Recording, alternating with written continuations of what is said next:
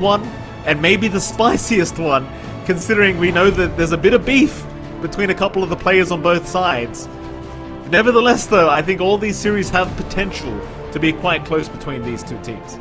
And it certainly does. All of them should be very, very even.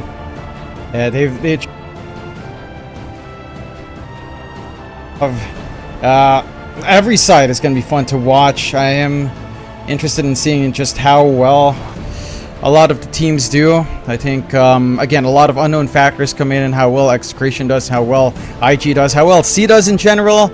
And China, I think there's a lot of questions about that, and we'll find out today. We'll start. Exciting. We've seen a lot of play here of techies overall. We've seen Shanks play a ton of that here as well in the DPC. And the techies is just a solid foundation to set upon. With an option like, say, Doom available, I wouldn't be too surprised if we just pick that up now. And there you go, there's the Doom out for Tino. No big surprises so far, Mike? No, certainly not. What IG one is their second pickup here? You've already got the ENG. I feel like you could afford to go something like a Rubik here if you really want, because there's already so much value in the Techies Doom to just steal those spells away if you wanted to go for the support opening. Instead, though, Medusa's available. They say, why the hell not? We'll take the Medusa for ourselves. And now you get into the ban phase. AM naturally banned out because it is one of the better Medusa counters. But I'd also probably like to see the Morphling ban to come out for IG. I don't think you want to give Execration a free Morphling game against the Medusa. What other heroes we've been seeing? I think Jug, in particular, has been very popular against Medusa picks as well.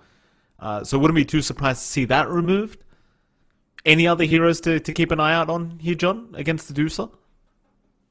Juggernaut's one more option. I think that we've seen really pop off against Medusa. Although we did watch NA earlier today, Mike. It didn't quite pay off there. But again, it is one of the solutions that you can have to get that to work. So it's also not a top priority ban, right? Like, Jug is a hero that just slides through. No one's going to waste the ban on Jug.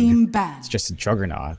So I wouldn't mind that too much if the side of Execration could pick up a Jug here for Palos. I think that's a solid way of getting your stuff sorted. What I'm more keen about is what we see here coming out for Carlo on the pause 5. Like, he has a couple of options left. He has some CM, some Rubik that can still slide through depending on what his lane partnership will be. If it is a Jug lane, then I think a CM is going to fit the bill quite nicely. For the side of IG, still have a ton of options, especially for Xiangyu. You do have a lot of off lanes still open. Although, to be fair, with Doom and Beastmaster and Timbersaw being out of the pool, maybe a little bit more limited on the off lane. Stuff like LC can still come out here. So you can just go for that off lane pick for IG. All things depending, of course, it's still open enough. Shall see. Final ban to come. They'll have a bit of a think about it here on Execration's end. Radiant team pick.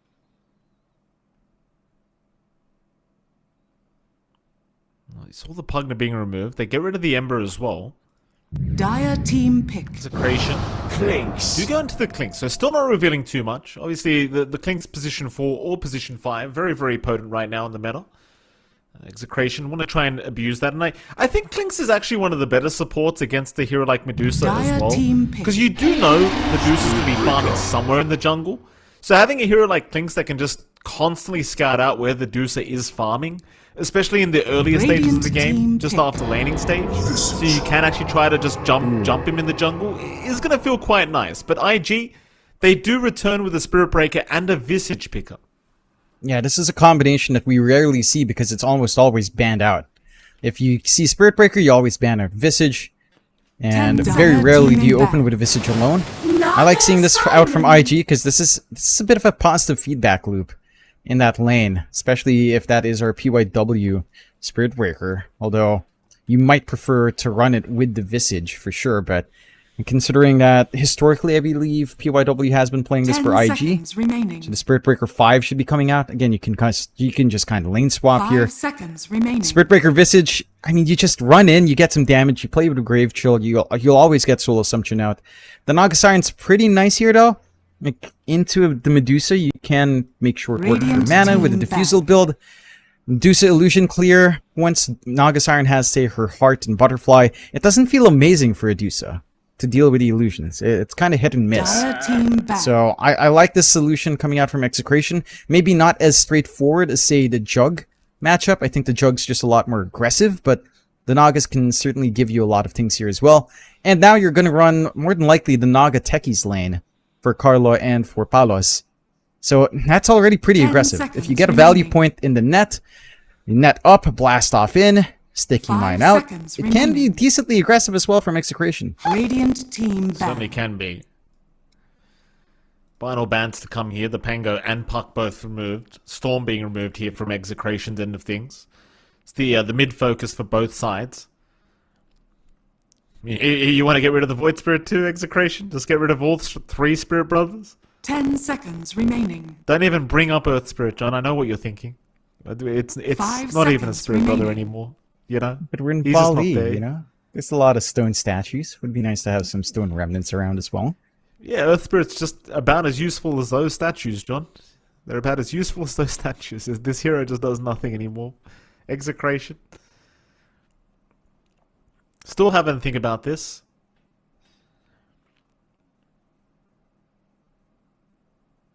You got so much reserve time left. You could think about it indefinitely for the next minute and a half, but they're going to get rid of the Queen of Pain.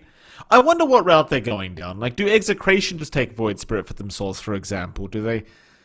Well, what don't you want here from IG's end? I wonder as...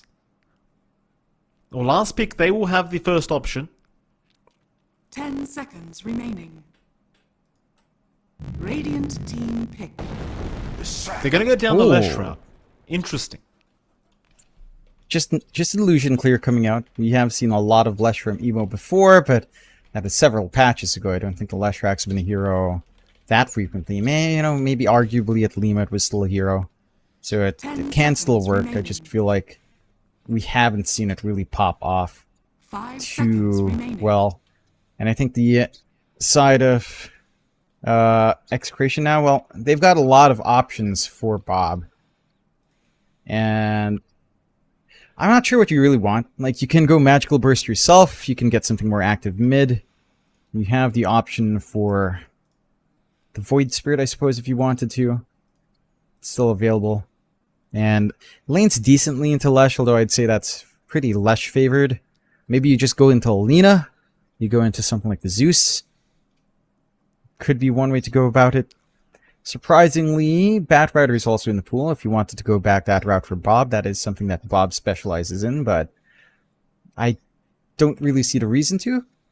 So I would prefer much more straight-up Magical Burst to fight into the side of IG, but again, they've still got a lot of time to think about it. 38 seconds left.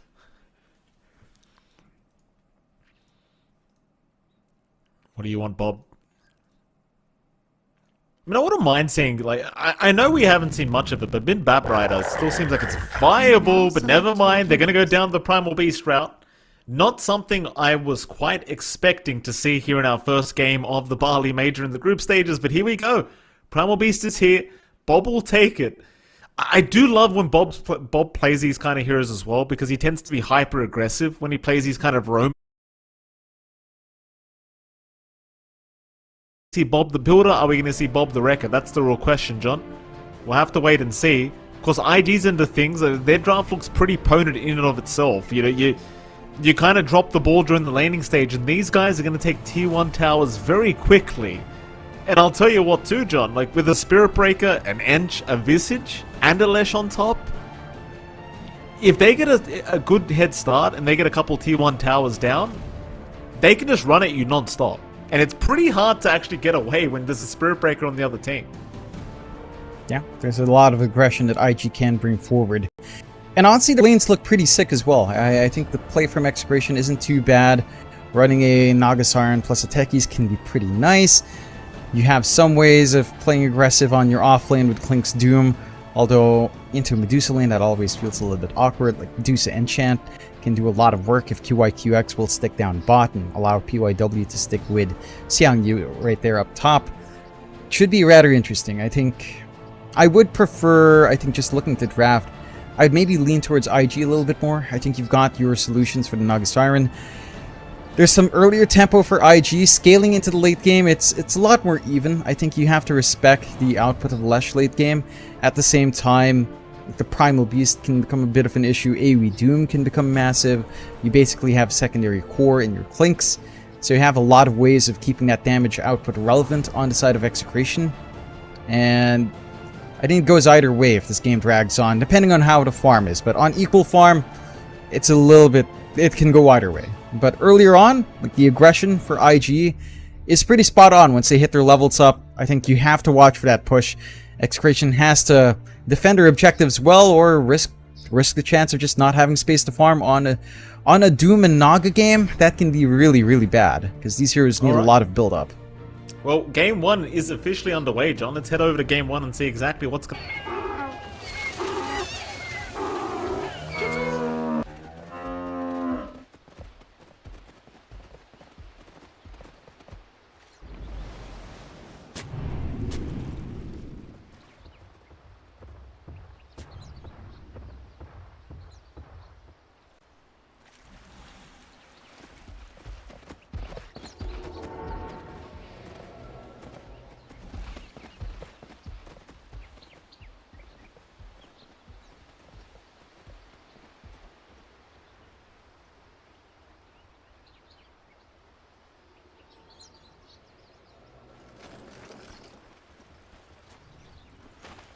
Thirty seconds to battle.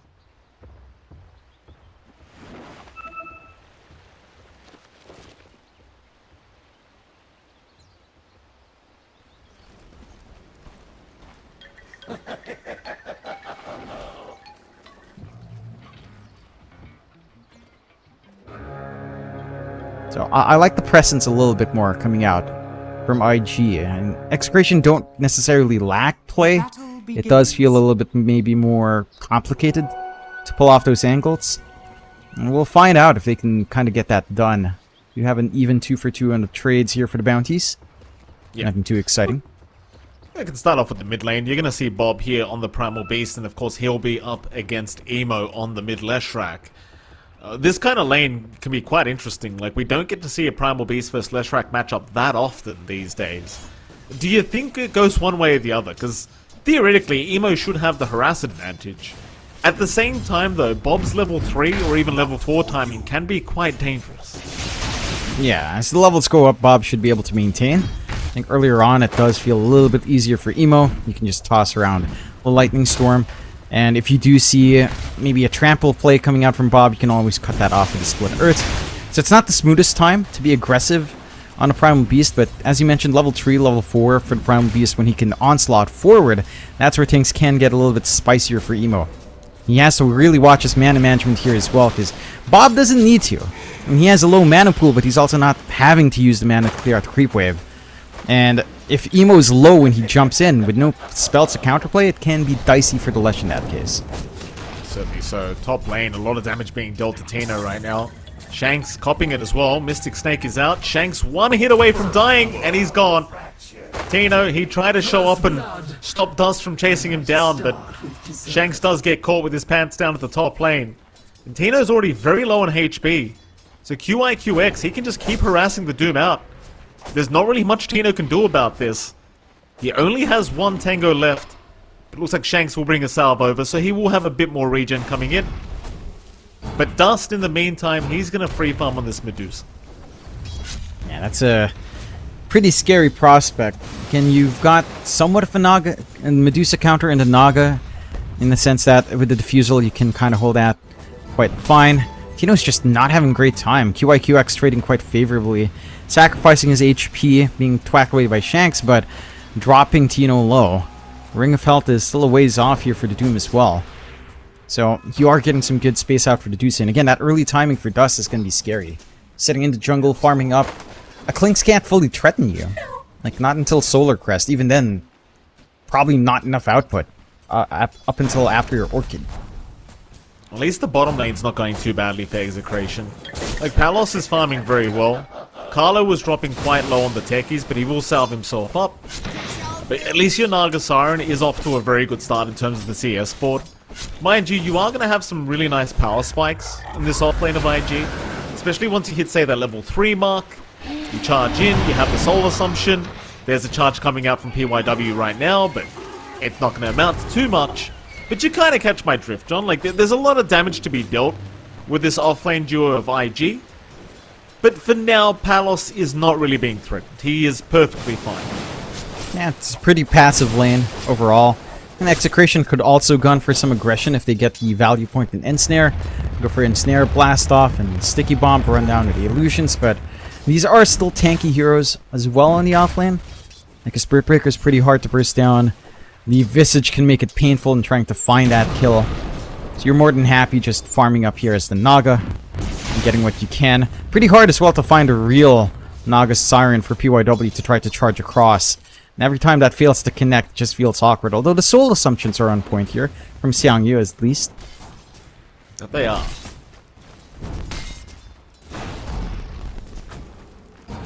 So far, 0-1. Very passive style of game. Looking back up top, Tino is still having a very bad time. 11 CS at least is what he's gotten here on the Doom, so it's better than nothing, I guess. Your main concern is still the fact that Dust is absolutely free farming on the Medusa. And he got the best start he possibly could ask for with that first blood goal going his way. Meanwhile, bottom lane, PYW gonna get jumped and he's gonna go down. Palos able to secure his own kill as Xiang Yu still going, risking his life for this though. He's gonna get Carlo, but it's not worth it if he dies. Palos trying to get that final hit in. Oh, needs a couple more. Riptide. It's not proccing. Oh, it's not proccing. Yeah, it's a it's missed every opportunity 6 for attacks, to be Palos. fair. Here we go. PYW. We're trying to charge Palos, try and punish him, but Palos, he's got the mirror image. You can't really fight into that. Nah. You lose the Blood Grenade debuff as well with the Dispel, so you don't manage to really get too much going there. A nice kill to come out for the Naga. Does manage to eventually find it. They don't even need to set up with the net, just a good blast off in mine from Carlo provides that opening. You have a quick pause for a bug.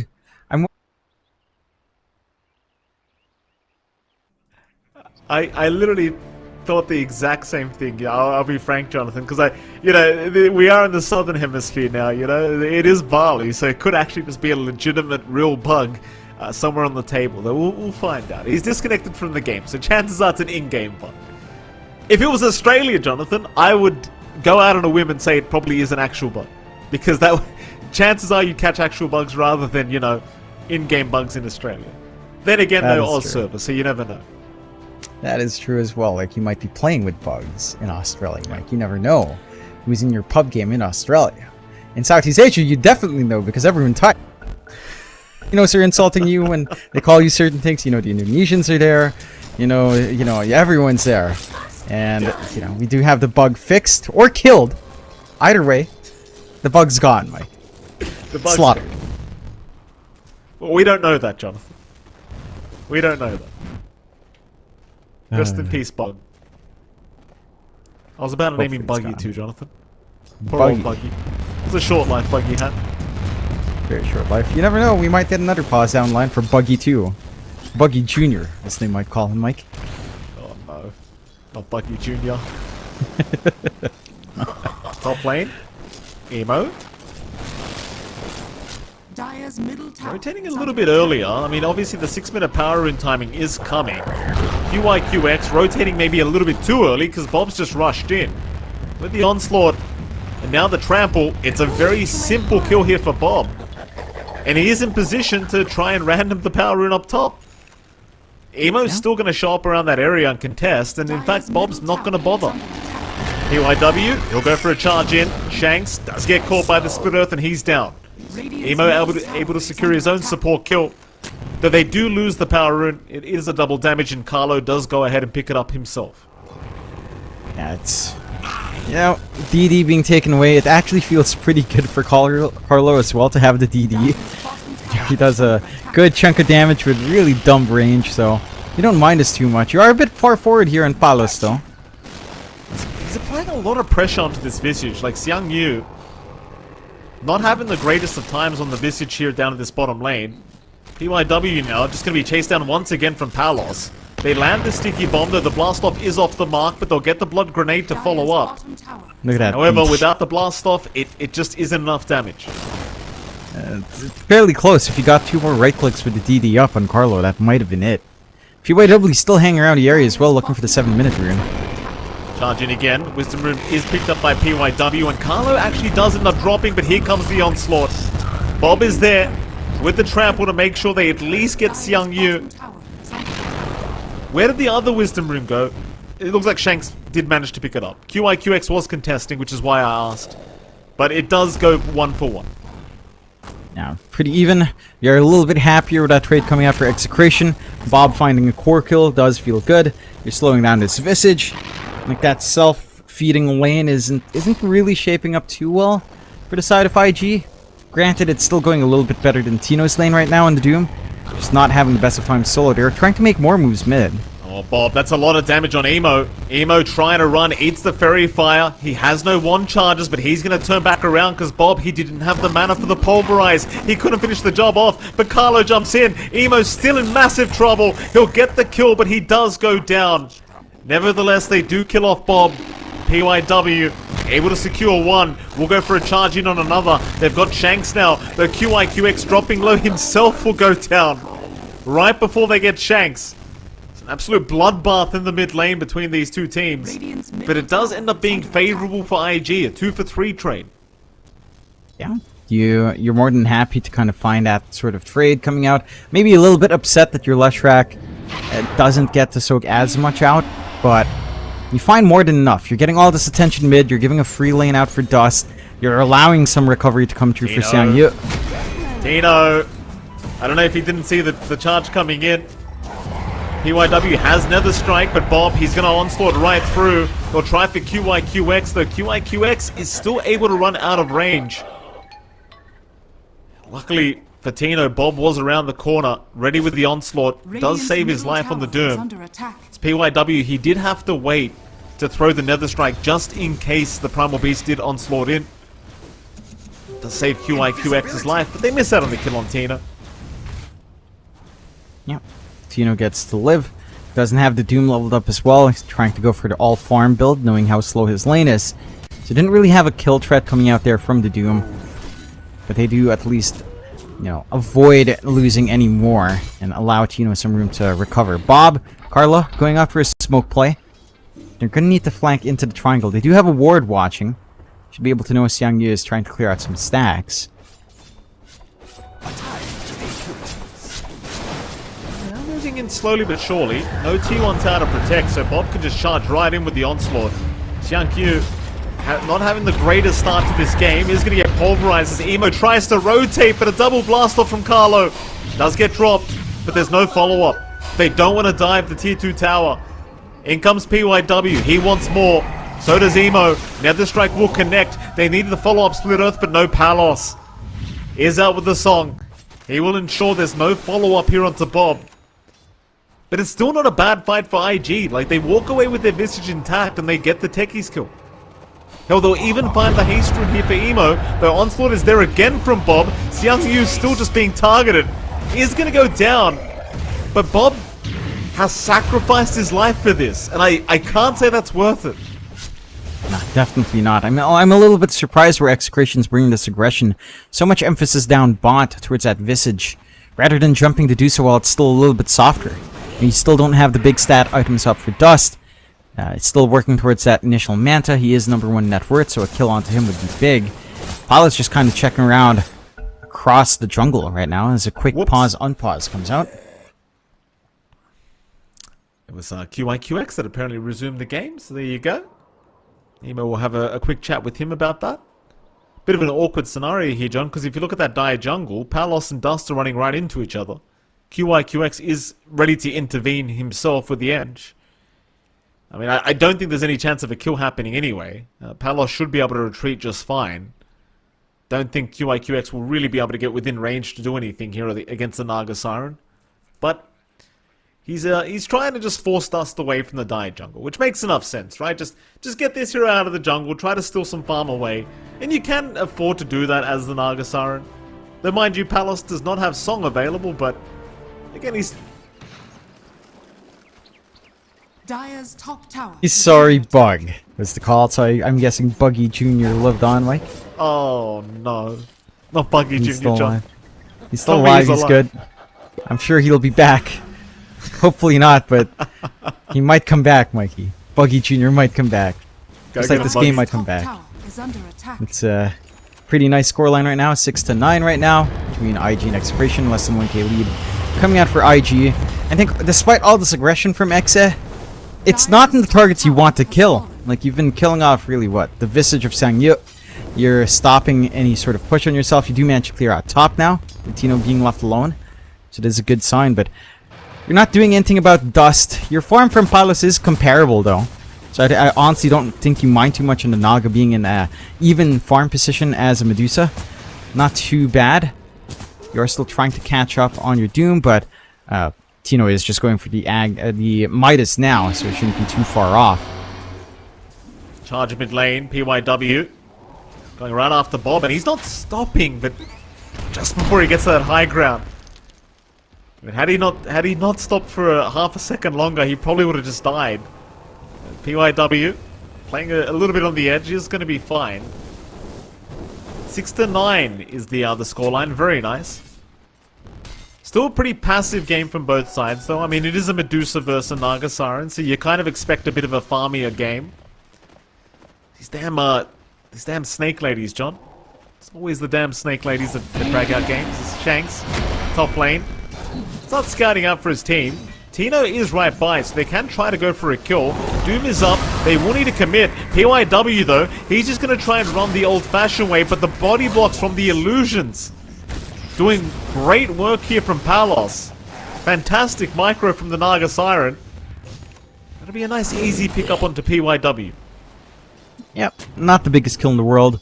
Did have to expend Doom, so it's a little bit of an opening for IG, understanding that Tino won't have that much presence if a fight does break out. Let's see if IG's keen on trying to capitalize onto that.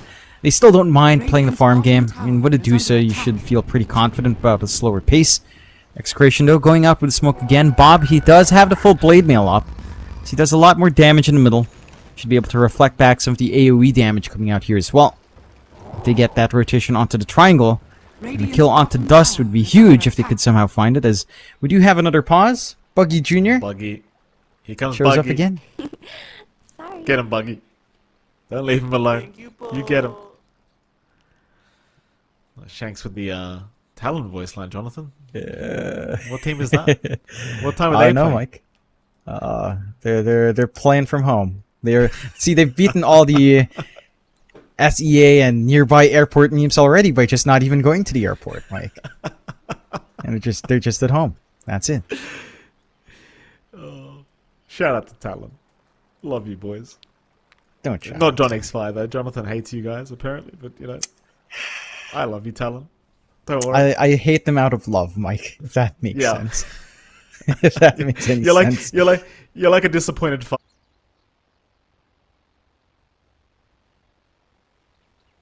That's basically the entire tour tree for me. That's been Southeast Asia while we were on location, you know. Winter had some very base takes. Whenever Winter was on panel for, say, Bleed games, he would always have a very base take, Mr. Winter. I would have a base take up against Helm. And it is what it is, you know. I would say minus out of love. With Winter, I'm not sure. I think he's just old and he's getting up there, Mike. He's getting cranky. Good old Winter. I think Winter needs to remember his own pro player performance, quite frankly, Jonathan. I was there back in the day, Winter. I remember, like, I wouldn't be talking too much, sir. Right? You talk too much, you might be back to selling goldfish very soon, Winter. Be careful. Oh, that is fair. Do get back into it. We've moved 1 kill in this time span since our 2 pauses, Mike. 7-9 now. 14 minutes in. A little bit of shove mid. We'll cancel the onslaught. Sees us more heroes than just the Visage, so does not want to go for the big dive in. Bit of a difficult game for Bob. Like, I talked earlier about the Primal Beast being a great hero for him because he can play this hyper-aggressive style that he enjoys playing. The thing is, though, when you look at their draft on Execrations kind of things, it's more like Bob's playing this kind of distraction hero, where he's he's trying to get all the eyes on him and let them forget about the Naga, for example. Like, just make sure that nobody focuses Palos and nobody focuses Tino. But for Bob himself, like, he's going to try and make space basically on his own. So it doesn't feel like the techies Clinks does as much as you would hope quite yet. No. It takes time for that duo to really build up. Especially for Shanks. Like, the Clinks just can't go hunting. It's not the safest when you've got a lot of punishment on the side of IG. IG just going for the straightforward push with the familiars. And with Emo already having the full Bloodstone, he's more than willing to frontline now for the team. Does have that flash regen on hand with the active. So you're starting to get things all together here on IG. Your Dusa Dust, he's been AFK farming. Into the butterfly he goes. That's going to make Palos' life a lot more irritating here as well. Trying to get that damage off onto Dusa. That evasion is just going to feel pretty overwhelming early on until you start to get some items to help you mitigate that. Bob? Mid lane charges there. Bob going to be in trouble. PYW eventually does decide to cancel. Not going to go all the way. 5 heroes in the mid lane, but they weren't able to keep up with the Spirit Breaker, of course. However, Shanks going to reveal himself now. We'll run away again with the Skeleton Walk. IG look very kind of desperate for a team fight. I think they appreciate how strong they are right now. They just want to go. But Execration doing a pretty good job of staying away. Like, nobody's really showing on the map at the moment. Everyone's securing farm across the map. And IG, the only thing they can really hope to do right now is just go after the mid-tier 1 tower, and that way you can open up the map a little bit more and really start to venture into those jungles on the radiant end of things. And they will get it here in the mid lane. Tier 1 tower is down. Now the charge up, they found Bob. Split Earth is going to land. Bob still has the onslaught, so he will be able to get his way up for now. It's IG not able to secure the mid-primal beast. And that'll be about it. They'll just have to walk away, find another engagement. Yeah. Again, just not being able to lock in that distraction from Bob.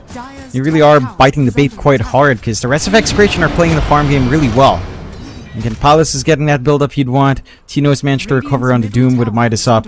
Octarine is almost done. And the Doom is kind of set to go into that scaling mode. 3-man smoke out this time from Execration. Bob still has that Pulverize ready. We only saw 1 use out of that spell. He's also got the Blade Mail as well, so it's kind of hard for Emo to protect his edge. He won't even bother. QIQX just going to go down. Does just tank the gank for Emo. See, they would have much rather just gone after Emo if they could have. Emo will be able to TP out and retreat to safety just fine. Let's allow Execration a 1k advantage. Nothing to write home about, but... Oh, even the win probability, like, it's at 50-50 right now. That's how close this game is 17.5 minutes in. Yeah, it's just not much happening. So you're just farming up, you're finding some pickoffs and some softer heroes, but nothing on the big course any longer. This is, I have to tell you, Mike, this is classic Southeast Asian Dota. This is currently what it was like in most of Tier 3. It's basically a lot of farming unless you were watching something like an SMG or Talon game. Is that my fault, John? Quicker. Just, I disappear from SEA for a year and this is what happens? And if you want to flatter yourself and make yourself feel better, sure. Thank you, can John. say it's all because of take you. It. I'll take it. That's I'm saying you all I ask can for. doesn't mean I agree, but sure. Sure, Mike. We'll go along with your delusions. I don't need your approval. Thank you very much. 3-man smoke up. IG, again, they are the ones that really want to play aggressively. Like, they want to fight. They are the stronger team at the moment. Execration, though, completely split up, not giving them any easy access. Meanwhile, Palos already has a heart up. My god. 18.5 minutes in, the Heart of Tarask is there for the Naga. Charges out onto the techies, but PYW is on his own so far. He'll keep going with the Nether Strike. TPs are incoming. Carlo should drop, but he is just still alive. Finally, he goes down, but in comes the cavalry. Execration, they want to fight. Oh, a 3-man stun, though, from Xiang Yu, and they are getting locked down by the Stone Gaze. Palos, oh, he's gonna die. The Pulse Nova will get it done from Emo. It's such a shame too. They could have just let Carlo die by himself and just kind of kept farming, but they moved him for the fight, and it does cost them. Even Shanks getting caught. PYW gonna move up to the high ground through the twin gates. Does cancel. Shanks, he'll be the final piece of the puzzle. PYW playing with his food is gonna survive as Shanks goes down. And yeah, Execration, John, I felt like they could have just let that team fight go. But they decided to try and fight underneath the tier 2 and they get completely wiped by IG. I mean, I get they feel strong with Heart and Palos, but you have to remember, you're still 2k behind the Dusa. And the Dusa with a Butterfly, I mean, that's EHP you can't eat through because of the evasion. Whereas for the Heart, you can just rip it apart with your Leshrac. Emo, again, with that early Bloodstone, doesn't care about being up front too much. You've got the AoE clear on hand from the side of IG. You clump up for those familiars to get just the best chain stun we've seen in a while from Visage. And the side of Execration, forcing the wrong fight, that one. They need more on Palos. They couldn't get the Doom off as well from Tino. He will get his blink up, so maybe the next time this fight breaks out, you'll have an easier time to look for the big Doom target. More than likely the Lesh. I think Emo's got to be prioritized here with that control. Just prevent that Leshrac from getting a lot of his spell uses off, and Palos starts to feel like he has a much better game. Still IG, 8 to 14, 4k lead up. They find a tier 2 down bot, so they've got map control favorably in their way. Lane. Emo. Yeah, Bob just onslaught right past him.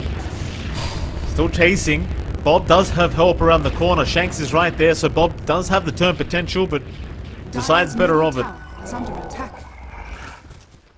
PYW was there with the charge as well, don't forget, but he does not want to go all the way.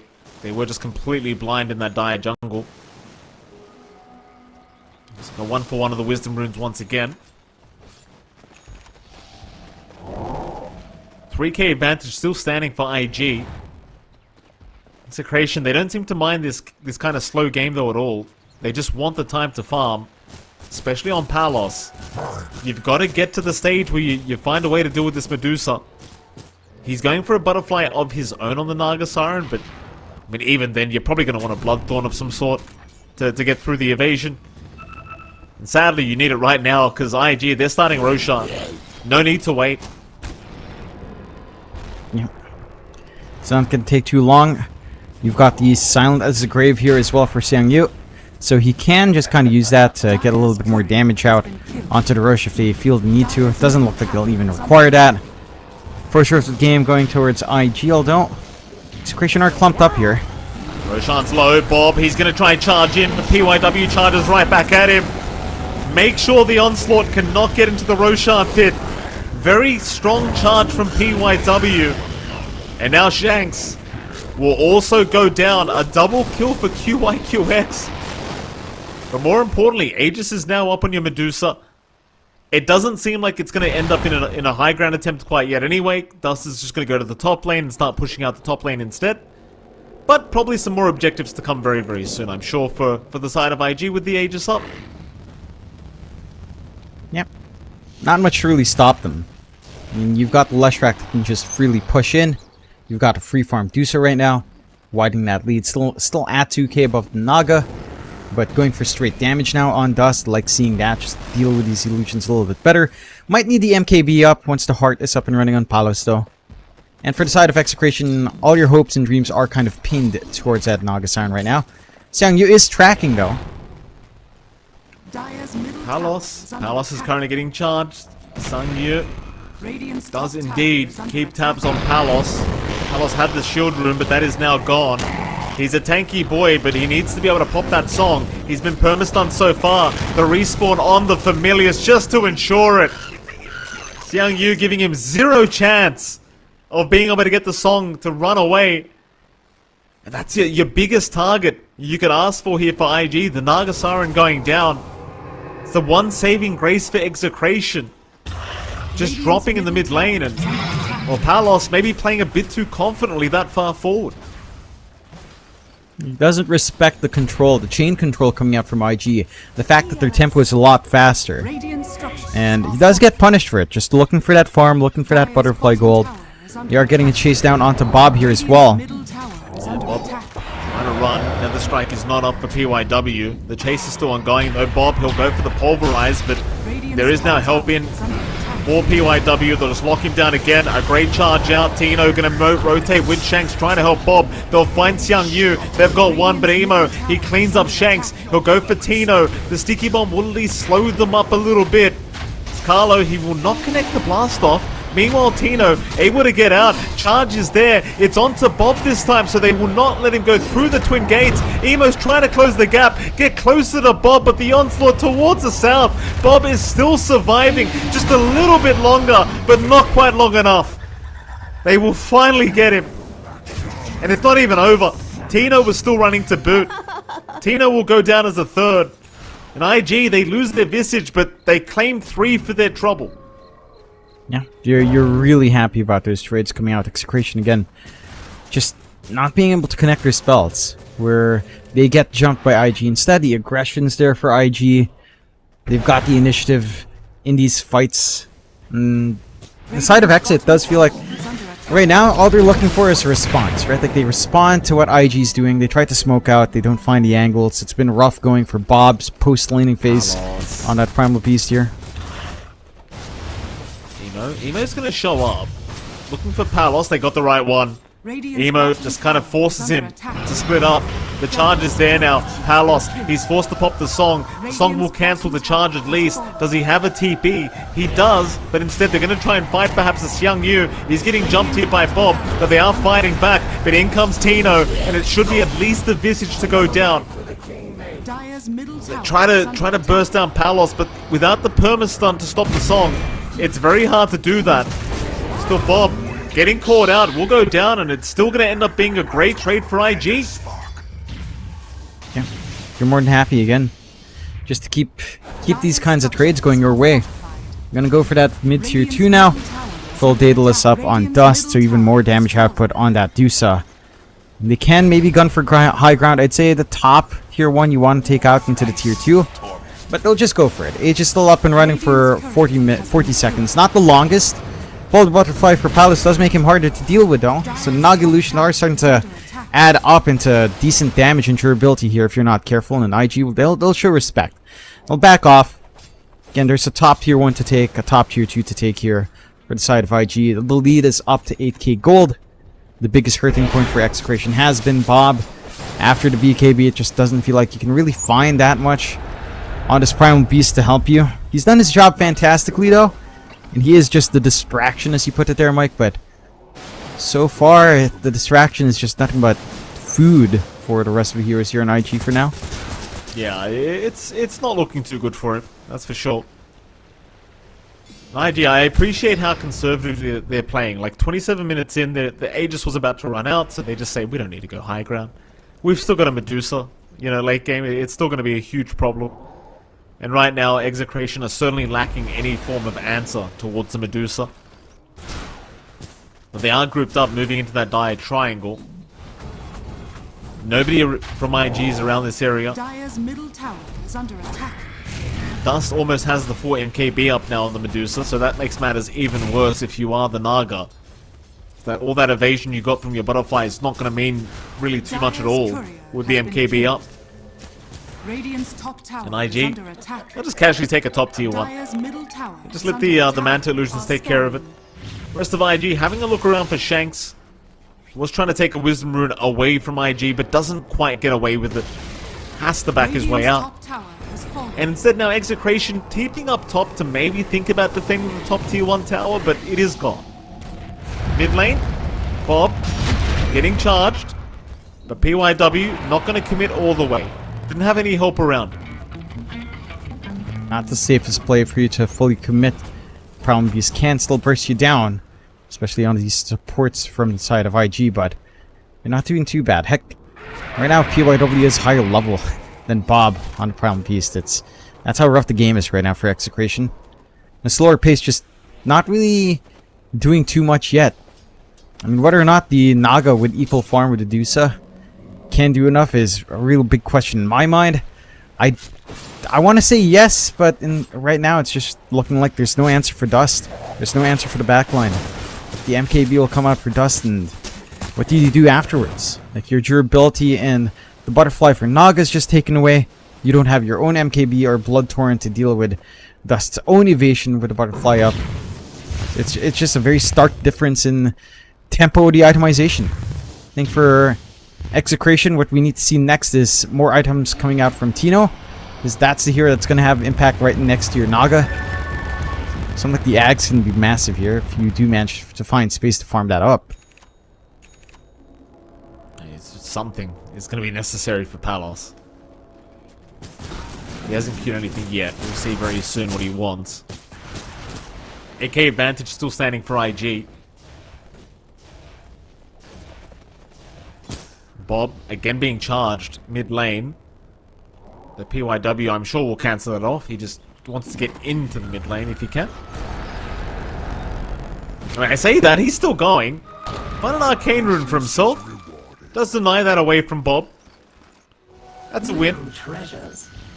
Bottom side of the map, Palos is going to be spotted, but they are not feeling confident in being able to deal with the Naga in this situation. The Shiva's guard is now up on Emo, so they might want to try and go off that spike. Charge out again, PYW. He's found the real Naga Siren, but will cancel the charge. That IG, maybe just waiting for a simpler target to chase first up.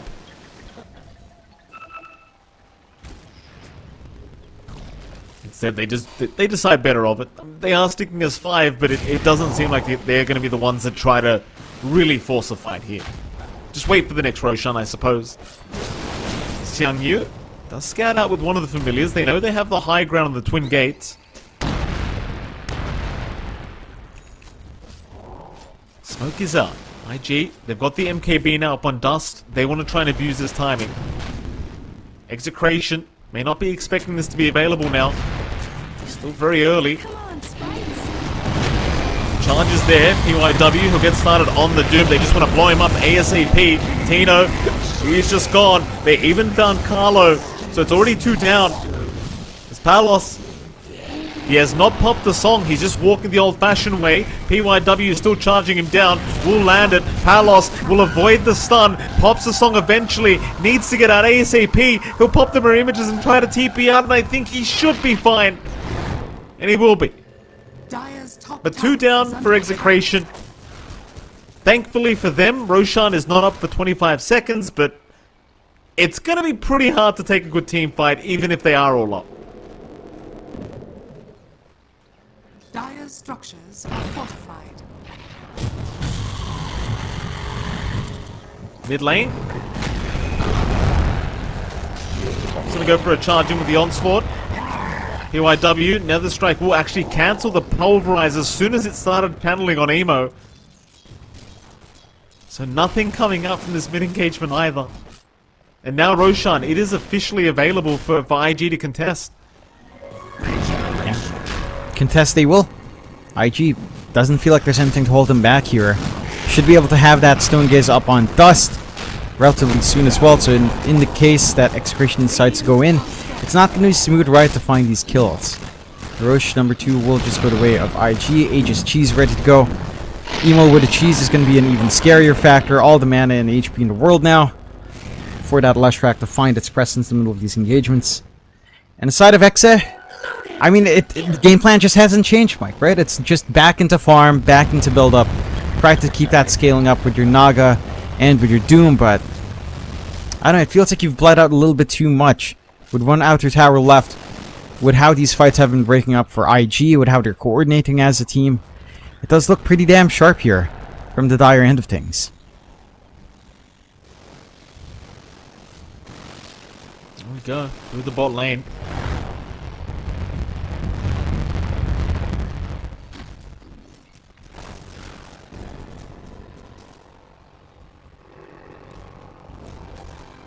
IG going to take their sweet time with this one. They will move up. Tier 3 is already down. Rax is open.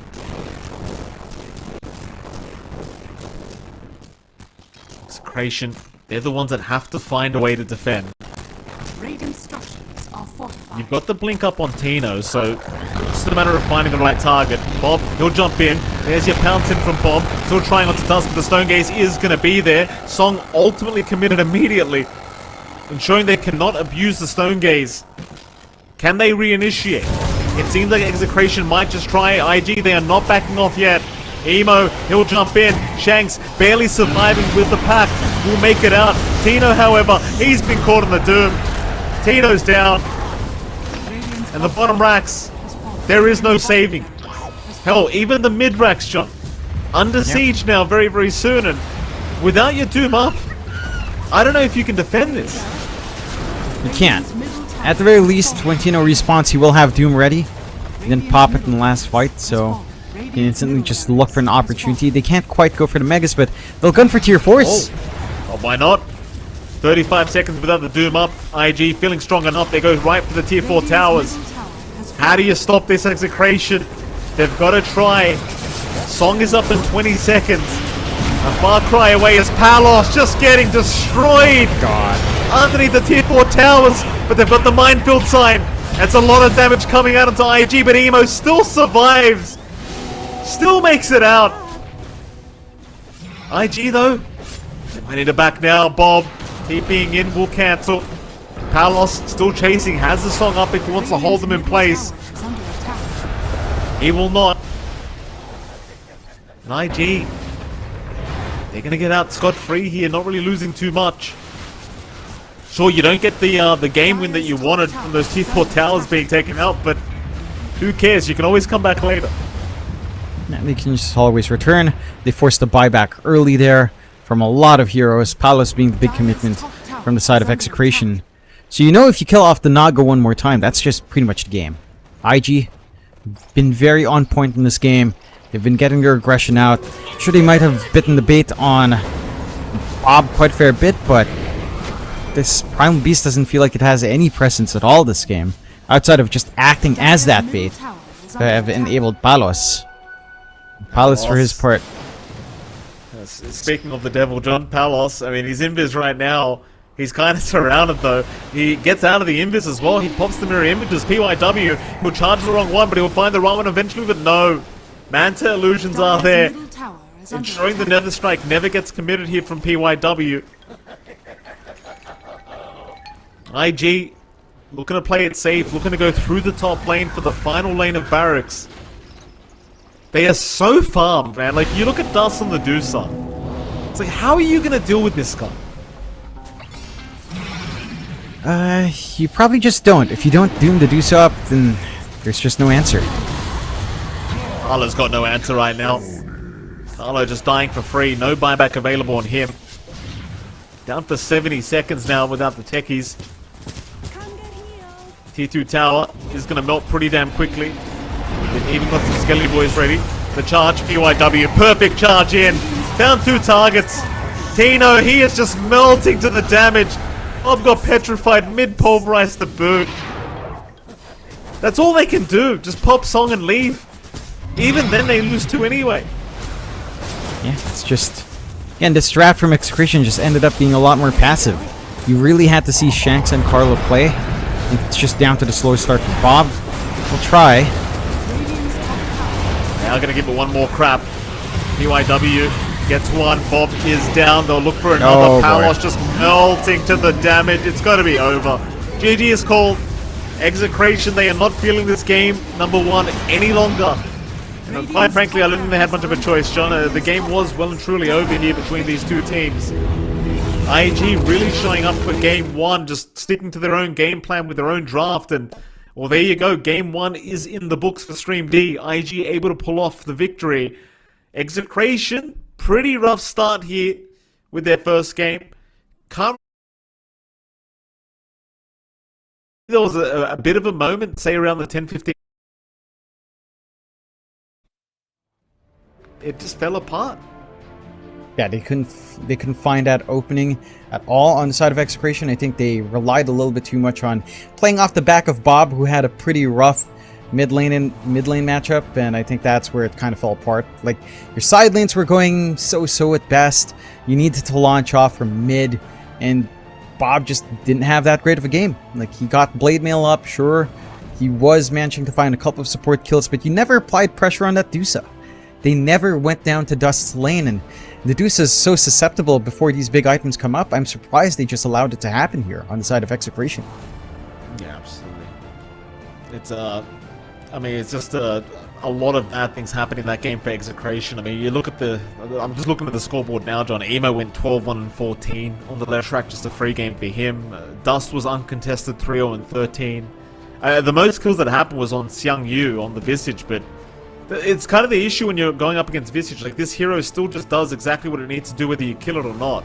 You know, it always has that impact just based off its kit as a hero, and just even the net worth was just ridiculous when you look at the Medusa. Just so much more gold than anyone else. He was at 32.5k net worth. Palos, on the other hand, was sitting at 23k. That's how much of a difference there was between these two heroes. Yeah, it's just a rough game for Palos. Like, he was able to keep up in farm. I think for a lot of that game, he was only about 2k behind the Medusa, but still not quite enough. And again, like, it basically just boiled down to a Naga versus the world kind of game almost, considering how this game went. So I think for Execration going into game 2, I'd love to see them maybe change up the draft a little bit, go into a stronger hero for Bob down mid. I don't think the Primal Beast, I don't think it's a bad hero. It had its moments, but it certainly couldn't initiate the way they want to. Like, there were a lot of fights where he'd run in without the BKB. There's enough control, enough damage. Like, this Leshrac pick from IG made perfect sense in this game and just gave them everything they needed. So yeah, a bit of a shake up there for Execration and draft, I think, for game 2 is required. Well, I'll tell you what, John, we are going to head off to a short break, of course, and right after that break, we're going to be back with our Game 2 draft between Execration and IG, so don't go anywhere. We'll be back after a very short break.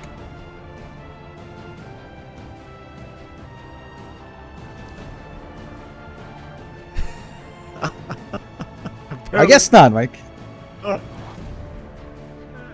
Never mind. We can have a look at the stats, I think, for the last game.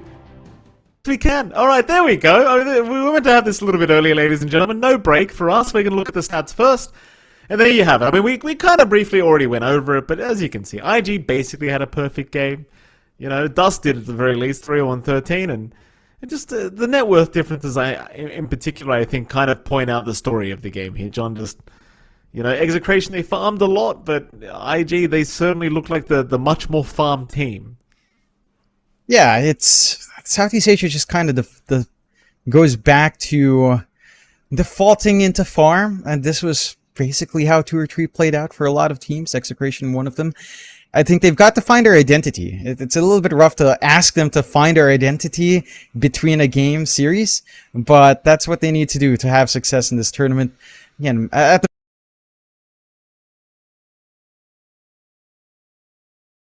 I think if, again, they correct, maybe play a little bit more aggressive and, you know, go faster, I think they can have a fighting chance against IG. Alright, well this time around, Jonathan, we are actually going to head to a break, and right after that break, we'll be back with our Game 2 draft between IG and Execration. We'll see you all again very soon.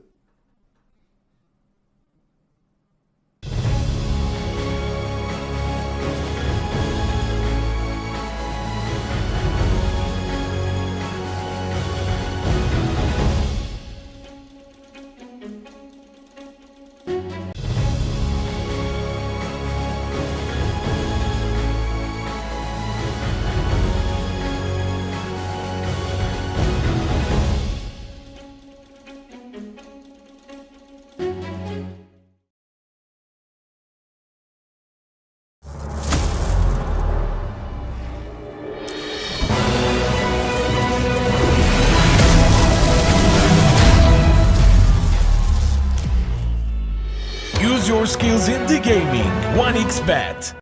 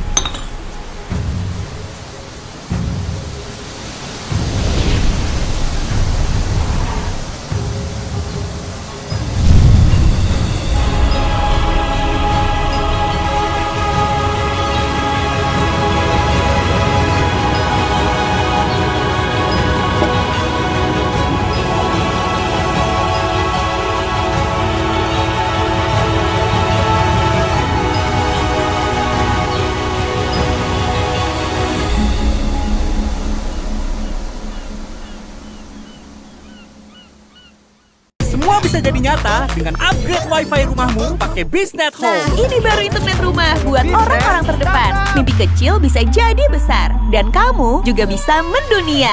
Jadi, siap wujudkan semua jadi nyata?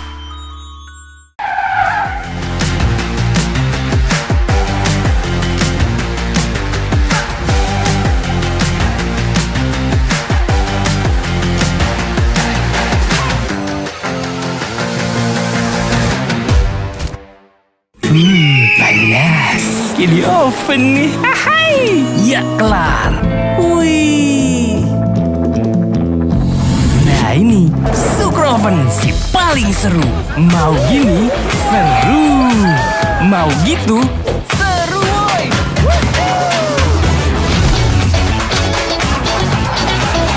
Mau lagi, terus aja lagi. Sukroven seru from the oven.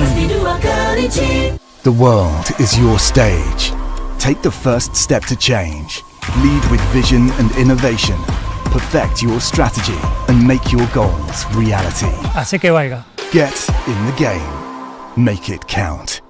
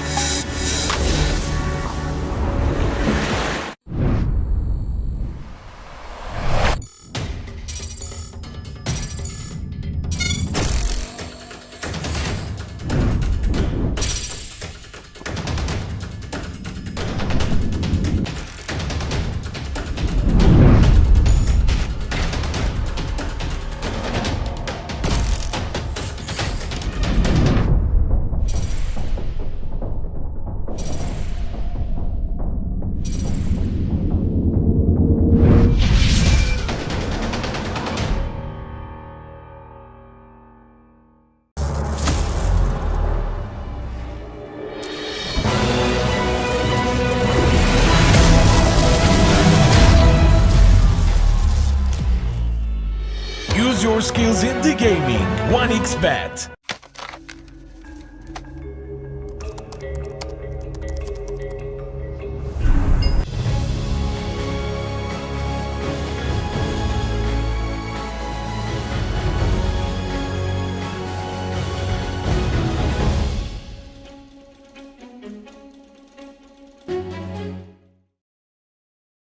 Ladies and gentlemen, welcome back. We are going into our second draft here for our first series, IG against Execration. It is, of course, MLP Dota and John Xfire joining you once again. Jonathan, welcome back. Of course, you saw Game 1, IG looking extremely dominant here in this series overall. Can't say that was really a close game, as much as I would like to. Game 2, what would you like to see Execration change up to try and give themselves a better chance here to at least force a draw between the two teams? Just a change in draft, something with more activity, maybe something. It's so weird to say with more activity because I felt like they were finding some, but I think their playstyle as well. Like, this is something I've noticed with Execration. Every time Tino has a rough start, everyone in Execration has a rough time because Tino will end up farming. So it's only going to be Bob and the two supports that are going to play. Palos is definitely just going to farm. You need some activity to come in from off. And I think that's something we need to see from Tino. Something that doesn't get crushed in lane. It's a little bit surprising that a Doom Techie's lane gets crushed as well, Mike, because that's a lane we've seen more than often just win. But I suppose up against the Dusa and the Ench, it's not the comfiest of times. So I'd like to see that adjustment there. Again, maybe on the mid matchup, the Primal Beast was susceptible to that Leshrac pickup. So just stronger matchups on mid. More active heroes across the board. Probably just mainly on Tino. It's something that doesn't take as much because he had a rough lane and then he farmed into Vanguard, Midas, and then just went all the way for a blink. Didn't manage to use Doom, and we only managed to see the Doom start to come out when he had Octarina. That was at the end of the game. So I'm not sure, but Execration definitely looks like some of those issues that we did talk about and that we have seen from the team have not been rectified yet. We shall see if they can correct. It's a lot to correct within the game, Mike, but that's what they have to do. That is what they have to do, Jonathan. I mean, it is still their first series. Corrections to be made better, you make them right now here in the first series, as we do have the draft underway officially between these two. See if we get a similar set of bans here. We can already see the Beastmaster being banned out the same as it was last time for IG. Execration, I highly doubt they bother with the ban on the Medusa. Like, we generally see Medusa being banned in the second phase of bans, if anything. Then again, you do run the risk of just giving IG the exact same heroes if you're not too cautious. And the way Dust played the Medusa was fantastic, to say the least, John. I didn't really see too many flaws with him. He played a perfect game. Unless you're able to get a position 1 that you think can deal with the Medusa more effectively than, say, the Naga did. Say, secure the Morphling pick beforehand, before that second phase of bans comes through. But, well, they actually do ban out the Medusa, so not going to risk it. Yeah. Play it safe. That does leave, again, a ton of options here. They'll go the Ench once more on IG. Execration have the Techies and the Doom to pick up. They want to repeat that opener. I would argue maybe not. It didn't feel like the best. I think, again, you want Tino to play maybe more of a Zoo type. Speaking of, maybe a Lycan to open up with wouldn't be too bad, right? Like Lycan off lane still works out. You can go for the Dominator, do the Overlord build, no problem. Pick up a follow-up, I don't know, Harpoon if you want. Usually it's still the AC from the off lane, but the stat build-up kind of build isn't too bad as well. Exit will start with the Techies. What will be the partner? Because if it's the Techies Doom again, I'd like to see them actually win out that lane instead of just getting slaughtered. Like, it was not the strong start you'd expect from a Techies Doom. Certainly was not, Jonathan. Well, to be fair, they did end up with Doom Clinks, right? Like, it was Carlo down bot and Techies. Yeah. And they go to Broodmother, so there's a little bit of that rat we were talking about. The Brood does come out. I'm not sure if that should be Paulus or Tino. I think it works either way. I would prefer Pause 1. I just feel like Broodmother does a lot with itemization. So it should be like a Palos hero. If you do run it Pause 1 with the Techies 5, that is a pretty strong lane as well. Silken Bola into Sticky Mine. You can just run down. Have a lot of right click on hand. Granted, laning a Broodmother into Enchantress as a 4 here for IG can be a little bit awkward, as impetus shots just means you'll always lose a lot of HP. I suppose the Techies can trade fairly alright up against the Ench, but again, impetus overall will, universal or not, Ench tends to just win. Yeah. It's always been that way with this hero. Like, Ench is just one of those very lane-dominant kind of supports. It's kind of just what she does. Terrorblade is going to come out early on for IG, which is not something I can say I was quite expecting this early, but they did second pick their Medusa last game as well, so it just seems like they really enjoy securing those position 1s in the first phase of picks. TP, I wouldn't say has been highly contested worldwide, unless it's in the perfect kind of matchup. But why not? Maybe just assuming the laning stage would be nice against the Broodmother, which I suppose it should be. High armor hero against Brood is usually a good idea. Yep, feels pretty nice. You don't really have magical damage coming out. You can ban to protect now. For the Terrorblade, taking out the Naga, so they're still expecting a Palos here to come out here, IG. And they respect ban the Spirit Breaker here as well on Execration. POW having a lot of work done on that hero. I'm wondering if anything like the Zeus or the Lina is something that IG will want to ban, again, just to secure their Terrorblade's game. Because I think, again, into Brood Techies, Terrorblade's pretty alright already. You just need to avoid further magic damage. So I wouldn't mind that to be a priority ban. Maybe something like the Storm could be annoying as well, as that is just a zip and a vortex and a nuke down for the Terrorblade. So I'm assuming some mid bans come out here for IG. We shall find out. We shall. They do end up getting rid of the Spirit Breaker, so not wanting to give that to PYW, who was doing some fantastic work last game around. Muerta being removed, and we saw Muerta and how powerful that can be the other day. See, as the Terrorblade, you'd rather not have to play up against that Pierce the Veil. pretty busted ability against high armor heroes, that's for sure. The Doom also being removed by Execration, not wanting to risk giving that away to IG. IG is still very focused on the position 1s so far by the looks of it, just getting rid of any good Terrorblade counters. Radiant team ban. And they'll even get rid of the Morph, which is, I think, one of the more important position 1s to get rid of. Just the Ags upgrade, a bit too strong for Morphling at the moment. Yeah, does get a little bit too much. They're prioritizing the safe lane core-to-core matchups. So, for Execration right now, you look at Bob's heroes. Again, Bat Rider is still available if he wants to run that back. Although, again, you're probably saving Bob's here for last, but the options are all still lined up.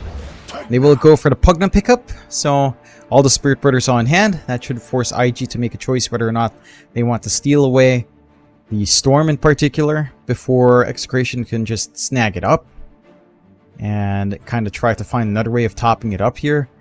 For IG's end, there's some other funky stuff like, say, a Kotl Ember that's still available for IG if they really feel the need to, and they'll go for the Mars instead. So looking for a good way to pin down the Broodmother, looking for a good way to clear out the creep waves, and they'll take the Bat Rider as well. Okay. So some flex here. You can run that pause for sure for PYW. You can still run it mid. You can run the Mars mid as well. So you can kind of toss all of these things up in the air. For Execration, this should be manageable, but I like the pacing coming out from IG. Like, sure, Mars isn't exactly the most meta hero. We used to only see it picked up to deal with Pangolier, Rolling Thunder when that was bugged. Since it was fixed, we haven't seen too much of it, but into the Broodmother, I think that's already big. You cut off her movement in the webs. You have Wave Clear on hand. Your laning phase isn't too bad for Mars. Mars Bat Riders are actually a pretty decent lane with Flame Break back into a Spear. So it honestly lines up for the side of IG. I think this draft is looking sharp. Execration just into that Storm we talked about. No surprise there with a Pugna. No. I do like the Storm pickup. I think the Storm Pugna is just one of the strongest duos in the game right now.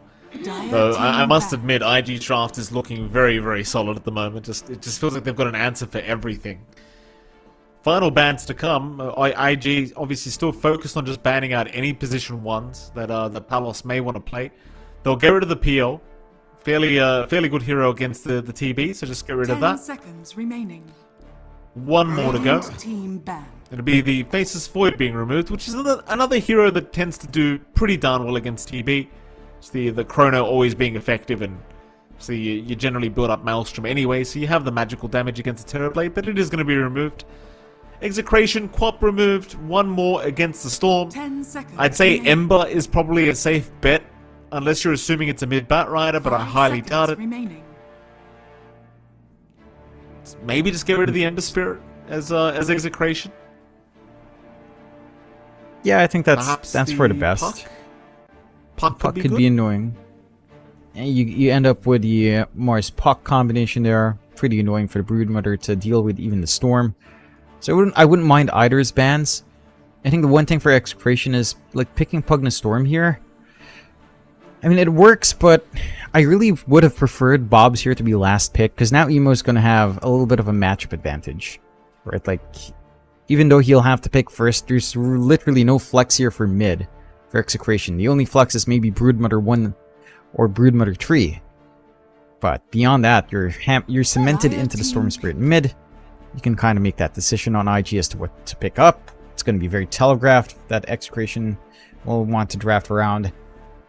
I'm not sure if you really have too many solutions for Terrorblade from safe lane. Drow is an option, but you'd pick Drow into Mars, which is a little bit awkward. Drow into a Bat Rider, which can always just blink lasso you down. 5 seconds remaining. And Drow's just overall dead. So, what else is there for Palos? Maybe the Arc Warden can come out. They go to Lesh once more for IG. Emo had a fantastic time last time. Should still have a very stable time against the Storm. I don't mind that too much. You've got tempo to play with the Leshrac and So maybe level 6 plus Dragonlance for the Terrorblade, or level 6 plus Yasha. Execration. 5 seconds remaining. Either a Palos or Tino hero. I don't know, the only thing I'm seeing is like a Drow, but still not the biggest fan of that. Safe. But if you are looking for a TB solution, that's probably one of the only ones left. You could Slark as well. Slark is still there. Slark into Lesh is always a bit awkward. Even into Mars, it's also like... It's alright, you can steal a lot, but it's also fairly bad if you're caught in arena and everyone walks away. It's like... It can be like hit or miss. Unless you want to go really wild and go like pos 1 punch for Palos, which he used to run. Obviously it hasn't been very good in the meta, but we know the man used to run it quite a bit. I don't think it's very well advised though, to be frank with you, but he could go down the pos 1 punch route. I like the spice there, Mike. I like the spice. Yeah. Could work I'm out. thinking, John. There's also other stuff Palos loves, right? Like, there's the Meepo, there's the AM Palos goes into. Maybe yes. one of those heroes come out. Hopefully Could be. not. There's the Bloodseeker as well that Palos loves. Don't say that, John. All the heroes you hate, Mike, Palos loves. See, that's why you didn't hang out with us. Just hate his hero pool. You can't stand him. Maybe that's why Execration's not winning, John. Did you ever think about it that way? That is fair, Mikey. I'm not arguing that. You're saying you didn't want to hang out with him. There's a Monkey King, alright, they'll go down the MK route. I don't mind the MK this game. Like, I don't think it's the most amazing pos 1, but they didn't have many options. So they'll go for the best that they believe they could come up with. It does do well against the Mars at least, though you do have the issue of he can just spear you back if you are about to proc Jingu Mastery, so there's that. I don't know, I still have a lot more faith in what IG has drafted. The one saving grace for me in Execration's draft is that I love Pugna Storm as a combination. But I still feel like IG just have the answers to all this. Yeah, I'd agree with you here, Mike. I don't know if this is the smoothest game for Monkey King. In lane, it's pretty alright. Up against the Mars, down the line, you have a lot of ways to chop trees, actually. You've got the Mars, you've got the Batrider, and to an extent the Leshrac. And we did ourselves see a lot of Monkey King tree cuts just from Batrider and Firefly, although those were friendly tree cuts, to be fair. But it does still happen, and it's not going to be the smoothest time for Palos to run around. What I want to see from Execration here is a faster pace. With a Monkey King, I don't want to see Palos fall back to Battle Fear, although it scares me, Mike, because that's all we saw in Southeast Asia. Just consistently Battle Fury Monkey King. No one ever went, maybe 1 or 2 players went Echo Saber, but not many. So I'm worried Palos will go into that. A slower pace here is not what you want to see, because IG will run at you. Like, again, Dragonlance Yasha on Dust, he's ready to go for a push. And once the push play is out, you're going to lose map space. The Broodmother can try to take that back, but a Monkey King that falls behind to terribly, that matchup never gets any easier. You see what happens when I leave SCA, Jonathan? The games start getting dragged into an hour, nobody's fighting. You know? Talon doesn't qualify to the Major. I'm going to keep reminding you of that because we're casting the Major, and I know it upsets you so much to think about it, but it makes me so happy for some reason. Because you try to be It doesn't smart, upset you memed me. about me. You memed about me, Jonathan. You wanted to. Well, you were wrong for 2 tours, Mikey. Yeah, Oh, you it get doesn't 1 matter, tour. John. Yeah, wow, Mike. Who is going to TI by points? Is it Execration? Are they going to win the Major? You tell me right now. Are they? Say it right now, Mike, because we're getting into the game. We're getting into this game. You heard it here first. Mike LaPhoenix just said all 3 teams from Southeast Asia 1, 2, and 3 in the Major to go into TI by points. That's it. You said it, Mike. You're absolutely right. Why do I doubt you? I should never doubt you. You're always right. This is what your child's going to experience. She's going to have a fun childhood. If only I was there to witness this, Mike. Uncle John. Ladies and gentlemen, as you can see, I'm in a toxic relationship here with John X Fire. He's Toxic for relationship. for anyone wondering, this isn't a character John's playing. This is actually John X Fire right now. He gets very passionate, very passionate about these topics. This is true. The people have seen in the Southeast Asian broadcast. I kind of turned it up a notch there. That was a pretty fun time. Smoke out. Is this a delayed smoke? It is a delayed smoke out from IG. It is. Emo's gonna break his smoke immediately though. So Look at that picture of Bob. Don't you love that sticker? I love it. It's like, what should we do as our sprays? Just get Bob. Give us Let's a just photo, put Bob. That's it. Strike a pose, Bob. We gotcha. The battle begins. Here we go. Have a fight over the bounties. So it Shanks is is going to dead. be a 3-for-1. Execration able to get away with one, however, QYQX is securing first blood. So, you give away one extra bounty rune as IG, but you get first blood. I think that's a decent trade. You're more than happy. Just one flame break is all it took. Pushed back into a bad position for Pugna and you die. You don't really have the HP to trade. Nice little pickup for the side of IG. Delayed smoke does pay off. We're taking a look at the bot lane for now as we are having a gander at Palos on the Monkey King. Carlo on that techies once more. A gander, Mike. Up Very against... Australian, yes, sir. Up against Xiang Yu on the Mars and PYW on the Bat Rider. This lane is honestly kind of oppressive up against these two. Like, as the levels go up, sure, as a techies, you can still always threaten. I think your bigger issue here is as a monkey. As you mentioned, you can always spear back when Jingu's starting to get built up. The magic damage from PYW is always a threat. And even after the value damage nerfs on the Bat Riders, Firefly, and Flamebreak, this is still a really strong pause 4 with minimal investment. Just needs EXP. So you kind of have to watch how close you really get here for Palos to find that farm. Yeah. What about that mid lane? What's going on there? Emo and Bob going at it. So far, a pretty even affair. It's one of those lanes where it's all about the outplay potential. So already see Emo quite low on mana. Just doesn't have any more spam ability with the spells, but does bring the bottle out, so he's going to be just fine. But this is one of those lanes where you can see some kills break out. Especially with some support rotations, and it's another one of those lanes where at the 6-minute mark, once those power runes spawn up, I imagine we'll see some big fights break out, because both heroes want those power runes. What's happened, John? I just took a look at Carlo. He tried to blast off into a flame break. So that was pretty sad. Can you imagine that?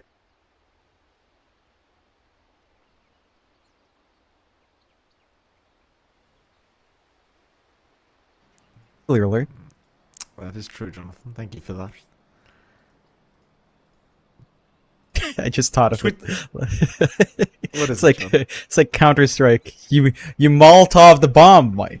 And I guess the Molotov wins, although you do that to protect the bomb, not to defuse it. So I guess it kind of falls flat, but in a way it works. This is how I know you've been playing too much Counter-Strike, Jonathan. At least you didn't start giving me all these Valorant terms. If you started saying anything about that, I don't know. I don't know anything about that. See, the only reason I play that game is because it's easier. You have no idea how many times I've gotten MVP in that game, and I'm like, I am just crushing kids. This is not fair. But I play it because it boosts my ego. When I play CS, it's something else, Mike. And this is into the game. So Buggy Jr. strikes back again as QYQX barely lives, but Buggy Jr. again, Mike, as we are looking at the Buggy lane with Tino on the Broodmother and Shanks on that Pugna. Dust isn't struggling too bad. It is pretty rough for the first few levels, but every time you have Metamorphosis, it does feel stable. It's just that you're so reliant on that. That Tino should have some pretty good openings to just work this lane out for himself this time around. Yeah, certainly so. QIQX now got the Sappy Mind Stealer, so it can be very annoying with the mana burn now. Especially annoying for Shanks on the Pugna as bottom lane. Palos was kind of copying a lot of damage here. Palos still being chased down. Spear actually landed on Carlo, so Carlo now going to be the focus, but a nice double boundless. However, Palos, he is still being chased. I don't know if they want to dive for this, but they don't need to. PYW still gets the kill, and now Carlo, Save Your Buddy Syndrome fully kicking in. PYW happily denies himself off after they're both dead. Meanwhile, top lane, you do lose an Enchantress. That's something for Execration. But Dust is just chasing them down. He doesn't quite have enough damage, so he will have to let them go. But still, for the bottom lane, IG are going to be sitting there very happy. Yeah, IG is just playing insane. They've been blocking off Carlos Blastoffs with a spear, with a flame break. They might be able to find Xiang Yu right now, though.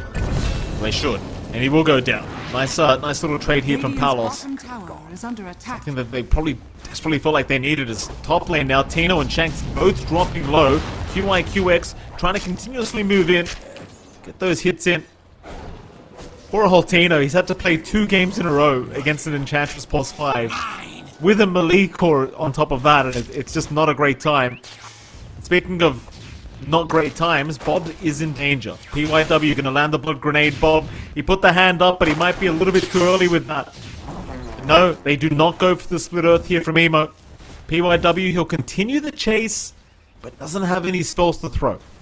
However, he is still sticking around in the Bat Rider, looking for an opportunity, but it seems like the opportunity won't come as Bob. Bob will hand the tip over to Emo. That's it's a classic Bob sort of move. I'm surprised they're not dropping more of the Bob sprays down, just to make sure everyone remembers Bob. I remember Bob. I remember a lot about Bob. He never shuts up. That's what I remember. It's always nice talking to a guy like that. I love Bob. I love Bob. He's a great fella. Bob is a great guy. Hey, you should just see him babble on about the same point for like 20 minutes. He could be a caster, Mike. He's here to take our jobs. Don't worry, Johnny. He almost did take my job in Japan because I couldn't sleep because of Bob outside my damn hotel window. Trust me, I know the guy talks about. I heard it all night. Thank you for that, by the way. My wife still hasn't forgiven me about that sleepless night that she had as well.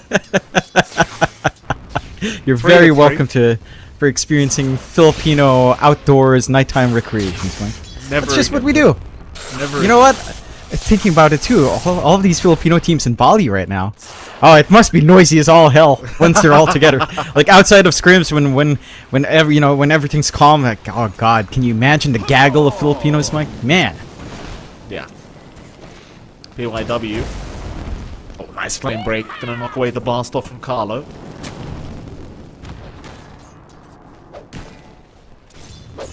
The bright side about all those Filipinos being in Bali, John, at least, Savage doesn't have to deal with it, right? Mid lane, Emo. Emo's gonna find a kill. Bob the one to go down. Bob, he was trying to be aggressive, but it ends up not paying off for him.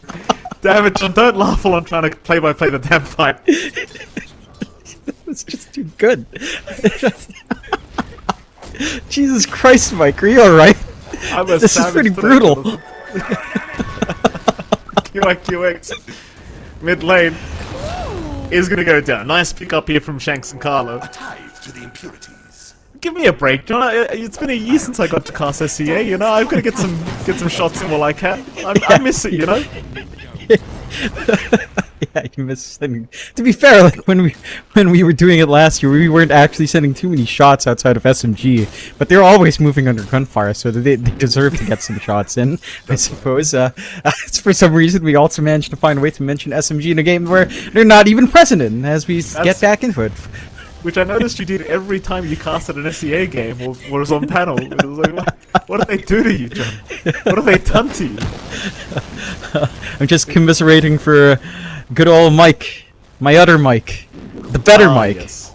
Radiant structures I wouldn't go that far, John. Come on now. Radiant's Bottom tier 1 tower. under attack. Under siege.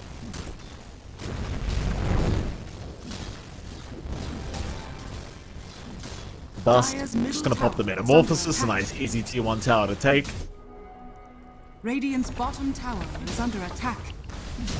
I mean, the Palos is waiting in the tree line, but there's just no kind of gameplay for him here in terms of the defense. He is waiting patiently for something. They are still pushing out the top tier 1 as well, so there is going to be somewhat of a trade unless IG do try to move in for a defense. QIQX seems to be targeted down the bottom, but they missed the sticky bomb. Top tower is under attack. There goes the Dire's tier 1 top top. tower has fallen. No fight to break out of bot lane. Everyone just leaves the area. And Palos eventually looks like he's just going to farm there. Why the hell not? Yeah, just get that build up you'd want. Palos is queuing up the Echo Saber, so looking for that activity on the monkey. Very good to see. Not going for the Battle Fury. Just wants to be able to play a tempo with that Brood Mother of Tino. So you should have that tempo lining up. Good push coming out from Tino, taking over the top lane entirely. No contestation coming out so far from IG. Sangyu does show up to clear out those spiders. The buggies are dying, Mikey. But as an Australian, and you should be pretty happy about these spiders gone. I suppose so. It's not my problem right now, John. Bob, zip in. Vortex is there. Sticky bomb as well. QIQX finally does go down, but now Emo might trade, but no. He sees Palos, he says, screw that. Not worth the risk. Nice pick up here for Execration, finding their 5th kill of the game. And already it feels like a much better game for Execration than game 1 was. Already a much closer affair. Mid lane. As I say that, Emo, he does get Carlo, but the Vortex back from Bob is going to hold down the Leshrac. PYW is still chasing Shanks, basically on his own. He will die for this, but it does make it so Bob can't keep the chase up onto the Lesh. Yeah, they got the bottle top up in the middle of that engagement as well, so Emo's has some mana to play with. Bob runs out, but here comes Tino with the spiders. I suppose with the Broodmother around, they do not feel very afraid of IG, but here comes Xiang Yu. Arena is down. He's got the spear available, just trying to line it up and gets it perfectly onto the Broodmother. And Tino, that's the highest net worth hero on the map right now, going down. That's a very big pick-off for IG. Yeah, it just goes back again to these hero matchups. Mars as a solution to Broodmother is pretty good in that you cut off her movement when the arena's up. So you just need to be a bit patient with the spear. It connects, you get the kill, you save your mid-tier 1. Getting caught, Bob. A long zip in, the turnaround is going to be there, however it's not going to be enough.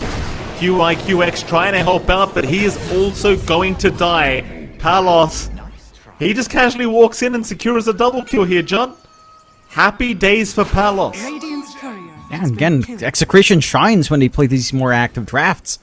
So you're seeing much more activity out from Palos in comparison to the Naga game. Echo Saber's flying out now, so he's going to have even more output. It's the side of IG that's forced to play a bit of more of a farm game themselves with the Terrorblade. Dust just looking to clear out some of these stacks in the triangle. They are fairly secure. No vision coming out here from the side of Execration. They've got a very interesting ward hiding right below the cliff spot as well to give vision here. And Dust should still be able to get that build up. Still working towards his first item in Dragonland. It's been a bit of a rough start for him from that Brood lane. Mid tower should eventually fall as well. And even without the Broodmother, you do have Pugnet. So it doesn't take too long to commit. The map is shrinking for IG. That is of concern because you are farming on pretty much 2 of your cores. Only the Mars is really comfy earlier on once the blink is up, but even then that's not up anytime soon as well. Execration, I mean, they're doing a great job here in game 2. Constant pressure. Tier 2 top tower is going to go down just off the back of Tino's Broodmother. And IG, they just don't have the necessary means of stopping this from happening yet. The whole map just completely opening up here for Execration, as they are going to smoke up as 3 now and head towards the mid lane. QIQX will break the smoke. Zip in from Bob, and eventually they should have their way with the Enchantress. And they will. It's still a nice smoke break for QIQX though, like he does make it so they can't enter the dire triangle and take out Dust instead. So nice tank of the gank here from the ENG. But Execration, I mean, with the way things are going, they don't need to slow down. They can just keep playing active. You don't need to wait for too much items on Storm because you've got level 6 on Shanks. So you've always got the top up ready. You can sustain this aggression. You've got the Broodmother that can run pretty fast. And you can just kind of play around once this Echo Saber's up. They will chase Xiang Yu. Xiang Yu is going to get caught. Tries for the TP play up, but is not going to make. Not quite enough time. It's a nice pickup here again from Execration. They're not stopping, John. Down towards the bottom lane perhaps they go, as they do head towards the Twin Gates. Emo, very low on mana already. Malesh can get caught by Bob into a double blast off from Carlo. These rotations, they're perfect, as Bob's going to hand another tip out for Emo. They're feeling themselves here on Execration. Again, the activity is much better than game 1. They've just got a lineup that doesn't need to wait for too much, whereas IG needs to slow the game down by quite a fair bit. The Bloodstone not being even up on Emo just yet. You don't know what happens when you tip Emo though, you know, he is Mr. Question Mark himself, so he might get extra motivated to catch up here. Xiang Yu, stuck all by himself up top. Certainly is, not having a great time on the Mars whatsoever. Does drop the arena, but Tino actually got into the arena. Be able to get his way out. You know, could still think about a chase, but won't bother. Might assume that the team is hero of IG. The Mars does get away. Does expend arena though, so chances are you aren't going to see any kind of fighting coming up from IG anytime soon. They are forced into a corner right now. Like, IG, they're just going to play this very slow-paced farming game. And the thing is, like, when you compare your position 1s, Palos is currently 2k ahead of the TV. So, even with the free farm that the Terrorblade is finding, Palos is still just outpacing him. Yeah, they're just getting a lot from the activity, I think. It all boils down to the fact that Palos has been able to join in for a lot of these kills while getting some room for himself. He's going for the Maelstrom, flying out now. Some more damage output, more farm to come out to help keep with that scaling if the game does slow down. Bottom. PYW. Jump is there. Dust is around. Ooh. Lasso comes out. Dust doing a lot of damage, but Bob is able to barely zip away. Close call for the Bob Storm Spirit. Tower is under attack. Not quite enough for IG. Not quite, but that is a good save once more, as that does prevent the further commitment onto Dust. So it is still down to stalling for time. Full Bloodstone up for Emo. Should feel more secure in the middle of these fights. And the Blink is up for Xiangyu. So they should be able to start to line up for some more aggressive arenas, aggressive spears. A smoke out now from QYQX and Xiangyu, looking to show that Blink off. Oh, Palos. He's around. He's going to see Emo. He'll pop the Wukongs, and Emo is just melting. Oh my. That was very quick. IG, they never even got to break the smoke and initiate. Well, I think Emo was just trying to set up. He knew the Monkey King must have been in that area, but stands too far forward, doesn't respect that output. Feels like he can regen through with a Bloodstone, it's just not enough.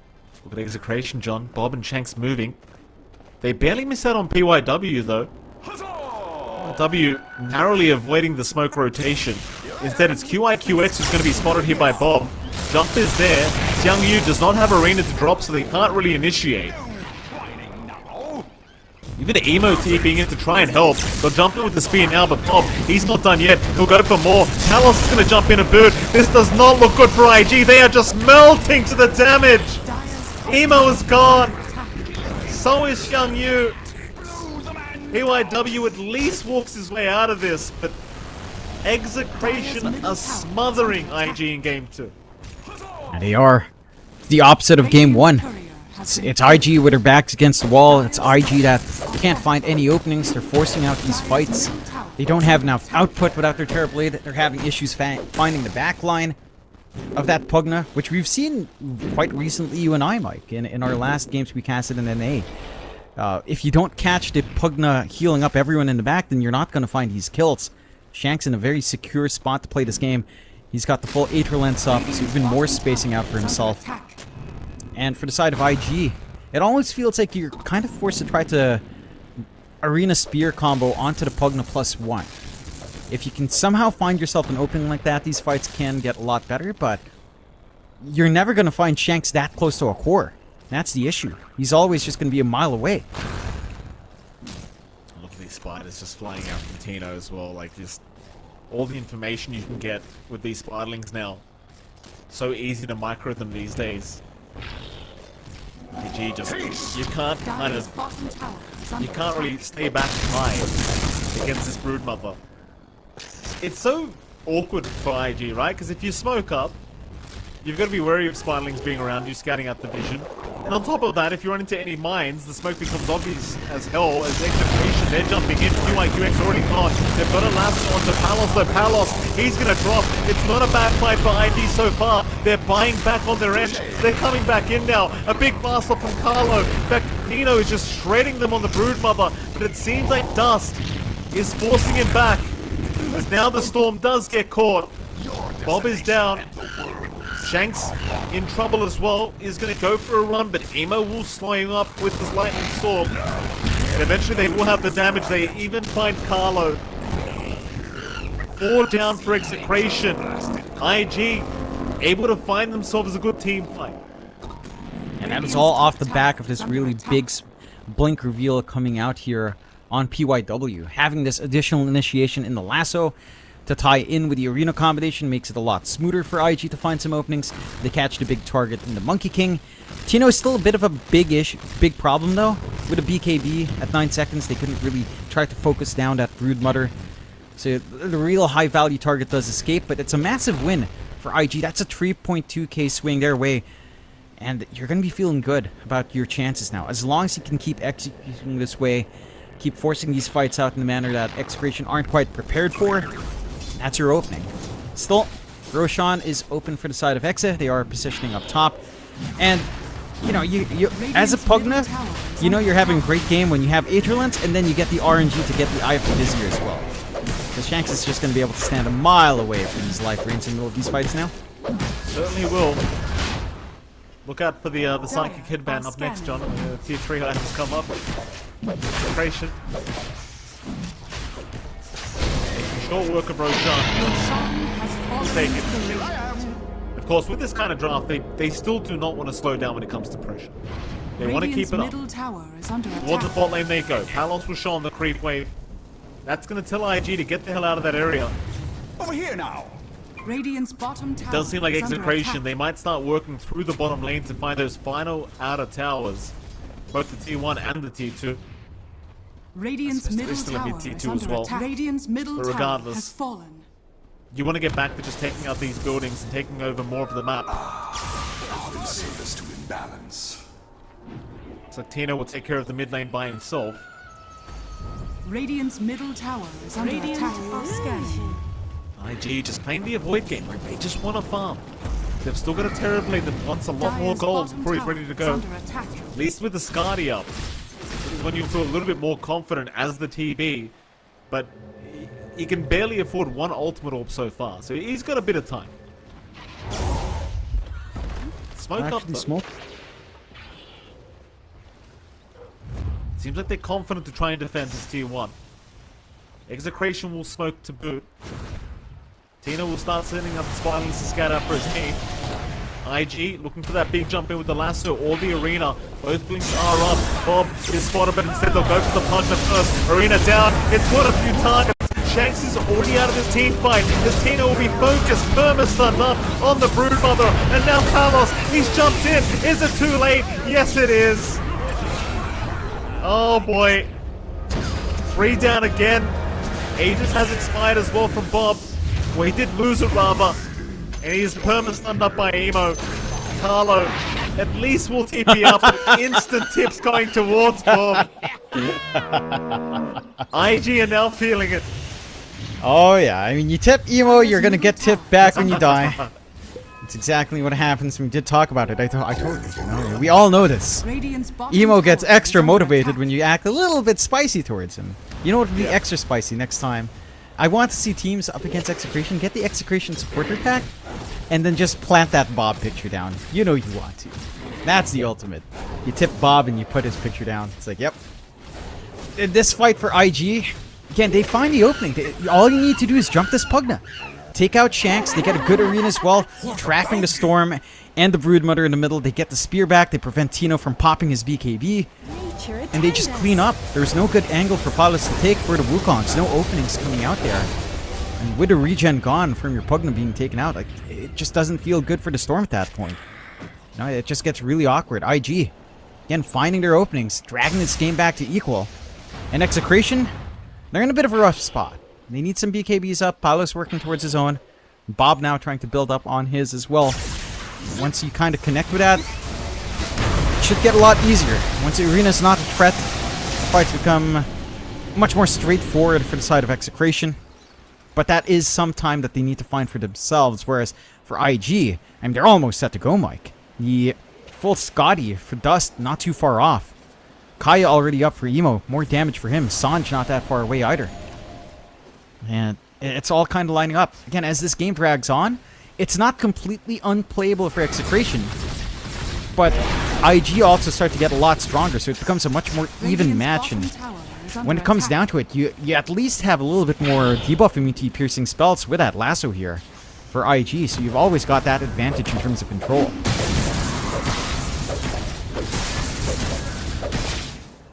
Still Execration, they are trying to move up. I'm over here. Trying to find themselves an angle.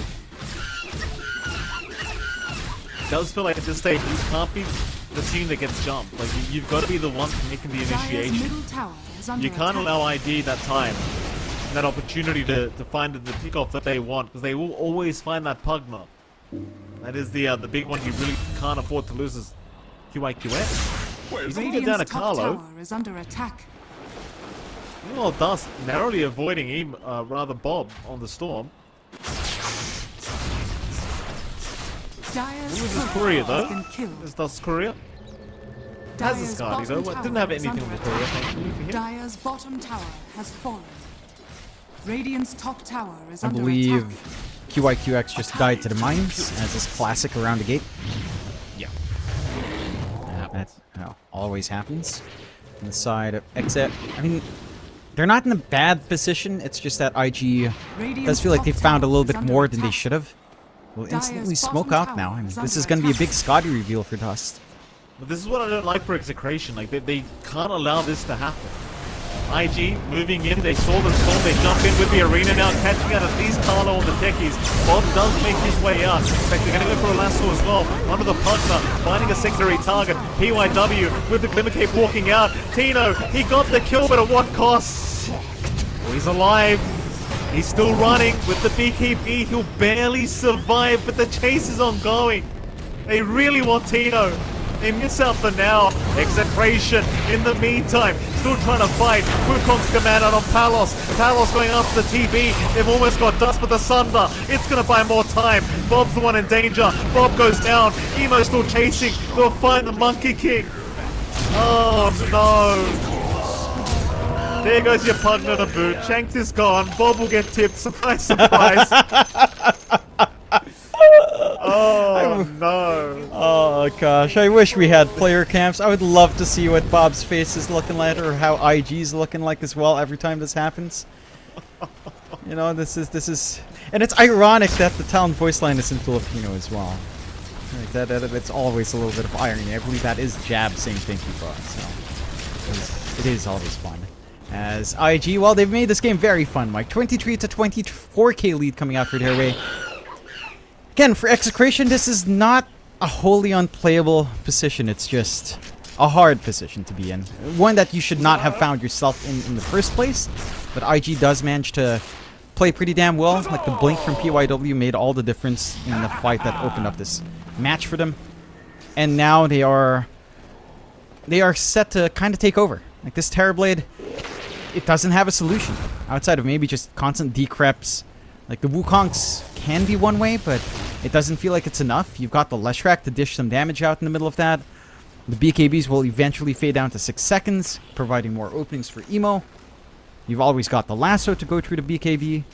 There's a lot of answers here from IG in comparison to Exe.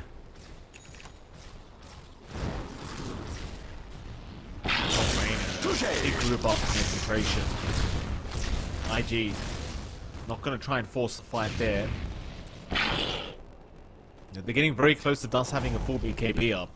So they can just wait for the BKB before they get moving. Execration.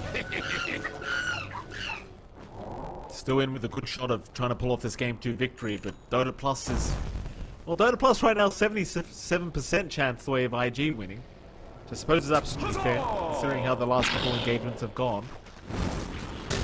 Execration just trying to put a lockdown on Roshan. Roshan actually a pretty long timer, 2 minutes 35 seconds. So a lot of time for both teams to group up and come up with a game plan. BKB is up on Dust, so they're going to smoke as 5 and rush right towards that Roshan pit. Execration is currently waiting in that area. They've already secured their position to fight on the high ground of the Twin Gate. Dust, or rather Bob, he's gonna zip away in time. He'll be okay. BYW unable to get the Blink Lasso. IG though still slowly moving into the Roshan pit. Kino will see this with the Spiderlings. A lot of mines onto the Terrorblade as well. Now they hold position around the Roshan pit, but they've got to deal with the spider problem they're having. Tower is under attack. Over here now. Execration will do their best to force out this top wave and try to force the defense. And Roshan still has a minute and a half to go, so a long time for the respawn. Execration will smoke up again. Tino has his smoke broken though, so the smoke might be a little bit obvious. Palos are moving. He'll get the vision. Wukong's is up. Zip is there, Bob, he's gonna find QYQX. Lasso, it's caught the Broodmother. Tino, he got caught for a moment. The life drain gonna make sure he remains alive as now the arena. It's caught 2 targets. Oh, and God. Palos just gets destroyed. Oh boy, Execration again falling apart. Tino is gonna make it with the TP, but Roshan again is still 40 seconds away. So Execration do have time to come back to the Roshan pit and try to contest. So IG get very unlucky with the Rosh time. Radiant's top tower is under attack. It's going to be a really awkward Rosh as well. It's going to respawn and walk down bot. So you will have to switch positions here for IG, but they are not aware, of course, as to when that exact timer is. But you should know that it should majoritively be in the daytime Rosh pit. Still, can the side of IG. They find some big kills, 23 to 22 now, 8k up. A very even back and forth in game 2, considering that early start, although. Nala, he's trying to get the vision down. Try and force the Roshan fight.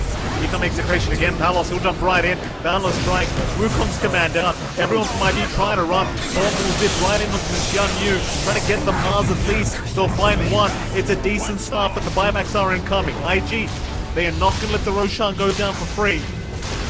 Emo just looking to go in by himself with the Pulse Nova, but now the Bloodstone active does end. Thing is, Tino, he's been caught on the high ground by the stun, but still with the life drain. He is able to walk out just a little bit. Tino's fine, but does need a quick reset. Roshan is now officially up.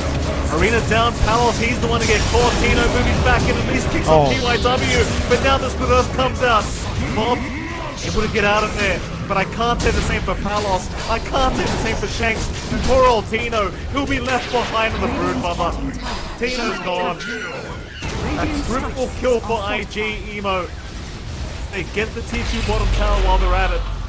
And they'll have a very nice Roshan to go back to after it's all said and done. Radiant's bottom tower has fallen. Big buybacks from IG, but the commitment pays off. They find the big kills they need. There's just no solution for the Terrorblade. You don't have enough magical damage on your end. Your physical output in the Monkey King just doesn't compare, even with the Wukong's up. And one big thing as well they get back from that is they managed to get their gem back. So you have the vision control once more for IG to play this game. Into Roshan number 2. Aegis and She's available. She's for Emo once more. Gonna feel fantastic on the Lesh. Roshan is taking its sweet time to die. You don't have... You do have the Metamorphosis up on Dust, but you'd rather not spend it here. Still no play anyway confirmed for Execration. Doesn't really matter. And IG now, 10k up. They're in control of this game. Execration. What a roller coaster ride of a game for them. Look at that graph point. For the first 20 minutes, it was in their control. Then just that one fight with the blink reveal from PYW, it all falls apart. Yeah, it's a pretty rough affair here, John. Execration, you know, you just kind of one bad team fight with the draft they have, and it just starts to really fall apart. It's always like they had one bad team fight, and then they started hesitating. And hesitation, you know, it does tend to lead to an early death here for the Radiant team. So IG now completely online. Aegis Cheese available on the TB and Leshrac respectively. To the impurities. IG will slowly just start playing for high ground. And this TB is massive. We'll have a butterfly any moment now. Once the butterfly is up, like, in terms of trying to deal with that, you don't have any MKBs. You're very limited as to how to get through the TP's HP pool. Especially with the Aegis and BKB both available right now for it. Just hard to know what Execration can do at this stage. They just need more and more time. Yeah. I mean, maybe something big like, say, an Ags up on Bob. I think the game opens up a little bit more. Without AoE Vortex up, you could also look at further itemization here. I want to see Tino transition to a full core. Like, the Nullifier doesn't feel that necessary this game. I don't think you get too much out from it. I think you'd rather have maybe like a Scotty as well on something like this Brood. Now, again, you just stat pad on Broodmother and start to trade. Scotty helps you trade very nicely, especially with mitigating healing from something like the Leshrac with the Bloodstone.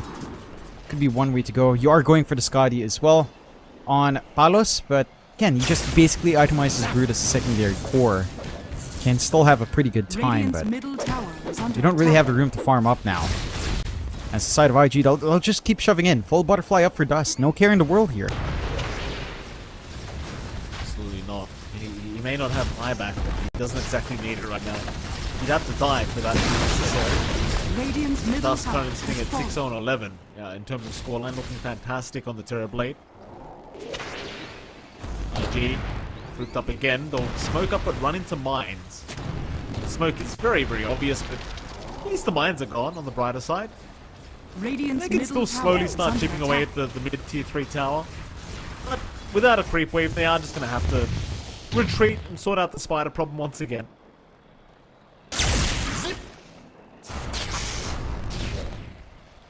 Here we go. IG. We're trying to move in. Lasso is there. They got Palos. That's the one target you don't want to lose right now. Palos trying to run, but the Skadi slow making it so hard. One hit away, but he makes it. Palos is safe. And they go. They'll try for the fight. Bob, he's going to zip right in, but IG are just destroying the side of Execration. At least they got the mask. At least Palos survives another day.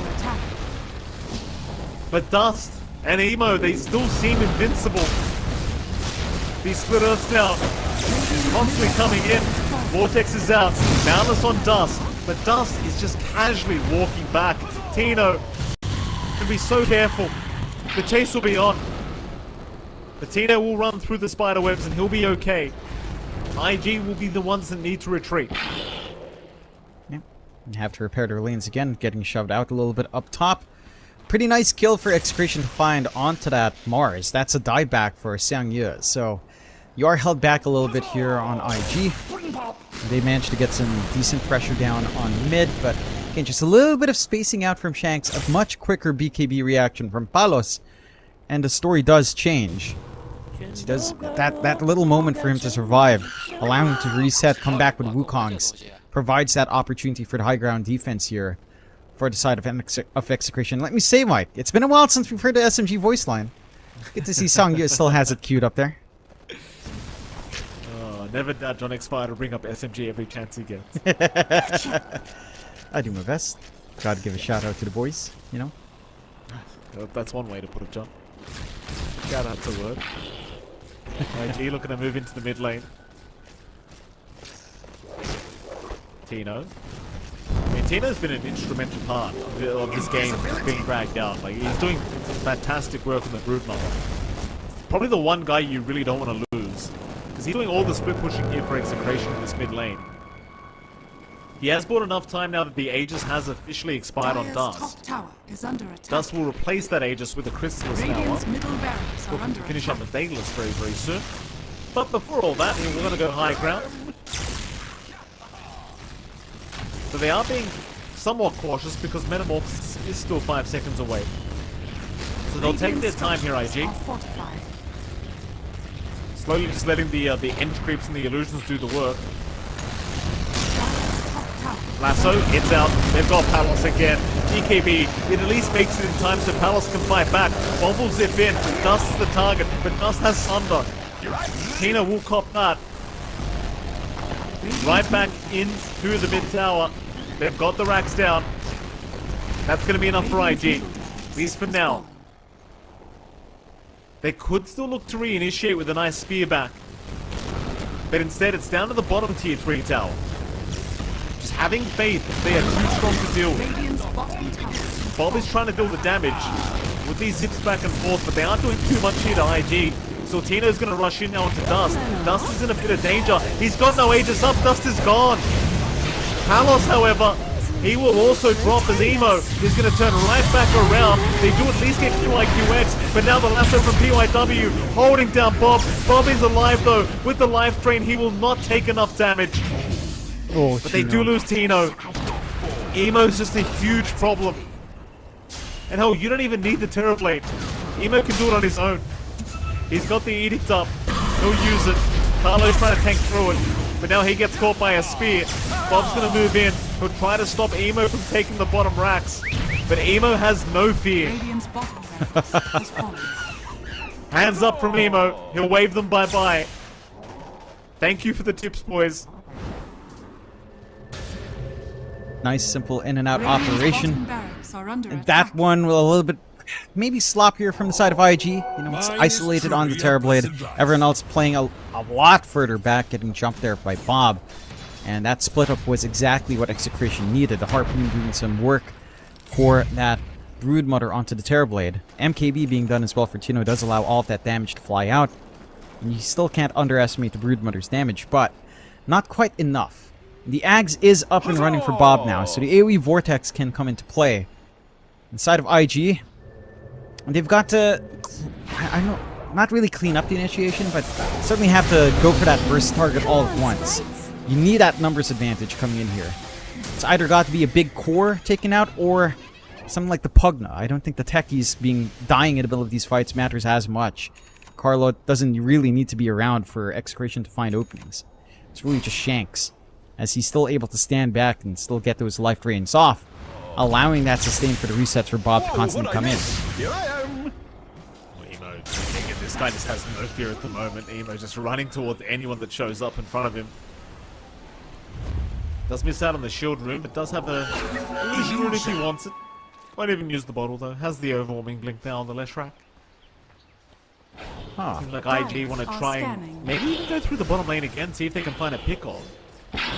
Tino is around the area, placing webs down already. Dire's top tower is under attack. Might get his location away though. Xiang Yu seems to know he's somewhere there. Smoke broken. Jump in. Oh, he's found him. Marina down. Lasso committed. Everything but the kitchen sink on Tino, but the life drain is keeping him alive. Tino's full HP. Oh, boy. They did stack a little bit, John. The spear plus the lasso, it doesn't work out. No, it definitely doesn't, but they also take that fight without Dust around to deal some damage. You just don't have enough burst without that Terrorblade around. And Tino, more than happy to survive through. That's the Hex reveal out from Xiang Yu as well. See if they find the angle back in, knowing that Arena's down for a minute. It's an opening for Execration. Execration. They need this team fight to work out their way. Bob, he's going to jump in onto Dust with the immediate Hex out, locking him down. He's in big trouble already. Can they keep the perma-lock? The Crepify is going to save him. Shanks is down, however. They won't have that life any longer. Still, Bob needs to zip out. Dust, he's down. What? They've got the Terrorblade. Palos gets the work done. Now Emo's gone. He'll eat the cheese. He'll survive a little bit longer. But he needs to get out.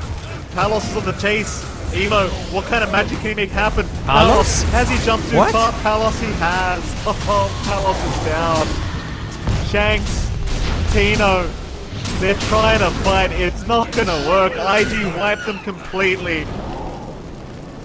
Oh, they try to chase Emo through the bottom lane, but it ends up working against them, and suddenly Emo is just going right for the tier 4 towers.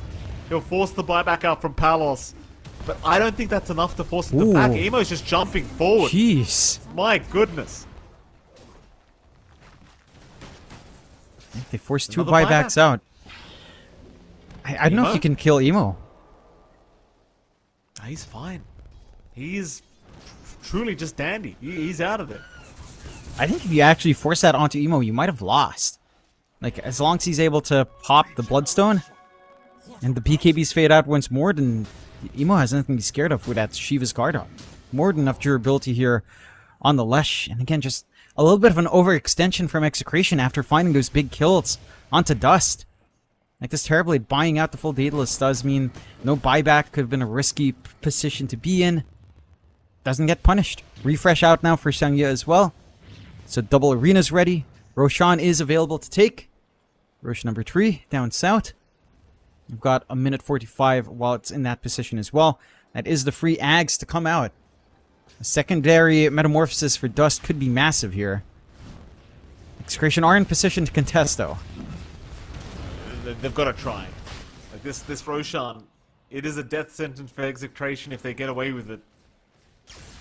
IG Will they get it for free? Roshan, very, very low now. 1k HP left. They've got to zip in right here, right now. But IG, they've got it. Arena down. Xian Yu trying to find a target. Won't quite. Barely misses out on Palos. In there with the zip is Bob. He does find one with that. Emo moving in. Palos, he's got the BKB this time around, but Emo is still perfectly fine to go back after the rest of them. Bob, Carlo, Shanks, everyone going down to the Pulse Nova. Emo, he's just so damn tanky. They're trying to focus him down, but he's got a couple gone before he does end up dropping. So finally the Leshrac dies, but the buybacks are there. Pino is going to drop. 2 buybacks were committed from Execration. Ooh. Trying to get there to help out. Palos will barely make it away. Can they defend while Carlo and the Brood are both gone? Rather, Yeah, Shanks and Tino, I meant. I feel they can. Mega Creeps aren't a threat. Top tier 2 still holds, but they're gonna gun for tier 4s at this point. There's no resting here. IG wants to end this game. I was gonna point this out. Dust decided to get the telescope on the Terrorblade, but he's not using it. I'm wondering why he... I wish we could see what tier 4s they had, man. Some of them are really quirky. Yeah, interesting item choice here from Dust. Not exactly what you'd expect from a position 1 Terrorblade, but you know what it is, John. Maybe he just needs the whole telescope for Emo. Maybe that's what it is. Emo's like, listen, you're not carrying the game anyway, I am. Hold this telescope. Bob. Oh, instant Hex. They got the Wukongs off. They're going to try for Emo once again. Ancient is completely exposed. Bob continues. PYW getting low. Vortex is out. It's an AoE Vortex. Meanwhile, Xian Yu, he has found the Pugna. This is not looking too good for him as Shanks is down and so is Carlo. Ouch. It's a 2v5. Ancient completely exposed. Last attempt. They're trying. Bob gets caught. So does Palos. More tips coming up from Emo. A huge Vortex from Bob. But there's no follow-up here, John. GG is called. A 2-0 victory for IG. An Execration, I mean, I'll give him props, John. Game 2 looked a lot better than Game 1. But still just not good enough to beat IG. No, definitely not good enough to clear out. And they have a strong start this time around here. In game number 2, coming out from Execration, but IG again proving to be the better team, finding that opening. The blink timing coming out from PYW, providing them that opening. Like they just managed to get the jump in. They dance around. And as soon as they find that backline, get the instant lock on Palos before the BKB. That was working out. Down the line, they had to find Shanks. But you take these 2 key tools out, and IG, well, they step it up. That they do, Jonathan. Props to them. IG already off to a brilliant start here in their first series against Execration. So a 2-0 victory for them. That's exactly how you want to start your Bali Major if you are IG. And, well, there you go. They're off to a brilliant start here as Execration. Not so much of a hot start, obviously. 0-2 is not the way you wanted to begin here as Execration. But, you know, there'll be some more games to come for them. They're fine. They can move their way up the best they possibly can. But IG looking relatively clean. I think that's one thing we can say confidently is this team, they might be one of those teams to watch out for. Like we kind of mentioned it earlier, but well, have a look at the stats. Execration, IG, you saw what happened in that game. Like Emo, I think, was the main player in this whole game, the MVP, if you will. Just going 16-5 on the Leshrac, just absolutely out of control. Had a higher net worth than Dust at the end of the game as well. Just uncontrollable. That's what you get when you tip Emo. You know, you gotta watch yourself when you decide to tip a guy like that.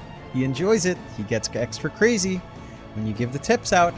And Execration, I mean, they were feeling themselves early on. Again, it was a pretty solid start. They made sure Dust felt like he had no game. Felt like the impact from Xiang Yu wasn't really there until those blinks. Like the Blink Arena, the Blink Lasso.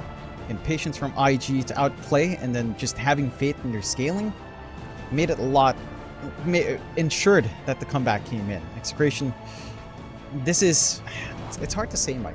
Again, after covering Southeast Asia, I have to say this is pretty much how a lot of Execration games go. They have an early lead, they falter, or they get a little bit sloppy. They don't respect certain item timings coming out. They get caught off guard, and then it just cascades down from there. They don't manage to retake their position last time around, and I think that's a fundamental thing for Execration to fix up. I want to see but IG again 2-0 start, feeling good about their start here in the group stage. I'm sure they're more than happy to start off.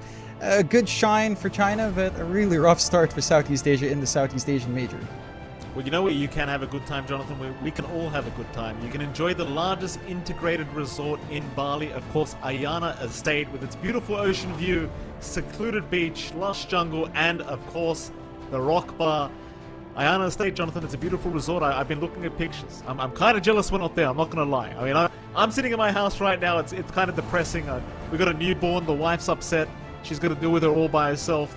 Someone sent me to this resort, Ayana Estate. Someone get me there, please. I need a break. If only, Mikey. We're just not getting. We're the house watchers. We get to cheer for the Southeast Asians. At least we're not heading to the airport first because we're never there. So we have that going for us. Well, they do get them to enjoy the estate, though. They have that up. That's exactly right, Jonathan. We are going to have to head off to a short break. But after that break, of course, we're going to be coming up with our next series. Quick reminder, in case you didn't see the schedule earlier, it is going to be Gaimin Gladiators up against 9 Pandas, which in my opinion is probably the spiciest matchup on Stream D today. You do not want to miss that one. It could be a very close match between the two. So it is MLP Dota, it's John X Fire. We'll head to a break and we'll be right back with our next series.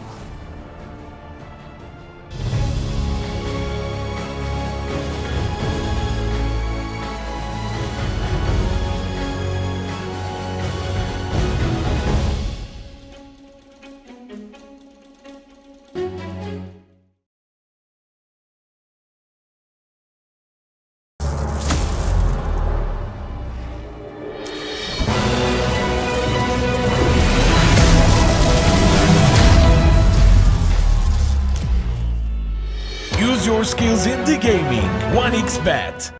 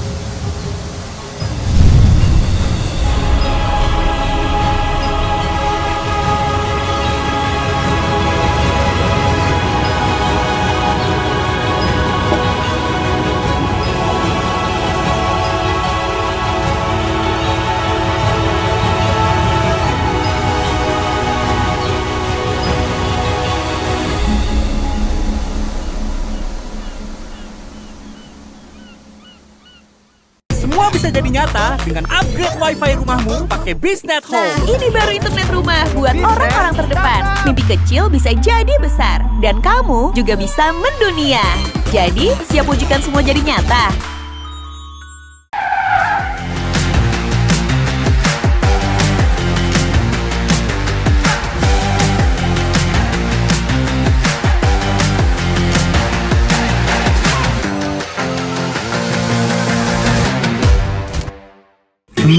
Panas. Di oven nih. Hai. Ya kelar. Wih. Nah ini Sukroven si paling seru. Mau gini seru. Mau gitu seru woy.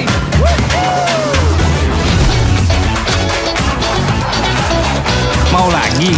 Lagi, terus aja lagi. Sukroven seru from the oven. The world is your stage. Take the first step to change. Lead with vision and innovation. Perfect your strategy and make your goals reality. Así que vaya. Get in the game. Make it count.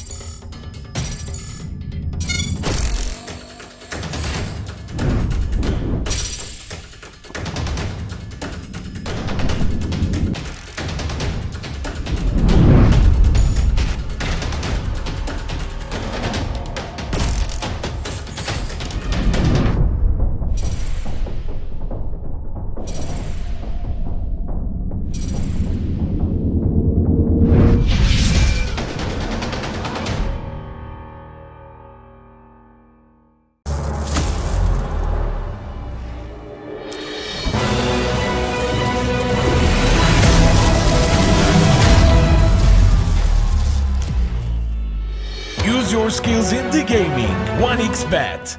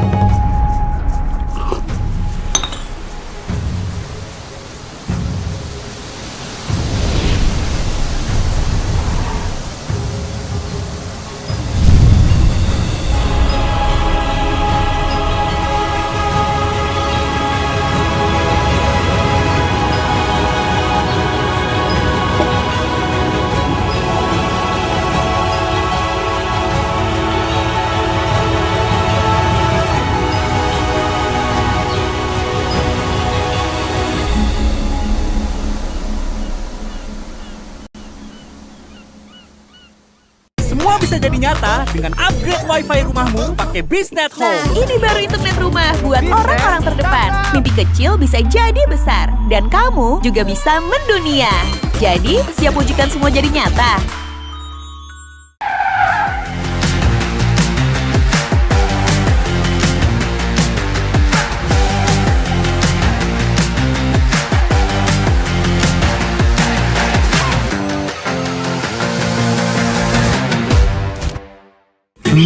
Panas. Di oven nih. Hai. Ya kelar. Wih. Nah ini Sukroven si paling seru. Mau gini seru. Mau gitu seru woy.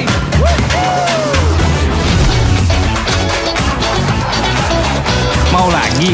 Lagi. Terus aja lagi. Sukroven seru from the oven. The world is your stage. Take the first step to change. Lead with vision and innovation. Perfect your strategy and make your goals reality. Así que vaya. Get in the game. Make it count.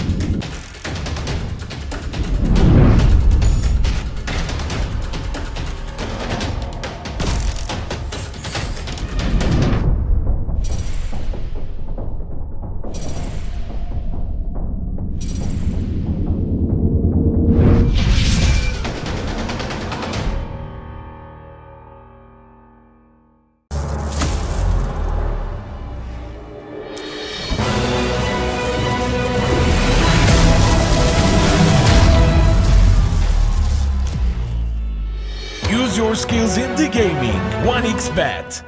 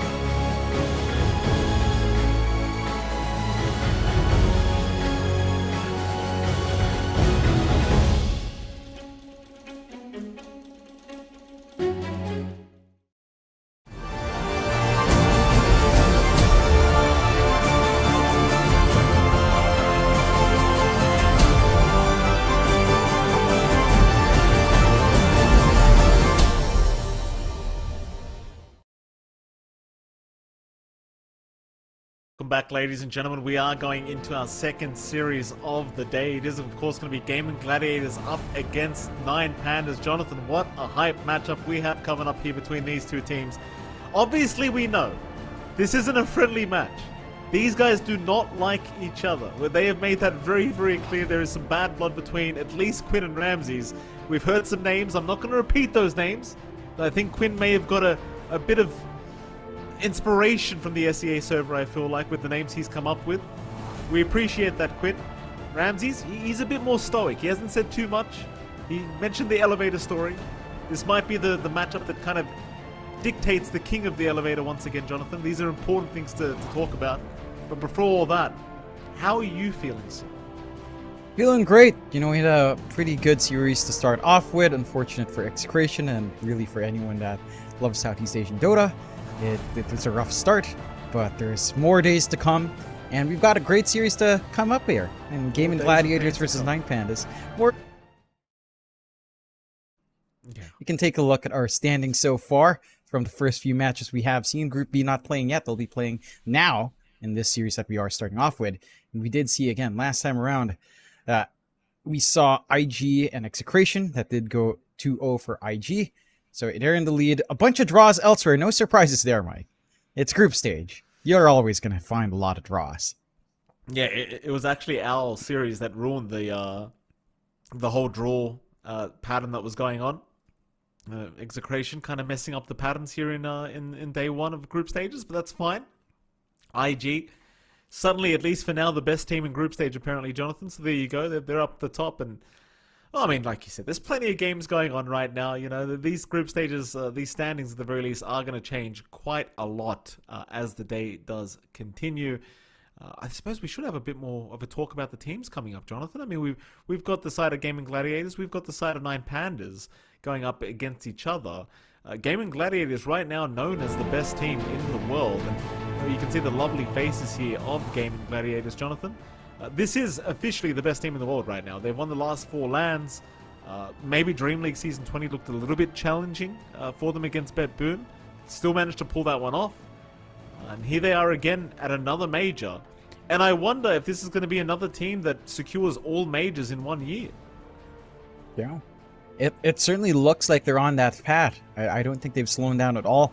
They've managed to spread that strong gameplay across multiple patches as well, which is impressive. Like the switch from 0.32 to 0.33 was big, and Gaimin still adapted really well. Feels like they've kind of set the trend for a lot of teams, so I have high hopes for them coming in. I think a lot of people have pretty high expectations for Gaimin Gladiators, despite being fairly secure in their position for TI. For the side of 9 Pandas, though, in comparison, I don't think it's fair to look down. I think this is a lineup that's always been promising. I think having that veteran and solo to guide a lot of this young blood is always pretty nice. Although, again, sometimes there's only so much guidance you can do. Sometimes there's an 18-minute GG call out. But it is what it is. You know, if a game's rough, you just go next. And that's the mindset 9 Pandas does carry with. You know what it is, John, for solo. These damn youngins sometimes just stop listening. You know, sometimes they just the ears stop working. They the low attention spans. They just don't want to listen to their elders anymore. I can say all these things, John. I'm a damn youngins, and what can you do? I feel solo. He's trying his absolute best, Jonathan. There's only so much the poor man can do. Yeah, there's only so much that can be done when no one listens to you. Still, what we can have everyone listen to is us talking about the draft, and we do have that draft on hand now, so we can take a look at what these bans might look like if we get anything Enchantress being banned out by 9 Pandas, which is fair enough. We've seen a lot of work from that Ench overall. Tofu does play a pretty mean Ench. Celery can kind of run it as well. They do ban out the Timbersaw coming out here from Gaimin Gladiators, and 9 Pandas take care of the Morphling. So you have a ton of options still left. Stuff like Pugna, stuff like Techies still in the pool. Wondering what Gaimin will decide to ban out. Do they have any fear of something like a Broodmother? Because did take a peek last time. It did, well, to be fair, it lost. But, yeah, you know, that Broodmother can still be a strong hero. They take care of the Undying instead, so Spider's still up. It certainly is. We'll see if 9 Pandas want to try and prioritize that, because there's just so many heroes that are available. And naturally, Techies being left in the pool is going to be picked up by 9 Pandas. I think this is the hero that you're almost guaranteed to see first picked by practically any team. Don't blame them for 9Pandas for taking it away anyway, because you don't want to give this hero over to someone like Tofu, who's known to play a very mean techies in that Pulse 4 role. So just take it away while you can. Gaimin Gladiators though, how do they want to start? Oh, okay, they're going to go down into IO, which is not something I thought was going to be a first pick, right into the Leshrac. Okay. This is a scary combination, Jonathan. A very scary combo. And might I just add, you've got to be very careful with what heroes you leave in the pool now. In particular, you've got to be wary of that Pugna. Because if Pugna comes out as well, I don't necessarily like IO Pugna support duo. But my god, the healing that comes out from that duo, if it is left, is ridiculous. Yeah, it's kind of insane. I don't know if you need to go all in. For the side of Gaimin, it feels highly unnecessary to kind of just go all in on just double sustain. I think just the IO alone is enough for the Lesh, but you could get that done on Gaimin. For 9Pandas, normally when they pick up the techies, what comes to my mind is just immediately something like the Antares Doom. It's not looking like a shabby Doom game into the Leshrac. If you can jump onto that target with your Blink, get the Doom off, you get the Doom techies lane. Pretty stable. They will go with the Ember first. It's just removing the ability to ban out the mid, knowing their matchup. Ember versus Lush is not the worst, but sometimes you can feel pressured to go into the Flame Guard, which still works out for Ember. Just slows down your momentum, slows down that kill opportunity you can get till like level 9, level 10. So you don't instantly hit a kill threat by 6 with your Phase Boots or Corrosion timing. They have some options here for 9Pandas to draft around. I'm wondering if Gaimin will ban out something like the Kotl now, just to remove the Ember Kotl lane, which can be pretty damn hard, or the Kotl combination. Double Chakra, Chakra out, double Sleight of Fist is always annoying. It will take care of bigger heroes first, removing the Dusa. 9Pandas respecting the regen will take out the Witch Doctor. Pugna you still mentioned is available. Again, I don't feel like Gaimin need to double down on that, but if they do, it could be pretty damn funny. It could be. We'll see what kind of bans do come out here from 9Pandas.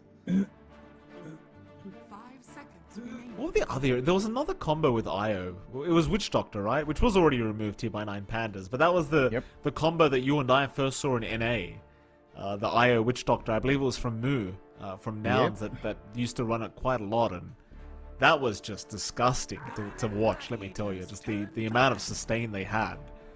As we will see the Underlord being banned out here from 9Pandas. Gaimin. They'll get rid of the AA. Naturally, a very hard counter towards the IO. Never want to see that if you are picking IO with your draft. You don't have to worry about a Morphling pick either, because Morphling was first phase banned here by 9Pandas. So no need for the AA to stay in the pool. Final ban. I still don't know if you want to leave Pugna. Like, don't get me wrong, I still think the support duo of IO Pugna is just... It's not great in terms of disable, but... It could be very cheesy, that's for sure. It certainly is. Again, I don't think it's necessary. You're probably just gunning for some control for Gaimin on that support now. Maybe something like, say, a Rubik could come out if you so wish. Not the worst Rubik game into a techies. You can cover your bases there as well. Wouldn't mind that.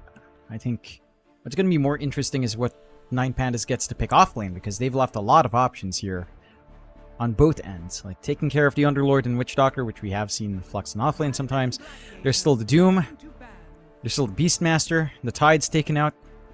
So you don't have to worry about that big teamfight Ravage to tie in with Leshrac. Don't have to worry about an IO Tide lane, which can be pretty annoying early on.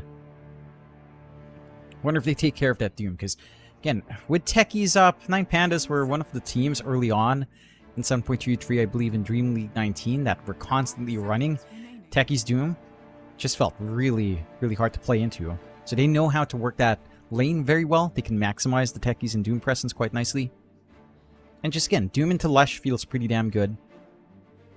You might be forced to Doom an IO, which is less than ideal, but also fine. You can get your Ags up and Doom everyone and have a solution for everything. And just in lane, it's perfectly stable for the most part. Unlike you and I, Jonathan, we're definitely very unstable. Gaimin Gladiators. 5th ban out.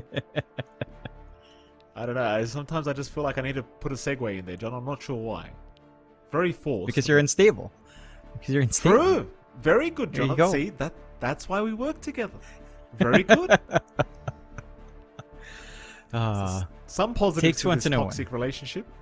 Yeah. Absolutely. Takes one to know one, Mike. Gaimin Gladiators turn. There's You the take disruptor care. ban out. Yeah, just to ensure that you won't be instantly grabbed back after the recall. So you're not gonna have to worry about that. They will go Oh. Lion! Let's go! Level 15 talent with the shard. All the That's not mana why in the they- world. That's not why It's they're doing it. it's John. hard hold for Ember, sure, yada yada, but the level 15! The mana drain onto a Leshrac! The shard! Mana drain onto Lesh while draining 2 enemy heroes. Oh, Lion, baby! 5 seconds remaining.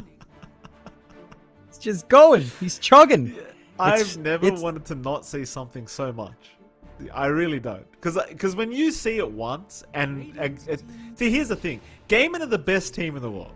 If they win, and they actually make that stupid 15-minute mark, that 15 level mark on the Lion, you're gonna forever tell me that you were right, and you know for a fact you're not right.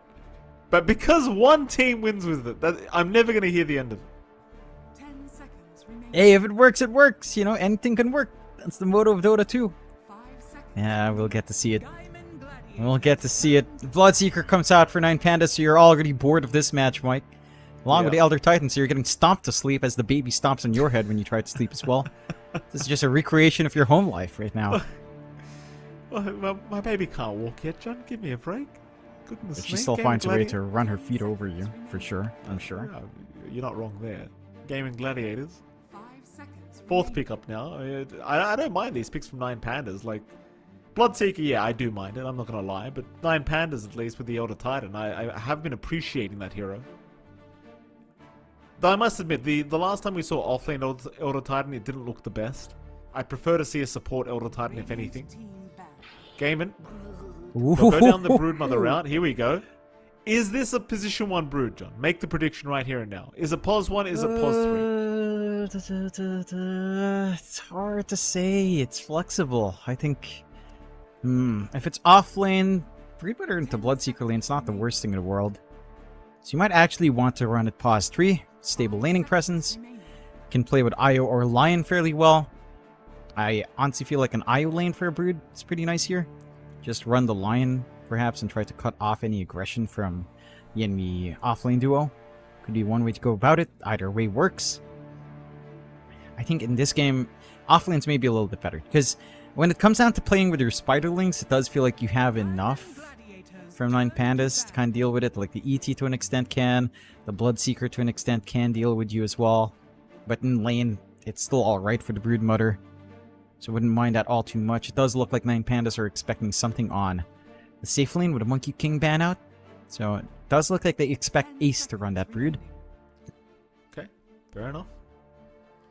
5 seconds. Monkey remaining. King is going to be removed. Gaimin Gladiators looking for some offlane bans, perhaps. Radiant team ban. They'll get rid of the Beastmaster, fair enough. Final bans to come.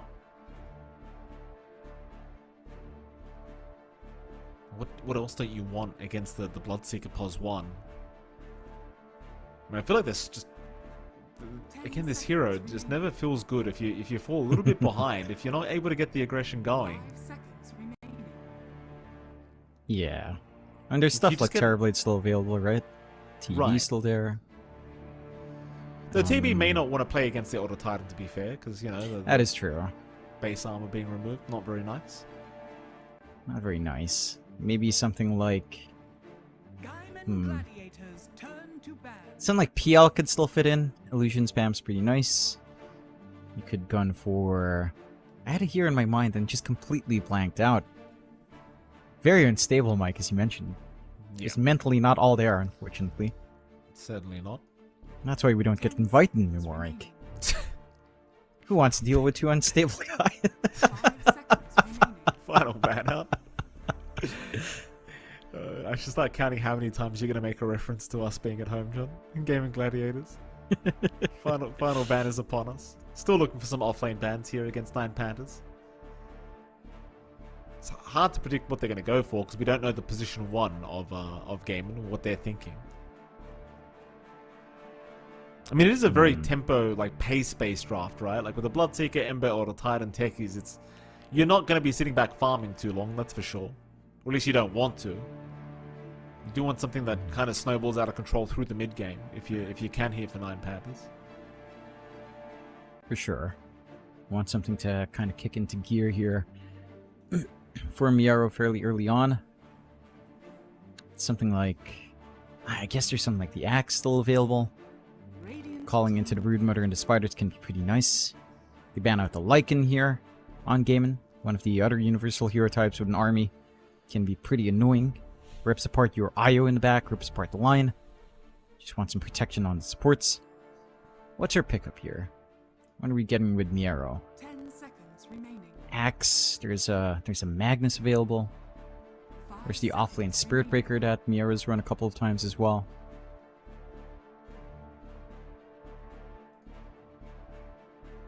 They're thinking about it. 10 seconds left here for 9 Pandas.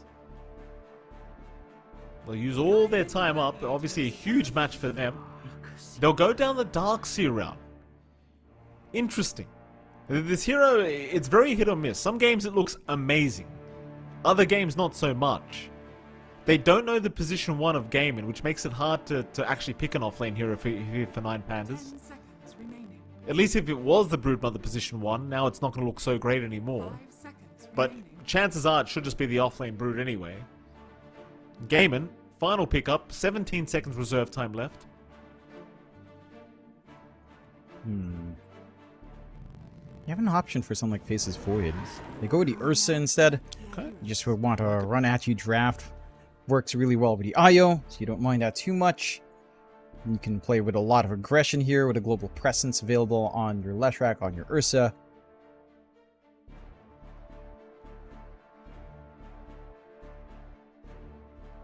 I think it's got a lot of aggression that can come true. You can play for the objectives quite fast. The lanes for 9 Pandas do look decent, although I will say it does feel like they need like level 3 to really get going, especially for the Darkseer lane. That tends to just be slow at level 1 to 2. By level 3 though, Doracho might be able to trade back, threaten if you overstep, so you do have to watch yourself there. I think for 9 Pandas, the key thing is trying to play into the Lesh. I think Kiyotaka has to have a pretty good time here. Just try to crush this matchup, maybe again go for the max Flame Guard, 1-1-3 by 5, and try to make sure Quinn doesn't get as much, so that the threat of a relocate play isn't as big, and you can kind of match tempo. But beyond that, I think Gaimin does have a lineup that just scales really hard.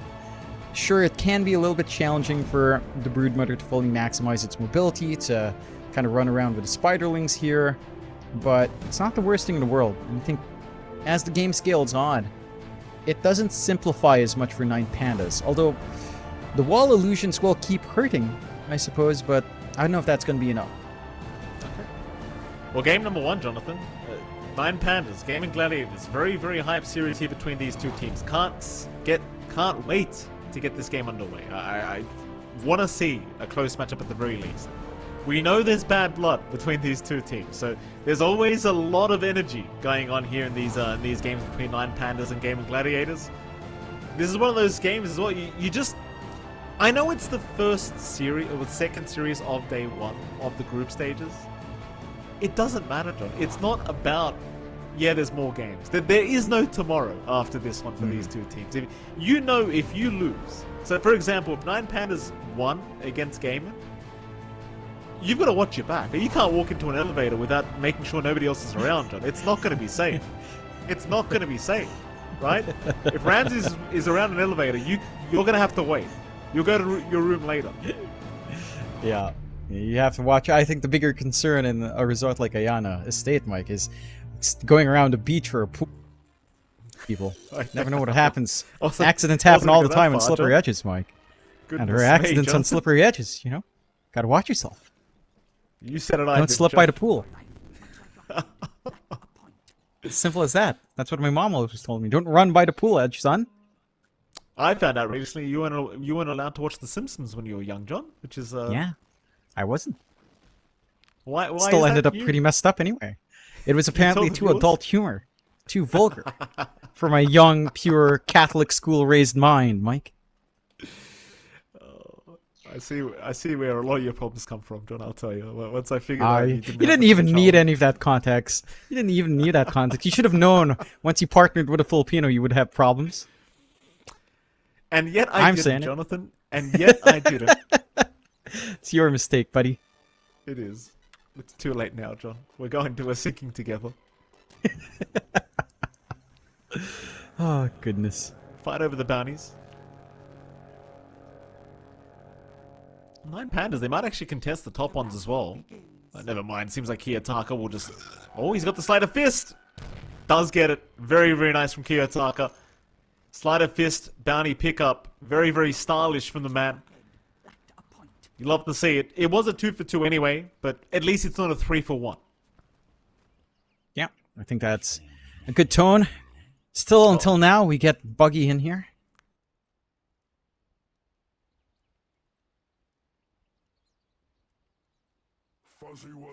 Oh, they could set up nests in PCs. It's nice and warm, Mike. You would know in the wintertime in Australia where the bugs go. I actually had that experience once, believe it or not. In your PC? This is back in the day. Yeah, this is back in the day, right? So I'm not gonna go too far into it because it was my, it was my very young life, right? But one of my first PCs actually had a cockroach nest in it. By the time I was done with it did die naturally, which is how I found out, John, because I opened the damn PC to figure out why it did die. Turns out there was a nest in there. Roach infestation. That's... How do you get roaches in your PC? I was a young man. It wasn't my fault, Jonathan. I'm not the one who runs the household, okay? I grew up in a very, very poor situation, Jonathan. Don't judge me, alright? That's fair. It reminds me of my... That is... When I was growing up as well, there was just a gigantic spider on our screen door one time, which is exactly what the brood would be if you could see it. It looked like that on my window, so I was terrified. Still, what's not terrifying is the mid lane matchup. This is fairly predictable. That's it. I just saw a gigantic spider. No one believed me. That's a daily life for an Australian. I know. What the problem is. All right, go on. Talk to me about what's the mid lane, Jonathan? Go on. It's fairly predictable. It's not like finding a spider all of a sudden on your screen door. Should be fairly straightforward for Quinn and Kiyotaka. There is, again, a different build-up Kiyotaka can go for, kind of prioritizing Flame Guard if he wants to try to run down Quinn. Quinn, for his part, should have a relatively fine time just CSing, playing with the Lightning Storm, clearing out the Creep Wave. Rune Control going to be big for both sides here, so you would want to see the supports rotate by around 5.5 minutes to help secure the first power runes. Otherwise, just going to be stable farm, favoring Quinn for the most part, unless our Ember goes, again, pretty cheeky with something like the Flame Guard build. Yeah. What about the bottom lane? Ace and Tofu, they're going to be up against Solo and Ramses. Tofu feeling very spicy today, Jonathan, going for a Lion pickup. I certainly can't believe it. Tell me about it, John. Is it a good Lion game, as the resident Lion specialist you like to title yourself? Top lane is where first blood happens. Never mind that, Jonathan. We don't care. Celery does end up going down on the IO. Great start for Miero. And of course, top lane, you do have Duraccio and Celery against Antares and Miero. So we are going to have another pause out. So perhaps we do care. John, talk to me about the Lion. The Lion is... It's alright in this game. It's not like an outstanding Lion game. To be fair, I don't know if there's such a thing as an outstanding Lion game overall, but it's not bad here. No. At the very least, like, you can get pretty aggressive with Ace. You can look for Ace down with a stun. With the slows, you can get out with the Silken Bola, and which I think Tofu's leveling Mana Dream anytime soon. But it is a good amount of slows. You can try to... Connect, so it shouldn't be too long until we get back in. I believe last time in the pause, someone mentioned, don't drop your frames, just don't drop them. Someone should have said, you just don't crash. Solo. Getting caught out here by the Earth Spike. Tofu, though, copying a fair bit of damage on his way out by Ramses. Not going to be just fine. Back to that top lane. Duraccio Celery against Antares and Miero. It should be a pretty good lane for the Ursa. Obviously, you saw earlier, Celery did give away first blood to Miero. So Miro, off to a pretty damn good start himself. And I said it should be a good lane for the Ursa, but up until you get a few more levels up, it does seem like Miero's going to have a decently free time. Yeah, and it doesn't get that much simpler for Dyrachyo as levels go up. Like, once level 2 Iron Shot's up, it starts to hurt for you to actually contest. The IO overcharge healing might not be enough coming out there, so you still have to respect that spacing. Of course, you've always got the techies who can slowly plink at you at range, start to threaten with a sticky bomb and blast off when enough damage is done. I like the aggression a lot more from 9Pandas. And again, we've seen Antares play a ton of techies. Even before it got buffed up like this in the patch, I believe he was one of the more prolific techies players. And you are seeing Quinn run down mid again. Not the easiest of times for the Ember. Kiyotaka is going for the Sleight of Fist, the usual build-up. But that does mean Quinn has free harass every single time with a Lightning Storm. That's me, John. You can't just casually say Quinn running down mid without giving people some PTSD from the NA European servers. Calm down, John. Very careful with that quote. That certain phrase, you can't just say that. Goodness. Hey, look. It's fine. As long as Quinn's not playing with good old... Rusman, you're all right. He's not in this game, so we're safe. We're safe. I would pay to see that. I would I literally would pay. as well. I legitimately would. I would love to see it. I would love it if Rusman was with his other Indo boys as well. Maybe Dream was salt around for some reason. Oh, Don't that get me would too just be... excited. Oof. I'd cast that. I'd instantly cast it. I'd turn the stream on immediately. Anyway, still 1-0. 4 minutes in. Laning stage, pretty even affair from both sides, though Gaimin... I'd say Gaimin is probably ahead just slightly. Quinn, of course, top of the CS board. Dyrachyo sitting at 22 and 2, second, and of course Ace is having a pretty damn good time down at bot lane on the Broodmother. So no issues here during the laning stage. Again, very even, but I'd say Gaimin with a very slight lead. Nothing to write home about. Not too much aggression from either side here either. Like mid lane's probably where we've seen the most action. As you saw, Quinn was getting the Ember Spirit quite low, but doesn't really secure a kill. Otherwise, it's been fairly passive. Yeah, I think the concern is how far Kiyotaka's falling behind in CS. Again, it does feel like the Ember's going to have to carry the pacing here for 9Pandas, and it's not going to be too bad. You're not shut down if this lane or anything like that, but Quinn is having a much grander time. Again, just IO Lesh is something Gaimin Gladiators used to run a lot in the previous patch. So they're intimately familiar with the timings here. You've got a pretty free start for Quinn. You're getting some decent levels up on your IO as well for Celery. So all things considered, that timing's still going to line up here for Gaimin, and that aggression will kick in. If everything else holds static in these lanes, this favors Gaimin Gladiators by a pretty good margin. Certainly does. Kiyotaka got a lot of catching up to do on the end, but that's for sure. Bottom lane, a bit of aggression onto Ramses, but no stun to come out from Tofu. You kind of wonder who this slower game kind of favors during this laning stage, right? Because it does feel like 9Pandas are going to be the ones that want to get very aggressive once you get out of the laning stages. Whereas GG, like they might be more than happy to just kind of sit back and relax for a while. Let Quinn do his work on the Leshrac. As Power Runes, not going to spawn up top. Tofu will be forced to take the Illusion Rune down bottom. Neither mid lane are finding a mid rune for themselves. Meanwhile, Antares, he's going to get chased down by Quinn. Earth is going to land very nicely here from the Leshrac. However, Surge is going to be out from Miro to ensure he gets away. So no kill going the way of Gaimin in the mid lane. Meanwhile, bottom Ramses, he's taking a fair bit of damage from Ace. Kiyotaka? Mid lane, Kiyotaka, he's been caught. That's a big one. Tofu with a very nice rotation to set up with the Hex into the Earth Spike. Very easy setup for Quinn to follow up off. And they want to go for more. They're going to go right into that Radiant Triangle, take the Watcher, and more importantly, take these stacks away. Ace? No, Ace. He's down bottom. Bloodright doesn't even need to land. Ramses able to get the kill. Very, very nice pickup for him on the Bloodseeker. Meanwhile, top side, Tofu does manage to pick up a Wisdom Rune and take it away from the side of 9Pandas. And very rarely is it that you get to see the support actually get out of that situation. But Tofu makes it out.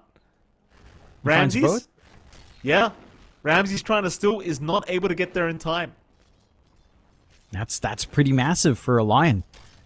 Closer to level 6 mark, closer to that point where you can actually threaten with a finger. Good moves across the map here from Gaimin. Again, you lose Ace solo, like the Broodmother is pretty exposed to the ET plus Bloodseeker lane. This is a lane where you can trade back on the Bloodseeker quite nicely. Although with the levels up, it's not too bad now with the level 2 Insatiable up for Ace. So it should be manageable, but you are in a very comfy position for the side of Gaimin. Despite being behind in kills, it's not like those kills were that massive, mainly just the supports falling plus Ace. So you're getting a lot more out. This presence, Quinn finds himself some nice DD rune to play with. And again, as long as this game holds static like this, just maintains the same pacing, Gaimin Gladiators are the ones that scale up. Diracho is going for the Battle Fury, uncontested on the Ursa up top. Sure, the Iron Shells are annoying, but there's no real kill threat here from a solo Darkseer. So Diracho is just fine playing the farm game. Yeah. And they're just camping mid.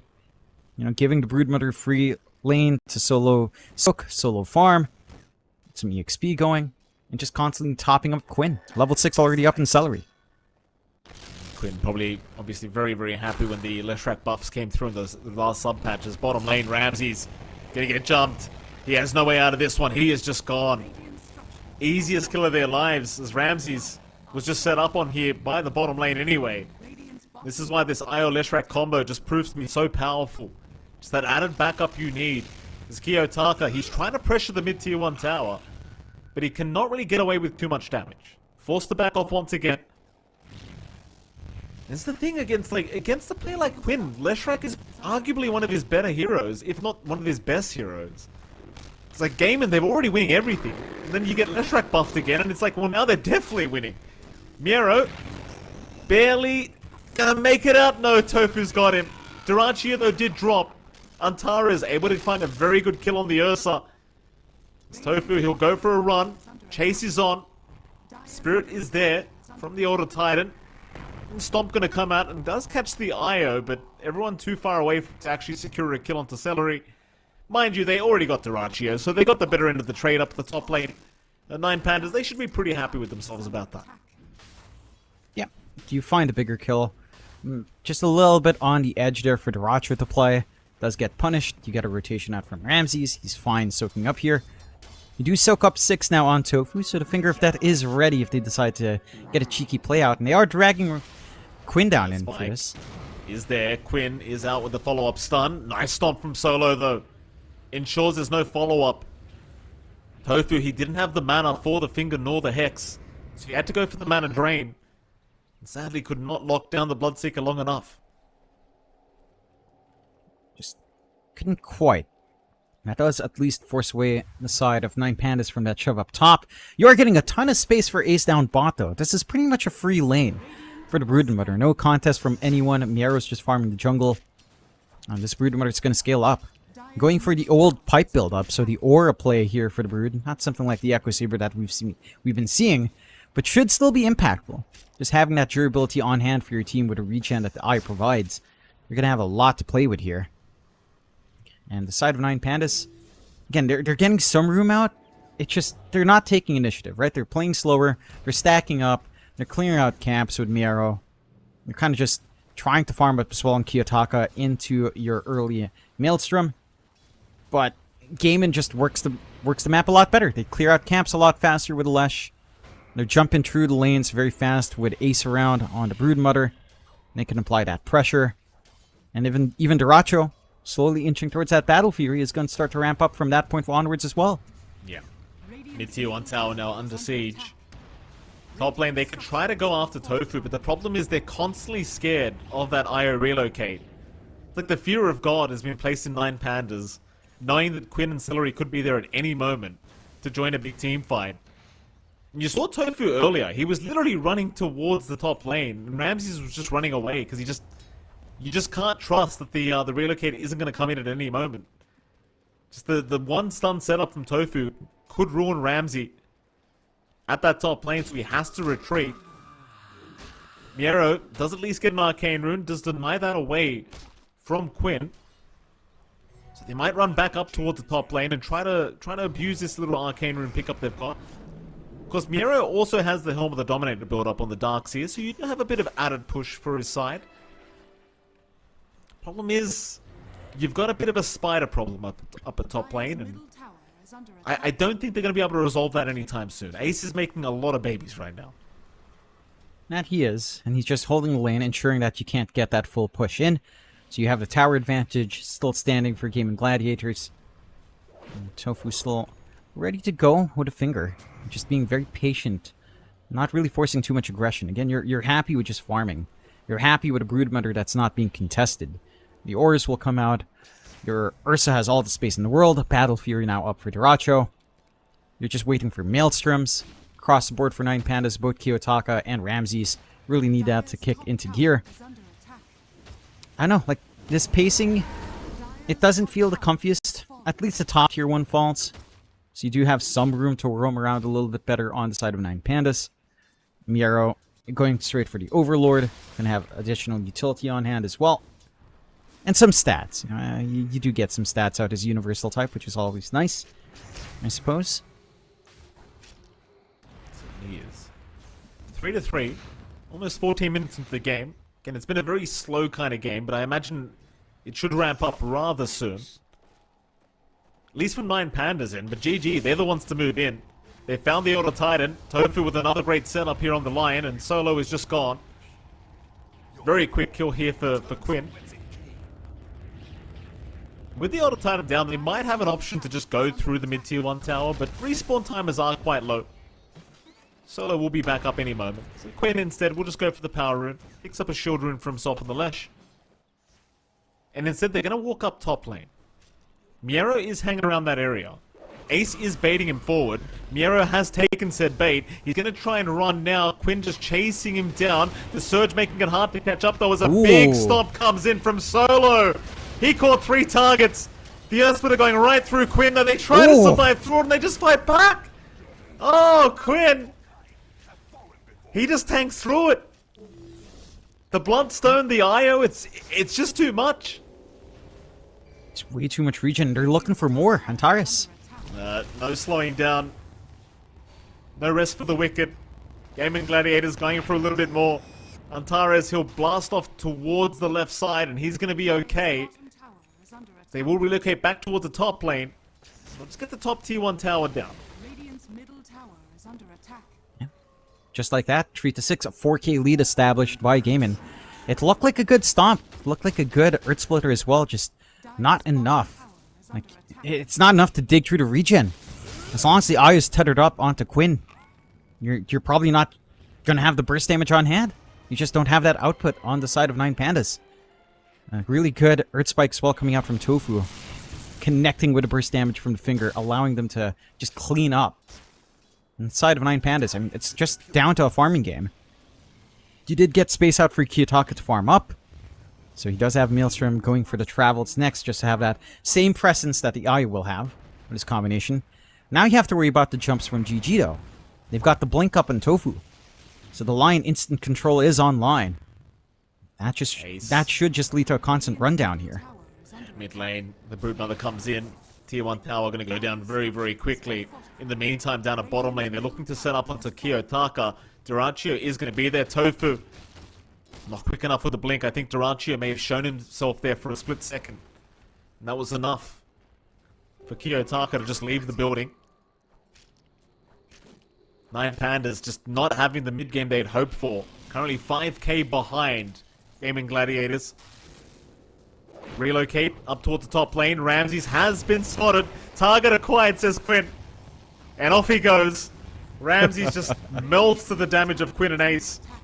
Not even close. Mid lane, however. Relocate. Coming back in, but they missed the stomp. Oh, and now the double stun. Quinn.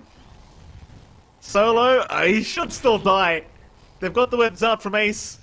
Solo's still running. Meanwhile, in the mid lane, Solo goes down. Niero goes down. Kiyotaka trying to fight, but it is very low in mana. Gets a remnant out in time. The stick charges offering the mana he needed. But what are 9 Pandas meant to do? Gaimin are just smothering them game 1. No space in the map for them to farm. And with a 7k deficit with their style of draft, it's just so hard to find a team fight you can actually win. It certainly is. Where 9 Pandas shines is when they buy space for Ramses. So what you need to do is just basically 4-man at this point. Like, you have enough on Kiyotaka to provide the threat. If you can get a good vac wall with a stomp, that's your combination right there. You can Sleight of Fist on top, you can try to Remnant Bomb on top, and try to clean up. And it might not be enough to kill off if you don't take care of Celery.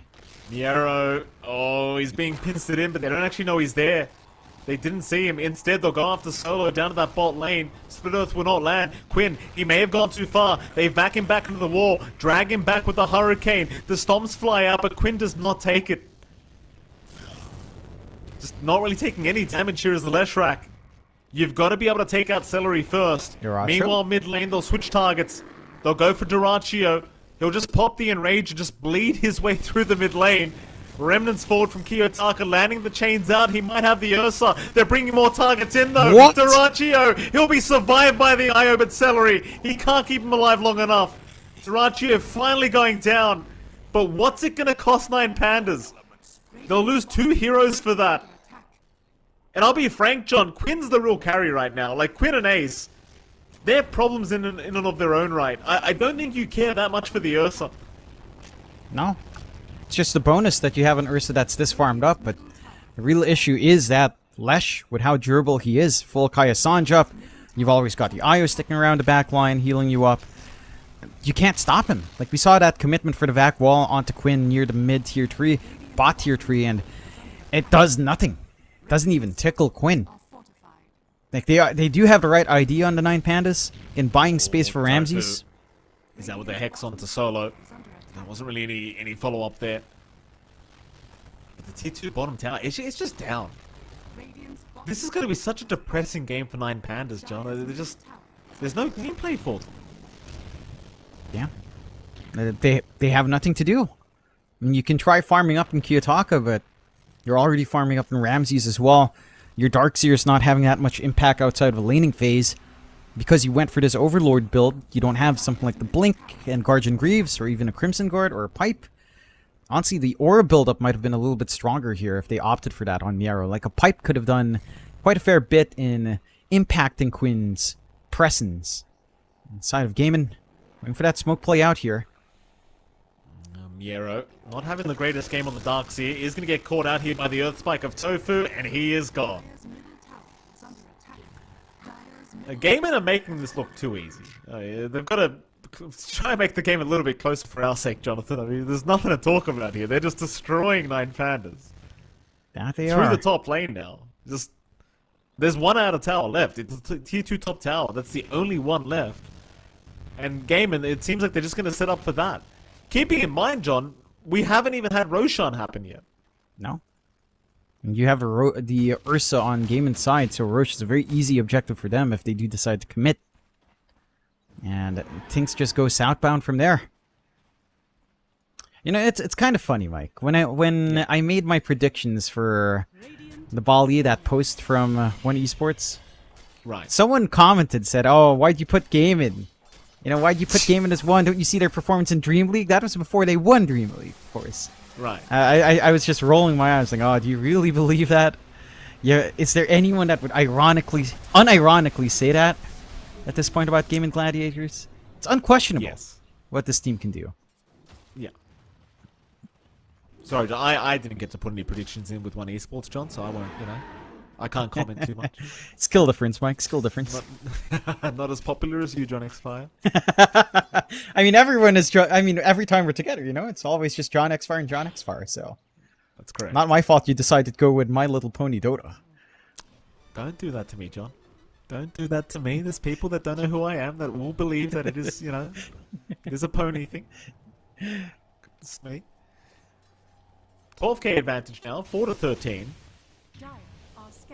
9 Pandas, I'm probably thankful they've got a bit of time here to get some farm going. Mid lane. Oh, Ramses. He's been spotted. Target acquired. Quinn, he will pick up his 6th kill of the game. Tips out there. I was waiting for this. I was waiting for this. Oh, I wish we had cameras. I wish I could see Quinn if he's smiling or indifferent. Right? Because quite frankly, indifference is even worse. Oh, there goes Kiyotaka, bottom lane. I think I'm Quinn's been waiting for the opportunity to tip, John. I think Quinn was like, man, these kills have been too easy. There's no point tipping. That is true. This might be the point where we see that 9Pandas early GG out. I'll be frank with you, Mike. This is not a game that I don't think you're going to get much from trying to prolong this. Unless, again, your high ground hold is pretty good. Vac Wall, Stomp, Earth Splitter on the high ground defense can turn the tide. We just need to see them try to find that opening here, if at all possible, from 9Pandas. They're gonna this might be the best chance they've had at a team fight, defending this tier 3 tower. Problem is Duracio's already just casually jumped in, but he's stuck in the tree line right now. Miero's gonna cut him off, just body block him, though Duracio, he's not the one stuck. Miero's the one stuck with him. So Splitter does come through, not doing anywhere near enough damage. Quinn, he'll just turn around and man fight this one out with Celery. Solo, he's getting annihilated on the Auto Titan. He is just down. What do you do? Bot Rax is just being taken in front of your eyes and you can do nothing. You're sitting there helplessly right now as 9Pandas. Jump in again, Duracio. Yeah. Calm down, sir. Calm down. That's enough. Well, it's good to see that 9Pandas have picked out the Southeast Asian spirit of never calling GG. That's quite the shakeup. Again, you and I watched one of your matches in Dream League where it was an 18-minute GG. Not quite the case. Again, they just need one opening like this. Wall dropped, vacuum. It's a big stop as well. Earth Spike out from Topher. They just don't have the damage. Not even Celery goes down. Celery will survive, though just barely. Look at that shard. Oh. Duracio, he just wants to keep going. He does have the Aegis up, so he wouldn't mind the reset. GG's called. They won't even take it. GG. Gaimin Gladiators, they make it look way too easy. You know why they call it GG? They didn't want to get 420'd, Mike. They saw the scoreline. Like 419, alright. We're not giving it to them. Gaimin, you get 419 instead. A very dominating game from Gaimin Gladiators. That is exactly how I imagine Quinn's face while playing that game. I imagine he didn't flinch too much, Jonathan, on the old face. Imagine that's about how he looks. Props to Gaimin Gladiator. I mean, best team in the world, Jonathan. It's very clear right now these guys are at the tippity top of the mountain. And maybe even only halfway up, Jonathan, if you know what I'm saying here. Is 9Pandas. I mean, they've got a game 2 to come. I want to ask you what they need to change up. Now, I feel like the obvious answer is probably a bit of draft, right? Because the draft just did not take off the way they wanted. That's fine. Anything else though, John? Because even with it was a cakewalk for them, John. It was no contest. Yeah, maybe ban IO, but that provides a lot of openings. Still, Pugna is still going to be a concern, right? Like a lot of meta heroes will slide through, but legitimately, I'd say just first phase ban IO. I think that's. What kind of advice is that? I mean, what else can you do? It's Gaimin Gladiators, and they're going back on this patch back to IO Lash. Like it's the last patch doesn't make a difference for them. So just take it out. Just don't even bother with that and try to play. I don't know, like I don't know what you change. I'm trying to think where their shortcomings. Maybe the Darkseer pick. I think that didn't help the cause. Miero was doing decent work in working that lane, but he didn't have impact. A little bit down to itemization. I get why you go for the Dominator. The creeps can be nice. The Overlord can be really useful, but perhaps again having an earlier aura builder in that case, like Guardian Greaves, Pipe might have been one way to get about that. So yeah, a little bit of draft, maybe some itemization choices in this specific game, but honestly, the one big step you can take in that next game, just ban IO. I think you've got to do it. You've got to do it. Okay. I mean, I guess I don't have much advice myself, John, so I can't judge yours. It was a pretty rough game. Hopefully game 2 is going to be a bit of a closer affair, Jonathan, because I was kind of more hyped for this matchup than anything. And sadly, like game 1 was not only was it slow, but it was just consistently just a strong performance from Gaimin, which we're not surprised about. But hopefully 9Pandas can have scoreboard. 4 kills for 9Pandas. 2 of them went to Miero, 1 to Antares, 1 to Ramses. most of the kills on the Gaimin Gladiators guys was on Quinn, which is unsurprising. Yeah, it's a rough showing in the scoreboard. I don't know if there's anything that we can highlight outside of how much of a stomp it was. Quite frankly, it's hard to dig into a game that's really one-sided. I think I'll say that. I think 9 Pandas, hopefully with the early GG call, we've seen them do this before, calling out GG by 18 to 24, and they get the reset, right? Solo's gonna talk to the boys. They're like, all right, guys, that's fine. Next game's gonna be easy. Just get them untilted and just try again. That's the best you can hope for. Get yourself mentally reset after a rough game like this. Yeah, it's one of those things, John. Like, you know, game 1, it happens. Game 2, see if they can try to rectify things. Of course, before we do throw to a break, shout out to Biznet, our official internet partner in the Bali Major 2023. #PucketBiznet and be a champion. Of course, shout out to them, Jonathan, doing some fantastic work as well here for the Bali Major. With that, we are going to head off to a short break. Now, of course, after that break, we're going to have Game 2 coming up between 9 Pandas and Gaimin Gladiators. Let's hope for a closer match here between these two. We'll be right back after a very short break.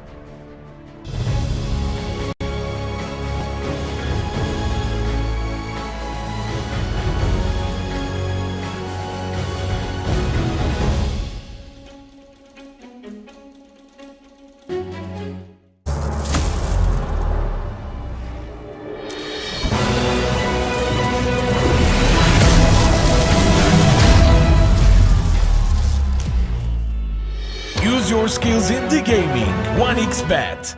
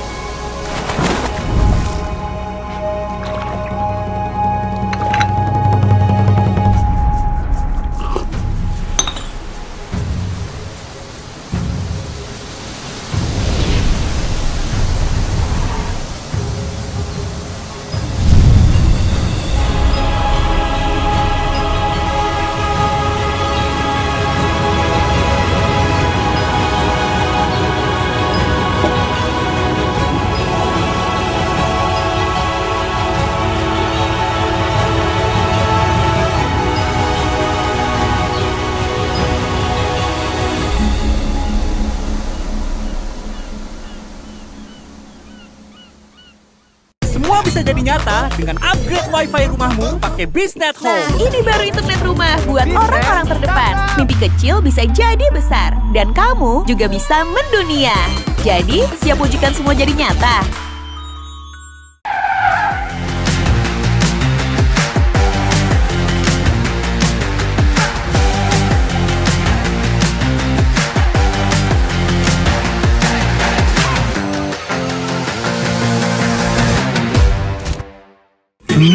Panas. Ini oven nih. Hai. Ya kelar. Wih. Nah ini Super Oven si paling seru. Mau gini seru. Mau gitu seru woy.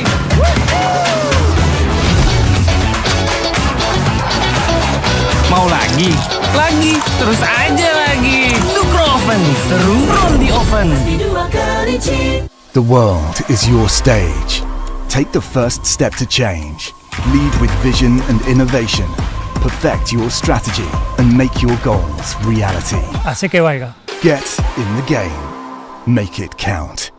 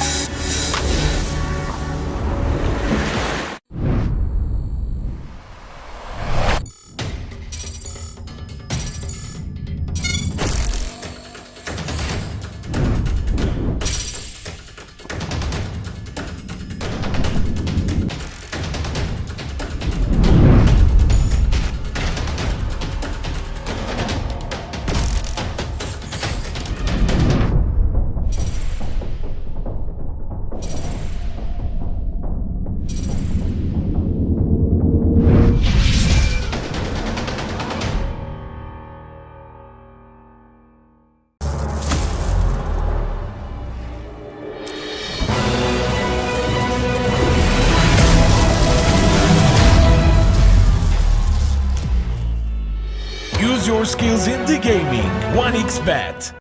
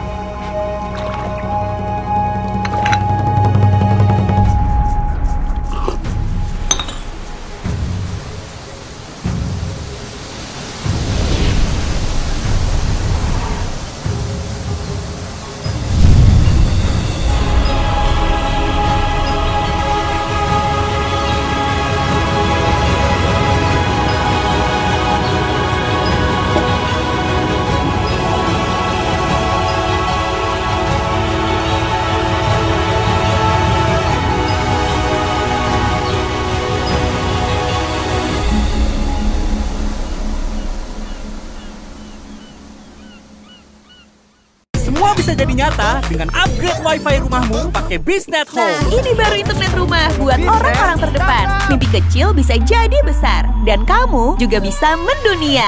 Jadi, siap wujudkan semua jadi nyata?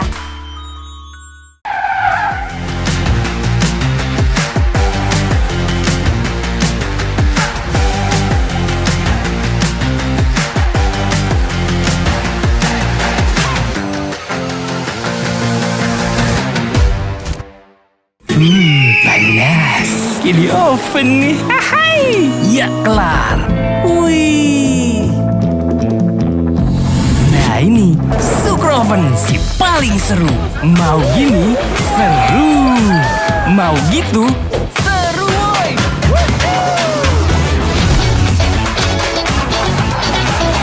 Mau lagi? Lagi, terus aja lagi. Sukroven seru roll di oven. The world is your stage. Take the first step to change. Lead with vision and innovation. Perfect your strategy and make your goals reality. Así que vaya. Get in the game. Make it count.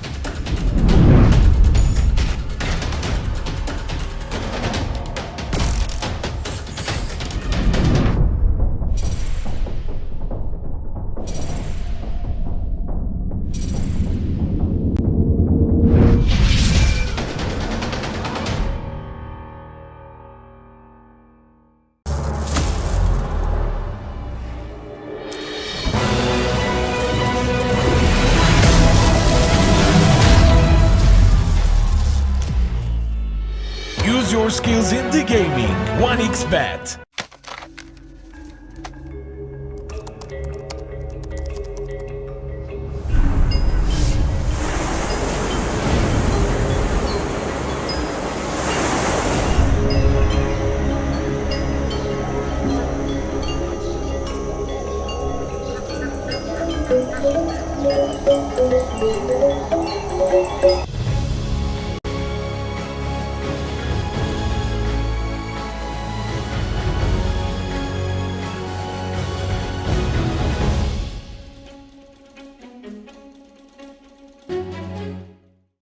ladies and gentlemen, welcome back. We are going into our second game draft between Gaimin Gladiators and, of course, 9Pandas, and it is MLP Dota. John X5 joining you once again. John, game 1 was not close whatsoever. 9Pandas. What are you laughing at, John? Come on now. What are you laughing at? No, go into spiel. Go into spiel. I'll tell you later. All right. Well, 9Pandas did not have a close matchup against Gaimin Gladiators. Gaimin Gladiators were Gaimin Gladiators and just won out the series very convincingly. Game 2, is there anything you'd like to see change? I mean, you said draft. You want to see an IO ban, I believe you said. I think you're absolutely crazy, Jonathan. IO has not been banned for what feels like years, but I guess Gaimin kind of does that to you. Yeah, and again, that was a very much a last patch ban up against Gaimin, but they show that it still works here. I can give you a little sneak peek of why I'm laughing, Mike, when I see it. And it's what I realized. If anyone in chat cares to Google nuclear Nadal and then look at Mike, let me know if it looks similar. Right? Oh. Nuclear Nadal, the dictator. Mike, you're a star to me now. I'm starstruck. I didn't think I'd be sitting with the nuclear Nadal, but here we are. Thank you for that, Jonathan. That's one way to get us cancelled here, as we do go into the draft. Morphling Doom is the It's a fun for Gaimin film. Gladiators. Just a old 9Pandas film now. are gonna go. What is it, Jonathan? It's an old film. Nothing. Yeah, All it's right. an old film now. All right, I haven't watched 9Pandas. They're gonna go for the Timber Saw. Second band to come. They'll get rid of the Undying. They didn't follow your advice, Jonathan. Surprisingly enough. IO is still available. Gaimin Gladiators, I'm sure, going to do something a little bit different. They're going to go down the end trap. That's fair. I think it still has a lot to provide. They go with just a straight up LC opener for 9Pandas with the techies. So they establish their offlane very early on here. That is a pretty stable offlane for Miero. I think there's some good aggression that can come out here. I'm not sure how to feel about that into an inch pick. It does feel like Enchantress can just impetus shot you down in lane. If it is a pause 5 coming out, sure you have techies, but she can also just impetus shot down the techies. So inch is already pretty stable there. To be fair, there's not much that really deals with an inch lane all too well. So I think Gaimin just established their lane very nicely here. And there's some scalability on the inch. You've got some healing still in play. We'll go for the Medusa now. So with an early LC reveal, straight into Dusa, because why not? LC is not going to do much to stop that here in lane. And now you can just ban to protect Dusa. There is some flex for Gaimin. I'm pretty sure Ace can play that off lane.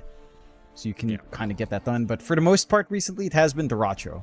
So it just should straight up be your safe lane. Dusa, again, into an LT lane. You don't really care. You're just going to stand back, Mystic Snake, hit some creeps, and be happy. Yeah, I mean, absolutely. This hero, this Medusa hero, like, no matter what nerfs they give it, it still just seems to be very, very potent here in this current meta. Even if you do find some decent counters towards it, usually the big ones just get banned out in the second phase, and we're already seeing it. Anti-mage removed.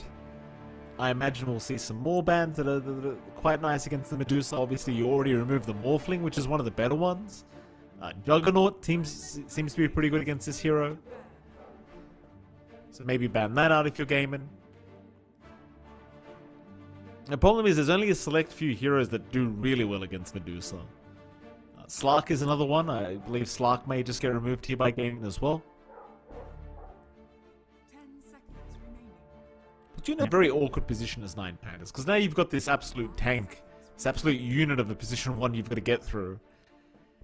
And the thing is with Dusa, like, once you hit that butterfly timing after Manta, it's just so hard to contest.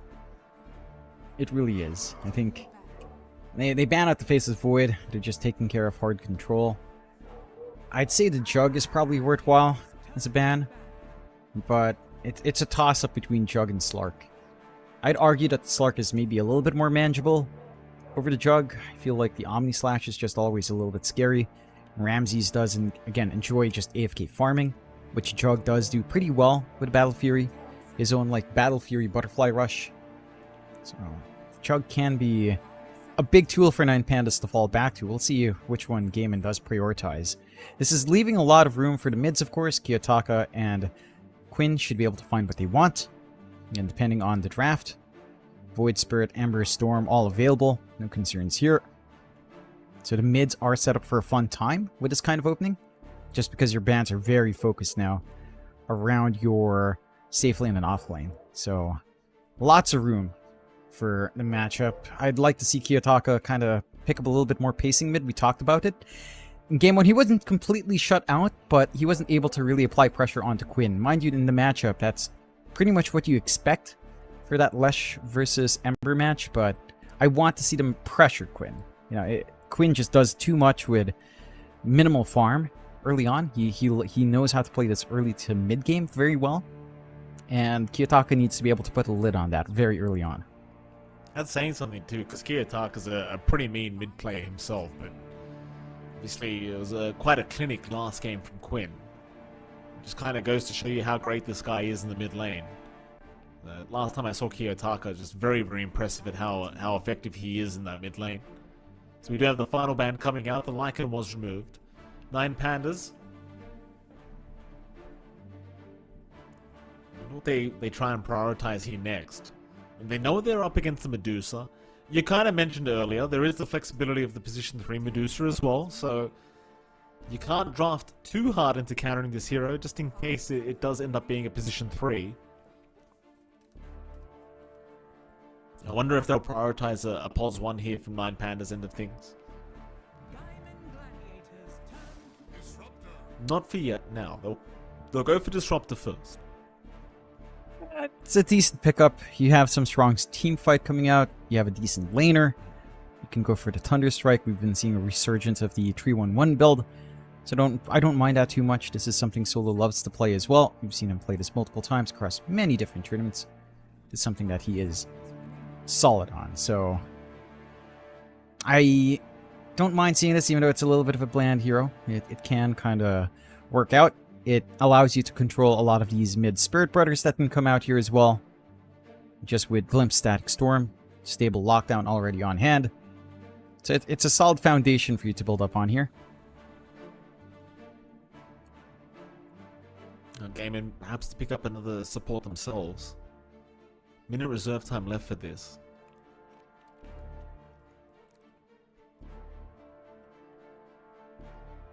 So that Celery Ench you see there already, like it's just such a scary hero to give to Celery. Arguably his best hero in the POS 5.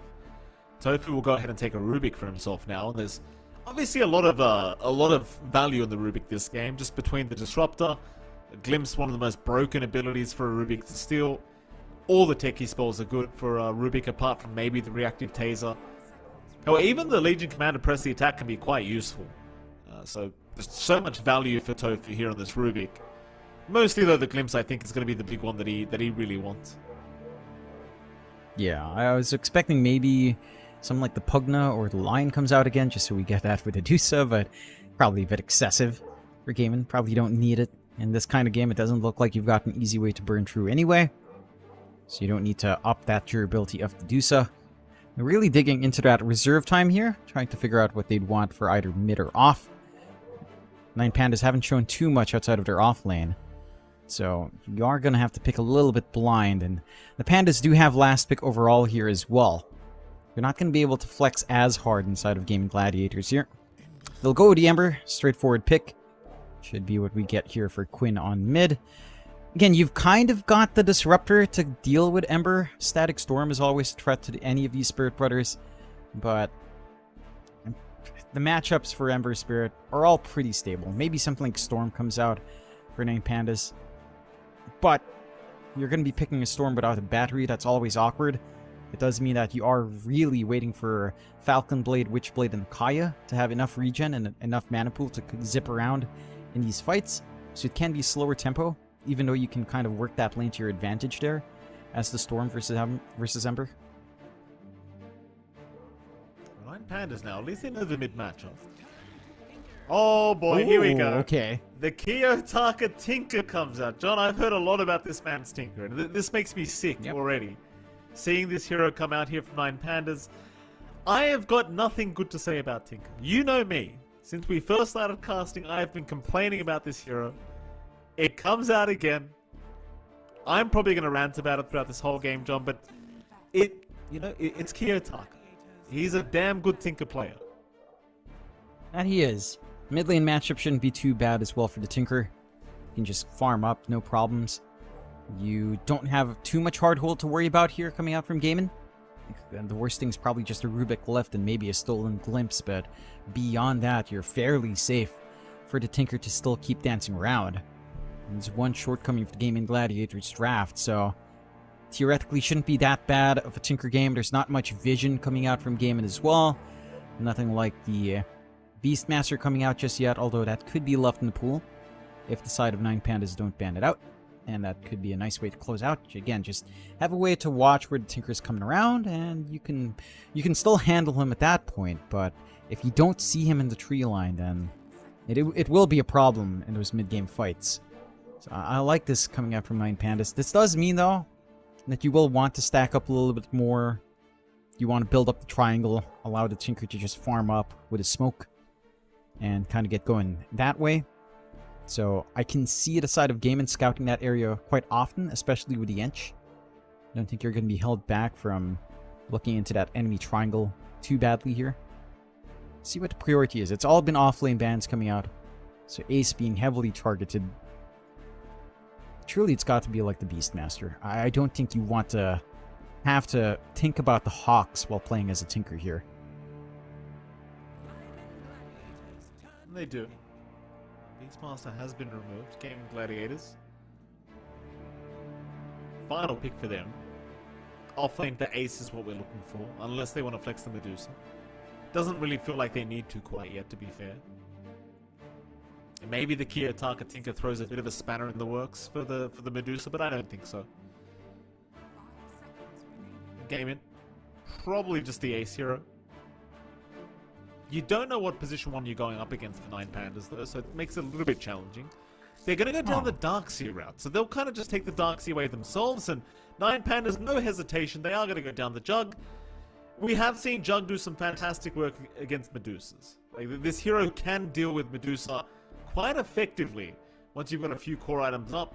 Omni-Slash very effective against the hero that really just can't avoid it. But it's easier said than done. Yeah, I think you've got to have farming pace coming out here for Ramses. You'd want to have the Battle Fury timing to come out fairly quickly. Your lane is not too bad, though, for the Jug. I don't think this is the hardest lane in the world, Jug into Darkseer, although you are melee into Darkseer. So the Iron Shell's always going to be annoying, but at the very least, you've always got the spin. You've got the Disruptor, who can always glimpse him back and kind of wall them off if Ace does try to dive you. So I can see Ramses coming out with a pretty good laning start, coming into the Battle Fury, working into the Manta Butterfly that we tend to see as the counter to that Dusa. And that's where, that's where things can start to get rolling for the Jug.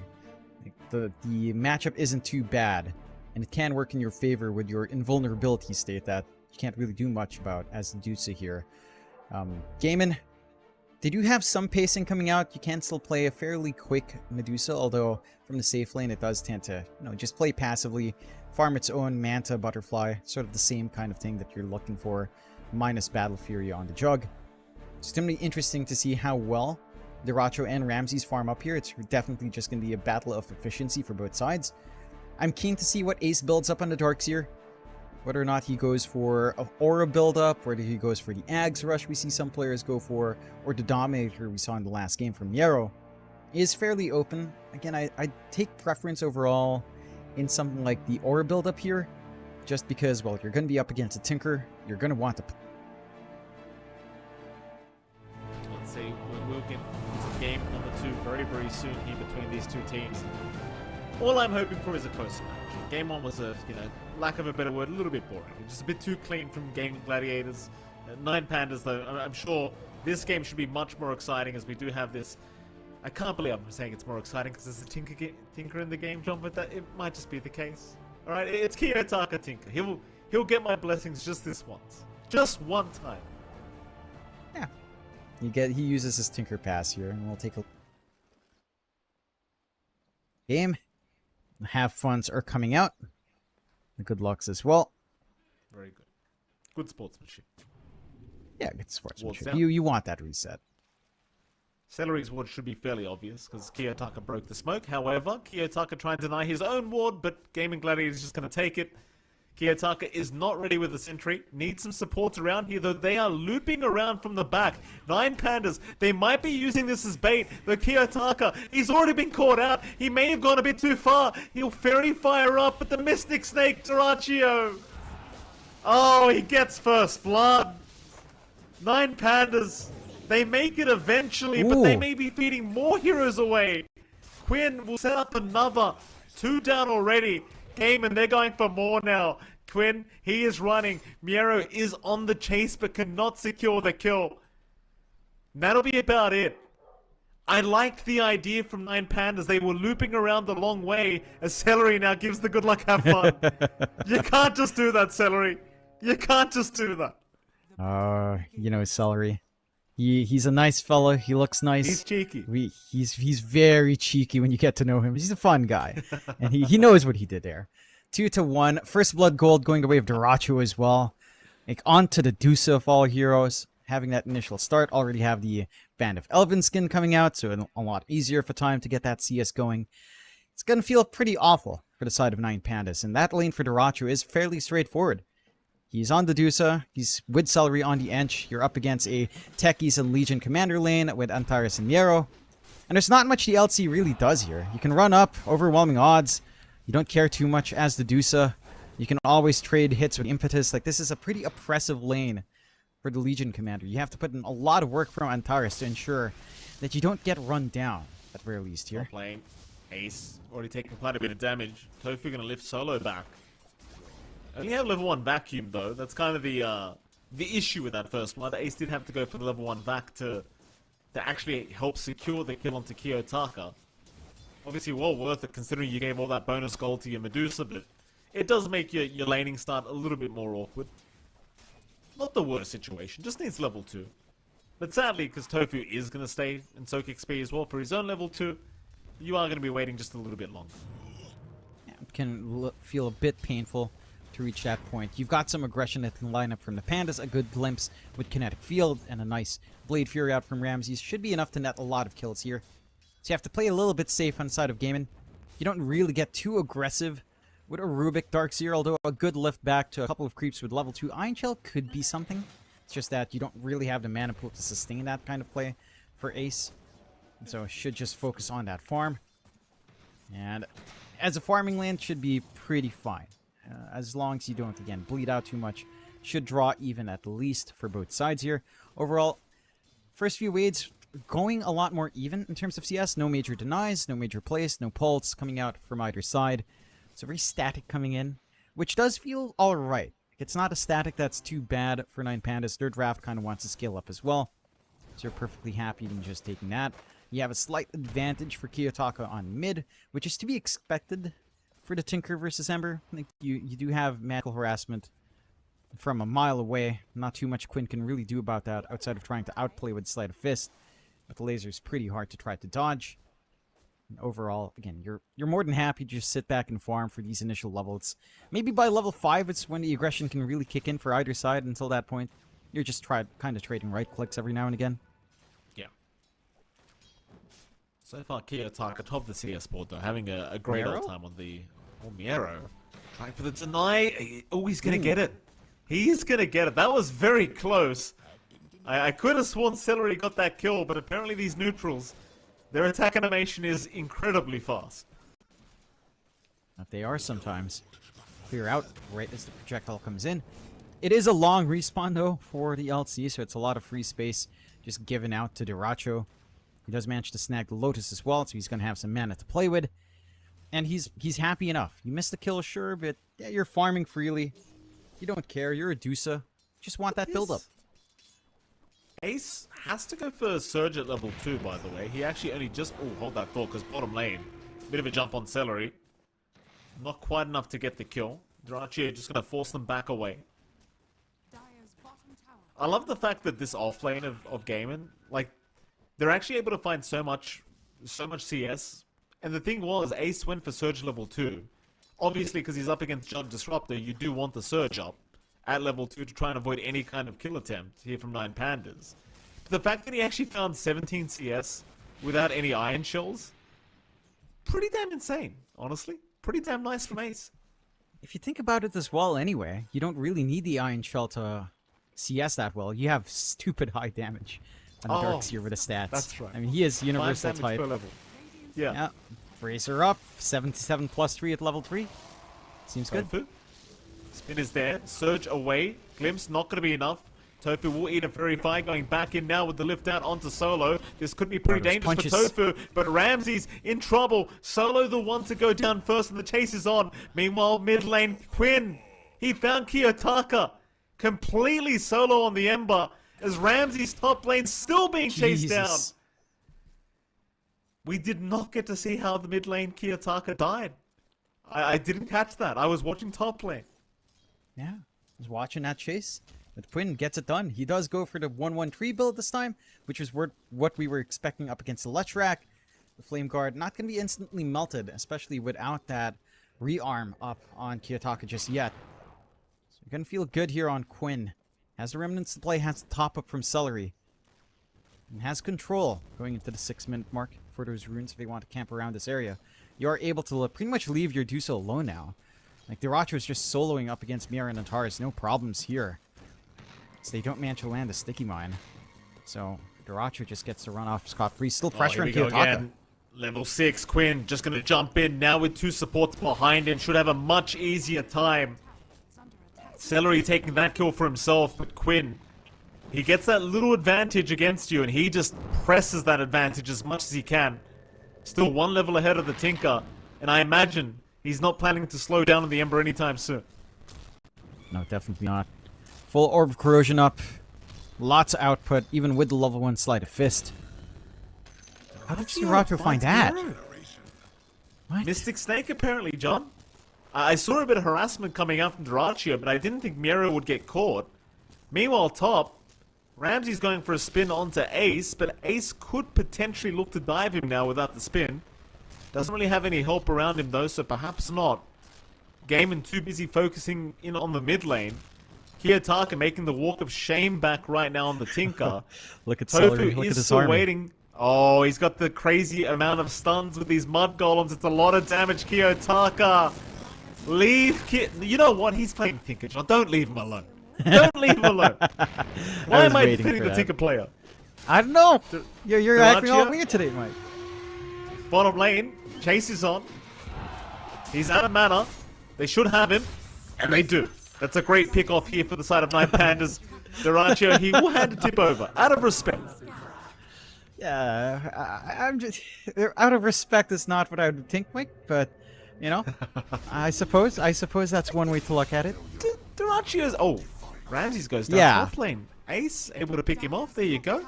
I was gonna say, John Diracho is a very nice young man. We had the pleasure of meeting him a couple times. He's a very polite young man, I want to say. Yes, I'm always surprised he's not like 16. Keep forgetting that because he looks like that's not a diss, by the way. That's a very big compliment. He's a handsome fella. He's a handsome man. Kiyotaka, he's getting ages up here, Mike.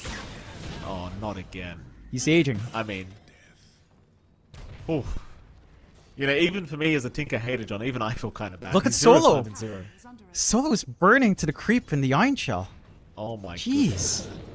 Top lane, by the way, is where that was happening, is mid lane. Chains are out. Antares. Sticky Bomb's going to land from Tofu. Quinn is pretty low on mana. Has stick charges. We'll just dodge out the blast off. Look for the chains. No, doesn't throw them out. Quinn just lets him go. Yeah, just a Top warning lane. shot. Solo's still being chased by creeps, apparently. In fact, Celery's just chasing both of them at the moment. Bit of Benny Hill music going on here, I'm sure. Solo is going to die. Celery picks up his 3rd kill of the game. 11-2 now is the scoreline. 4K advantage for Gaimin Gladiators.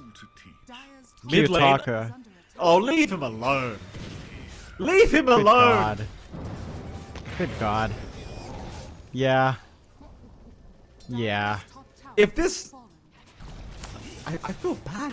I mean, this is a Tinker player, but I still feel bad. I can't believe what I'm saying. You Quinn? empathize with other humans, Mike. Sometimes. The Tinker players aren't usually human though, Don. That's the problem. Quinn. Well, Well, I will say this. Mid T1, excuse me. Go on, John. Kiyotaka is certainly experiencing his old username right now. This is certainly a very depressed kid game. You didn't have to do him like that, John, because it might happen again. I can't believe what Yeah. I'm saying. I actually cannot believe what I'm saying. Quinn is... This is bullying, John. This is straight up bullying. I'm going to call Quinn out for this. This is terrible. The duel comes out mid lane. I think Quinn's got No it. way. Oh, he won't win the duel, but he'll win the fight. Solo's getting chased by skeletons by Celery. Yeah. They're bullying Jonathan. Kiyotaka's being bullied right now. This is not fair. You know, it's those things when this happens in your pub, you're middle like they can't 1v1 me, man, and just baby rages the entire time because you're constantly being camped. You're calling your supports to come in. Your supports are like, if we leave our side lanes, they're gonna lose. You know that, and the mids insist you come in, so your side lanes lose. It's a cascading effect. This is Double damage. yeah, this is yeah. I mean, even Gaimin, even a frog, giving Quinn a juicy rune to find more kills. 15-2, 9 pandas. Ramses. Oh, Quinn's got a double damage, John. You know he's heading up top. Ramses is there somewhere. He knows it. And here we go. Chains, Jesus not gonna land. Christ. He will spin TP away. He's gonna make it out. Thank That goodness for damage. Ramses. Oh, goodness, yeah. He bails out. Can go back farming. Daracha's been left alone this entire time, too. Like, Medusa's just free farming. Yasha up, Power Tread's up. John, I don't want to make things more depressing. Kiyotaka's still level 6. Yeah, This is your mid-tinker. Yeah, Tinkerfield's awful at 6 as well. Like, Celery- rearm is just so bad. Celery's halfway to level 8. That's how bad this Tinker game is right now. Celery's almost level 8. Tinker's level 6. Yeah. It's Kiyotaka. No. They just jump him every time. I don't know what to say. They're just literally guiding him under tier 2 towers. They're going to get a duel out of it at least. Miero, he'll take the trade. In they go. Quinn going for more. Blast off going to land on one, but Quinn seems literally unkillable right now. They'd have to throw everything but the kitchen sink. Omni slash and Celery creep wave. is tanking the Omni. The creep wave comes in the right moment. Gaimin Gladiators, they've read the script here, John. So they will run up top. Ace will show up mid lane. Muerto, he cannot kill off the end. Celery has picked up an unstoppable spree. Quinn is jumping in. Speaking of unstoppable, Antara is going to go down. This is not even 12 minutes in. We're 18-3. I think the boys at Gaimin must have heard us saying it was a boring game last time, John, because they went the opposite route this game around. My God. I mean, it still has the same issues as game 1 in that 9 pandas literally can't do anything. So, it's entertaining as a curb stomp, but it's just an even harder curb stomp than game 1. Kiyotaka, please I stop don't know TPing. how you come back. Stop TPing, dude. He has a blink at the least, Mike. Literally 2 circlets, a bottle, a branch, and a blink. That's the state of the game here. Can he blink his way out of this game, John? Because I think that's the only way he wants to blink right now, this Tinker. So, top lane, Quinn. Looking for Ramses. He's have the bonus of the Iron Shoal, so plenty of damage when you combine that with the Flame Guard. Solo's just getting shredded by Sleight of Fists here from Quinn. Quinn is literally just poking at Solo the whole time. He knows Ramses might still be there. In fact, he'll make the jump in, force the spin out. Ramses does not have a TP available. Solo is still being hunted in the meantime. They want a 2 for nothing special, and they've got Solo down. Ramses, in the meantime, he just has to fight. He's got no choice in the matter. No TP means no spin TP out. And they can't save. Oh. Kiyotaka, do you want to show yourself right now? He'll back. He's alright. And just sends a poke out with that laser and the homing missile. 20-3, 2 kills away, Mike. We'll have the beautiful score, the perfect score line. In a beautiful game, with a beautiful team, with Solo on hand, and then with beauty. Absolutely. I think Gaimin Gladiator, I mean, they're having too much of a relaxed time. You pointed out that, hold on a minute, top lane.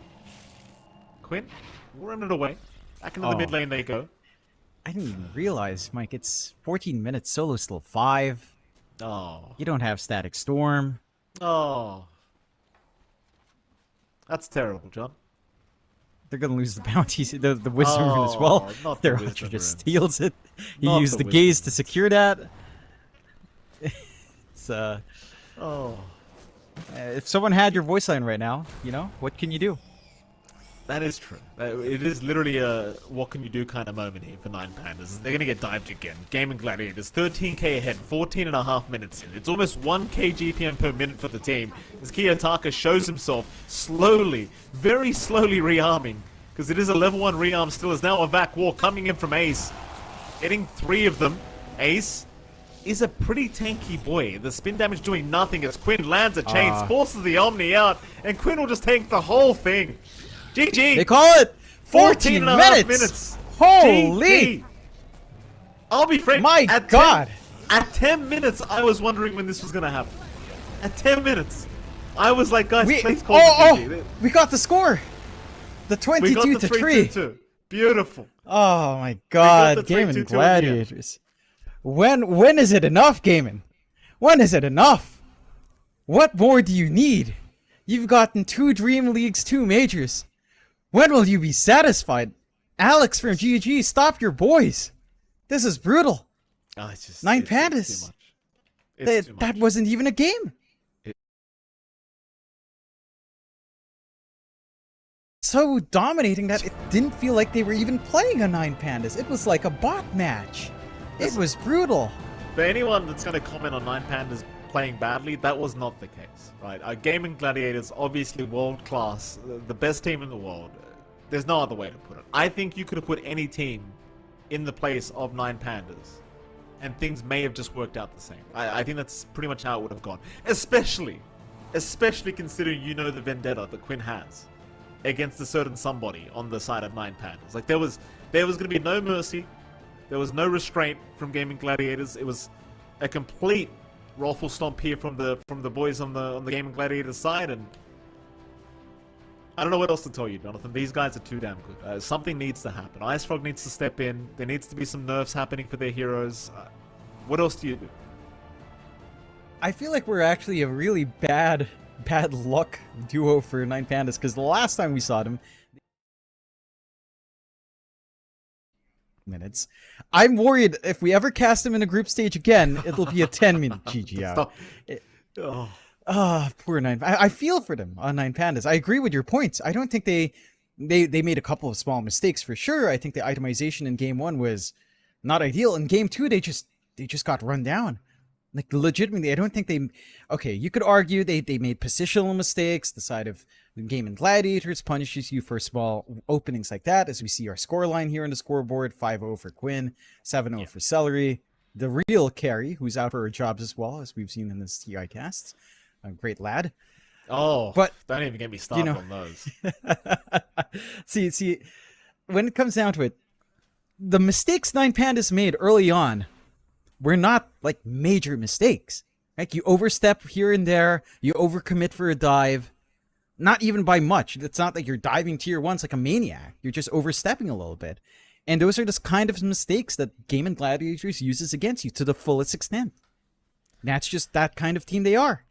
They're maniacs. This is an incredible team for sure. I mean, I'm a big fan of the Gaimin Gladiator boys as well, Jonathan. The whole team, like we know the bosses, we know the CEOs, we know the staff from Gaimin. They're just fantastic people, and you know, if there was a team that just kept winning everything, it may as well be this team because they're fantastic. But there you go. Gaimin Gladiators, a very confident 2-0 victory against 9 Pandas. Wish I could have said it was going to be closer, Jonathan. I thought it would have been much closer. Not the case. Not the case, sadly, Jonathan. Not the case at all. Still, before we do end up heading off to anything like a braid, you can enjoy the same world-class comfort as the best Dota players in the world. Of course, DX Racer is the official chair sponsor of the Bali Major. Visit dxracer.com to get your very own now. Go on, John. Visit the website. Get yourself a new chair. That chair behind you, it's not looking too good. Yeah, it's not fancy, Mike. It disappears as well. You can see this portion on my right shoulder disappears. A DX Racer won't disappear on me. So maybe you could be a good Dota player, John, if you got the damn chair. You know? Yeah, I'm sure I would. Maybe, perhaps. +5. Well, with that, Jonathan, we are going to head off to a short break. And of course, right after the break, we'll be back with a new duo for our final T2 series. We've got Epidamus and we've got 343, a lovely duo, coming right up after a very short break. So don't go anywhere.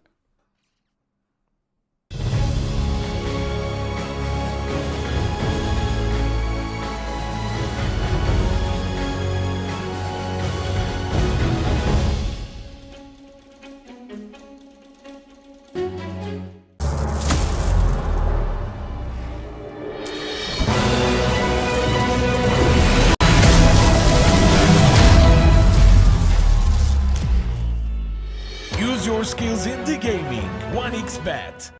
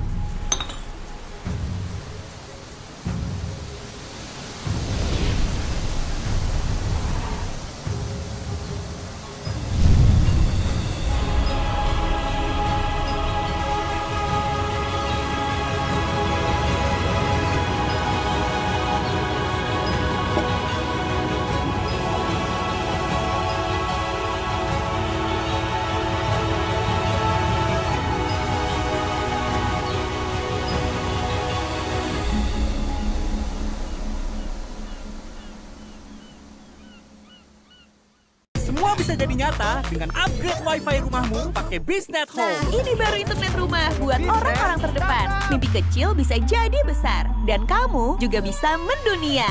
Jadi, siap wujudkan semua jadi nyata?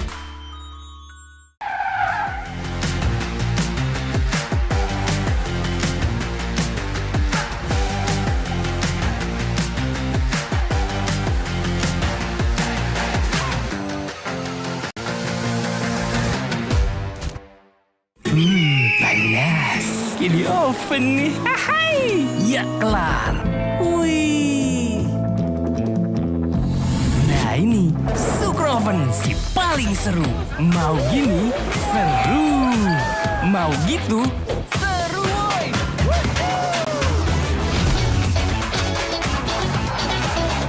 Mau lagi? Lagi. Terus aja lagi. Super Oven seru from the oven. The world is your stage. Take the first step to change. Lead with vision and innovation. Perfect your strategy and make your goals reality. Así que vaya. Get in the game. Make it count.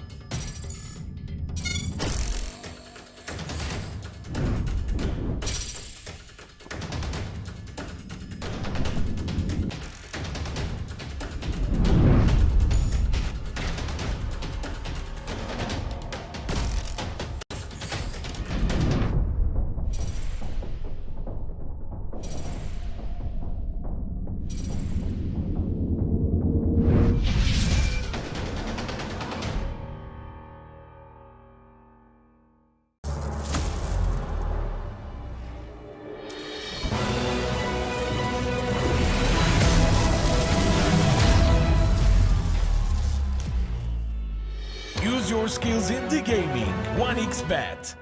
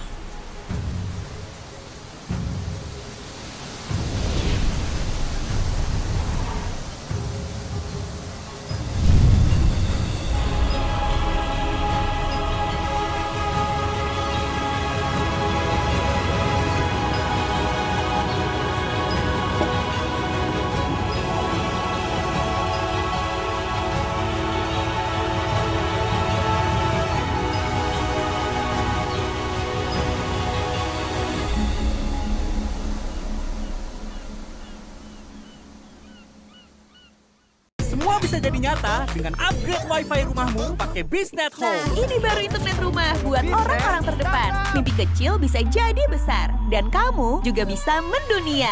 Jadi, siap wujudkan semua jadi nyata?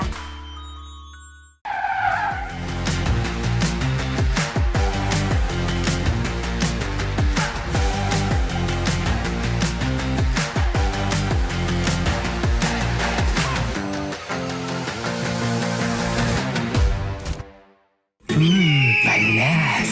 Di oven nih. Hai. Ya kelar. Wih. Nah ini Sukroven si paling seru. Mau gini seru. Mau gitu seru woy.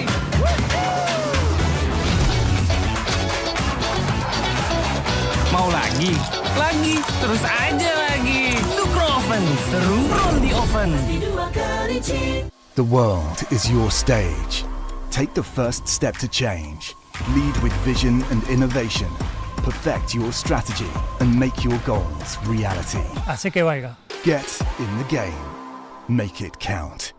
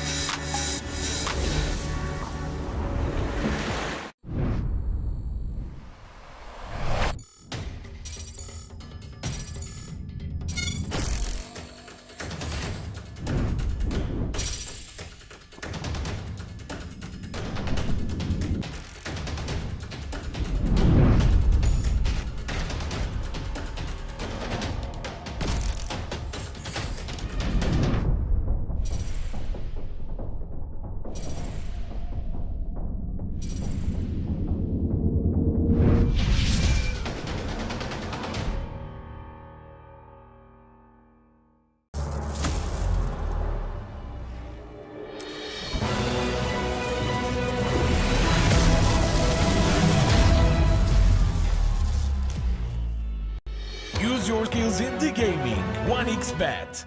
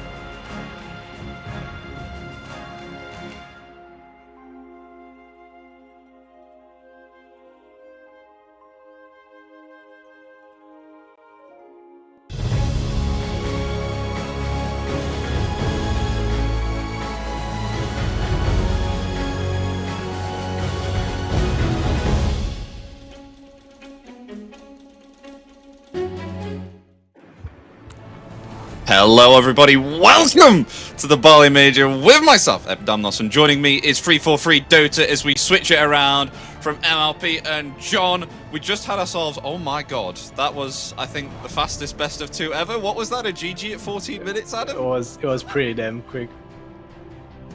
It was pretty damn quick, but soon we will be blessed with the draft very soon, but we do need to tell you what the next series is after just having that very quick series. So the first game, ladies and gentlemen, for us is indeed, get it up here,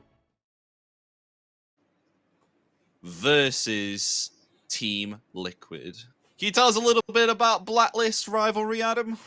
This team has been close to qualifying for the major the whole year round, and they finally did it this season with the change of KP coming in playing offlane and Bosco moving to post 5, as well as Ninja Boogie, their coach.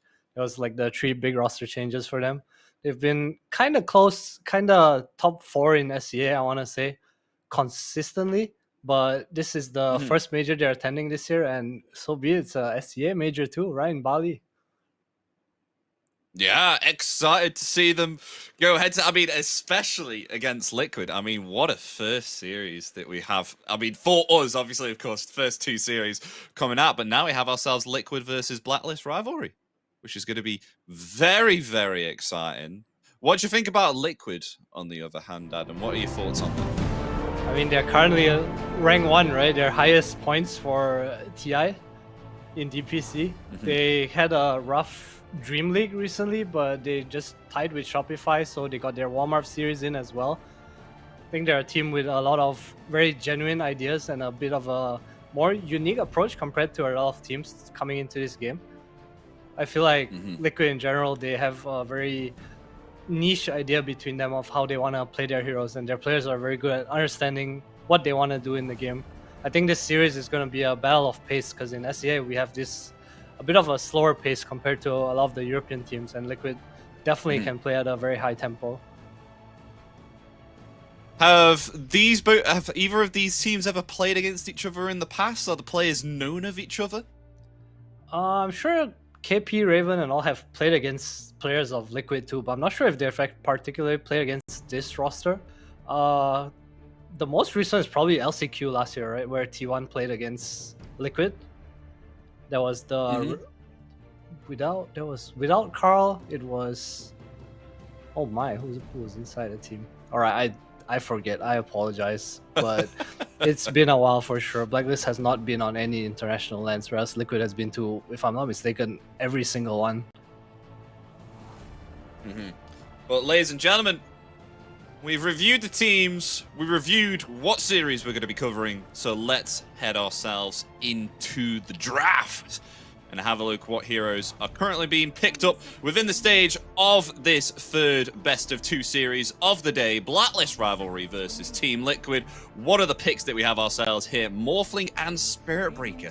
First pick here from Blacklist Rivalry, but in return, Team Liquid, they're going to be getting themselves Enchantress and Visage. So a little bit of unique picks here, but very strong first picks coming out from either side of the teams. What does this tell us, Adam?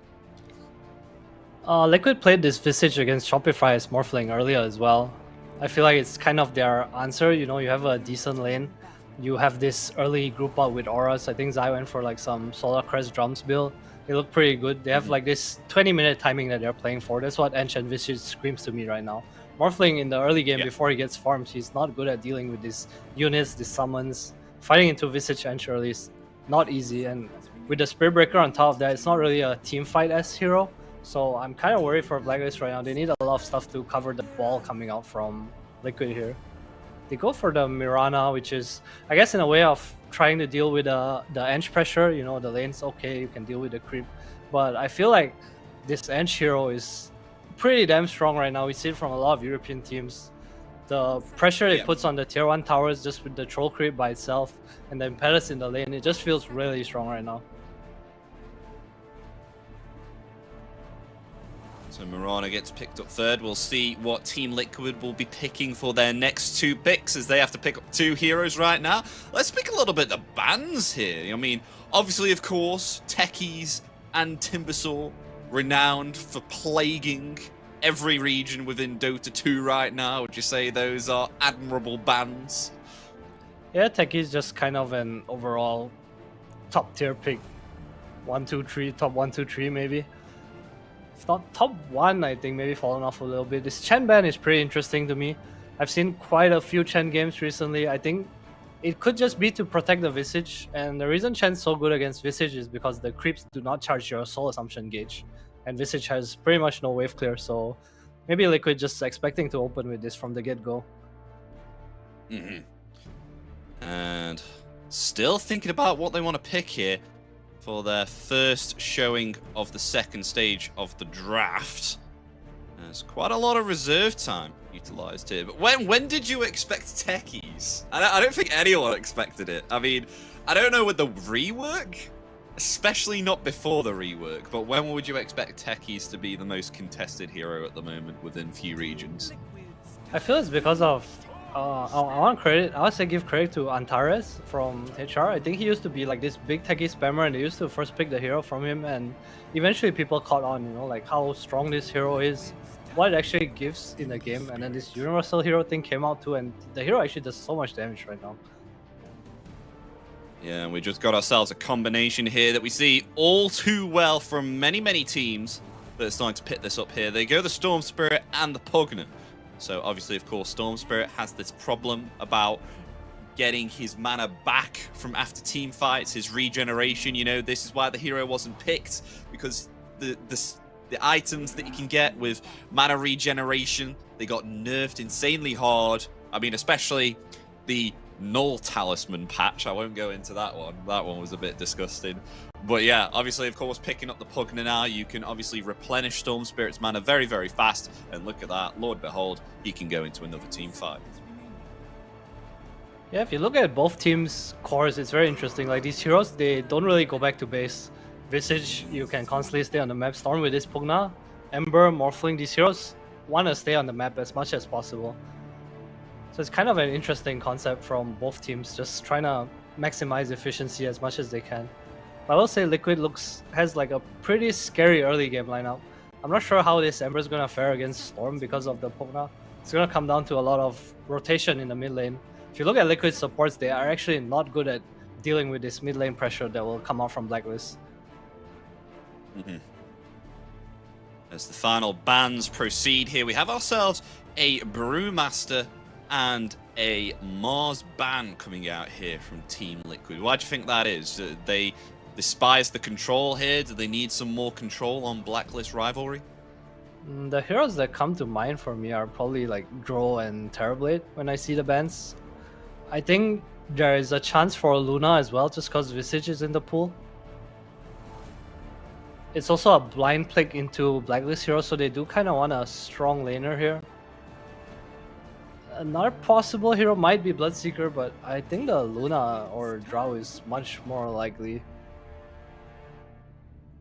How come you brought up Luna with the Visage there? Is it because of the just the aura passive damage gain for the familiars? Yeah, and I think the aura now, the way it works at night is the heroes get global bonus damage, right? So it enables your Storm pretty nicely as well. Yeah, that's right. Go for the Drow. You were indeed correct, Adam. It's a Drow Ranger coming out here for Team Liquid. So obviously, of course, with those piercing arrows, it's going to work very well against base armor damage, particularly of that of the Morphling, who I don't think will ever build anything with armor. There's still a Darkseer in the pool for Blacklist. Not a huge KP hero. I feel like if I look at Blacklist draft right now, Morph is going to get secured in the lane and eventually he's going to go alone. And Spiritbreaker and Mirana they want to play around this Ember Spirit and constantly apply pressure on the Storm. So I expect KP's hero to be maybe an Ancient Clear or just something that can kind of solo the lane. I like the Darkseer because it's good with the Spiritbreaker and enables the Ember Spirit as well. Gives you aura, gives you reach for this Drow Ranger. And on top of that, he does start to like cut away if he's able to clear Ancients. So I'd be kind of thinking what else is a KP hero here. There's also the good old Tide Mirana. Yeah, maybe. I was just going to say, it's unfortunate you can't morph as your allies anymore. Just, you know, remember those days of morphing into, like, Spirit Breaker or Earth Shaker when it was absolutely busted. Do you remember those days, Adam? I don't want to, man. You do. More Shaker in You every know what? I don't pub. blame you. More Spirit Breaker Every pub. Blacklist Yeah, it was taking pretty some nasty. time here.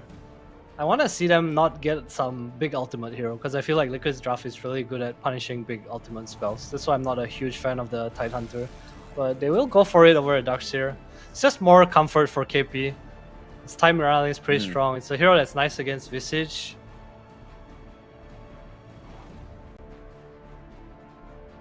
It's what they like. Like this Tidehunter with the auras on top of the Mirana, who's going to buy auras as well. It fits really nicely. Or an Ancient Clearer. And I think Blacklist has this draft where they're going to play around mid a lot. And it's going to come down a lot to Liquid Silence on how they do. Otherwise, I think Blacklist has a pretty good chance in this game. Yeah, I'd say so as well. I mean, looking at the draft right now, the Tidehunter, don't know if they'll start the initiation with it, but of course, if they do start initiation with other heroes like that of, you know, the Spirit Breaker, Ember Spirit, Morphling, these are heroes that can jump upon people, then of course you have the Tidehunter in the backlines that can just come on in and actually, you know, cancel any counter initiation that Team Liquid do indeed play. So I do like this Tidehunter pickup. Yeah, Blacklist has a very go into you and fight kind of lineup. I think this game's gonna come down to whether they can abuse things like Roshan and stuff off the Ravage cooldown towers. I feel like you lose a fight against Ravage, sure, but then you come back and you take the tower, and what can Blacklist honestly do? This Morphling is not going to be good at defending towers early on, especially against this Visage, Draw, Storm. Pugna they're so fast paced, and I think the laning phase is going to be what matters the most for them and how they use the Ravages in this game. Speaking of the Ember Spirit, though, Ember Spirit between Storm Spirit, that's a pretty same pace matchup for both of those heroes, right? Yeah, I think the difference maker here is the Pugna. So if Storm gets past the laning phase where he does not get pressured by this Chain Arrow early on, I feel like the Storm doesn't care as much anymore. Because now the Storms, they build into Falcon Blade, they build kind of stat items, maybe Sage and Kaya. And with the Pugna heal on top, it's kind of hard to burst him down. I think if Liquid can get past that point, and with these auras that might come out from Zai or whoever, it's going to be pretty hard to take down the Storm without Ravage. But from the drafts that you've seen so far, who would you say has the chance of coming out on top? With just drafts, looking at drafts at the moment, what do you think? I'm not a big believer in this Drow hero. I feel like I like Blacklist draft a bit more, although I do think they can get punished. It's going to come down to a lot of execution, but I will favor Blacklist here. Okay, you heard it here, folks. Analyst Adam says that he favors, obviously, of course, Blacklist Rivalry, but we'll have a look as the game does indeed get underway, and we'll be coming to your screen. Here we go, and there it is. Let's see, the first game of Team Liquid versus Blacklist Rivalry. Who's going to be taking game one here? Adam, you think that Blacklist Rivalry, they do have a little bit of a better draft? I do like Liquids though as well, you know. You got to respect this Pugna and this Storm Spirit with the mana regen. Like they have got team fight online every time. I think it's just as long as Nisha has himself a good mid lane, but Nisha's obviously very renowned for being a great mid laner. So fingers crossed, both mid laners do well, and we'll be blessed with a pretty good game. I feel like Liquid's heroes, based on their just supports, they are able to do well in the silence. And I think if they do well enough, it's gonna remove pressure from Nisha, from this Mirana arrow, from this Spirit Breaker charge. And I think that's Liquid's win condition for the early game, is to do well in silence. Because they have this Spirit Breaker +5 on Blacklist, and this Pugna, he doesn't care, he's just gonna hit you, he's gonna hit your Morphling. Raven might actually have a pretty tough time down here. So what's the lane of interest that we look at here? Obviously, of course, we've got Morphling on the safe lane, Raven, and position 5 Spirit Breaker. And look at this, Liquid. They're waiting in place to try and get maybe perhaps a kill here. Pressuring Raven here right now. Will hide in the trees. Has leveled the adaptive strike at level 1. Morph, you mean, yeah. Sorry, yeah, the morph. The adapt attribute shift. Already messing up already. Yeah, but it has to morph down. The wave is under a tower too, so I think this was Liquid's plan all along. We saw it from Gaimin. I think they were one of the first teams to do it. They bring 3 heroes, they kind of zone you out and block your wave in. This is going to give a lot of space to Zai as the creep wave will go up, and Morph does not want to play against this. You know, level 1 Morph, you have no wave from Nord. After strike, the wave goes up on you. So I feel like on this bottom lane, it'll be a little bit passive, but eventually once we start getting, you know, like the level 3s and the level 4s, then Zai can start spamming that soul assumption there as we on the bottom lane. And that'll start to be quite damaging here against the Morph. He hates magical damage very early on here. I feel the thing about this lane is you have two very long-ranged heroes just clicking at your Morphling, and Spiritbreaker doesn't really contribute much to this lane other than trying to soak up some hits and just fairy regen to you. It's also not easy to go on either the Visage or the Pugna here. I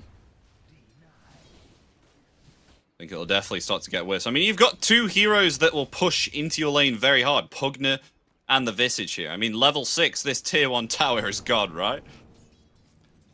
Yeah, that's my concern for Blacklist. I feel like we could have a very cheap lineup. Like, so easy for them to pressure towers and just pressure objectives on the map. Whereas for Blacklist, they need to commit, you know? There's this Ravage, this Charge-in, and the game might get to a point where you're not able to run into these heroes anymore, especially with the auras that will come out early. Carl? Kinda low. He's alright.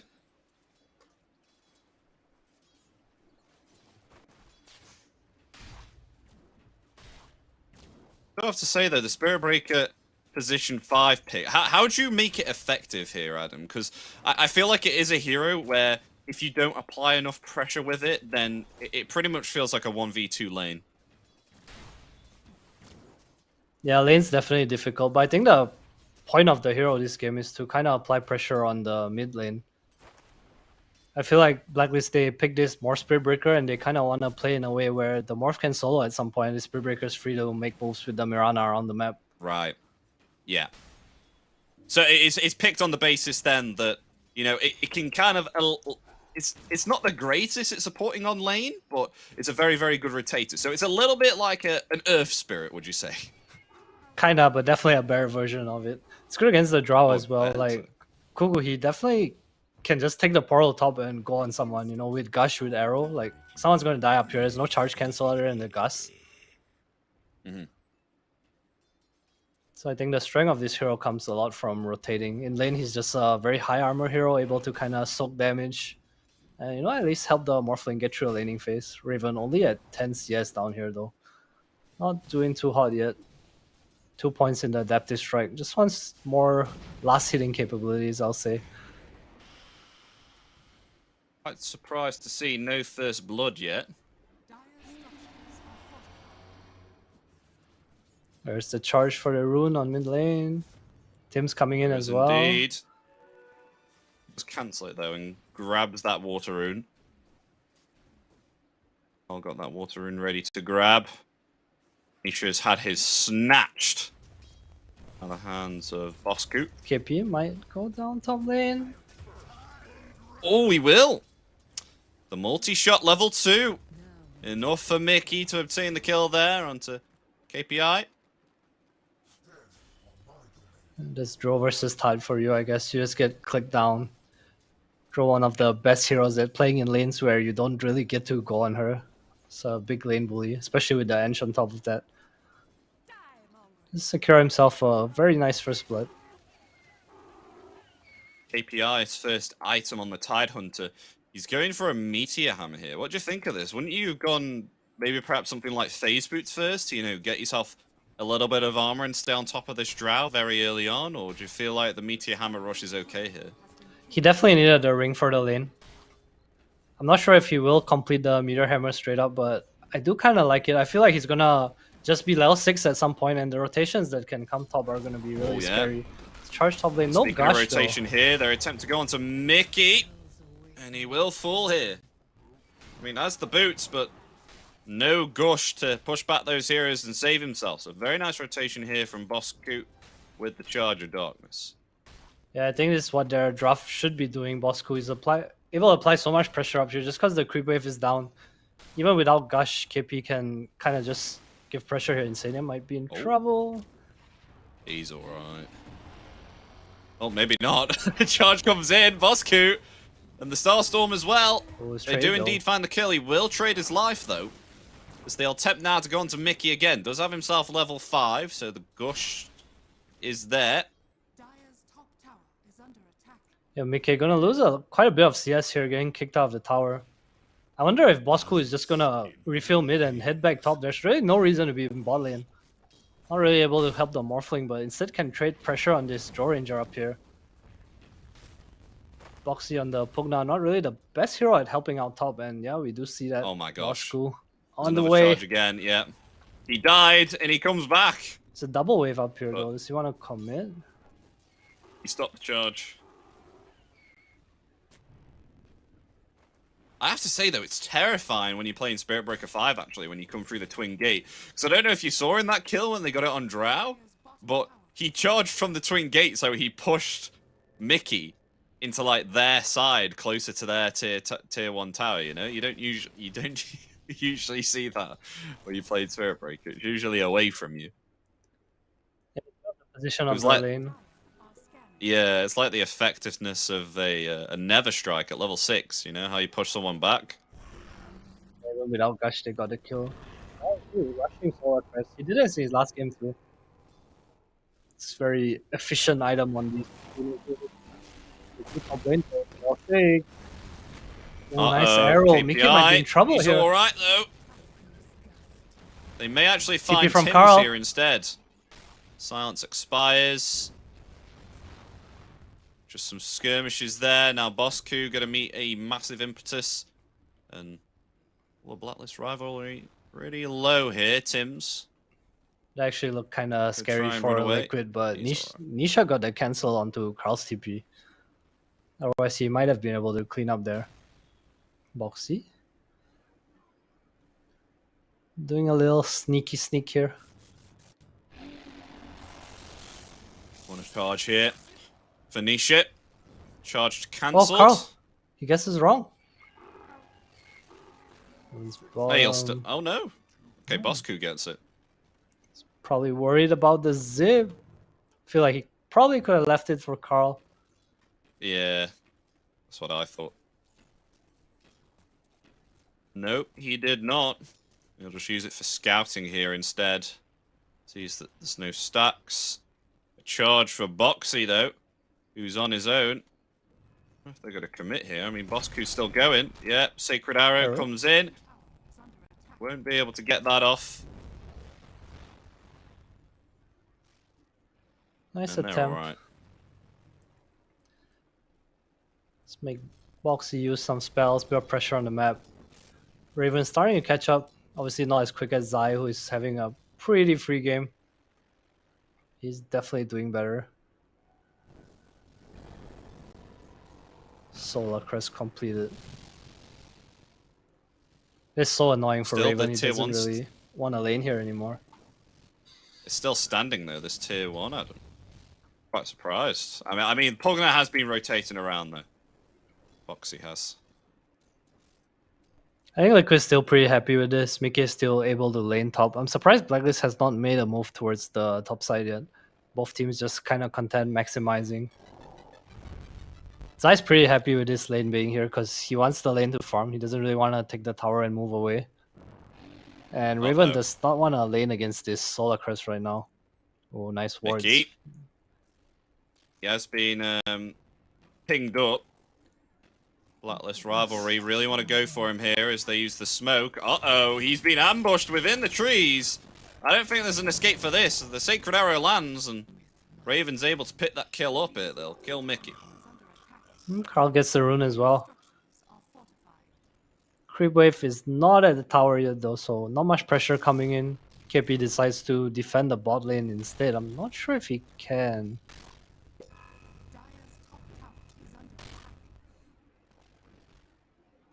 Has the hammer completed?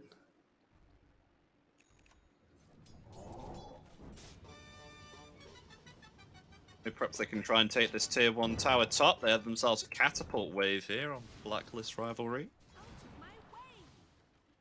I feel like Liquid will defend though. Tide has no TP. There is a portal nearby. I mean, Boxy's the only one here. Just soaking up Coming in XP, for a I charge guess. there. It does cancel it. Oh man, Blacklist are so scared because no one's on the map. Ooh. Yeah, they've got that.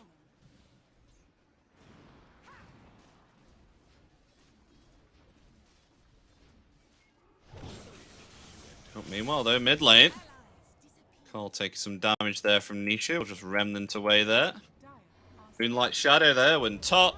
Bosku coming in for a charge, but slowed insanely there by the enchant. He's level 2 charge. I've never seen it go so slow before.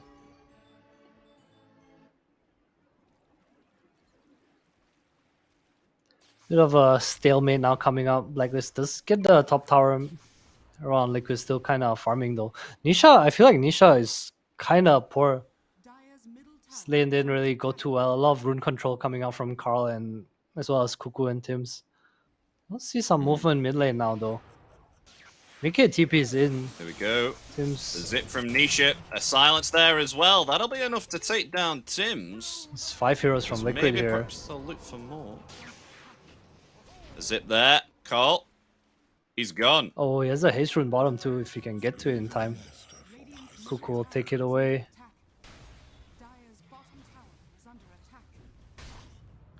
He's really trying to secure these runes for Nisha, but not having the best of luck.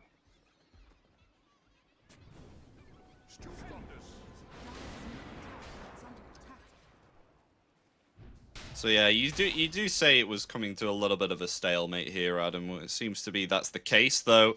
Boxy finally meeting up with Zai here. Maybe perhaps we'll see a tier 1 tower take here on the bottom. Yeah, but Close to Blacklist. getting it. Meanwhile, there was smoke here. Oh, arrow, The Nisha. Sacred arrow. It connects onto Nisha. Nisha might be dead here. Will be indeed. The Starstorm claims its life.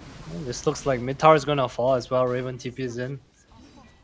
Ravage still not expanded, so Blacklist looking pretty hot so far. We'll lose that tier 1 tower. Taken there by Raven. But in return, that was a tower trade. I mean, Boxy and Zai, they did find themselves the tier 1 tower bottom. And net worth wise here, you can see Zai's been having a great time. Hasn't been disrupted here. Hasn't really joined in team fights, to say the least. He's just been pushing bottom, and it's worked out here. 6.6k net worth on the top.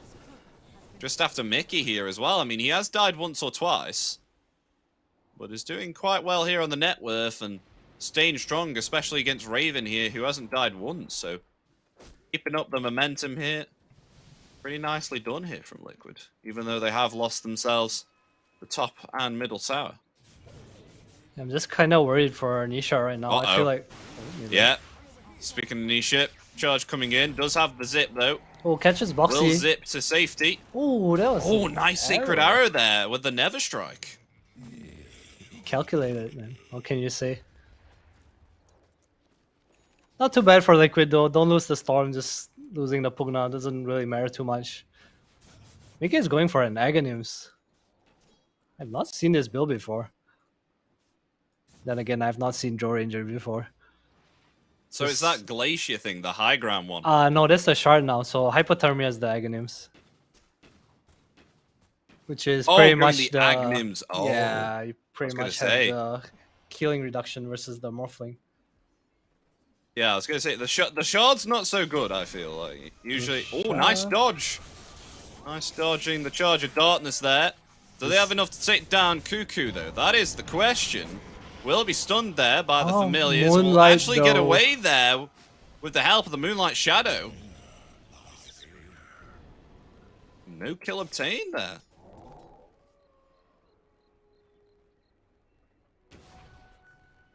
Yeah, the only time I've seen the Drow Ranger Ags Adam is it's like, look at me, I'm a target, come kill me. So you just... it's more like, hey team, I'm here. Come hit me up. I'm a big target. It's like painting a bullseye on your head. Yes, pretty good frontline with Zai this game though. We have the Stone Form coming out later and Pugna to kind of protect you. KP no dagger going for the mech.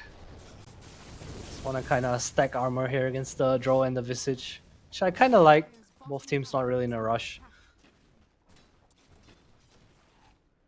How is this Storm comeback in this slow-paced game though? I'm not really sure. It's kind of playing off the map. He really needs one big team fight to kind of catch up in net worth. Yeah, 100%. He's not having the greatest time here. 5.7k net worth. I mean, almost around about 1,000 gold below KPI here on the Tidehunter. It's not the best, and he's trying to farm up something like a Witchblade here, or a Kaya, to try and get some extra damage here to help in securing that kill, which he most definitely does need in order to be scaling here a lot more.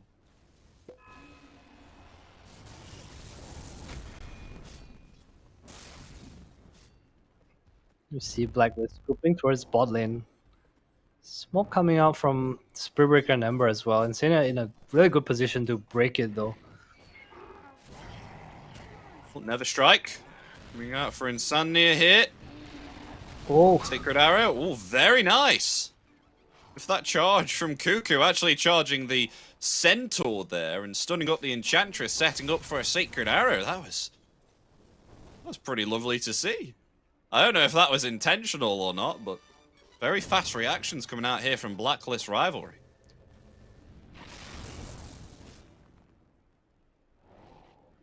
Yeah, taking this area from them means in 3 minutes Roche might be a play for our Blacklist. Their Aegis will be huge. They have Gush, they have Arrow, they have Morphling with Manta to take Roshan, so it shouldn't really be too much of an issue. Meanwhile, Liquid Aghanim's on the draw now. I wonder if this is a go time for them. We are nearing that point in the game. What do you think of this, Adam? They have Tim's on the Mirana, 2 braces, Vanguard, Power Treads. Going for a Crimson Guard here. I like it against the Visage. I don't... The thing is, you don't really want to buy Vanguard on Tidehunter because of the Kraken Shell interaction. So the way it works is that if you proc Vanguard, you actually can't proc Kraken Shell, which is bad because Kraken Shell is better. So I like this adaptation from him. He goes for Treads and 2 bracers since Crimson Guard is based off Strength as well. I think it's a cool way of trying to deal with it.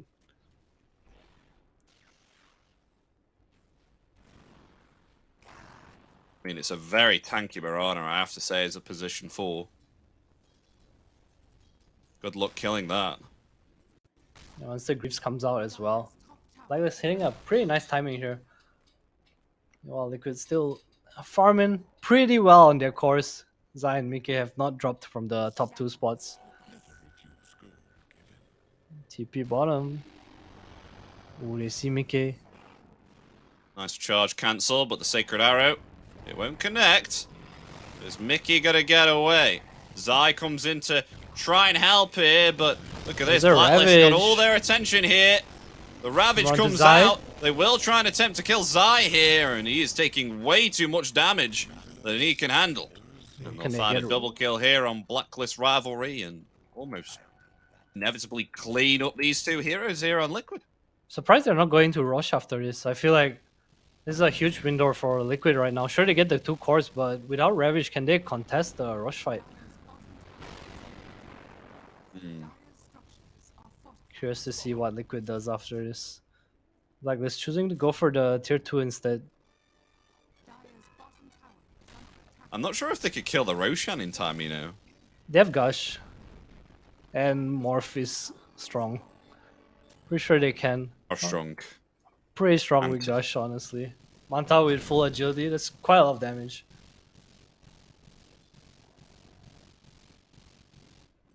And Liquid, it feels like they're keeping up in net worth, but it's just too hard to fight into the Tidehunter right now.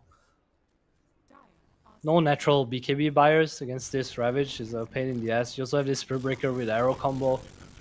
Carl is super annoying. Nisha feels that he is somewhat threatened here by the spells of Blacklist Rivalry. So soon after this, there's Witchblade. He's opting to go here for a BKB, but look at this. He has been fixated. His gaze, Cuckoo. He wants Nisha. Is Nisha aware? Cuckoo cancels. I think he did because of the Watcher, right? Yeah, probably. It looked like he was waiting for a zip, and Liquid does take Roshan for free, so... Yeah, they do.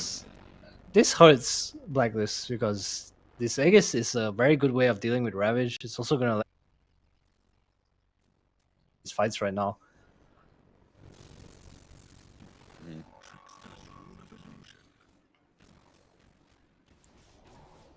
Still not a higher net worth here than the Morphling, but still nonetheless we have spoke about how this Drow is very impactful against the Morphling, especially with the marksmanship, those piercing arrows.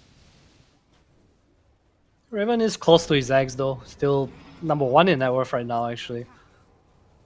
Oh wow, look at that tier 2 tower fall by those familiars from Zai. Doing a lot of damage there. What's the damage for them? 58. It's a lot.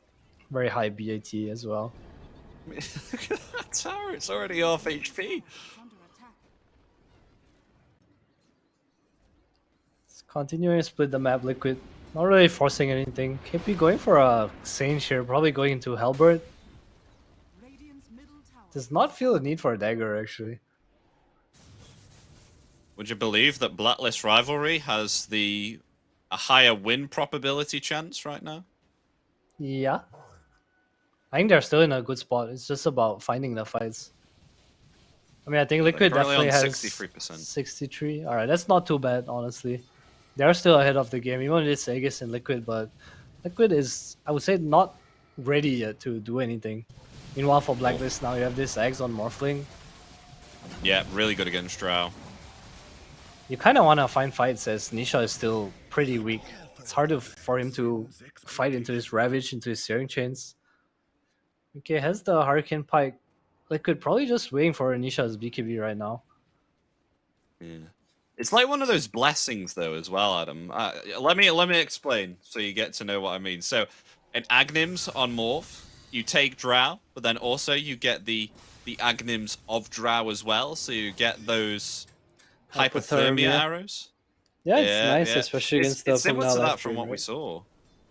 Yeah, it's similar to that of what we saw when we were doing some DPC and C with Rubik getting an Agnims, and of course, you know, he steals spells and then has the spells for those Agnims effects. Just the domino effect getting even better. So yeah, that's if you maybe can get the we'll see Morph Mickey up go on Mickey, Lincolns. Mickey has a Butterfly queued up. I like it more. I feel like he kind of has to frontline, and honestly, the X does not take away too much damage from him. It's because he has the multi-shot. He's not one of those. He's not like Dusa where you're like completely reliant on right clicks. You also have the Solar Crest from Zai. They don't really have this like single core lineup. The Visage and Storm do a lot of damage as well, so the Morph Egg's a bit less valuable, but still a pretty damn good item here.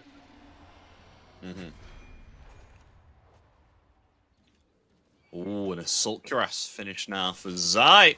Getting even stronger here, surpassing the Morphling slightly, top of the net worth now. Zai's been having an alright game, even though he was taken out once and only has 1 assist. He's just been pretty much farming here. Ooh, Bosco. Cuckoo. Is he in trouble here? Mickey coming forward there. Oh, the multi-shot arrows, not enough in range, and the Searing Chains are there. Mickey might be in trouble, locked in place within the river. Will be found. Does have the Aegis though. Will be coming back alive. Do they have anything to save Mickey here? No, they do not. Will just fall. This Aegis is just snuffed out. Gone. It's just hard to fight into Ravage without BKB. No one wants to come in. Well, meanwhile, though, Zai, free on the bottom, takes a tier 2 tower. So, you know, at least they get something out of that from losing the Aegis. You know, they get themselves a tier 2. So, more map presence to control here on the bottom, as you can see. The rest of Liquid now just patrolling in this jungle. And Nisha has just acquired his BKB as well. So this is big.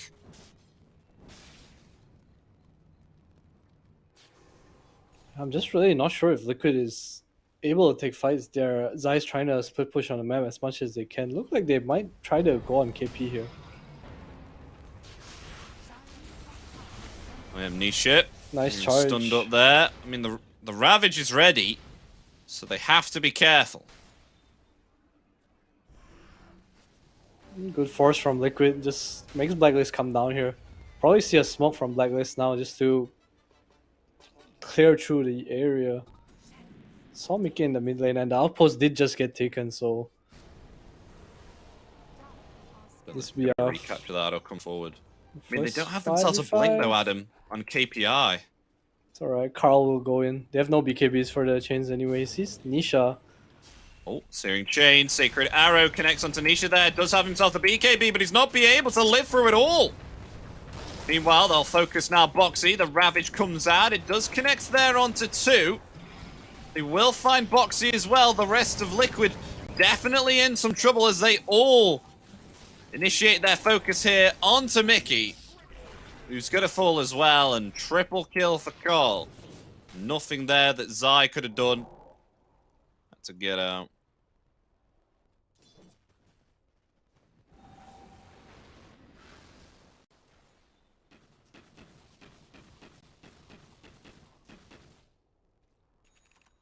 If only the BKB usage there. From Nisha just to protect against the Sacred Arrow, but didn't see it coming from the high ground. I'm surprised he didn't click it. I feel like these fights for Blacklist are so simple. KP's like, I press R and the fight feels like it's kind of over. The Meteor Hammer actually super nice against the Visage, so every time he drives just the Visage, he drops the hammer on top and the Gravekeeper's cloak charges are just gone. Liquid in a pretty tough spot right now, but of course they do have the heroes to come back into the game, but Blacklist definitely in the driver's seat right now.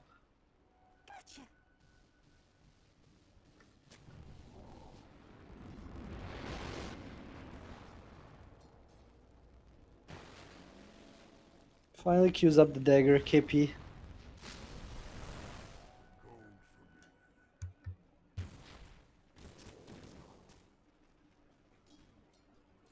So meanwhile, Networth, I mean, Zai's still on the top. What's it going for here? A BKB? Yeah. Yeah, they need BKBs BKB for this Ravage. It's way too much. It's way too annoying.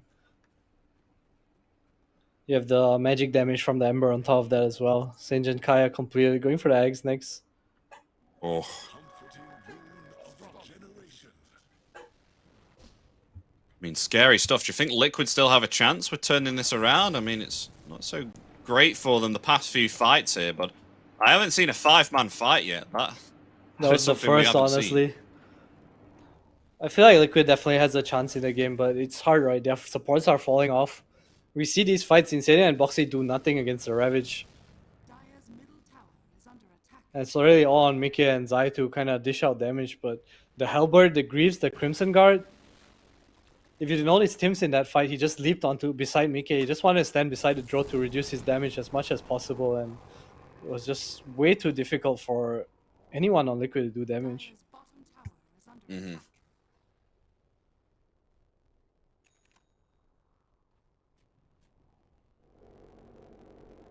It's BKB achieved now here as well on Raven. Both sides are grouped up closely. Who may take the lead here? Roshan is going to be spawning up quite soon. They do have some time here.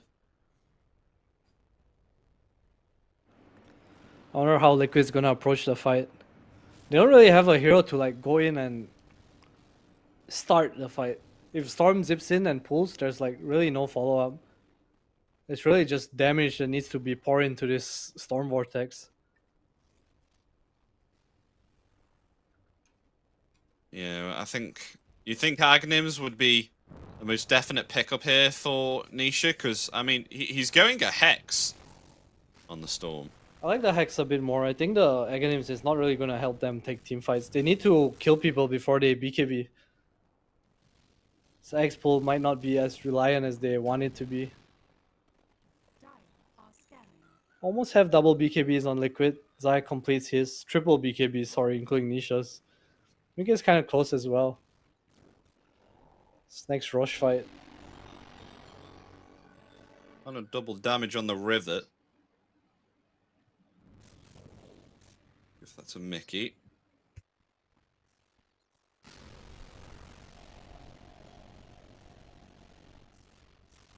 Just still waiting up this Roshan, Adam. I mean, it's back in 10 seconds, so... This Rivalry most definitely might be able to pick this one up.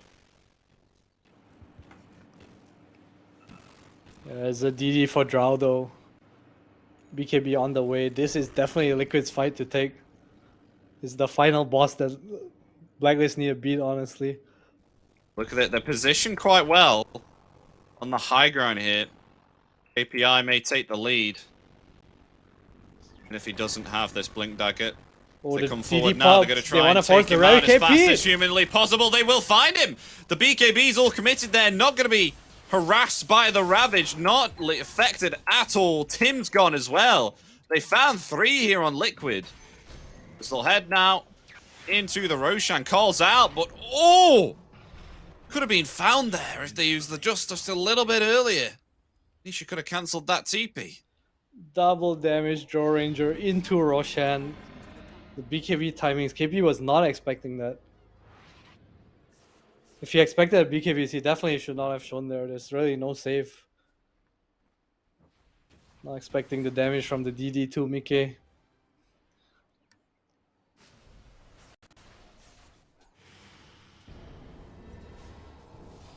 Yeah, that was a nice turnaround there from Liquid, and the gold lead has gone down by around about 6k, I think. Yeah, I'm sure Liquid's pretty favored right now. His Aegis on draw is such a huge timing. Blacklist, they had this spike, but just the BKBs coming up from Liquid and the way they initiated onto KP was... Blacklist just weren't expecting it, honestly.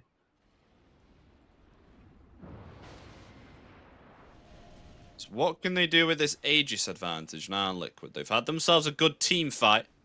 KP. Ravage is indeed down for another minute. They're going to try and take advantage of this and try and find themselves KPI. What's the halberd off? So they have themselves enough damage. Oh, is he able to get away? No. They will find the kill. In return, though, Nisha does not have himself a lot of mana. Boxy will definitely have to do some work here with his life drain. That's right. Mana is never an issue. Raven turns into the draw, has multi-shot. They really need this dagger on tight. Start the fights, don't let them get the BKBs off. Liquid Also out a definitely... glyph.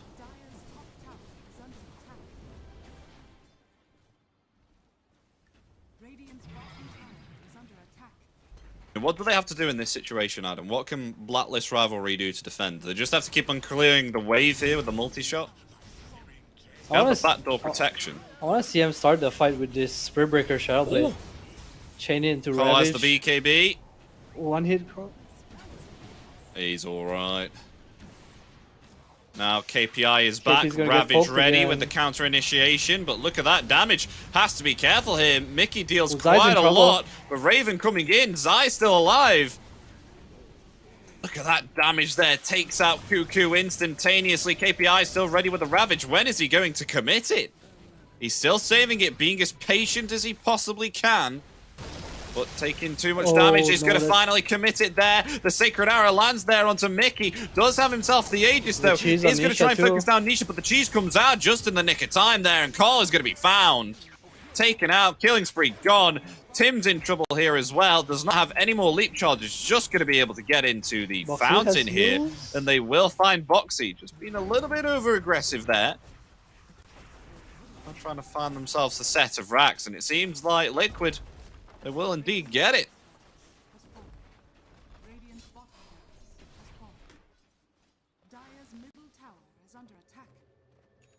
With that, a successful siege, a successful attempt, and an increase in net worth there for Nisha. He's got himself a Scythe of Ice now. Man, it feels like Blacklist made one mistake. Literally one mistake, and this game has just turned 360. The double damage on top 2. I feel like I've seen this before way too many times in these games. That's why rune control Look, is it's just so the BKBs, important. Adam. That too, for sure. BKB pickups. No dagger on KP. Just didn't really expect the timings coming out. Thought he could still tank it up, you know, has the halberd, has the greaves.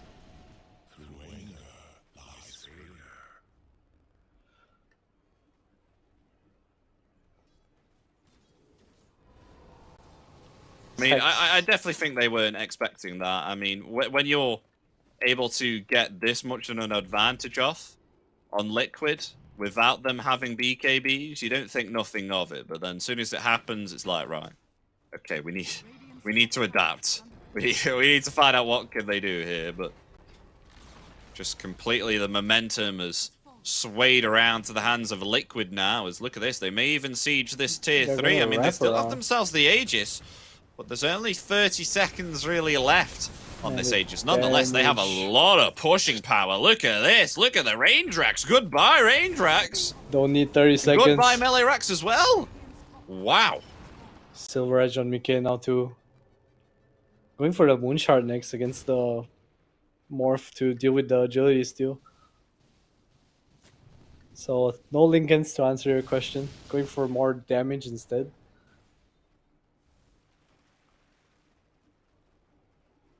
Arcane Rune for Nisha. 2 racks down. Do you think it would be better to get a Lincoln's here on Drow, or do you feel like Mickey has the right idea here? I like the Moon Shard or Butterfly. I feel like he doesn't need to be defensive at all. You can just break the Lincolns anyway. Might as well get something else. I definitely want to see Zai's building damage at the end of this game. I just saw him take out another tier 2 with ease. Oh, nice Sacred Arrow there onto Insania, but no follow-up. KP actually goes for the Ghost Scepter instead, so a bit of a different approach, trying to live through the burst instead. They have Ravage ready. Ravage is going to be committed. It will connect onto 3. BK. They're going to try and find Mickey now, who will use the BKB. Force-tap himself away, though Boxy definitely in peril, will fall, but along with Cuckoo as well. Meanwhile, now Carl taking a lot of damage. The BKB has expired. Nisha taking a lot of damage. Will back off, but look at this. Zai in the back lines with the familiars finds the mega creeps. Cheeky man. And Raven will get vengeance and take down those familiars for just 200 gold, but definitely worth it here to get the megas. Now Raven. Zai's in gangster himself mode back right here. now. Oh, they found themselves a Hex there onto KPI with the break as well from the Silver Edge, so not able to dispel that Hex there from the Cypher Vice. Very nicely played there from Liquid. They take down the Tidehunter once again. Thanks to Arrow too, Zai. Now, Oh, the stun on Carl! With the Shivas, Insania the is still Sentinel alive, but the stun. Waveform will find him, but in return, Carl is going to fall. So now they Raven focus their trying to attention juke, here but onto they Raven. know. Raven trying to lay through, but the damage is too much for him to handle. He's found as well. GG is cooled. Game 1 here is going to be going to Liquid. Very, very well played here. We're in a predicament within the first 20 minutes of the game, but that Roshan fight, they're able to turn it around and get themselves Game 1 here. So good job from Team Liquid. Just that one fight, they're playing for the BKBs. Blacklist were in such a dominating position, but the first Rosh, we saw them take the fight. They killed 2 cores, they killed Zai and Mickey. They did not go for Roshan. Maybe they felt it was too early. Double damage, no rune control. Revenge from Nisha, giving it to Mickey. Carl took every rune from him in the early game.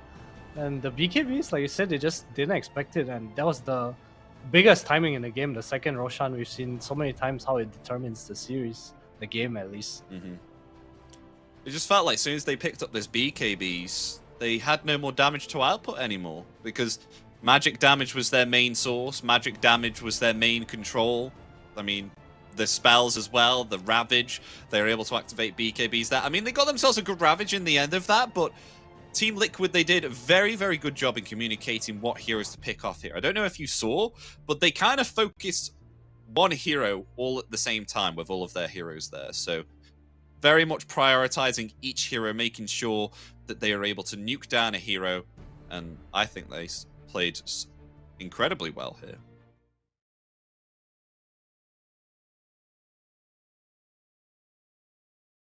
The dagger on KP. I think the way you deal with these BKBs is you want to start the engagement with Blink Ravage with Vision before the BKBs are popped, and they just didn't expect it, like you said, and Liquid caught them by surprise. Very nicely done by them.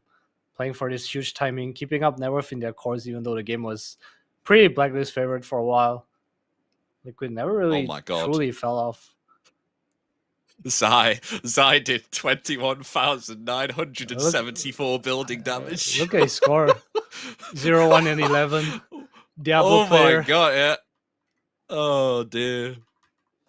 You know, for a hero that got no kills on the off lane, I definitely think he had some impact, you know? It's just applying pressure on the 15k map. hero damage, but yeah, he applied so much pressure on the map here regarding to taking out the buildings here. Really well played here from Liquid. What do you think worked out for them here? Because if you really have a look at their draft, you said here that the only catch that they would have if they wanted to try and start a team fight here was Nisha, but it kind of felt like that they had no front line. They just went in instantly. Like, how did they achieve this? I think Zai was kind of the front line. The thing is, KP like poked out, right? And then they just went on him with BKBs. That was the old school way of dealing with Tidehunter, right? You kill him during BKB. There wasn't any force stuff on Blacklist Rivalry, and just no real way of saving the Tidehunter. So Liquid did a really good job of just recognizing that and eliminating the Ravage. Because in a situation where BKB ends and Ravage is still out, that's really hard for you to take the fights anymore. And we are indeed going to throw to a break, but obviously, of course, shout out to, Ayana, which is where the tournament's been held, the best resort in Bali, you know, with its beautiful ocean and its lush jungle and rock bar. And then obviously, of course, shout out as well to Biznet, which is the official internet partner in the Bali Major 2023.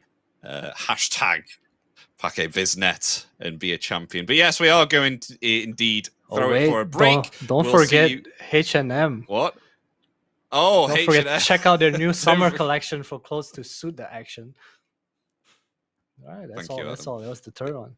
Well, we'll throw for a break now, ladies and gentlemen. So stay tuned in around about 5 or 10 minutes because we'll be back with Game 2 of Blacklist Rivalry versus Team Liquid.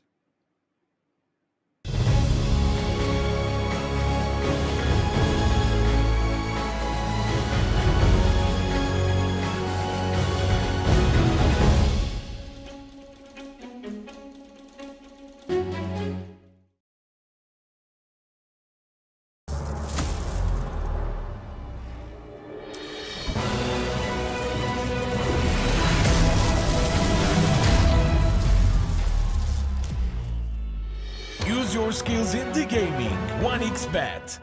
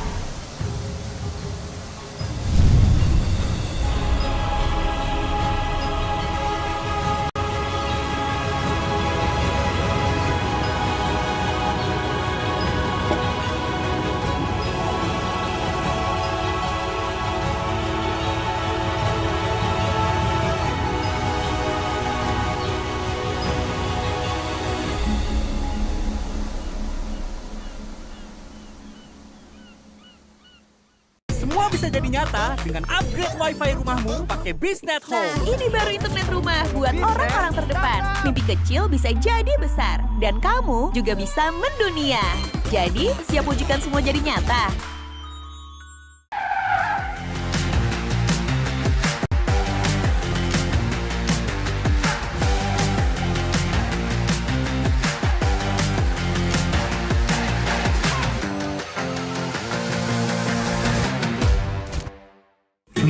Panas.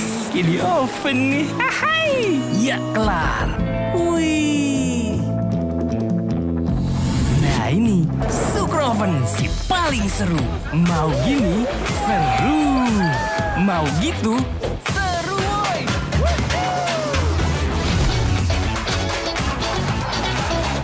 Mau lagi? Lagi. Terus aja lagi.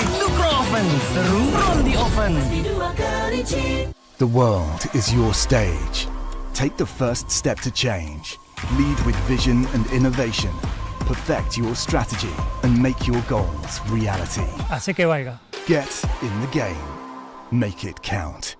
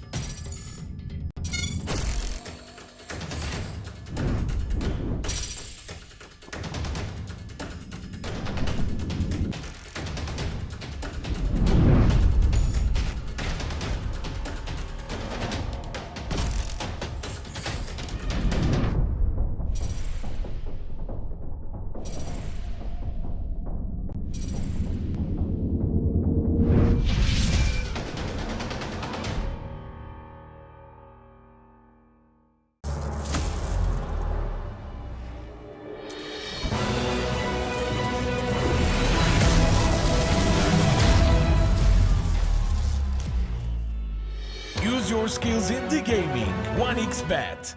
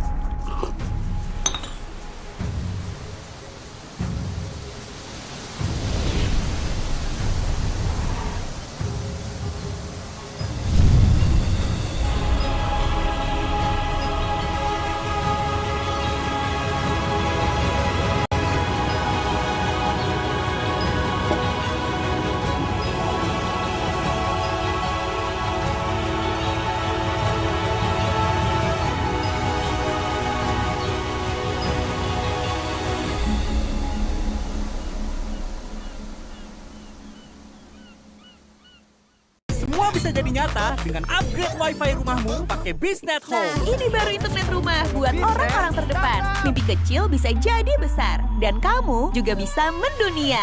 Jadi, siap wujudkan semua jadi nyata?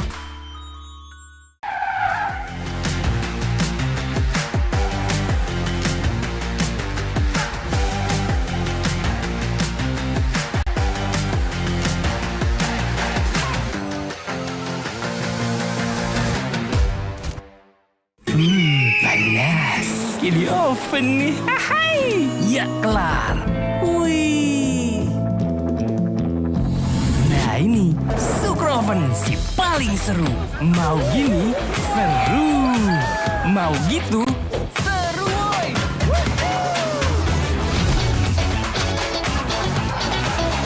Mau lagi? Lagi, terus aja lagi. Sukroven seru from the oven. The world is your stage. Take the first step to change. Lead with vision and innovation. Perfect your strategy and make your goals reality. Así que vaya. Get in the game. Make it count.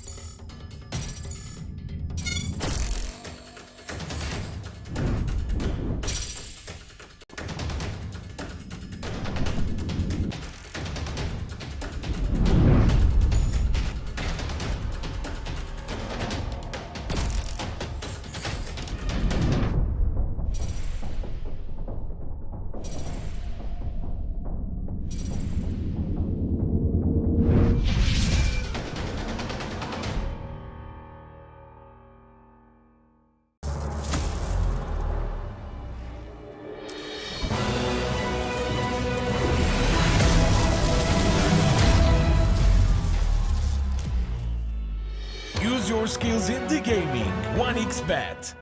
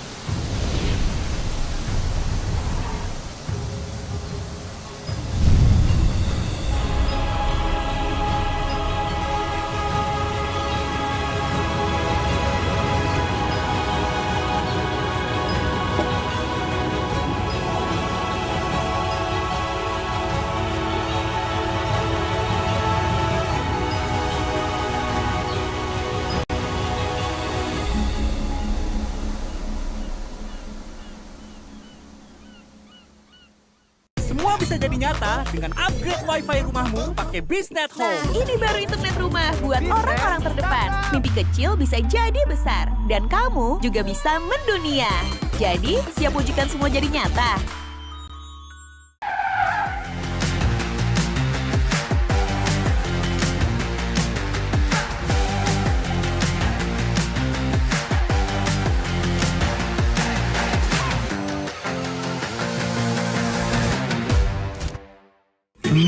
Panas. Di oven nih. Hai. Ya kelar. Wih. Nah ini Sukroven si paling seru. Mau gini seru. Mau gitu seru woy.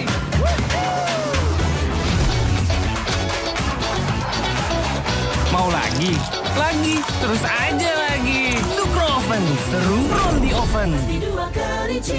The world is your stage. Take the first step to change. Lead with vision and innovation. Perfect your strategy and make your goals reality. Así que vaya. Get in the game. Make it count.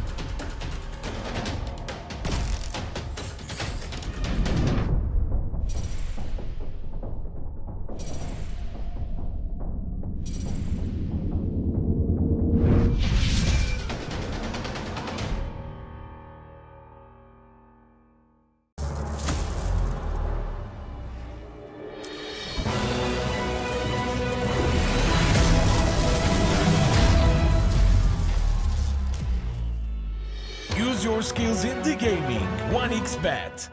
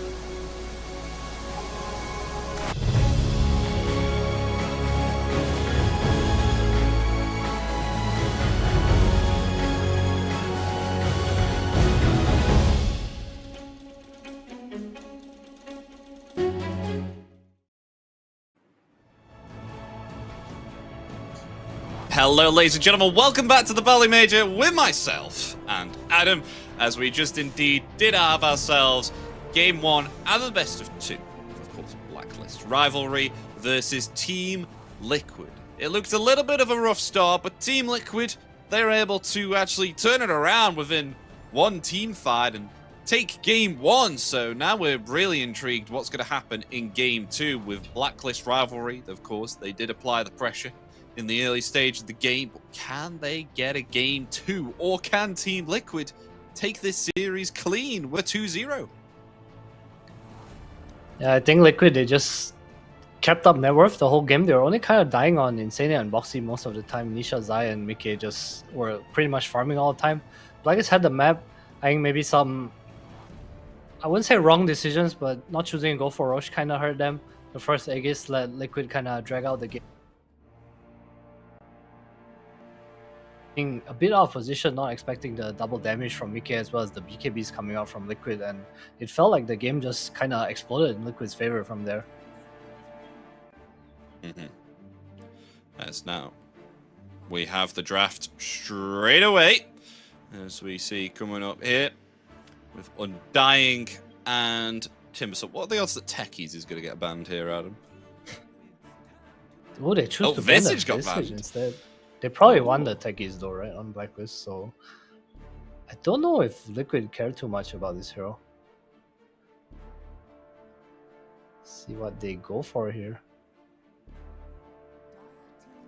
Morphling ban, okay. I can respect that. That was Liquid's solution to the Morphling, the Visage, so it's Blacklist ban the Visage, Liquid do take out the Morphling in return. Do Blacklist go Techies here, or will we see the Space Cow once again? That is the question. Yeah.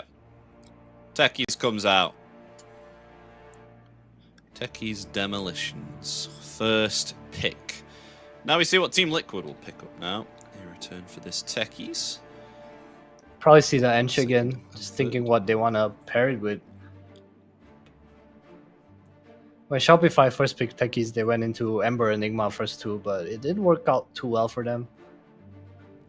What else have they been taking? There is the Ench.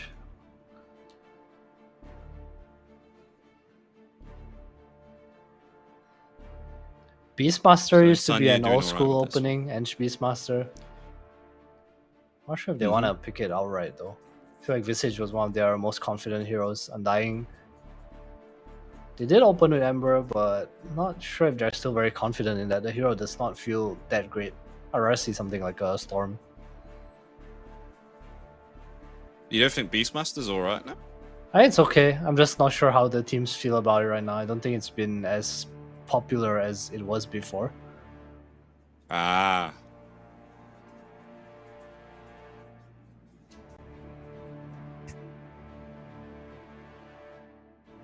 But they could potentially go the Storm again. I mean, do you think Pugner had a big impact with the Storm Spirit here? I think it Or did do you when feel like Liquid they can go Storm Spirit without it? I think you don't really want to pick Storm here without the Pugna. I think it's kind of difficult in a way. It's because you're not like this broken combo. You're just a Storm Spirit. You exist. The Pugna, I felt like it did a lot when they were pushing high ground. Like when he was able to just stand behind, you know, life drain his cores who are like really tanky. kept refilling Nisha's mana as well. But other than that, I feel like the Liquid are just not fighting enough for anything to have impact. So Liquid go for the Dusa here, which has been run on Zai as well before, so kind of a flex pick for them. I think also probably slightly worried about Blacklist picking the Dusa on the 8th slot. How will Blacklist respond to this? Anti-mage, 8 pick, okay. Oh, that's bold. The cool thing about the anti-mage is, I mean, I'm not sure if KP plays it for Blacklist because I feel like he's more of a team fight player, but the anti-mage can kind of match the Dusa wherever she goes. Like, this Dusa is flex and it like makes the draft kind of open, but so is this anti-mage. You can run it in the off lane, you can run it in the safe lane. Is there a possibility where it can go wrong, though? Because we have seen it before where, even though it's a very hard counter against Medusa, it can be punished quite hard. Heroes that come to mind right now are like... Lycan is something that they ran just now. The Klings, just very high physical damage heroes, AoE stuns. You just kind of end the game before Anti-Mage comes online. But there is always this threat of the mana void. That's why Anti-Mage is so good against Medusa, because of the high mana pool, and there's not really anything you can do as Dusa against that. You see Blacklist banning Brood, banning Beastmaster. They're also worried about the pace that can come out. On top of this, Enchantress Dusa is able to play pretty fast. Is this the pos 3 or any position in general? I think any position you can kind of go quick. The hero's really good at flash farming as a pretty strong laner. Generally, you hit like this Manta Butterfly timing and you can kind of go Aegis, go hit high ground, maybe get a Crystallis on top. And that's when Anti-Mage maybe only has Belfry Manta style. It's just not ready to deal with you yet. If you have a lineup that buys like Solar Crest, you know, something that enables you even more, it's just smooth sailing from there.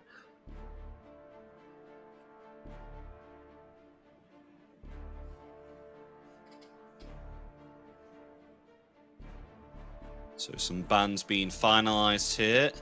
They ban out the Chen on Team Liquid. Why do you think they would ban out the Chen here, Adam? You don't usually see that ban often. Is it something the Blacklists do pick up from time to time, or? I would think so, because they banned Chen in the last game as well. I thought it was for the Visage, but... I know Cuckoo has been practicing a lot of Chen. I don't know how comfortable he is, or the team is on that. But I'm pretty sure he has been playing a lot of Chen. I saw AU posted on his Facebook that he was like coaching him to play Chen or something. Maybe just worried about a hero that can like match pace against this ENG timing. You also have this big AoE heal early game. Your lane's kinda okay.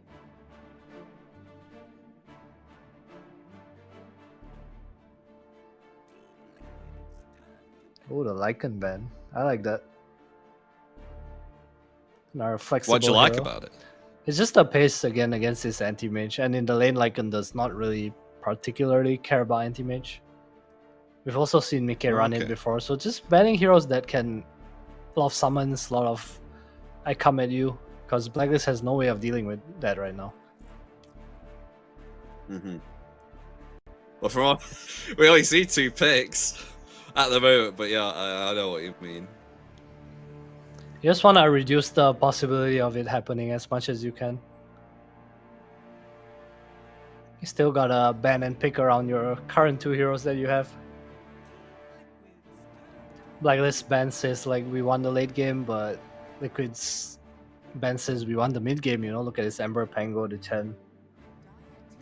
Yeah. But it Blacklist seems like will go for Cuckoo won't be Pugna getting Storm. the... Yeah, they'll swap it around. So this time on Blacklist Rivalry, you know, they pick up the Spirit Breaker on Team Liquid, but they pick up Pugna and Storm Spirit. So it's kind of a little bit of a swap around. They'll pick up Darkseer as well. So is this hinting now that maybe this is actually a Medusa carry? It is most definitely a Dusa carry. I think the Darkseer pick into Anti-Mage is interesting, but he does have the Spirit Breaker, so probably doesn't care very much. Small auras, more run at you.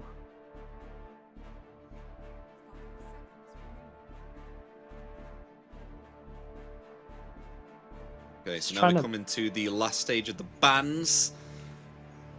So just a little bit of reserve time remaining for Team Liquid, but Blacklist Rivalry, they've got quite a bit, so they can think about what they want to ban, whether it'll be some support bans for their final pick here, which is looking to be their off lane here for Blacklist Rivalry, or they'll ban up something that potentially they really, really do not want to play against with the current heroes that they have. It's just heroes that kill the anti-mage. Some, I want to say Dragon Knight, but probably not really. Void Spirit. Ooh, they go for a Queen ban. Okay, so just trying to protect the Storm. Don't want to lose lanes, so you get to play the game. I respect their approach. Might see a Puck ban as well. Though the hero's not the strongest right now. It's pretty good against Storm. I want to see them ban Shell users. What else is in the pool right now? It's the Void Spirit. There is... Forgive me, but there's a Night Stalker, which is actually pretty damn good against AM and Storm. Yeah, I don't know how YOLO they're gonna be, but just a hero that comes to mind.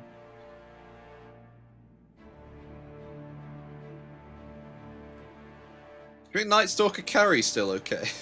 I don't maybe not see it in this game or see it in any other game for a long while. I wouldn't be surprised if VK plays it.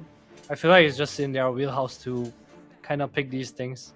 They're generally a pretty innovative team when it comes to answering things in the meta, and I feel like this anti-mage Storm has pretty similar weaknesses.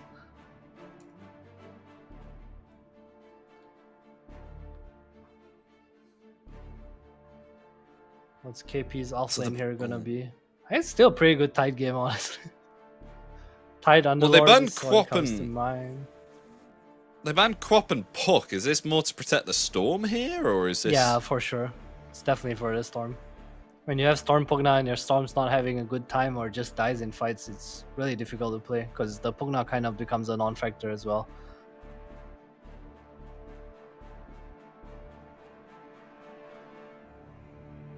So 15 seconds remaining. What are Blacklist Rivalry gonna pick up? Here it is. It's a Monkey King. Oh, not a fan.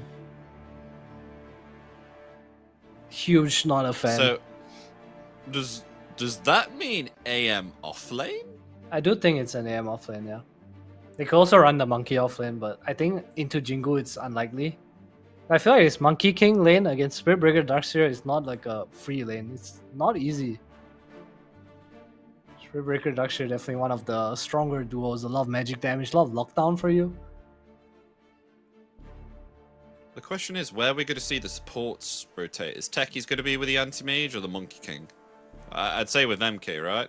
Techie should be in the top lane, so whoever's in the off lane, I guess it's the Anti-Mage. Oh, how could I forget the Nisha Lone Druid? It's a pretty sick Lone Druid game. Super high tempo as well. Look at their heroes. Once they group up as 4, how do Blacklist take team fights? They need to use up all the mana on the heroes of Liquid. No, I'm worried for Blacklist. I feel like this Lone Druid is going to get out of control unless they can do something really early.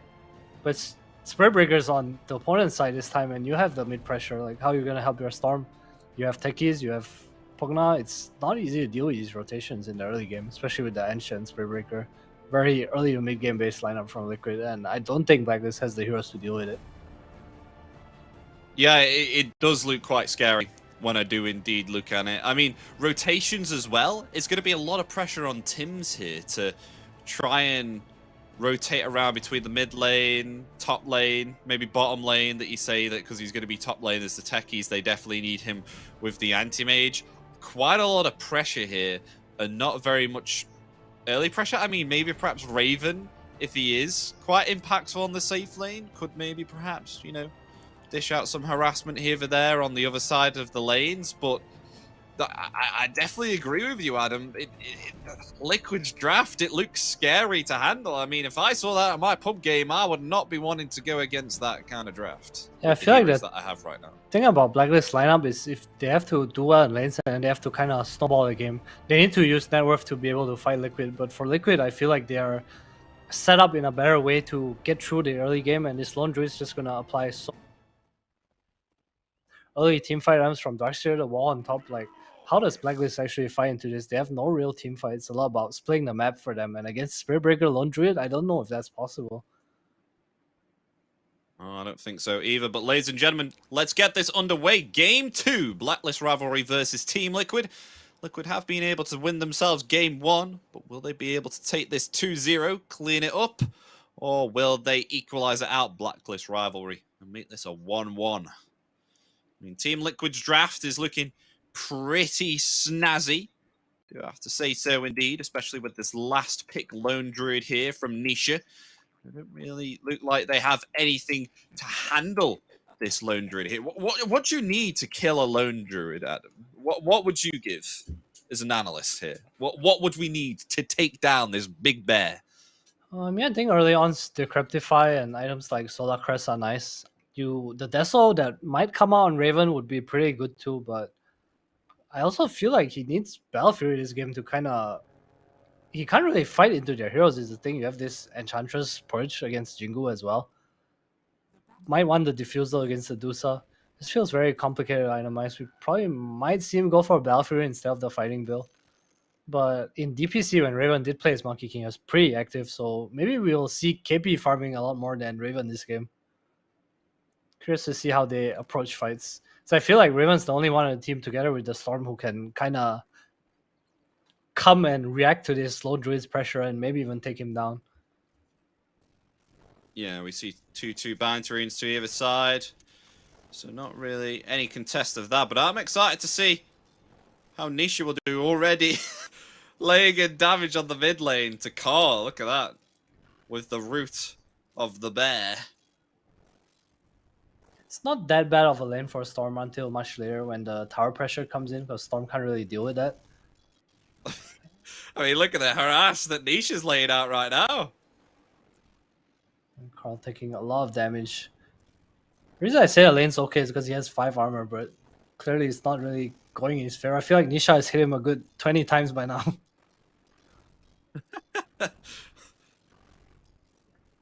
So they're getting some last hits as well on the mid lane, which is nice. Can he get a root though? That's the question. I mean, if he gets a root here, it could be a kill. Just has to be careful not to feed away the bear, because... Oh no. Actually gets some new HP there on the bear by summoning a new one.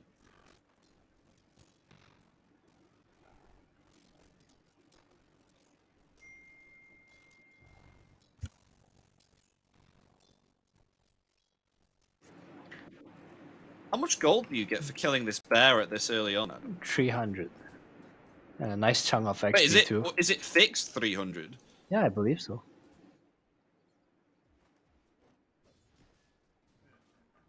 Very interesting. Oh, and look at that. Water Rune collect on one side, denied on the other. The power of the Lone Druid. Carl's CSing pretty well though. Like, sure, he's low and taking a lot of harass, but he has close to perfect CS right now. Not getting the rune's gonna hurt him a lot though. He has to wait for the 3-minute bounty rune. Wonder if we'll see Boxy just head over.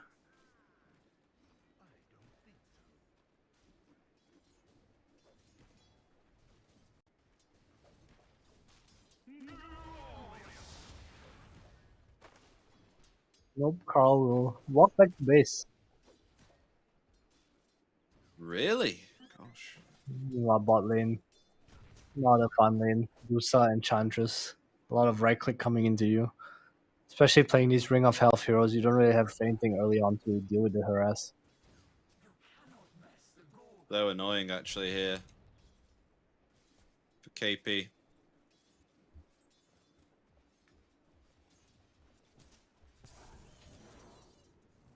He really wants that Vanguard here, but is Vanguard really going to help him? actually apply a lot more pressure. First blood on top lane. Raven though. Oh no, the bash! Oh! The bash!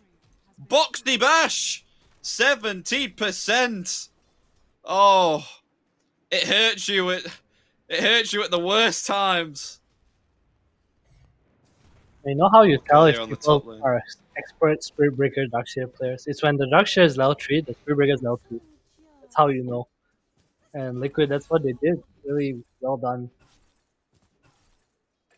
That was a blood grenade there. And meanwhile, in the mid lane as well, there's a kill. With Boxy rotating in there. There's kills happening absolutely everywhere. Oh, look at this on all creep wave three that Carl's lanes. gonna miss. This is awful. Tim's has to come in. Soak some XP because Carl's too late. Well, Carl has no TP actually. He walked back to base to refill just now and had no TP, so where's he heading now? He's got it in 5. He's level 3, has the boots. Oh Looks my like he's walking gosh. to the jungle camp. He's level 3 and Nisha's level 5. Not Oh, good. man, this game is rough right now.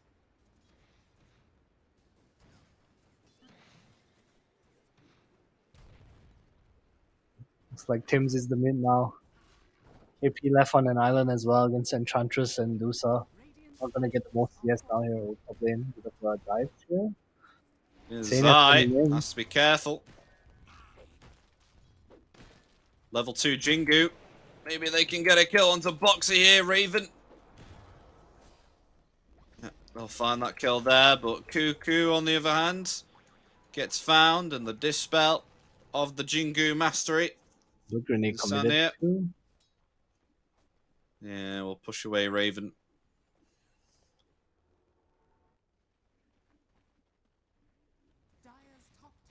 Teleport And time yeah, in the you mid called it lane. here, Adam. Look at Cole. He's having to get a bottle refill from tier 2 from Cuckoo. It's really not good. The charge coming in for Tim's. Nisha wants a root with the bear, but not able to get it. Nonetheless, look at Boxy. No mercy. Power. What can you do? Level 4 Storm Spirit. Boxy says, hey, I'm almost 4-2. Edge coming into 4 tower tanking. Oh, yeah. So much pressure in the lane. It's 3-on-3, though. A nice Vanguard here for KPI.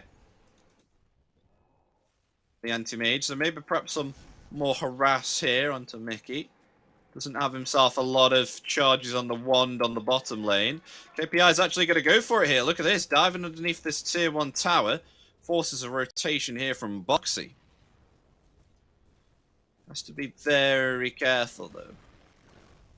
Once level 6 achieved here onto the anti-mage, which is just around about 2 creep waves away. Then we may see a kill. Meanwhile though, they will find the middle tier 1 tower, Team Liquid do.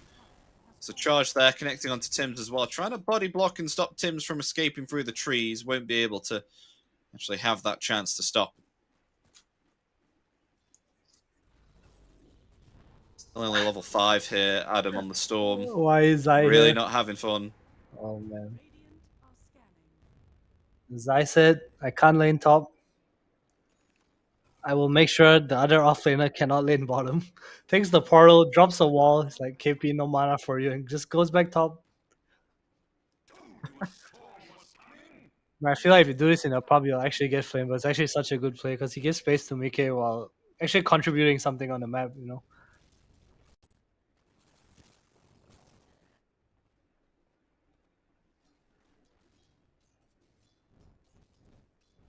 So what do we usually see in an AM offlane here, Adam? What common items would we be building? Is it just like Power Treads, Manta Basher? Diffusal sometimes Manta, sometimes Manta Diffusal, but yeah, generally in that direction. You're just a mana burner, man. It's your whole job. You just want to mana void do stuff. Oh, Bash here, meanwhile, on the top lane onto Cuckoo. He's alright though, they're going to try and turn it. Zai is fine as well. But who will they go for here? They're going to try and attempt to go onto Insania here. Taking a lot of damage, physical damage in fact. Though Tims will get the kill with the blast off in return. They're going to try and find Boxy here, who's running into the trees. Charge on 1 more second. Healing self is there. Actually be able to get away here fine. He's alright, Boxy is. He's okay. You know, KP just trying to bully Mickey down here. Okay, has the Arcane Ring. Even more mana. Still free farming, top of the CS, along with along with Nisha. Who is free to do whatever he wants, honestly. Close to the Deso.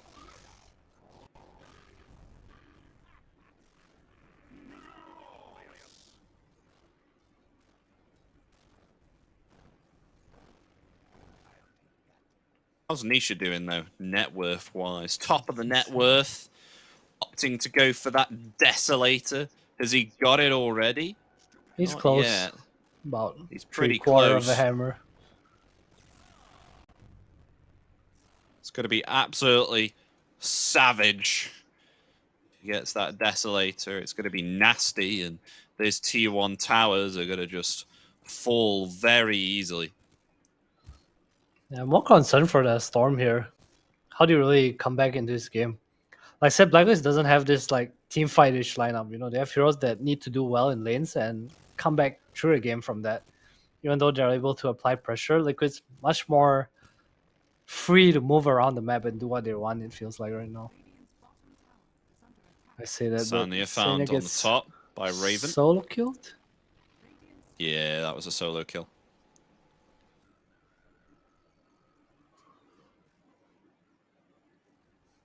Raven going for Echo Saber, no greedy Battle Fury build, so Black is just kind of itemizing to try to match Liquid's timing here. Question is, I'm not sure if they can deal with this auras coming out from Zai as well as the Deso on Nisha early on.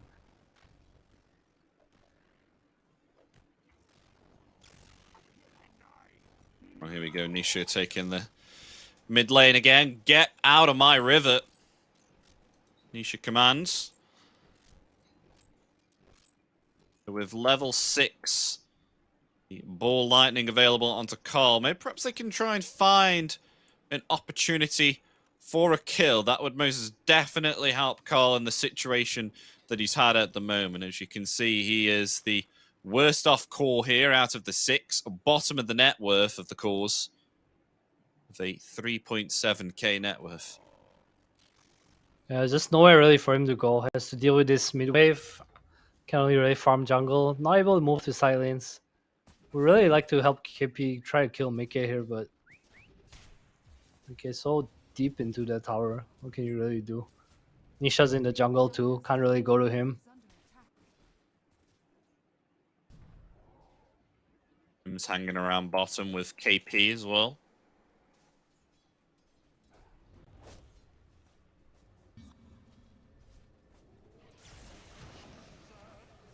Oh, top lane. Go on to Zai, Wukong. Zai might be dead. No, the surge helps him. Still going to pursue. The wall of replica is the charge down, coming in, and Carl costs out has mana. himself no mana here. Can Cuckoo save him? Really, no mana at all. They might find the kill. I mean, the Never Strike goes on to Cuckoo, and the impetus, is it enough to find Carl? They'll try and get some vision. Oh, they'll go the wrong way, trying to go into the Twin Gate. Oh, no bash! Oh, gets it because of the Iron Shell there applied onto Boxy, so we'll get a double kill here. They'll take down both the Pugnet and the Storm Spirit. Nice turn from them. Zai a bit too tanky. Surprised Bosco didn't life drain into a storm there. I feel like he could have either killed Zai or just got a life drain off. Maybe give Carl back some mana. But yeah, this early game. Do you see that KPI, he got himself a kill there onto the Medusa with the Mana Void? Oh, I must have missed it. Okay, probably making a bit of a mistake. Not sure how much this affects Liquid's game though. It's really nice for KP though. On the way to We got ourselves the Desolator. Mienta style.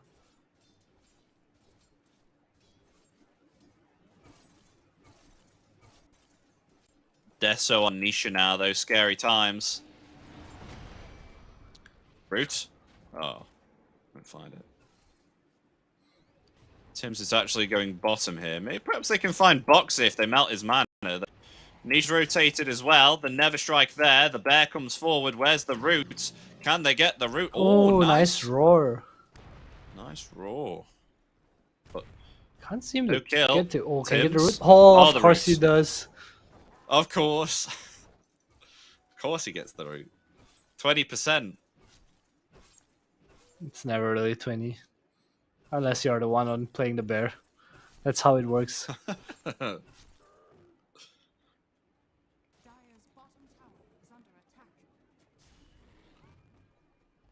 Well, they found themselves Boxy.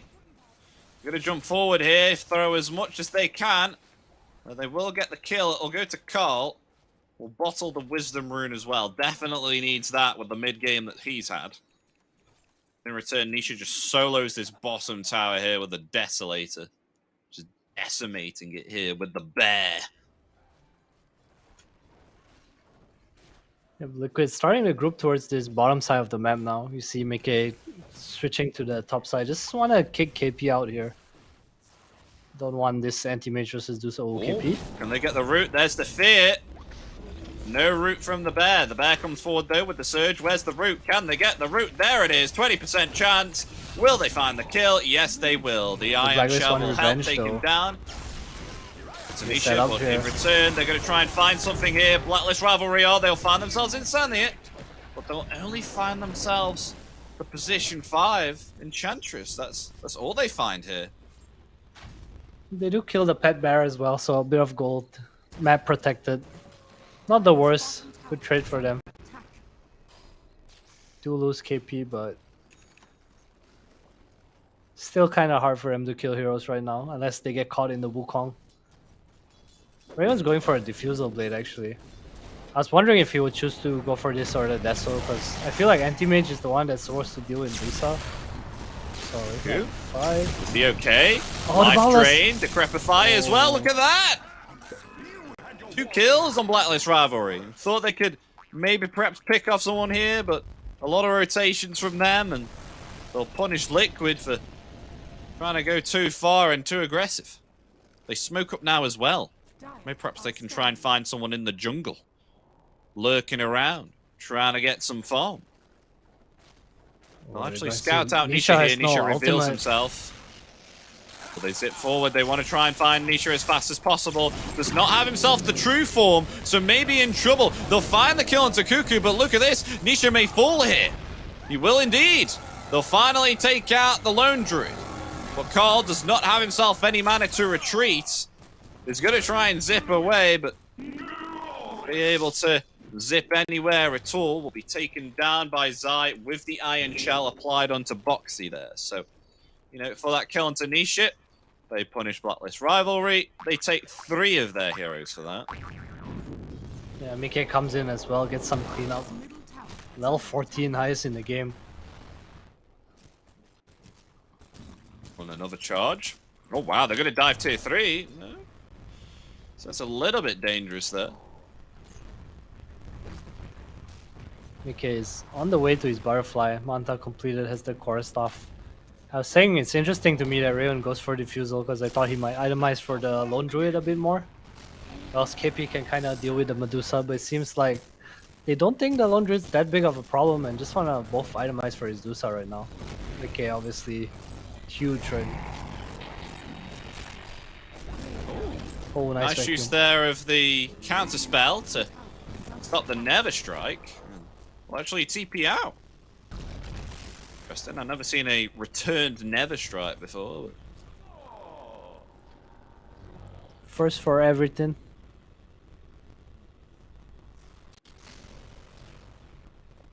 Definitely helped him to stop dying. That's for sure. Butterfly though, going to be coming out here soon for Mickey. So just applying space here for the Medusa, who's starting to farm up freely here. Raven, on the other hand, is trying to complete a Diffusal Blade with this Echo Saber.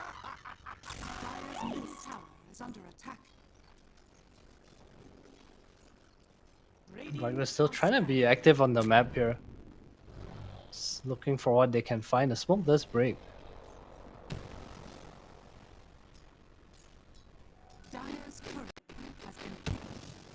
So I'm being pretty careful here. Within the trees, not going out too much here. Let's have those Guardian Greaves. How's Nisha doing now? What's his next item on the bear? What's it going here? We've got a Hyperstone. Don't know if this is a Moonshard straight away here for the bear, or is just getting half of it right now and going for a Nullifier next. He's going for the Basher, actually. Is going to be found here by the hands of both Raven and KPI. And Stonegaze was committed there defensively, but not helped Boxy survive. I wonder why he had the Hyperstone. Maybe he wanted to go AC, but realizes he wants the Basher instead. They are kind of mobile on Blacklist, both the Storm and Anti-Mage, so Basher is pretty nice. They also don't really have stuns on their lineup. Meanwhile, Mike, 900 away. I mean, it definitely helps with the root. That is true. 100%. It's a lot of damage. It's pretty efficient on Lone Druid. Especially with the timing Liquid's going for, they can take Rosh anytime this Butterfly is done. Since they have a Solar Crest. Nope, he went for Dragonlance actually. Going for the Hurricane Pike, so only the drums on Boxy. Well, the Smith might break it. I know someone's around. They'll find Tim's. Tim's gone. Raven is out. Meanwhile, a zip here from Carl. Has vision on Insania. Slowed down by the Witchblade. Gonna try and attempt to heal out here with the Nature's Attendants. Is it enough? And Zai rotates in with the Greaves. Heals the Enchantress back up. And not a lot of mana remaining there for Carl. If they can get themselves maybe perhaps some vision and a charge, they could find the Storm too, but they'll just attempt to take out Cuckoo, who sacrifices his life there for Carl.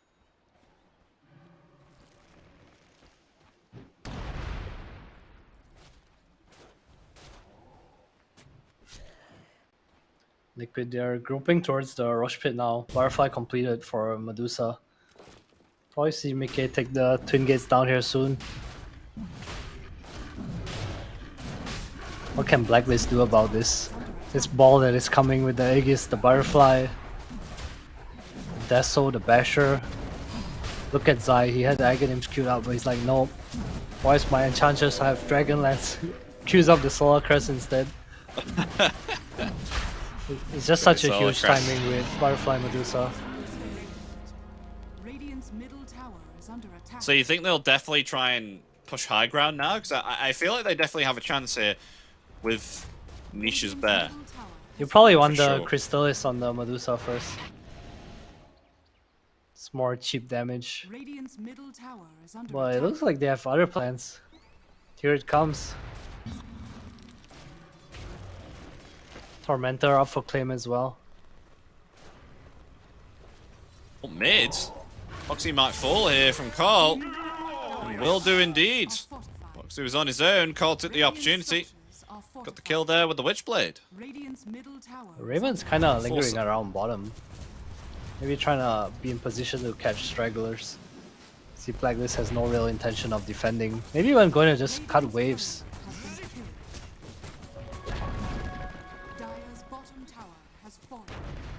Look at that tier 2 tower though. Will they potentially go for more, or will they snatch a Tormentor? It seems like they will. Take that. The Aghanim Shard there for Insania.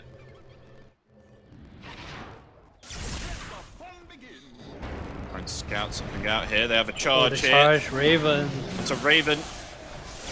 He's going to be actually feared there. Nisha will be able to take out the bear, because Nisha was taken out in the back lines here by the hands of Carl. Is that correct? And then they applied the Boundless Strike? Yeah, it was the Boundless. Dude, the Basher from Nisha actually kept Raven in the Wukong's ring, so Nisha was taking so much damage there. Probably not expecting the damage that came out, but...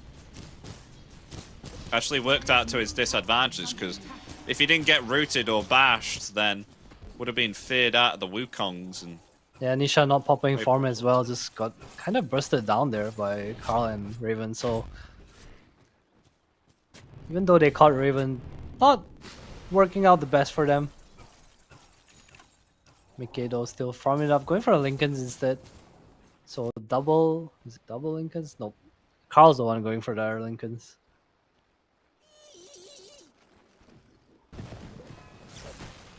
there's actually Storm Spirit starting to recover now. Now has become the highest net worth core here on Blacklist Rivalry. I feel like Blacklist is not in that bad of a position right now. They are getting to a point where they can take fights. BKB almost done for Raven as well. KP has not really participated in these fights, but once the Aegis is down, maybe we'll see them go a bit more all in on the Medusa. Oh, Bosku. It's a bit of a poke. Bit of a poke. Biggie. BKB though soon for Raven. And Nisha heading on top here with the bear. Potentially they could just find the tier 2 here. They will do indeed. Mickey takes that one out. Charge BKB though on actually. Raven also. When Carl has no cares anymore, how do you catch him? Liquid, they really need to force this high ground somehow. Or at least force reactions from Blacklist. I mean, But Mickey's doing it himself. Blacklist Mickey's doing has it other solo. ideas. look at mid lane. Is the fight gonna happen? Both teams kind of just playing around with each other. Yeah, they force out a glyph. No Bullet glyph. Crest is there. Mickey will head on top. Nisha's here with the Deso too. Playing really far back though. Just wanna use the Aegis on Mickey. Charge coming in. Oh, They it get connects onto two. Bosku. Never strike. Cuckoo still alive. The balance strike's there. Back onto two. Cuckoo's going to fall, but along with Boxy as well. The buyback from Cuckoo will come back here. They do find a tier 3 though on Liquid.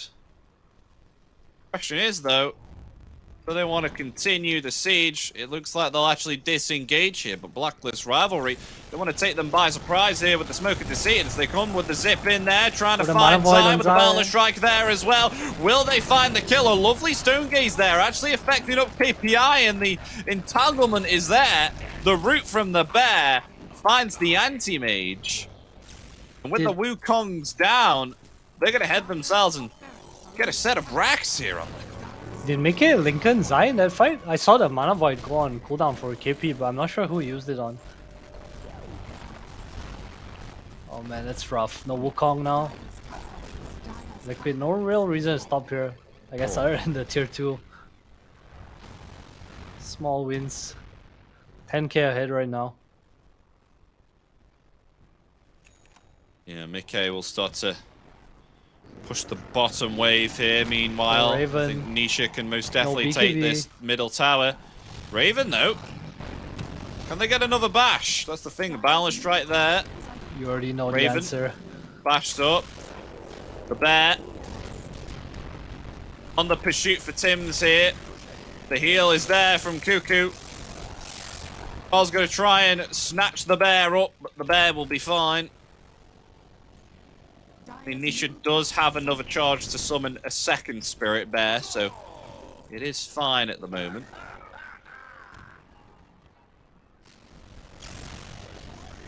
All of them slightly grouped up again here. Dire's bottom tower is under attack. What do Blacklist need to do here, Adam, to try and come back from this predicament at the moment that they've got themselves in? I feel like you just want to keep splitting the map as much as you can. It's so hard to fight into Mickey right now. His Lincoln's on top as well. KP actually goes for a Hyperstone. I wonder why he's going for Yeah, this build. Think we should be seeing like a basher here onto the AM, or it's difficult when you're against the butterfly. I like to see a Abyssal. I'm not really sure what's the reason for the Hyperstone build. It's really hard for him to go in fights. Oh, is he gonna live? That's a dead Enchantress. Uh-oh. Tier 3 tower bottom, though, is being slowly taken out. Okay, quickly taken out as soon as Nisha comes in with a bear. They need to do something now. Wukong's command comes out. They're going to try and attempt to find a kill here onto the Medusa, but the Stone Gaze did come off there in time. Stone gazing up. Everyone surrounding Mickey. They find Tim's. The melee rack still survives, though, but I think it will be taken out quite soon. And they break his Lincolns. Oh, the Mana Void, Lincoln it's again. not enough. They broke the Lincolns. The Mana Void did the damage, I think, but I need to didn't check do the enough. fight recap. Yeah, they 2k got the Mana damage. Void off. Damn. Unfortunate. I'm so used to seeing these Dusas just get blown up.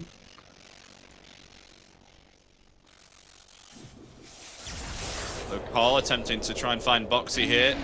That's the charge. Oh, Will actually charge away. Oh, Boundless Strike! Oh, Raven. Stops him from charging away. The real Interceptor. And Carl is pretty close to his Aghanims. We'll definitely have it for our next fight. Okay, going for a Nullifier here. Probably because of the Pugna. Really nice to have against the Jingu as well, if Monkey has no BKB.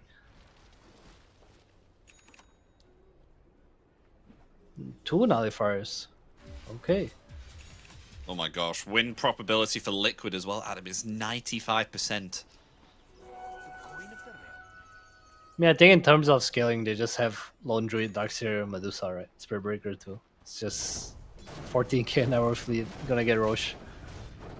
On paper, I feel like Blacklist heroes cannot fight into this. It's really just the Mana Void that I think can change things for them. Radiant are scanning. I mean, Roshan back in 1 minute and 10. So possibly we could see a fight now to try and claim this Roshan. It's going to be spawning up pretty soon. Spawning up in the bottom. We saw how this goes. Maybe perhaps Blacklist Rivalry. They don't want to fall for the same mistake again. And try and secure this Roshan. Because they know if they get this Aegis, Team Liquid, it will be game. I mean, Mickey can just go up and siege the high ground with Aegis and Mega Creeps will be got. But they need to get this Aegis. They This have the game wraparound. is all down onto this as they zip in there And with they the kill electric Mickey. vortex. Have they got enough to melt down the mana here? Onto Mickey. Mickey's getting lower. Will it finally kill a big, massive mana void? The buyback bites instantly back, though. comes out there from Mickey, who wants to try and come back to the fight here. Blacklist Rivalry, though, are actually all going to get themselves out, and Team Liquid, they know that if they get this Aegis, they can definitely siege high ground here. So Mickey's going to buy back. Small Maybe victory perhaps they'll for just get this Blacklist. Roshan, which is back in 10. Yeah, really good buyback for them. Knowing the spells are down, no more Mana Void. I almost want to see Lincolns being stacked for this Medusa. I think Mana Void is really the only way Mickey dies, but with the Aegis now, I wonder how Blacklist is going to approach this. It's like they're going to give the Aegis away. That's Aegis and cheese for Mickey if he wants it. Scouted up. Roshan. Happy days.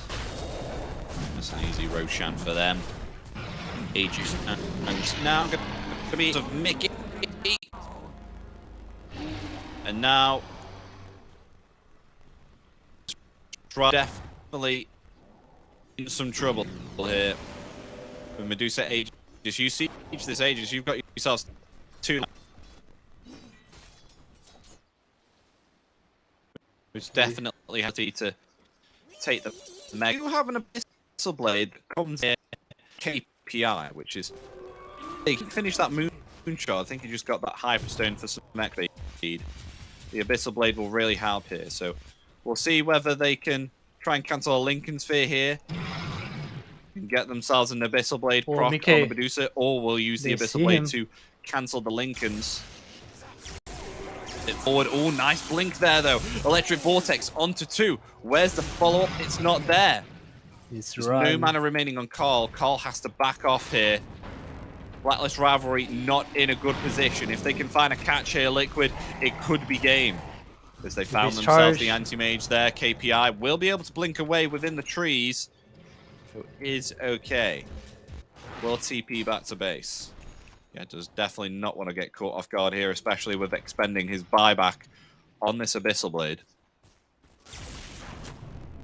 Raven still holding the ward here. Blacklist, they don't want to defend high ground. They want to take this fight outside. They find Boxy. Oh yeah, they got the balance right there onto Boxy, and Boxy is just found within mere seconds.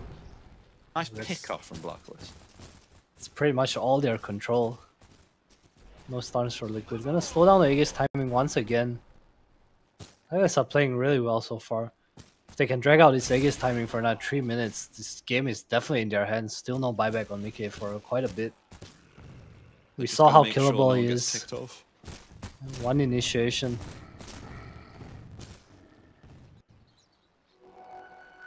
Thing is though, Adam, they only have buybacks here on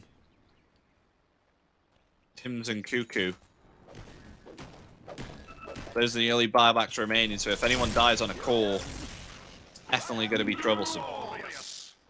How do you catch any of them though? Raven's constantly in the trees, not showing. Carl is pushing waves with his Lincoln Sphere. There's no real initiation for Liquid other than the Spirit Breaker. Maybe some vacuum into Savage Roar. Possibly.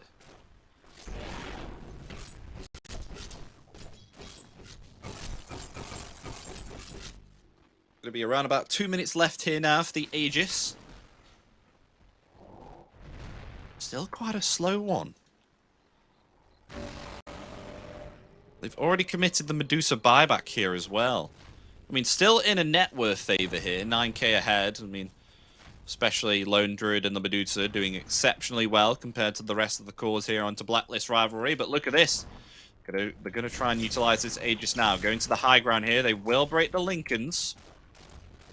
Thanks to the Decrepify here, which will have the effect.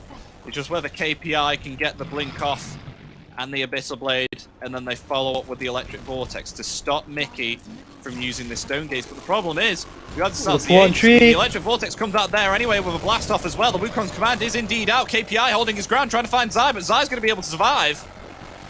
They won't find anyone there within that initiation. The Wukong's command is indeed down. KPI has no mana on the left. Being charged now. The bear, though. Oh, the illusion. Bear's down, and what the hell? KPI was found within the trees, has no buyback, down for a minute. Zai got him on the wall, and the illusion just took out all his mana. His Hyperstone kind of backfiring on him. Blacklist, what will they do now? They need to find pickups in the backline. Can't really find his Dusa without anti-mage. Oh good, they got the Megas. Going for Nisha. They are indeed. Nisha, he still lives through it. The root there, along with the batch as well. Carl will fall. No buyback available. Hims will fall too. GG is called. And game 2 is going to be going to Liquid here. So Liquid clean up this series 2-0. And we'll take game 2. Yeah, pretty clean game from them. We saw Blacklist have a small chance at a comeback, but Mickey way ahead of them. This save buyback, you know, he understood that he could die and that Aegis mattered the most. Yeah, very well played there from Liquid. I mean, game 1, it did look a little bit difficult for them, but they were able to pull it round. Game 2, it did indeed look a lot stronger here, especially with Nisha making Carl's life a kind of a little bit of a misery here on the mid lane. It wasn't all that fun for him. Yeah, the fights for Blacklist just felt very difficult. This anti-mage, we saw 1 mana void on the Medusa the whole game, maybe 2. There's just no real way of him. We saw Raven with the Wukongs, that was really kind of their biggest teamfight spell. If Carl wasn't having that good a game, maybe the Aghanims would not be out there too. Really nice pulls towards the end, but just not enough damage coming out. Then the high ground fight, there was this 4-staff on Mickey and he got Stone Gaze off, and that was pretty much their whole initiation gone. Stone Gaze, one of the best counter initiation spells, if anything, and if Dusa gets it off, well, that's why the fight went so bad for Blacklist there too. Is there anything you think that maybe perhaps Blacklist could have gone differently here to try and maybe perhaps get themselves up game 2, or did you felt like, you know, Medusa got way too out of hand here along with the Lone Druid as well? There was nothing that they could have done to try and change this. I think in hindsight, picking something like another Lord of Tyranther would have been kind of nice, but they did go for this Monkey King instead. He didn't really win his lane. I think he did okay in the game, but it wasn't like a great pick. Just keeping the anti-mage as a carry might have been a bit better here. Because they needed a way for anti-mage to come in. They needed like some Blink Ravage, some Frontline, some Halberd, whatever aura, but Monkey King doesn't offer any of that, and it reflected on how hard of a game KP had. Even though he was pretty farmed, he just could never go in. Really, really super well played there from Liquid, taking that series 2-0. Who would you say was the most notable out of Team Liquid here for today for Game 1 and Game 2?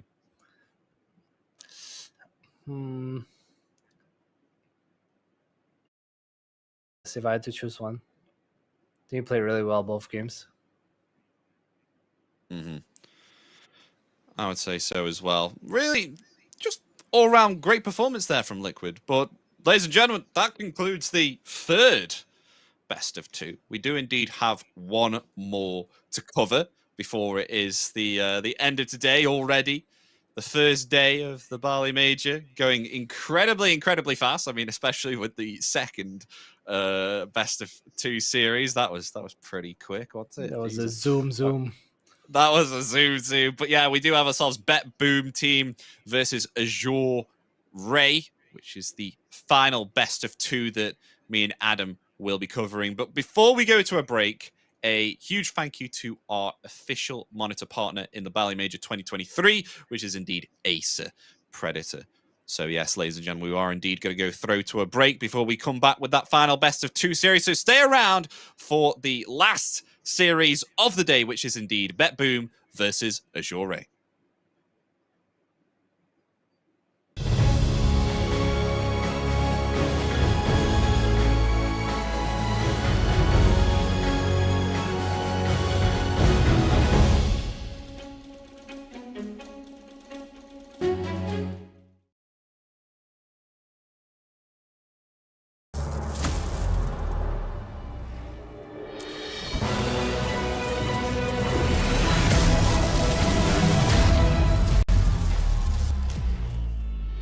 Use your skills in the gaming. 1xBet.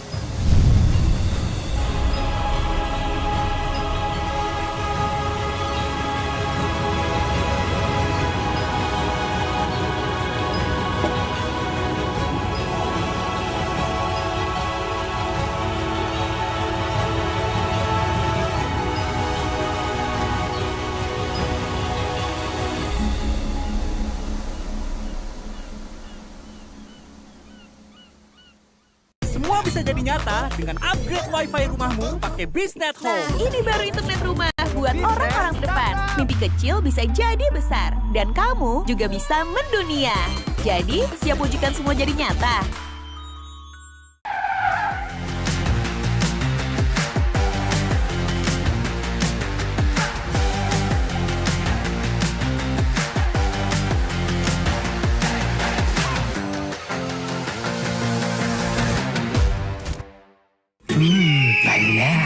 meski di oven nih. Hai, ya kelar. Wih. Nah ini, Sukroven si paling seru. Mau gini, seru. Mau gitu, seru woy.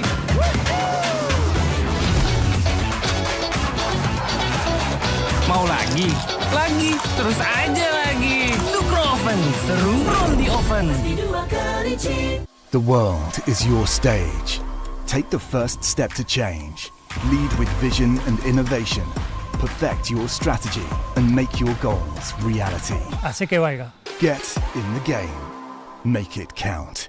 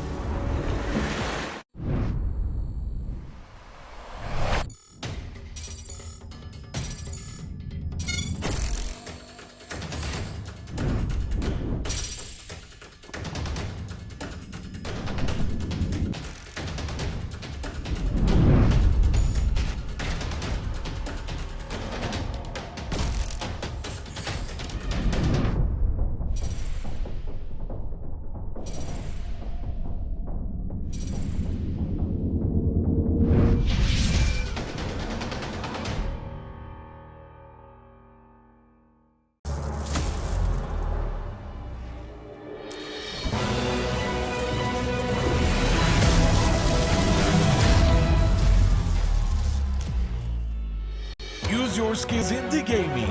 1xBet.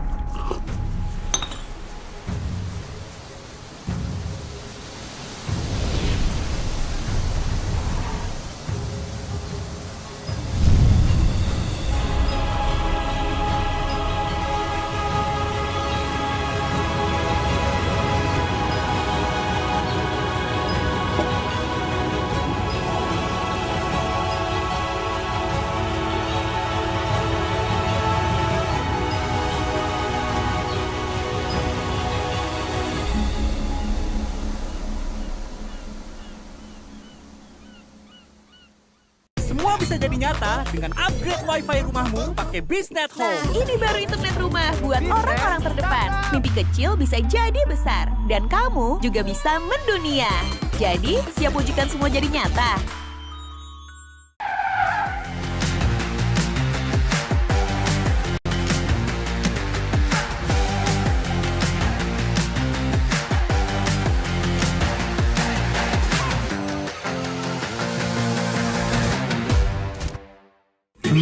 Panas. Di oven nih. Hai, ya kelar. Wih. Nah ini, Sukroven si paling seru. Mau gini, seru. Mau gitu, seru woy.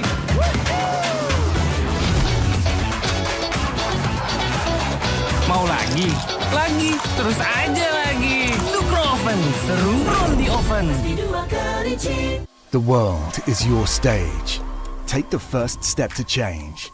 Lead with vision and innovation. Perfect your strategy and make your goals reality. Asik ya, Waiga. Get in the game.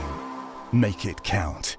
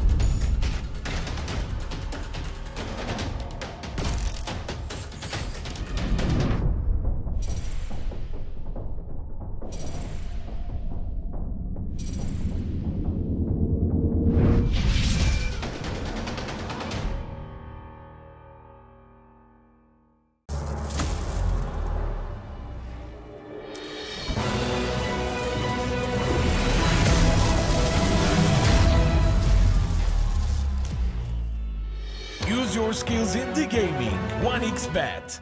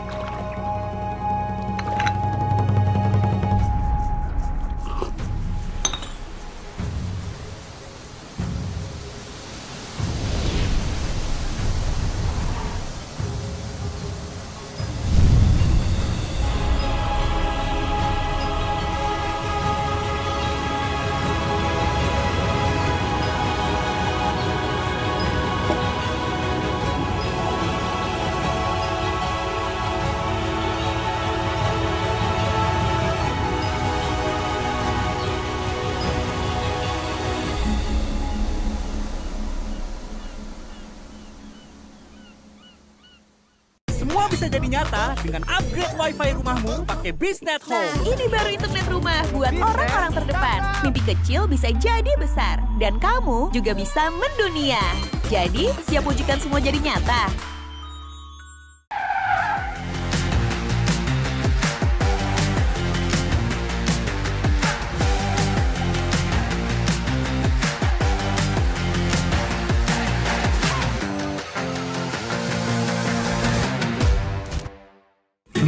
Panas. Ini oven nih. Hai. Ya kelar.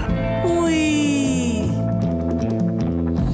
Nah ini Sukroven si paling seru. Mau gini seru. Mau gitu seru woy.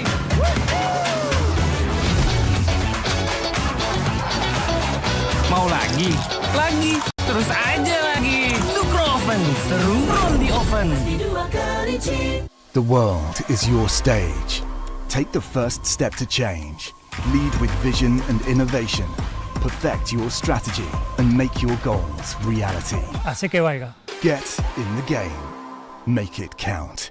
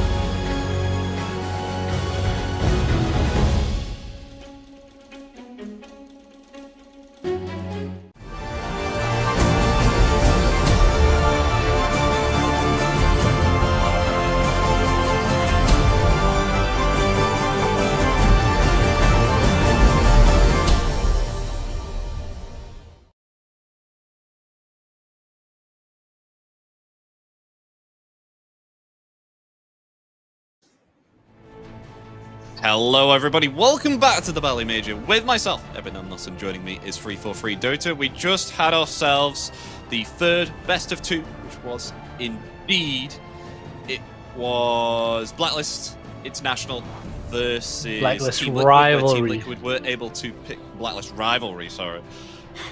Where they were able to pick up themselves up a 2-0 Team Liquid were. But now we're coming on to the final, is indeed BetBoom team versus Azure Ray. That is the final best of two that we're going to be covering. But Adam, can you tell us a little about both BetBoom and Azure Ray here? So obviously one in CIS, another one in China. Do you think we're in for a good best of two here? Do you think this is going to be close?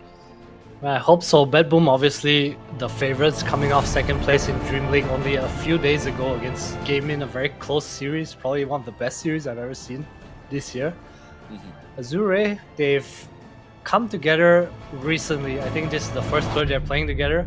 They qualified through the third slot, I believe, in China.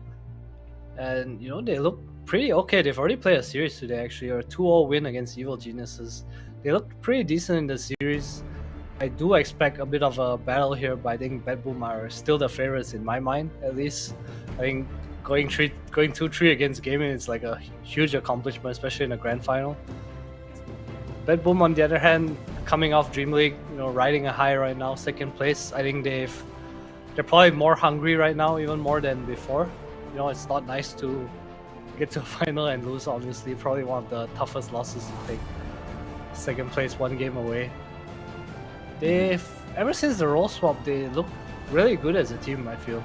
We've seen Dave and Toronto, Tokyo just looking much more comfortable. I think Safe has been like a real standout player for me on that team.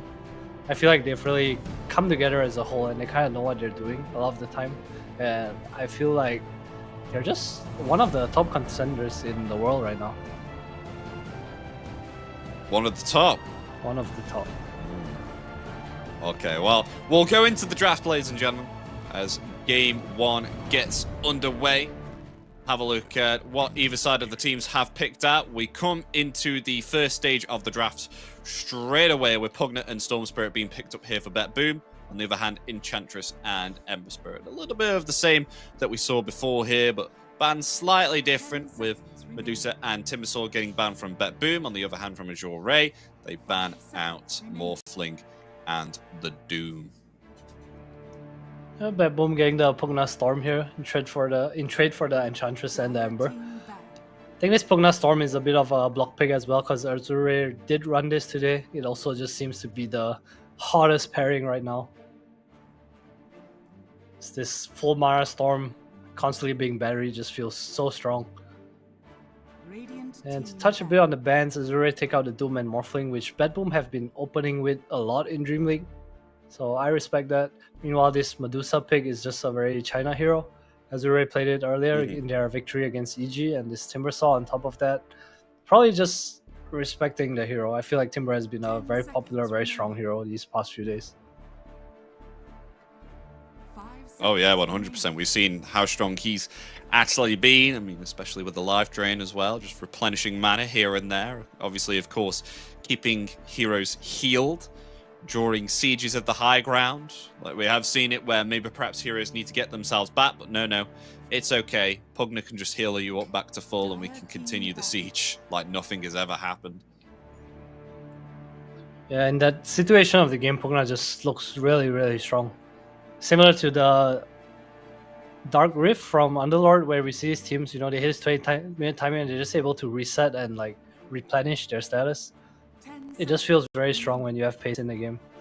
I will say though, BetBoom does feel like a much slower team, and I wonder if Azure is gonna look to punish that. So I think Gaimin's approach to BetBoom was to just go play with these units and play with tempo, and BetBoom Purius has been pretty greedy, I wanna say, especially when he plays like these Doom kind of heroes.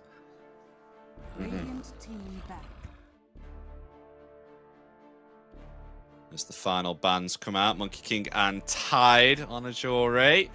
On the other hand, Dark Seer and the Beastmaster from BetBoom here. 10 seconds remaining. 5 seconds remaining. I wonder what kind of offlane Azure is looking at. The Monkey King ban, pretty targeted, I would say. Probably looking at just a strength core. Something they ran earlier with was their Legion Commander actually, but it was against Skywrath Primal Beast, so maybe more of a debuff kind of approach. Not a very popular hero. Not sure what their rating is for how they approach the drafts right now. See, they tend to prefer a melee support, so maybe we'll look at something like a Clockwork here against the Pugna. Or maybe possibly even a Nyx, since it's Pugna and Storm.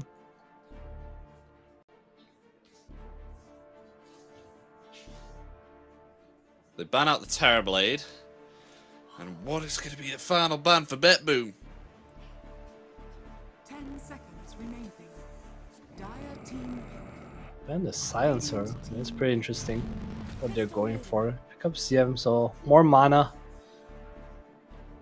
Nice hero against the Eng. You get to deal with the creeps. You have Frostbite for Ember Spirit, which is pretty nice lockdown early in the game. Have not seen this hero in a while though.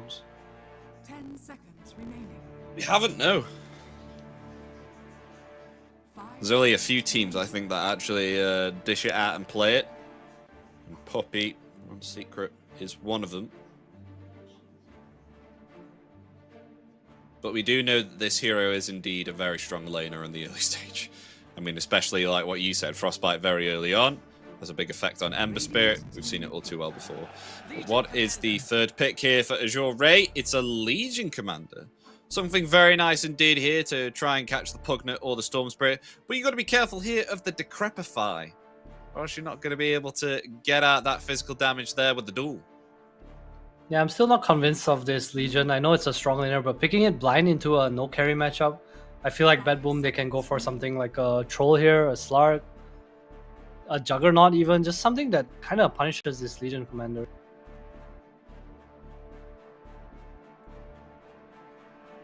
Lifestealer, another one, pretty unkillable in this game. Wonder what Azure is gonna go for here. Possibly a Skywrath Mage. Some nice lockdown against the Storm. But if they are following the drafting pattern, it's probably gonna be a Clockwork. Oh, Skywrath it is. Skywrath it is. It's nice against the Pugna, so you talked about the decrep save, but if you have Skywrath Mage on top, out on top of you, you do not want to decrep the target. No, not at all, not at all. I actually really like Troll here for BetBoom. Okay, go for a Bloodseeker. Strong lane, CM Bloodseeker. It's a lot of nuke potential, a lot of spam, a lot of kill potential.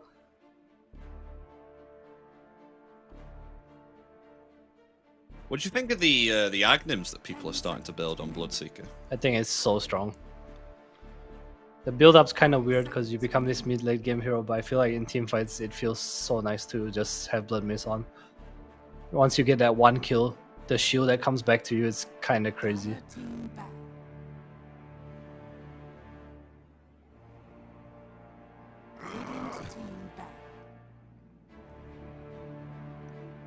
Brood Mother and Faceless Void, both banned out. What's the Lu hero here? You can see something like a Lone Druid, something like a Ursa maybe? Kind of looking at his hero pool now. He has played a lot of heroes. Naga as well comes to mind. Axe banned as well.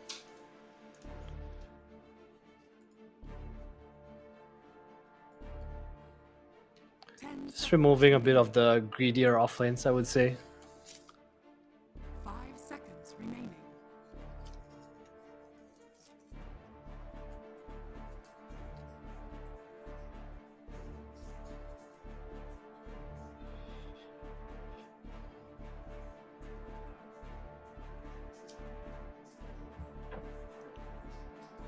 I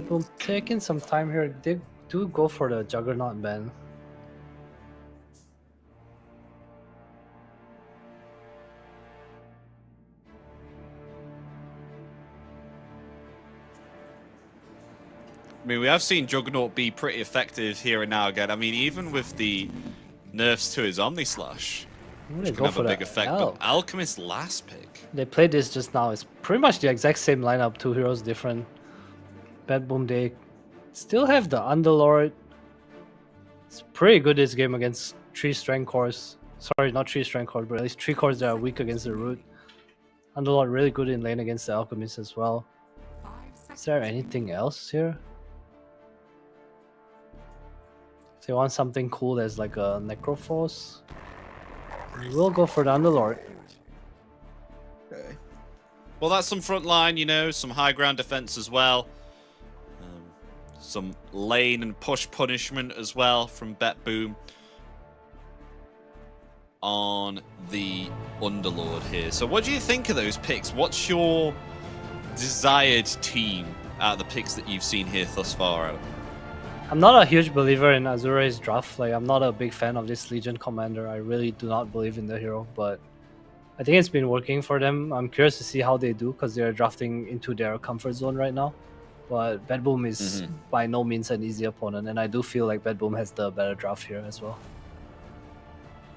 You feel like they can punish this Legion commander and this Alchemist then? Yes, I do. I think they're going to win both lanes, and then they're going to have this huge Storm problem. Yeah, Storm can be pretty much of a massive problem if he is left just being able to have a good time at the first 10 minutes. I mean, we've seen teams, particularly of that within the third best of 2. One of the reasons why you want to try and punish this Storm Spirit early on. And it does work out. It relieves a lot of pressure on the side lanes. But if you don't handle this Storm Spirit very early on, he is going to come to your side lanes and he is going to wreak havoc. Yeah, in our previous series, we saw the Storm do pretty badly in the laning phase both games and end up almost top net worth in Game 1 and Game 2 of Liquid versus Blacklist Rivalry. But I feel like this game he's going to have a much better time because his team has pretty strong side lanes. And you have this CM Pugna to play with you, just kind of buff you up, you know. It also fits BetBoom's style if they kind of want to live on the map and farm a lot more. I think BetBoom's a bit of a slower paced team, a bit greedier in the sense. And Azure's answer to this was the Alchemist. I don't really believe in this hero, nor do I think it's very good against Bloodseeker, simply because the shard gives you HP % damage. And Underlord does that as well. Here. Ladies and gentlemen, we'll get into the final best of 2 series of the day. BetBoom versus Azure Ray. With BetBoom getting a little bit of a saucier draft here. As Adam suggests, likes the draft a little bit more here, but who do you think is going to come out on top? Guys, let us know down in the chat. Man, it's so nice to see maybe an FY Chalice just playing again on a team at a major. Some really big names. 30 seconds to battle.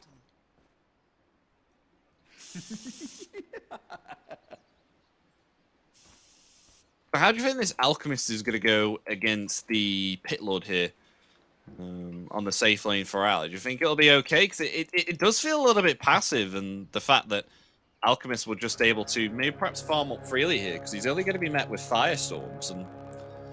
But there is that chance of, you know, getting a lot of denies off here with the fact that you do have the Atrophy Aura. I think they need to be able to play to pressure this Elk in the lane, maybe stun and acid level 1 and 2 with the ENG just constantly hitting the Underlord away. Because you don't want to end up in this creep battle, because Elk will lose to Underlord CS-wise. So you want to go on him as much as possible, maybe push out lane, maybe secure some creeps with the Enchantress, get the neutral creep. It's kind of pressure the Underlord as much as you can. I think that's a good way to play the lane.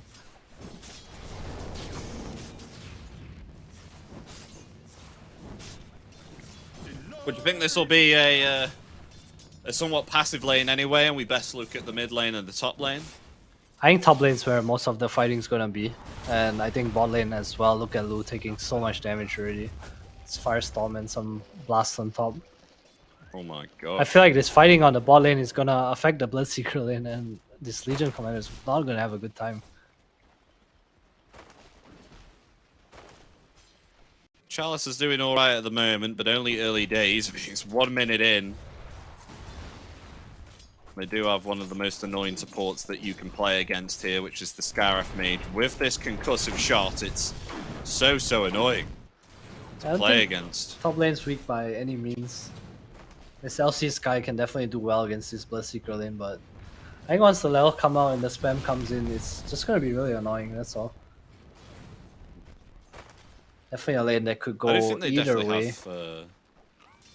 I think they do have kill opportunity though here on this top lane though, Adam, especially with the Frostbite and Blood Rite. It's just that Chalice does indeed have to level pressure the attack and use it every time, but they may get themselves a kill top. They use the Blood Grenade, but able to get the heal up there from the press of the attack from Chalice, as we were speaking about just now.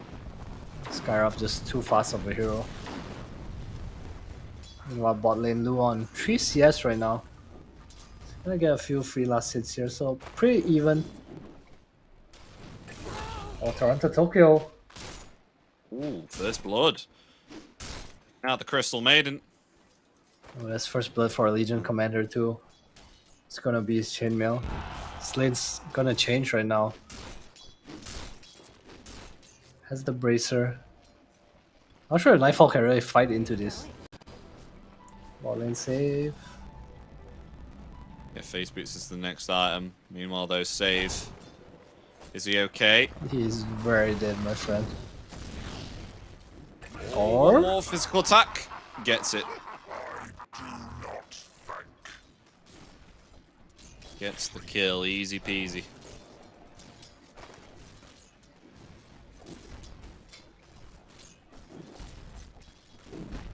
Last hits on the mid lane though. GPK doing a lot better than Somnus here in regards to last hits and denies. Top lane on the other hand, Nightfall finds a kill onto FY. Scarif Mage. Oh, nice deny. No denies here on this Ember, and just look at the harass that GPK is just laying in here. I mean, a bottle refill has to come in from FY. 9 denies on GPK, 10. This is 10 denies. Not how I would have expected this lane to go. I think Storm is a bit favored, but going a bit too well for GPK right now. See FY have to kind of rotate into give him a refill as well. Meanwhile, Alchemist 9 last hits to the 18 of Underlord, so both lanes not going very well here.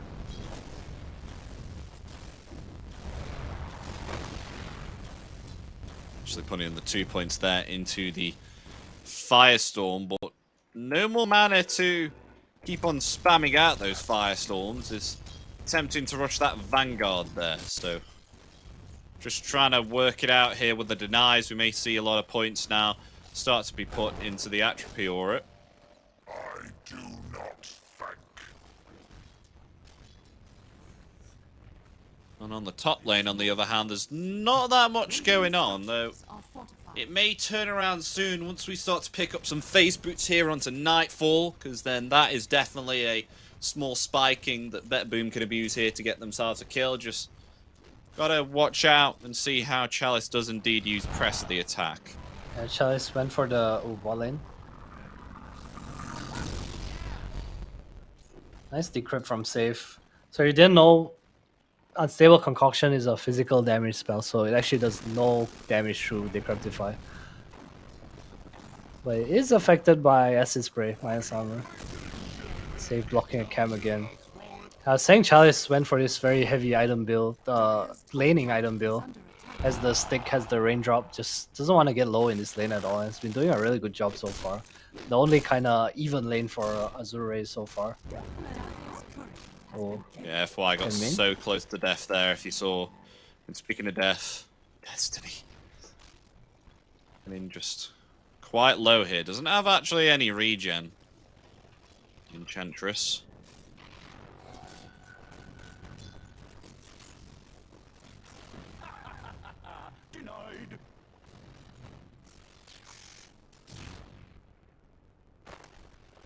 So Tokyo on the mid lane here with GPK, ready to try and help with obtaining those power runes.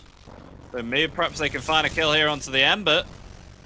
The silence is out there. Is GPK going to dive the tier 1? He is indeed, but doesn't have himself any mana. Just about. Uses one charge there, and I think that was a Mango. It was. Was it from Toronto, Tokyo, I wonder? It's a rune too. So more pressure coming in. Meanwhile, on bot lane, they went on Lu, but he did get the deny off with the Unstable Concoction. Still, the laning stage so far has been very BetBoom favorite. Mid and bot lane.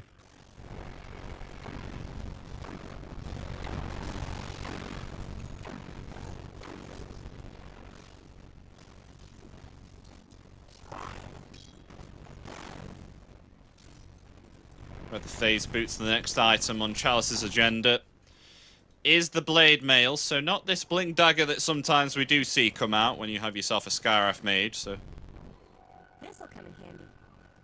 opting to go the strong item like the Blade Mail to have some early presence. Yeah, just trying to scale into the game. He is having a pretty decent laning stage. It's also kind of scary for Nightfall to rupture him if he has Blade Mail. BetBoom has a lot of uncontrollable damage, Firestorm, Life Drain, Freezing Field, Rupture. So I do like this Blade Mail choice. I think saving for Blink is a bit too greedy against Bloodseeker as well. Your lane might just start. This Storm can come to you, die once or twice, and it's just gonna feel so bad for you. Yeah. Try to get some damage on Nightfall here. No duel yet, so no real threat of death, but probably he's gonna kick Nightfall off to the jungle here. Yeah, I don't blame him. Trying to pull the wave. I mean, Scarif and LC combo, I mean, even though if you can protect against it in the middle and the late stage of the game, it's still quite annoying to play against on the early stage. Tianming denies bottom. Wow, okay, GPK. Silence from Running FY. aggressive here against Somnus. Chalice TP's in too. BetBoom just gonna walk out here. Nice Frostbite stops the tornado too. He wants it, Chalice. Try and go for Toronto, Tokyo. He really wants to try and get that duel. The duel will come off. Do they have enough damage? Yes, they do, just about. Slide a fist will pick it up. The kill will go to Somnus.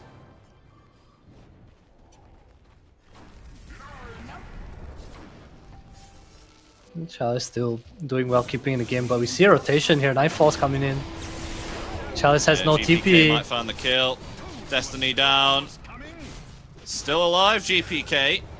With the rupture applied there onto Chalice, and oh my gosh, Somnus wants to try and find a kill here with the slider fist. TP from Toronto, Tokyo. Will find the kill. Meanwhile, though, the frostbite there, Somnus, he doesn't have himself a slight remnant, and the blood right, just able to dodge it. Remnant off cooldown, but Nightfall able to pick up that kill as well there, gets himself a double kill, and they're pretty happy with that, BetBoom. Yeah, this is what Bloodseeker wants. wants to come for the cleanup in these fights. Azure not too strong right now. Chalice dying there, falls behind number of 2.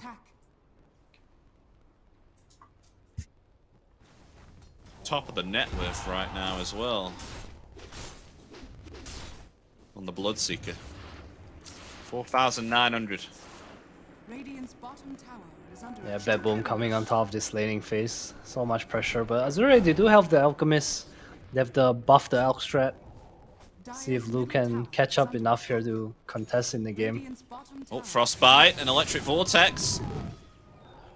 Somnus just able to remnant to the top part of the river there and avoid even further magical damage as Tokyo did commit the freezing field.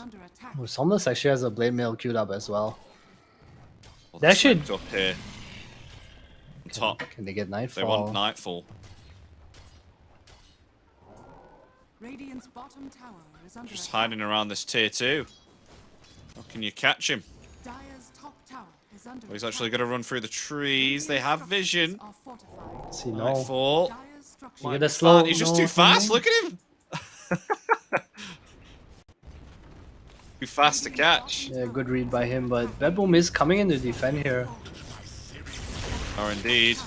Zip forward, maybe perhaps they can find Lu here as the duel comes out onto Tokyo. The Rupture. Azure Ray actually turned it around a little bit, but they will lose their carry Lu here. As the Alchemist falls, they may be able to get themselves Destiny as well. They will do indeed. They lose 2 here on Azure Ray.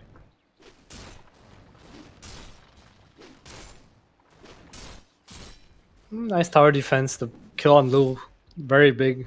I feel like Alchemist, even though he's participating right now, he should really just be trying to farm. A lot of catching up to do for all of them.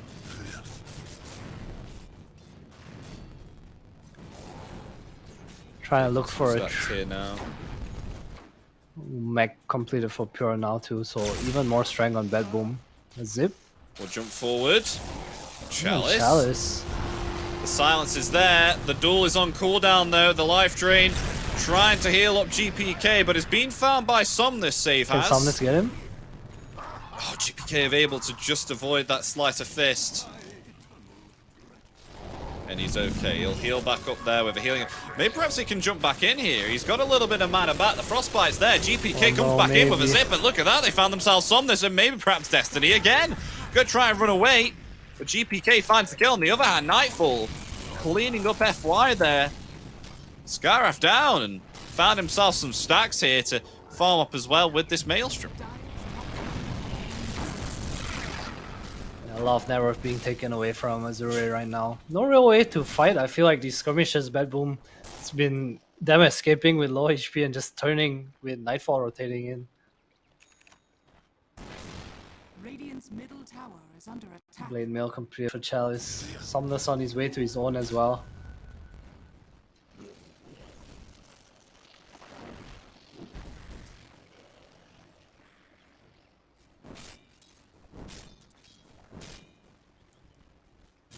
BetBoom having a great time right now. Very early kills. Azure Ray are going to go for a smoke of their own here. Smoking up as 3, but without Legion Commander, as Chalice now attempts to try and farm up this Blink Dagger here on the top lane. They look to go bottom Azure Ray with the smoke. There's GPK. They find GPK. He might be scouted out. If they can get a silence here and a root, it could be big. There's the silence. Something's coming forward. Where's the root? There it is with the Mystic Flare. That's enough to take down GPK. There's Chalice here as well, ready with the duel. Wants to try and get right on top of Save here. Save. Is he ready with the Decrepify? No, he is not.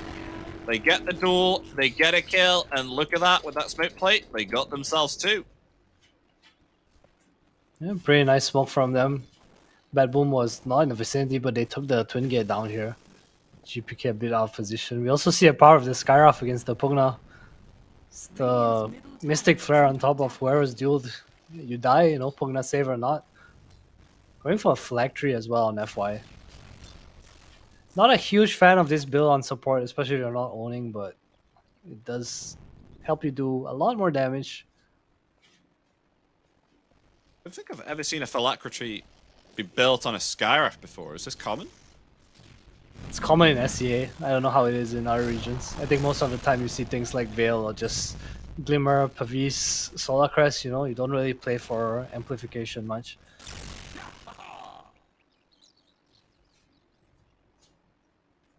Usually a bit of something like a Pavis or Glimmer with an Aether lens or something along the lines of that.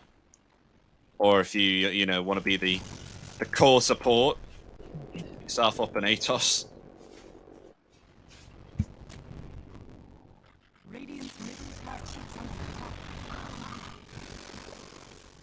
Teams fairly away from each other right now, just farming up. Who would you say would which team comes out on top here within the late game here, Adam? Out of the picks that you can see now, because I mean, we do have ourselves Lou, who's starting to slowly recover here with the Radiance. Are they on a timing here, Azure? I feel like BetBoom is, in my opinion, favored unless this Legion gets super big, but just based on the way the heroes are growing right now, I don't think this Alchemist is gonna 1v5 this game. I feel like Chalice has to have a pretty good game for them to scale there. Ooh! Nightfall found in the jungle. And look at this, they may have found Chalice in return though. They got a Vengeance kill, they will do indeed. But Somnus is going forward there, actually rooted up there. Lou is here with his Radiance. They will take Toronto Tokyo out though as Lou comes forward. In trouble, the life taking drain. a lot of damage there from the life drain. The Electric Vortex and the Static Remnants find the kill in return, rooted in place there by the Syrian Chain. Triple kill for GPK though, has been healed up here by Save. Look at Save, literally saving GPK. Somnus now in some trouble. He has to back off. He's going to use the Remnant there, but where's the further attack? All lightning, not there. Save's trying to give GPK some They mana. see him. Thirst. Oh, trying to TP, we'll get it! Oh man, Nightfall spawned just in time, so there was a Thirst on top of him. Unlucky, but man, Pogna definitely the MVP of that fight. Save literally doing what his name entails. Saving GPK there with the life drain. He almost killed the Alchemist as well, just the life drain with the Decrep Blue taking so much magic damage there. It's not ready for it. Again, BetBoom. Even with how the fight started, getting a kill on Chalice, they take a good trade there.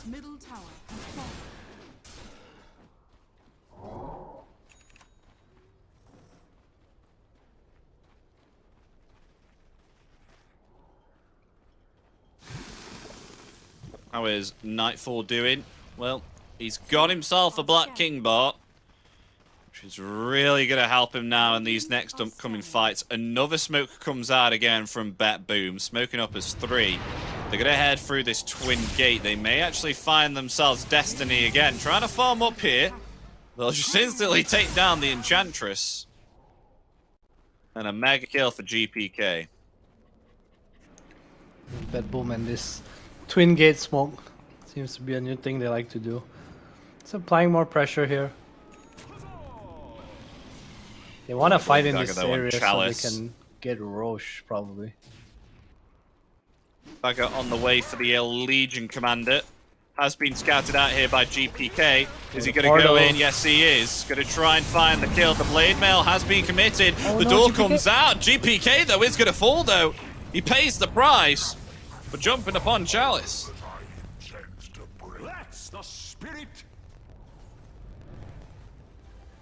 Mystic Flare doing a lot of the work there from FY. Oh, but look at Storm Spirit though, 18 dual damage. I think that's not a bad trade. Die for 30 seconds, get 18 damage. Oh, Blade Mail. Nice silence there, Somnus with a Blade Mail of his own. Find Toronto Tokyo. So we're still able to fight back a lot of these times. They are trading kills pretty evenly. These are fights without Lu as well. Has the BKB now. Dagger queued up next. Yeah, I think he really needed that BKB. I mean, you saw the life drain there. What was that? Level 1 life drain? Yeah, with Decryptify. There's like Firestorm and stuff too. It's pretty damn annoying.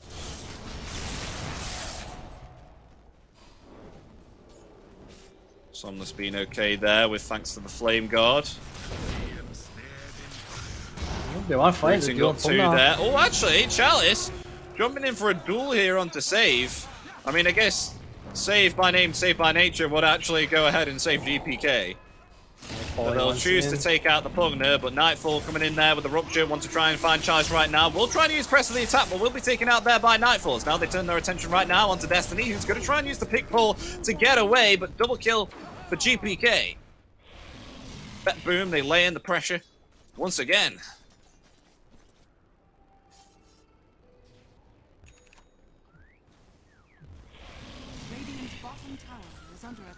This pipe achieved now as well on Pure, which is really going to help them to try and counteract this magical damage. That's right, they want to fight here, Lou, with his BKB. Or is he going to stun himself? He is going to stun himself. They won't get in range to get that stun off with the concoction. And FY had ulti there too. If they could get Nightfall or anyone actually, might have been a kill. Still, Azure protect their tower. That Boom's network fleet. 2 to 3k only. Oh, Timing. Breaks the smoke. I mean, he almost has Blink. He does. He's doing pretty fine right now, but I'm not sure if he can 1v5 this game. He needs his cores to be doing well too. Maybe and Chalice are not having that bad of a time anymore actually. Chalice 50 dual damage. FY and Chalice, they're both smoked up ready with this Blink and Blade Mail. Can they find someone? And GPK is going to reveal himself. Maybe perhaps there with save as well. Will they go for it? That is the question. Seem like they will. We'll let them be for now. Don't want him to go for a risky initiation there without knowing a little bit of information about what they'd be jumping into, so they will back off for now. There's still this tier 1 tower standing here for BetBoom to take out. And a scan comes out revealing that someone is sitting behind these trees. They're actually going to go for FY here. Do they have enough to take down the Skyref? Yes, they do. In return, they have rooted up Somnus here, there.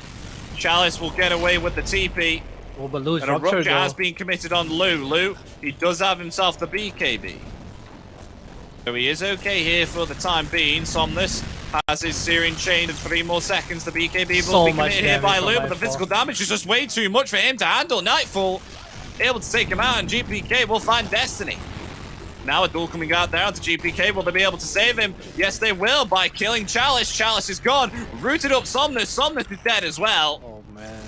And it seems to be pretty much a team wipe here right now as GPK, he comes forward, slowing down Destiny. Rooted up there once again by the Frostbite. Toronto, Tokyo. I've never seen so many Frostbites in my life. GPK has the same dual damage as Chalice. No way they're going for FY. They're going for FY.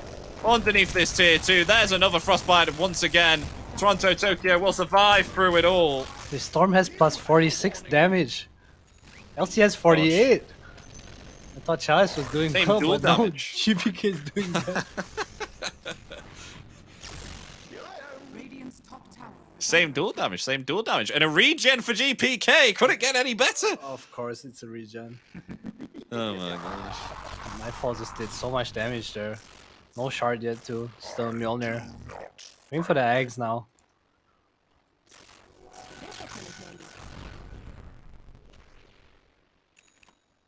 So gets a regen, and even with that BKB, Lou just gets taken out again. Is lacking the damage, and this Blink Dagger, even though he has the option to blink in, gets ruptured up there and not able to get the element of surprise with the Blink Dagger. So not having a great effect right now in these team fights. And look at this, BetBoom, they just keep up the pressure again and again and again. Because look at this, they smoke up as 3, save Toronto, Tokyo, and GPK, the 3 Musketeers. They want to come in and try and find something more here. Pure coming in, trying to push this bottom lane with the Firestorm. BetBoom, they're ready for another initiation, but they just need some further information here as to see where Azure Ray are, because they're going to commit a smoke of their own just below this tier 2 tower and try and find themselves something. Yeah, the way Lou's playing, it's very obvious that Azure are here though. BetBoom gonna just go away, maybe even pick up the free double damage rune. No point giving Azure the fights that they want right now. So ahead as BetBoom are no necessity to take any risk. Feel like it's necessary for Chalice to duel the Pugna, or do you think that Chalice can get away with dueling another hero, say like GPK or Nightfall, for example? I think if he's whole duel anyone. I think if it's just, well, him and FY, he probably needs to duel a Pugna because the heal definitely goes through. I'm not sure if there's a Glimmer as well for the Pugna. He does have the Glimmer Cape, so the Skyrofall not playing a big part in against this Decreptify anymore.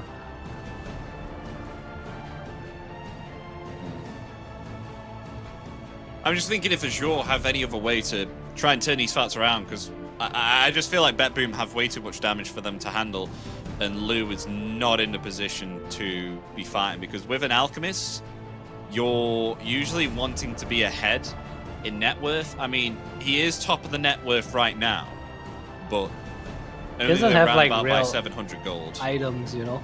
He has like Dagger, he has like Radiance, he has BKBs. No AC, no Basher. I feel like they need to keep splitting the map for now. Just try to get pickoffs with this LC and Skywrath. Get Lou to a point where he actually can fight his Bloodseeker. The Basher, very important item, maybe even the AC on top. Yeah, they're actually going to replenish their smoke here. DD for GPK this fight. They want to take control of Roche. Azure goes to top. It is turning to night soon. Oh, they see FY though. FY. Oh no, he's going to be caught out. Not able to go with his team through the Twin Gate. Will be silenced up, rooted in place by the mounts and taken out. Roshan's. There's Roshan going to be spawning up, but he's going to be heading. Wait, what? He just stopped. Okay. He barges GPK out the way. He'll head through the Twin Gate. Alright, they'll end up portaling instead of taking the Twin Gate. Yeah, BetBoom are actually aware that they're sitting around here, so they come in through the Fiend's Gate.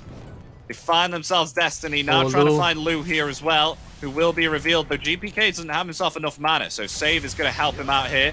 Will zip forward the BKB and the TP there, but no bash it, so we'll be able to get away.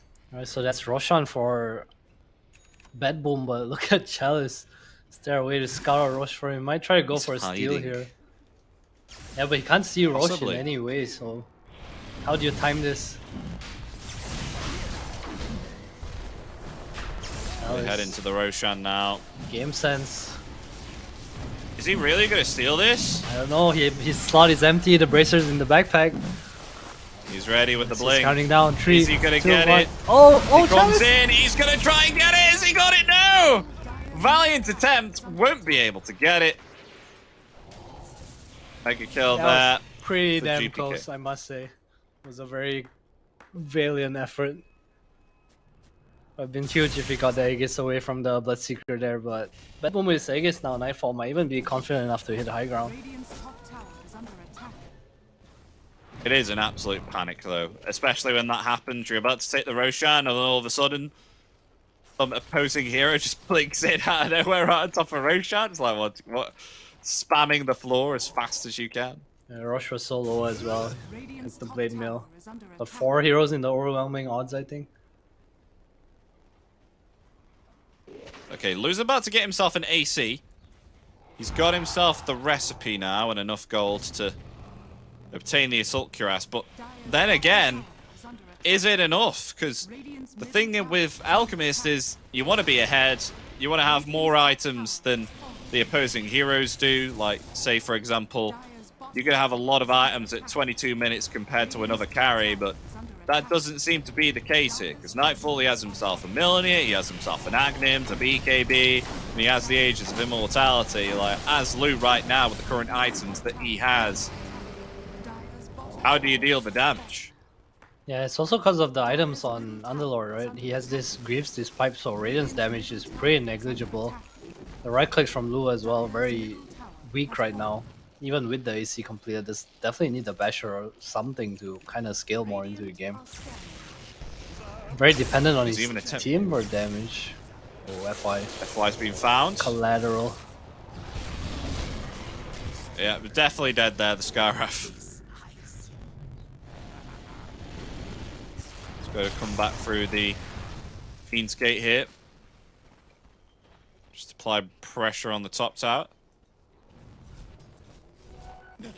Oh, but Chalice has been an annoyance here and actually cutting the wave top.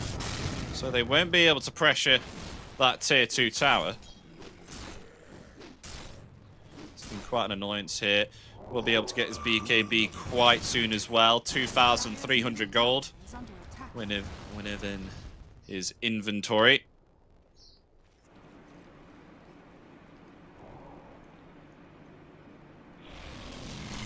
Oh, Nightfall. Oh, that is going to meet Toronto Tokyo. Chalice, I mean. There's the Does have the blade mail, but GPK comes just zipping in and picks himself up a really easy kill. They caught the rat. Lou. This is a bit dangerous here as well. The rupture comes out. Oh, can you There's TP no out bastion, this but the Lou? physical I don't damage know. is enough to kill Lou. Dies in base. Nightfall gets the kill. 2 kills in separate sides for BetBoom. Just extending their lead more and more. No real interest in pushing high ground here. Just looking to kill heroes as much as they can.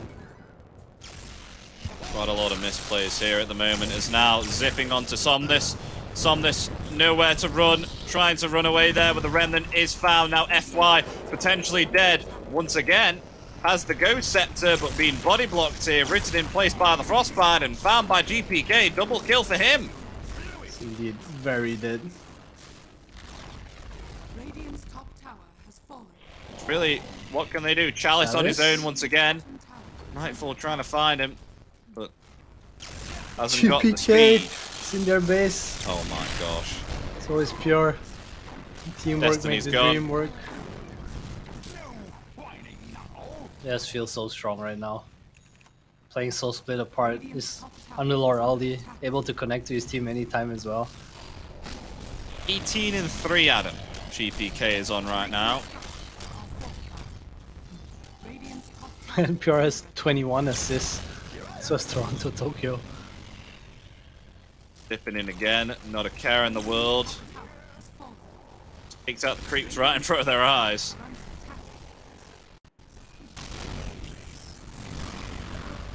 Is interestingly opting to go for a butterfly here on the Alchemist, though charging up the concoction. Just once Affected more. all that much. Like, what can they do? Who can initiate here? I mean, Chalice can, but he really needs to activate this BKB in the Blade Mail. Who will he jump on? That is the question. Are they gonna jump though? Lou's Slipping in getting there, gone on. Lou taking some damage, but will be able to heal up with the press of the attack and the chemical rage. But FY's Duel going on to fall to for the duel coming out there onto Nightfall. Will they be able to finally take him down? Yes, they will. They will take down the Bloodseeker, but does have himself the Aegis of Immortality. So Nightfall is going to be able to come back. They root in place Somnus. Somnus down. Will go on the pursuit here, Nightfall, trying to find Lou. Lou's just going to be able to get into the fountain there just in the nick of time. But Charles coming forward with a 3-man overwhelming odds. We'll try and find Toronto Tokyo. Will fall as well. Somnus. Destiny down on the Enchantress, and Somnus is dead. That's a dieback onto the Ember Spirit.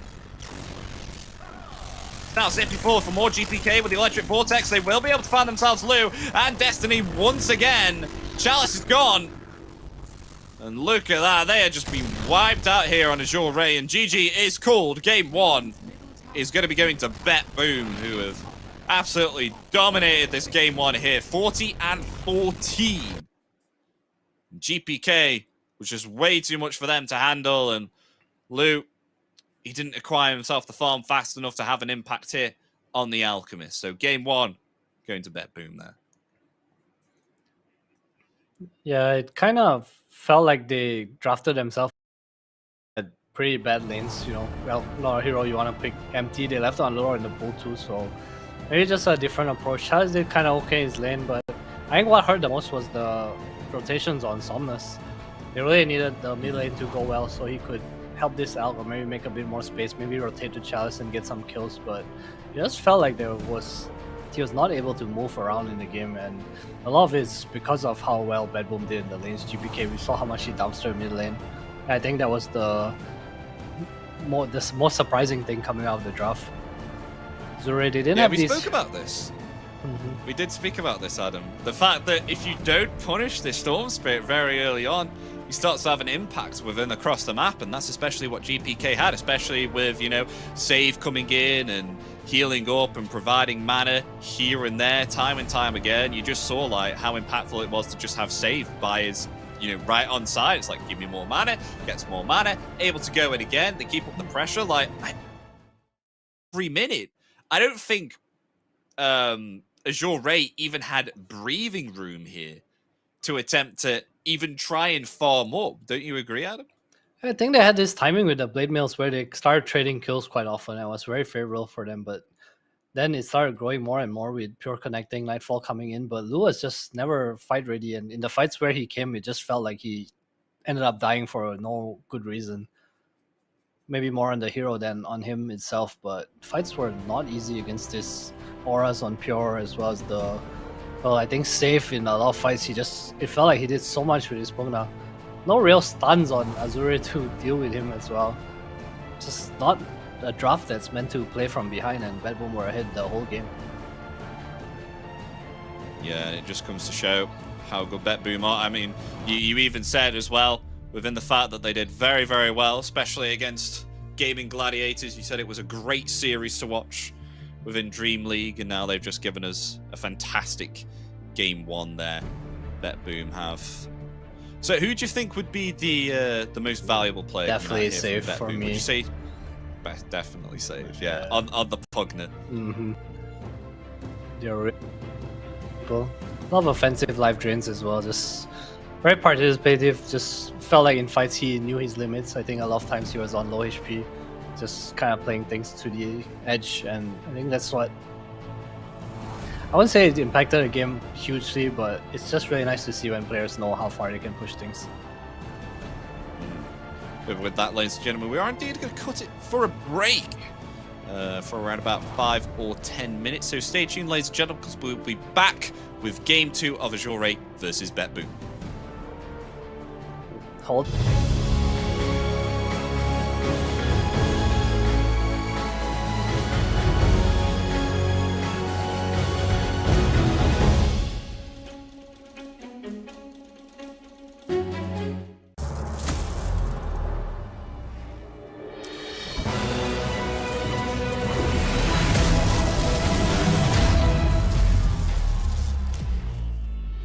Use your skills in the gaming. 1xBet.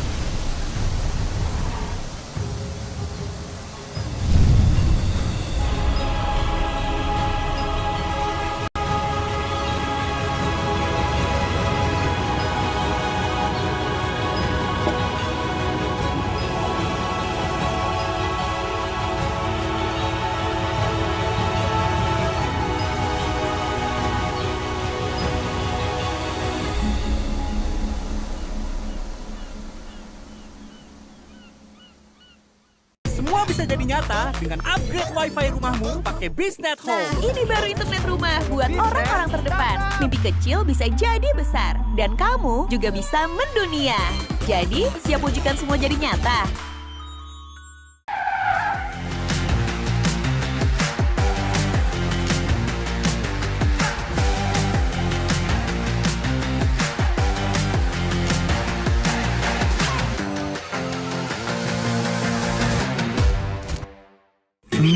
Panas. Kini off oven nih. Hai, ya kelar. Wih. Nah ini, Sukroven si paling seru. Mau gini, seru. Mau gitu, seru woy.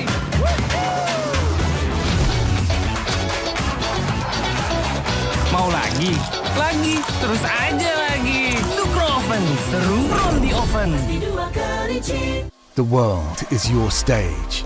Take the first step to change. Lead with vision and innovation. Perfect your strategy and make your goals reality. Así que vaya. Get in the game. Make it count.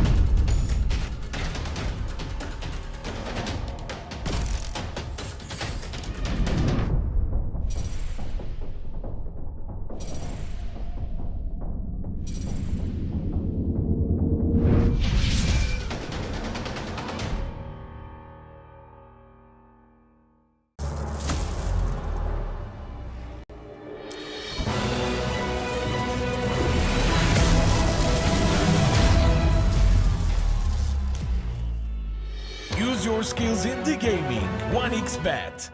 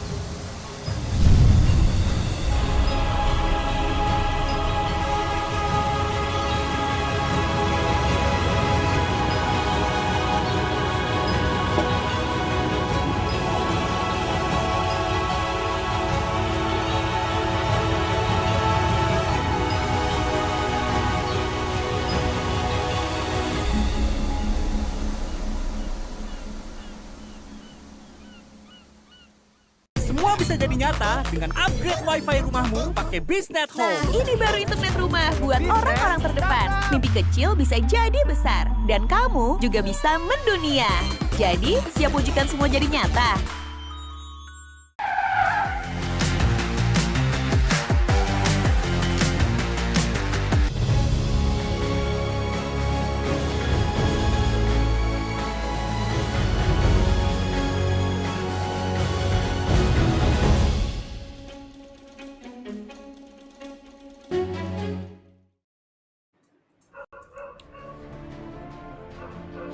Hello ladies and gentlemen, welcome back to the Bali Major. With myself, Invictus, joining me is Free for Free Dota. We had ourselves game 1 out of the best of 2 with Azure versus BetBoom. where BetBoom, they were able to take themselves a big win here within Game 1. I think they got themselves around about 40 kills. And Azure only able to get themselves 14. So they had themselves a really, really good game here, BetBoom, and they just kept up the pressure here. Adam, what do you think about that Game 1? Give us a conclusion. I feel like it was just Azure drafting to their comfort picks, and even then they couldn't get away with the laning phase. BetBoom just kind of snowballed off a good lead. They had a chance to fight back. Azure, they took some nice trades with the Blade Mills, but ultimately they couldn't really get anything on the map. The Alchemist was way too far behind, went for a Radiance build, just couldn't find through the auras of the Underlord, and that's how it felt the whole game. There's just no way to really take a good team fight. You know, they had like 1 or 2 good kills here and there, pickups with the duel, the Scarab Mage ult, but ultimately there's just no way to take objectives, no way to group up, and they just slowly started falling apart on Azure. Yeah, it was difficult for Azure, but maybe perhaps they'll be able to take themselves Game 2. As ladies and gentlemen, we are indeed going to bless you with the draft, which is going on currently right now. I heard a few heroes being picked left and right here. I think a particular hero that is going to be exciting to see this time, though, that they do indeed pick themselves up, is the Silencer. They do indeed pick themselves up, that hero. And it's going to be a big change, especially with the fact that, you know, they did pick themselves up the Pugna. Maybe perhaps they're going to get themselves the Storm Spirit as well. Yeah, we'll get in the drafting screen real soon. So I think the Silencer against Pugna is something that we used to see a bit more often. It used to be the old school counter, especially when paired with like Terribly and stuff, but this first 2 Ember is kind of surprising to me, and I was ready to go for a Legion again. Just really believe in this hero.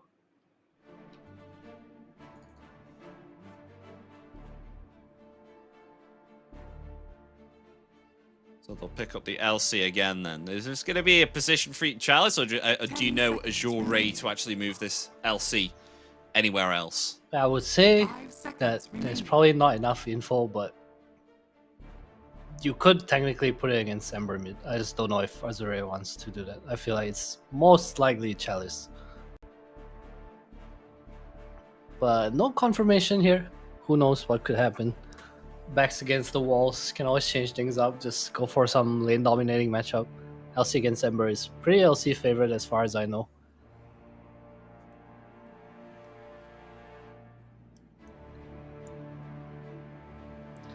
Another reason the Silencer pick is good there is because it kind of stops the Storm pick. I think some people might still pick Storm into it. Or another way of punishing is just some strong mid laner that's good against both Ember and Silencer.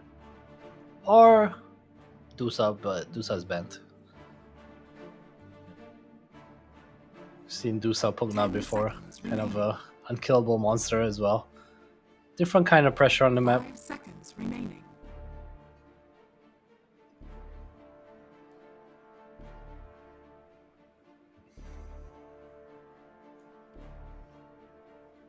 So the Monkey King and, funnily enough, the Alchemist gets banned out here from BetBoom, even though that they did have themselves a very, very nice game, especially against the Alchemist. They'll actually ban it out. Radiant team banned.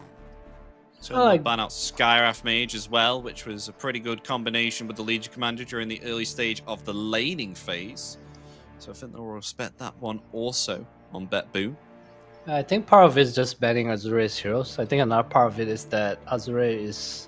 10 seconds. Well, are they actually first pick again?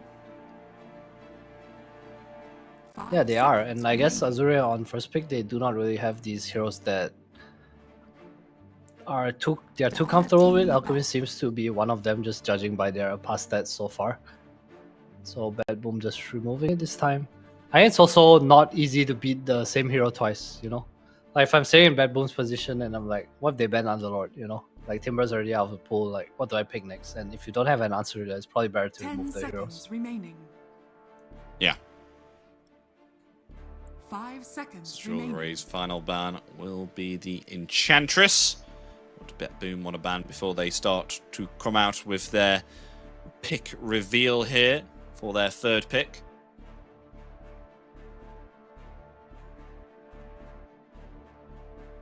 Take some reserve time to think about that one.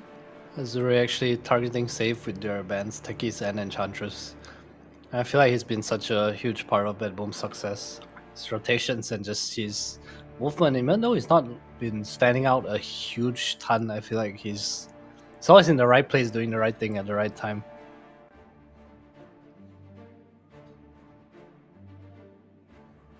Dire team pick. As the Storm Spirit will be banned up here. Actually not wanting to give that away. GPK having a good game, especially against Sunless there with the Storm Spirit, Ember Spirit matchup. But yeah, Adam, they do get themselves the save hero indeed. The Shadow Demon comes out. I think it makes the most sense against Pugna Legion. You have Purge for Decrab, you have Disruption for Duel.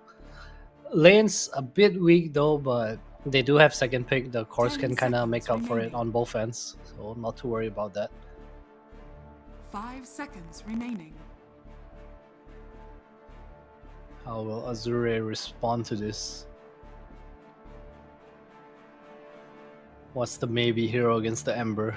It's good against Silencer and Shadow Demon. Void Spirit? I feel like that's one of his go-to heroes.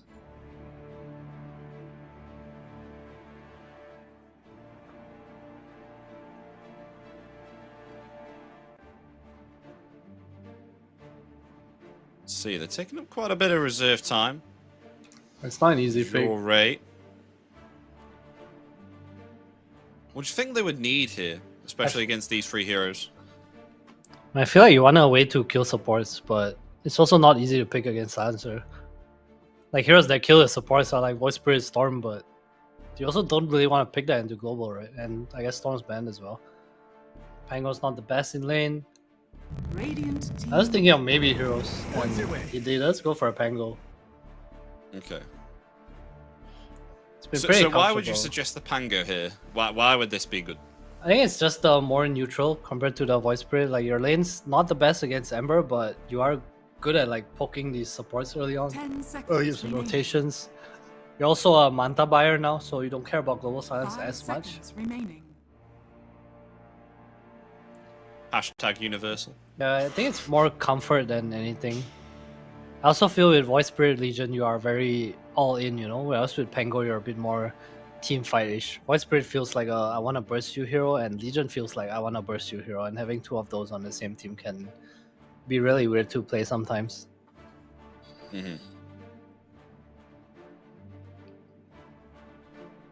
Dire team pick. Bat Rider. Put themselves up Bat Rider. The fourth pick here on Azure. We've seen this Bat Rider get flexed a little bit in multiple positions here. It can be played as a support or a core, which is one of the reasons why it was a most contested hero. Not been getting picked up though as much, but BetBoom pretty comfortable to put Nightfall here on the Bloodseeker once again. Yeah, pretty nice pick out against the Pango. The lane's good against the Legion, as we saw just now. Maybe not great, but it's okay. Sansa Bloodseeker, pretty decent lane too. Against the Bat Rider LC. This is an FY Bat Rider, so again, Azure lacking a carry here. Plus BetBoom again saving the last pick for Pure.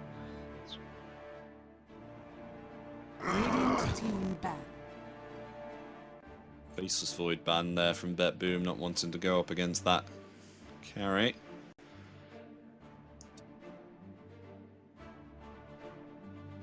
That would make sense. Definitely an element of surprise hero.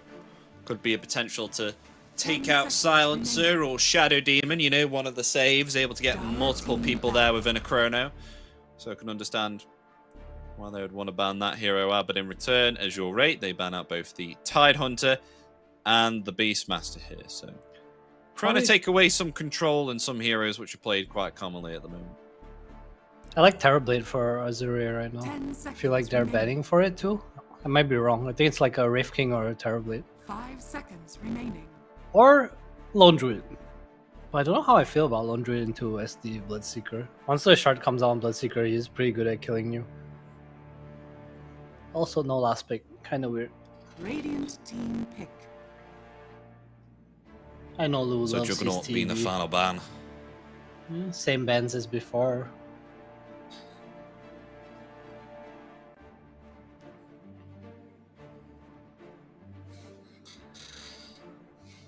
What will Azure go for? 5 seconds remaining.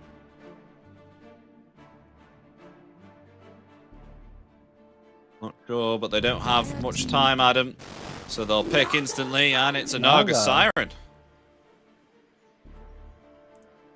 Alright, what's the anti-Naga I mean, it's okay. hero here? Yeah, it's alright. It's a pretty good pick. It's good at dealing with the supports. Its net is really nice. Song is really nice too. I like the pick a lot. I was trying to think of like how BetBoom can punish this. There's a here, Primal Beast maybe. They have Ember, so they get like a Maelstrom or something like that. They can clear some of the illusions, but it's not enough. Thing about Naga is you need to slow her down in lane, because if you free farm and Ember free farms and he gets Maelstrom, you have like Manta and you don't care anymore. It's like all about how your goal graph goes, you know. If you have like super high GPM versus super mediocre GPM Naga, then sure Ember deals with you. What is the pick here? Alright, give me the Magnus.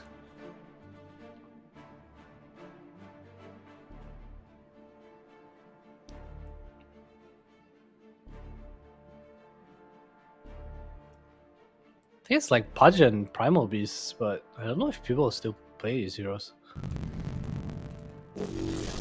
Go for a Darkseer. Yeah. I think you're a bit right on that part. So Darkseer getting picked up for the final pick here. It'll be on LC3 once again. It is indeed a position for Bat. But what do you think of the draft so far, Adam? Who are you feeling again? I didn't really like the Darkseer pick. I think it was kind of forced. You have like SD silencer supports. I can see why they picked it. Like it's good against Naga on paper, and early shell damage is really nice at dealing with Naga illusions. So the way it works is you send 2 illusions to a wave to push, and there's 2 Darkseer shells there, and your illusions lose. That's why Darkseer is good against Naga in the early phases. But I feel like with the new Riptide change, the wall from Naga is really not that strong, and there's also this disengage from Song. So I do think this Naga is good enough to win this game for Azure. But BetBoom might just be the better team. I'm really not sure. I mean, we know that Bloodseeker can definitely handle Naga Siren if it comes to the late game. I mean, we have seen a few instances. The blood miss. Yeah, not just ourselves, but I'm sure everyone else within the stream has seen the opportunity where Bloodseeker has been able to pick himself up an Aghanim's, he's got himself a Milner, and is able to absolutely rip through Naga Siren illusions and absolutely dish them out and take them out. Because obviously, of course, Naga Siren within the middle and the late stage of the game, she likes to have a heart of Tarrasque or something along those lines and have herself around about 3 or 4k HP, and the Blood Mist really helps with taking those illusions down quite quickly and actually reveals where those are. Yeah, the thing about this game is that they have like double BKB piercing heroes, and I feel BetBoom's heroes are very run at you, I want to kill you, but there's no real way to end the game, you know, like Ember, Bloodseeker, it's a very I fight you lineup, and the supports as well, SD and Silencer, they're not heroes that scale too well. I mean, SD is pretty good scaling, but not against this Naga, not against this Pangolier. Like, they're not the best rotators as well, right? How do you think they're going to deal within the laning stage, BetBoom? Do you think they're just going to stay fixated on each of the lanes here, or do you think maybe perhaps we will see some rotations? Because I'm looking at Shadow Demon and Silencer, and I'm not seeing very good rotations here. I feel like the lanes should be pretty even this game. I feel like Naga does not care about his SD or Silencer in any way, and neither does Legion Commander, so both the side lanes, not sure how the supports are going to find impact. Meanwhile, mid lane, I guess it is slightly Ember flavored, just because you can slide dodge and shield crash, so Pango's not really able to trade with you that efficiently, but we might just see a skill diff again. I'm not too sure. Maybe Somnus was just warming up just now. See something different this time. Mm-hmm. Bounty Rune's coming to the play now. They'll spawn up. Pure actually attempting to go for the Bounty Rune here, but it will go to Somnus. Trying to block in Pure now with those mirror illusions, and Pure might fall here. The Blood Grenade will be enough to obtain the kill. Pure will fall. And Destiny on the Pugnet will get first blood. Yeah, nice kill for Tianming. Pure has to TP, not gonna get the double shell in. Actually, it's gonna hurt his lane. See how AR chooses to approach this. Shelling himself, actually. Probably before he TP'd out.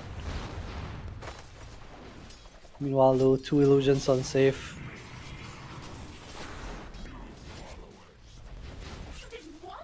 A little bit of a different matchup this time on the mid lane as well, with Pangolier going up against the Ember Spirit here. Who usually comes out on top? Is this kind of like an even-scaled lane here, or are we meant to see either Somnus or GPK come out on top because of their pick? I feel like Ember is generally the pick against Pango in the lane, but mid-game I feel like Pango doesn't care as much about you anymore. I'm not 100% sure how the lane should go, but because of you being able to dodge shield crash, I feel like Pango generally does pretty well against Ember. It's like 6-4 maybe?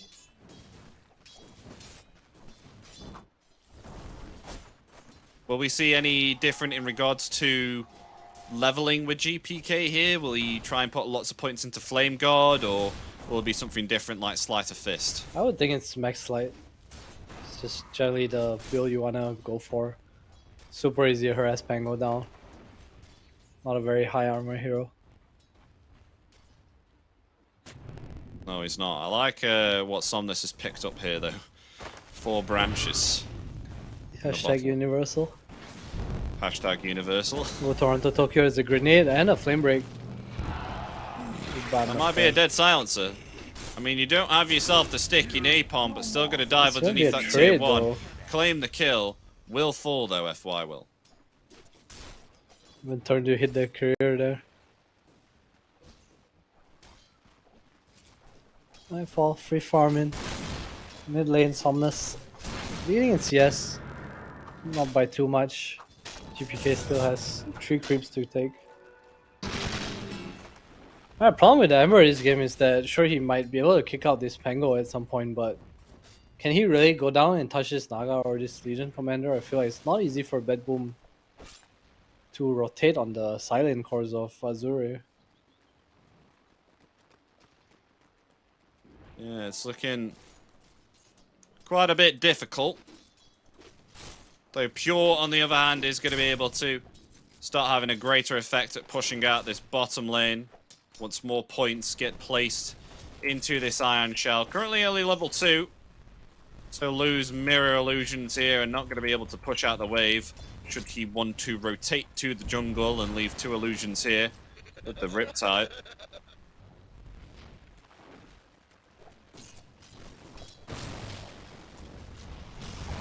How's the mid lane matchup going in regards to last hits here? I mean, not far away from each other. It's looking pretty even though, actually.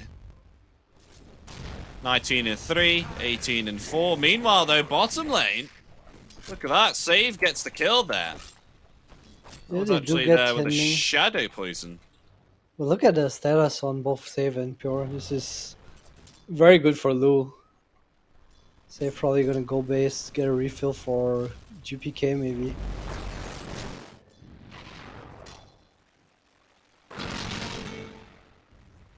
Yeah, and a bottle refill there for Somnus. There's Tiaming or Destiny, whatever you like to call him. Refills the bottle. We almost have ourselves level 6. Near of the mid lane soon with the power rune spawning in just over 2 minutes.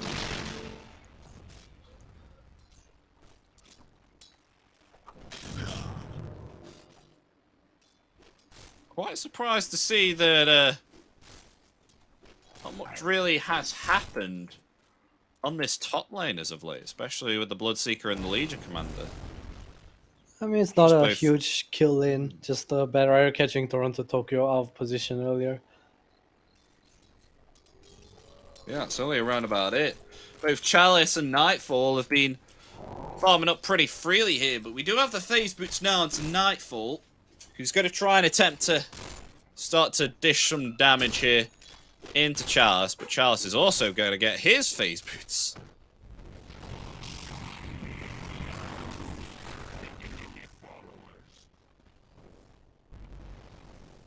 Radiant's courier has been killed.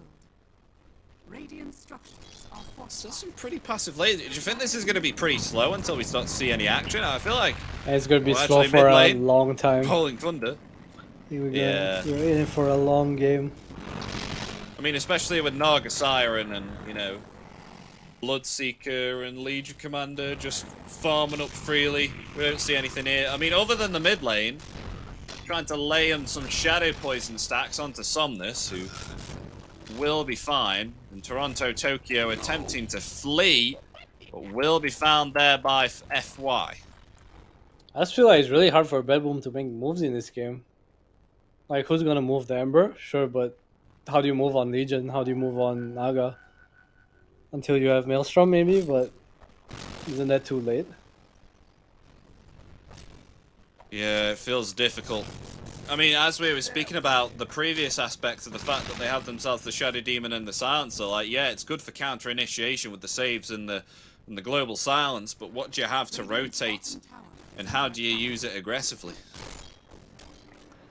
Maybe we might even see GPK go for some greedier Radiance kind of build. Just play a scale, push lanes. Get some travels. We're about to get ourselves level 6 on Nightfall. So Rupture very soon. Ooh, Tianming coming for the Wisdom Rune. Stop the stack. He's probably gonna give his life for it. Yeah, Destiny falls.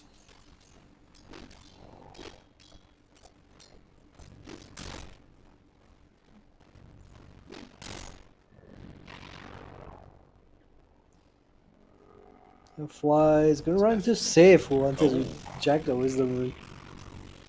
Would not TP from Tianming, they want him. No duel, but save is very dead here. Save very dead indeed.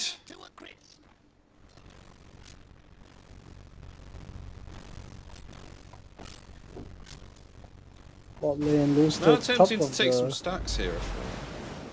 He actually has a point in that on Lu, so just in case he wants to kill Darkseer.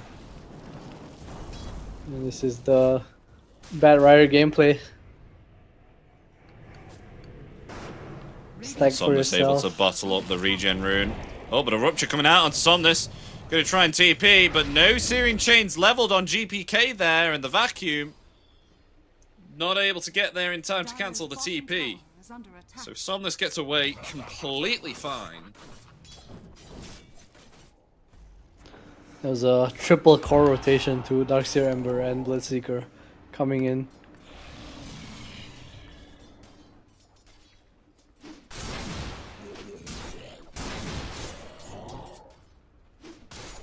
Still trying to keep this tower healthy. Somnus is here on the middle lane.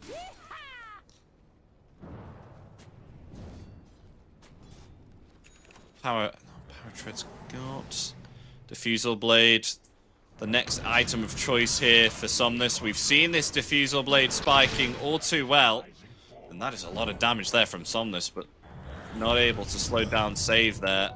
As the shield crash is indeed on cooldown. Does have the Rolling Thunder still. Still okay. No real way of killing him right now other than Rupture and maybe save being around. Yeah, we're looking at a slow game here for sure, aren't we, Adam? Yeah, I think There's really Azure not is that much being committed. more than happy farming, and BetBoom, as much as they want to make something happen, it's not easy on their heroes to kind of do anything. Only can individually apply pressure, but they are not far behind in this game. They're just doing a good job of keeping up in net worth.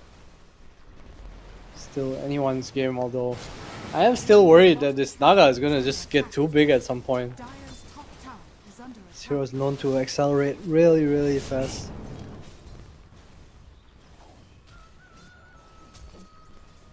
They will take top tower though. Azure Ray will, with a rotation from Somnus. Find that tower. Chalice has a blade mail on the way. I think that is, and Blink Dagger, the next item to be coming out. So actually farming a lot faster here on the Legion Commander. So maybe perhaps if we get this Blink Dagger and the Blade Mail a lot earlier, then maybe perhaps Chalice will have a lot more chance of trying to catch someone out here onto BetBoom. But got to be careful of the disruption coming out from, of course, Save.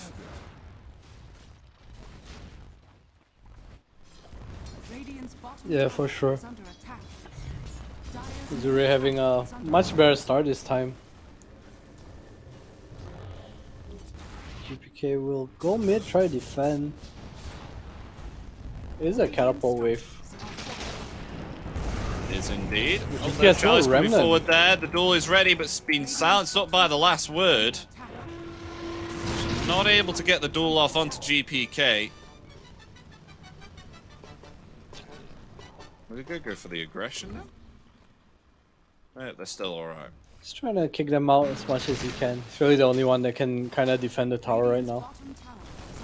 Meanwhile, BetBoom will get the bottom tower for pretty much free. And they will indeed.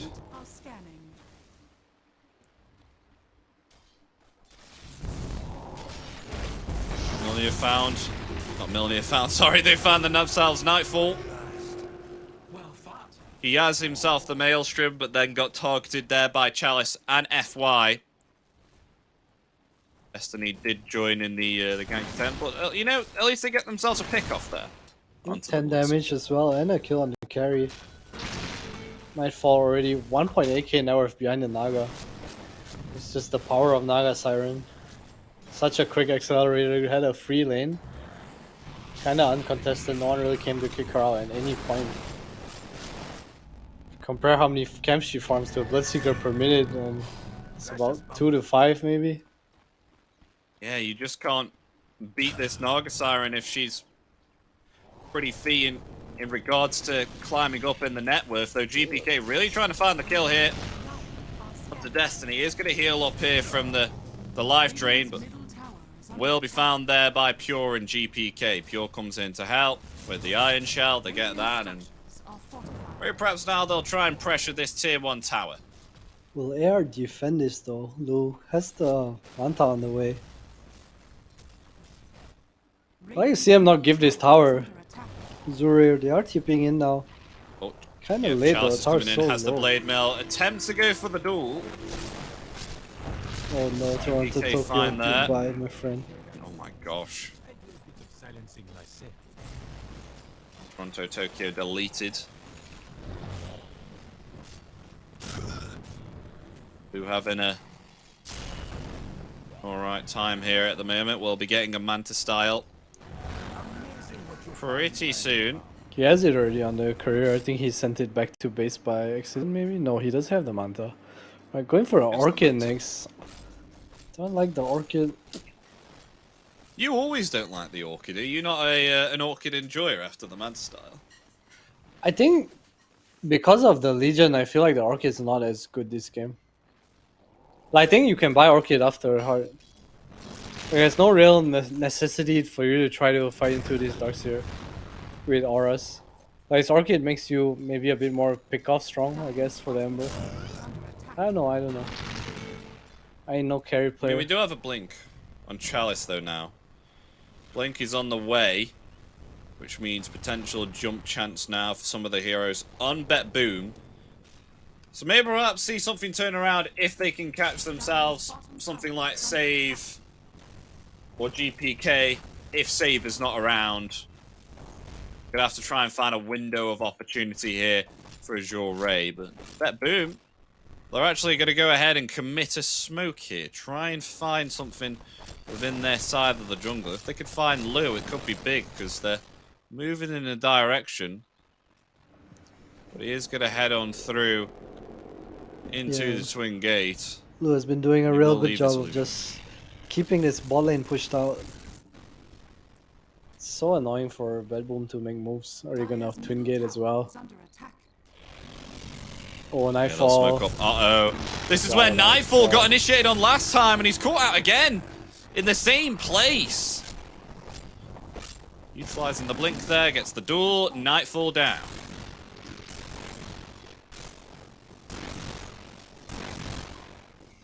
Meanwhile, Lu scouts out the smoke gang of BetBoom with his illusions. Okay, for BetBoom, it's just so hard to make moves. 6k net worth lead for Azure now. Gonna have the dagger on FY soon. Is he going dagger? And then FY, a lot of mana, though. super close to his We got blink. it back. GPK turns it around with the haste. Trying to find the kill here, but FY ready with the lasso. Chalice comes in with a blink. No duel available, though. Oh. It's on cooldown. Surprised Somnus didn't go for supports there. I'm just feeling like they went a bit too deep. Global Silence still up.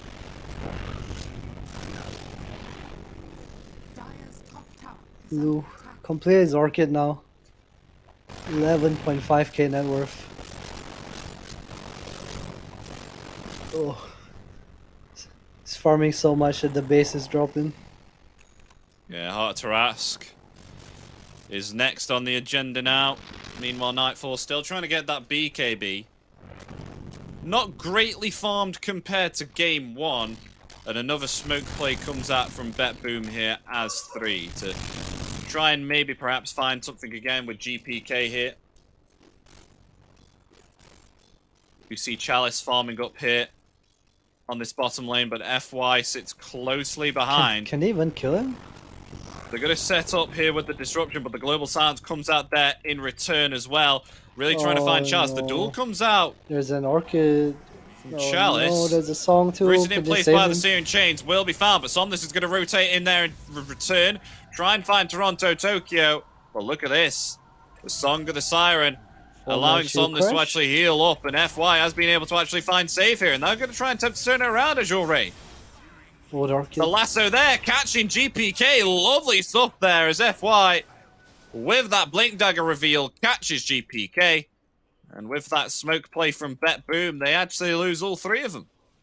When the start of the fight was so awkward, Toronto Tokyo went for the Global Silence before the disruption ended, and Chalice was just not silenced. Got his press the attack off, got the duel onto the Ember. FY was nearby camping as well. Again, BetBoom, that was their move. Global Silence, Purge used, Ember used, the team connecting, but how do you execute? It's so tough right now. Top lane, save. It is. Doesn't feed dual Duel damage. wasn't enough. Yeah. I mean, at least you're getting these pickoffs, though, on Azure Ray.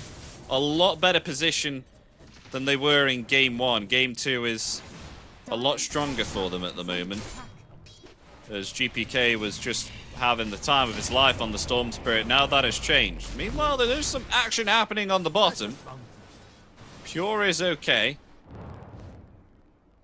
He will survive through some harassment there.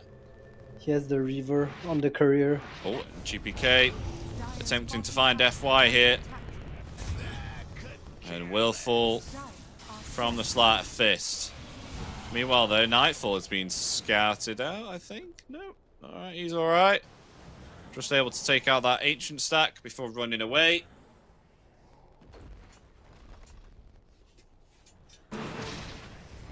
Still, this tier 1 tower bottom is indeed standing. Will finally be taken out here by Lu.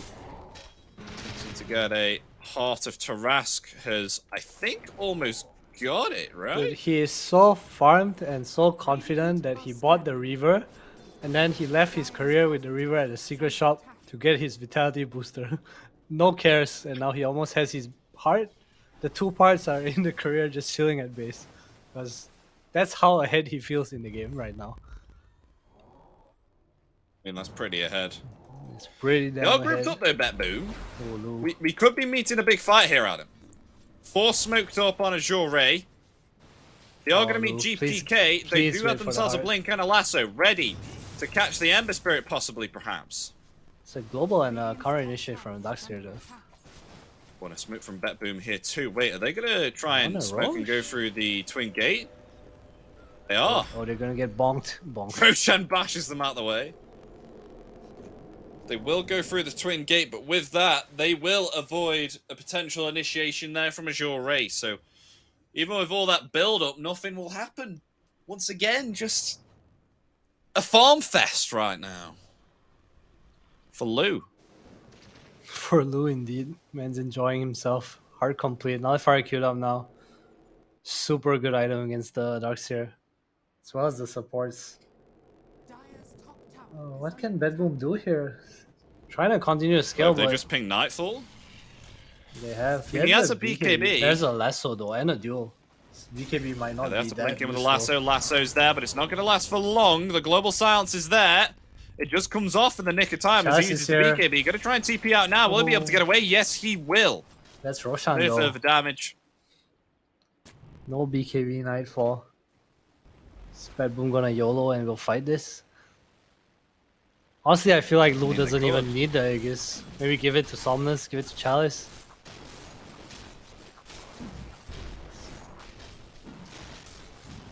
In such a tough spot, BetBoom. No real stuns, no real way of initiating. They have defensive support and offensive cores, but the offensive cores have no stuns.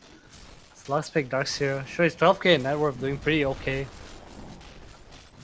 Maybe I'll change my mind when I see a wall, but so far it's felt pretty damn bad for them.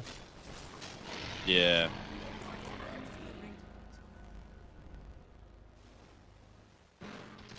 Doesn't felt like the best for BetBoom at the moment.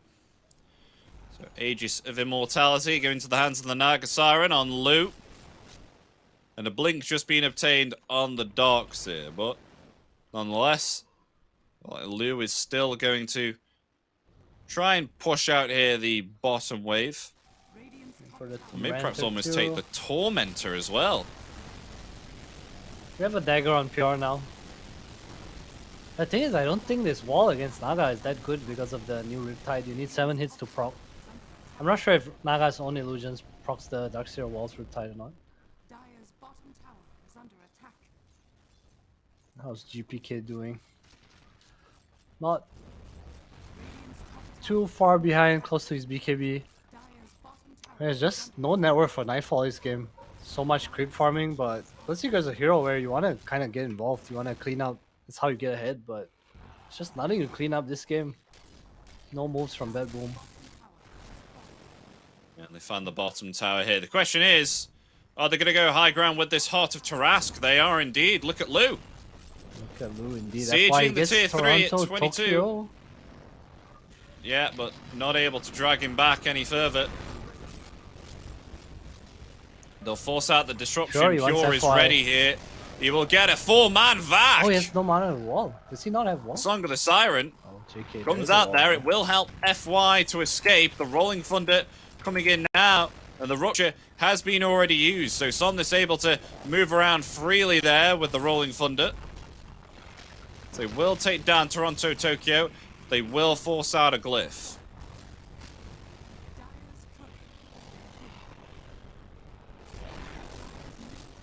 GPK still Maybe top lane. perhaps BetBoom. Doesn't want to come back. Try and finish his BKB. He doesn't have himself a TP either. On GPK, seems like Azure, they won't go for the tier 3. They'll look for the tier 2 here instead. Plenty of time on this Aegis of Immortality, though, to try and find themselves something more on Azure.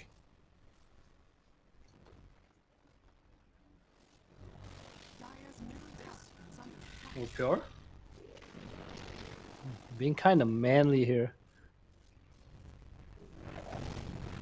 That's the grease for the net.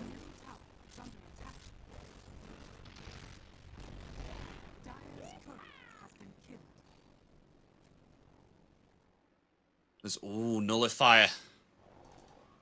Nullifier got in here on Lou. I mean, the game's still, it's still pretty slow here. Only 18 kills at 24 minutes. This is kind of a little bit different here for BetBoom. Usually they'd be upping up the momentum. They got themselves a duel here, though, onto Chalice. It won't be enough to take down Pure. Pure vacuums Chalice onto the cliff. He's like, see you later, mate. And he will blink away and get away safely. You just got to TP out there. Not a problem. Yeah, I feel like Still with game's this slow Aegis, just because of Lou. It's like really up to him what he wants to do, you know, like if he decides to hit high Yeah. ground, there'll be a fight. If he doesn't, well, BetBoom ain't gonna look for a fight with you. They can't. They have no stuns, no initiation. It's really about defending high ground for BetBoom right now.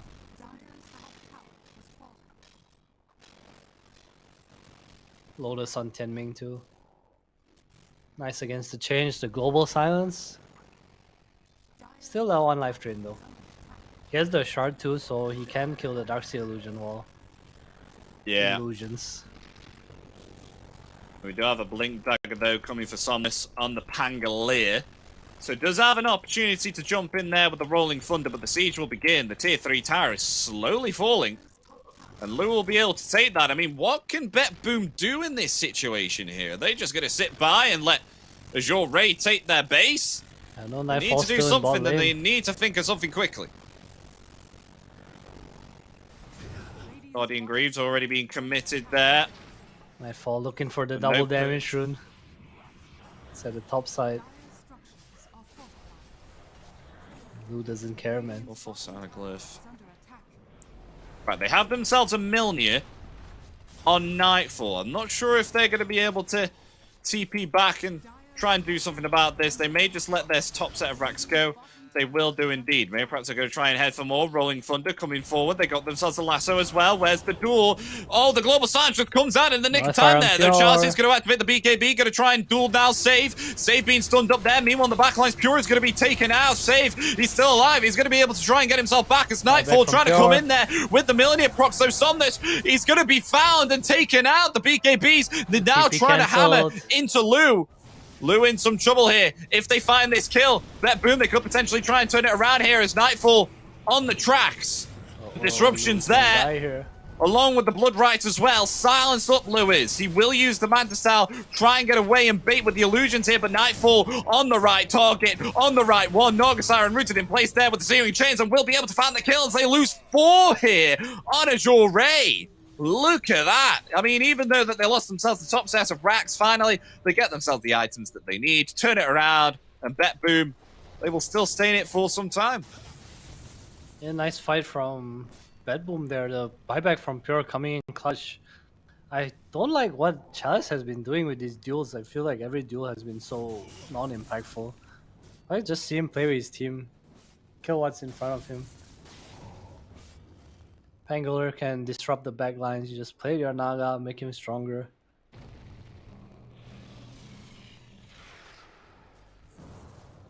By no means are Azure in a bad place right now, but I don't think you want to be feeding items to Darkseer Ember Spirit. GPK has the Shiva queued up now. Actually pretty close to it, and Pure did buyback there, so his Egg's still a ways away.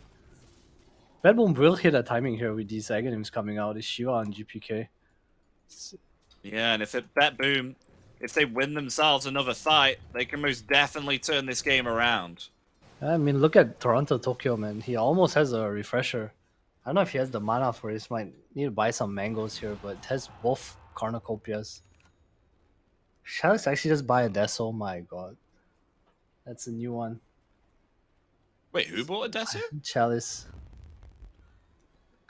I think it's mainly just to kill supports with his duel. Like, he wants to be able to solo kill people, so I kind of understand it.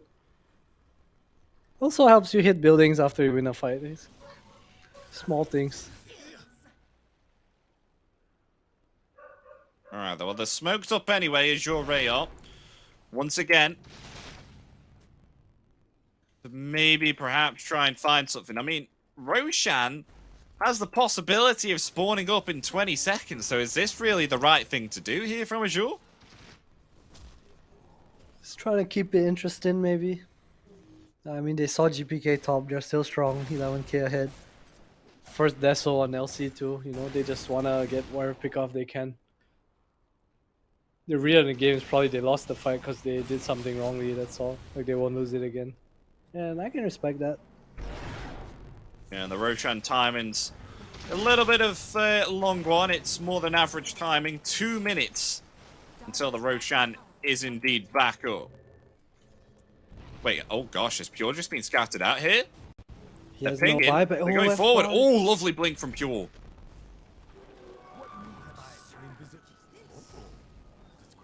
Very close. Radiant's top tower is under attack. Eggs on Pure soon too. These items definitely very significant. The Shivas, the eggs on Berserker and Darkseer. These are huge comeback items for BetBoom. Not sure if Luke can fight into this if they 100%. come up. The question is, Azure, are they going to go in now? I mean, they find themselves Toronto, Tokyo. Oh, he commits Rupture on Nightfall. Alright, let's Rupture down. Rupture down. Will take themselves the tier 3 tower as well. I mean, this is the one time for Azure Ray to try and find something here before BetBoom get any stronger. I mean, they do have themselves the 15k gold net worth lead, but I think eventually as this game goes on forward more, BetBoom definitely have the chance of turning this one around.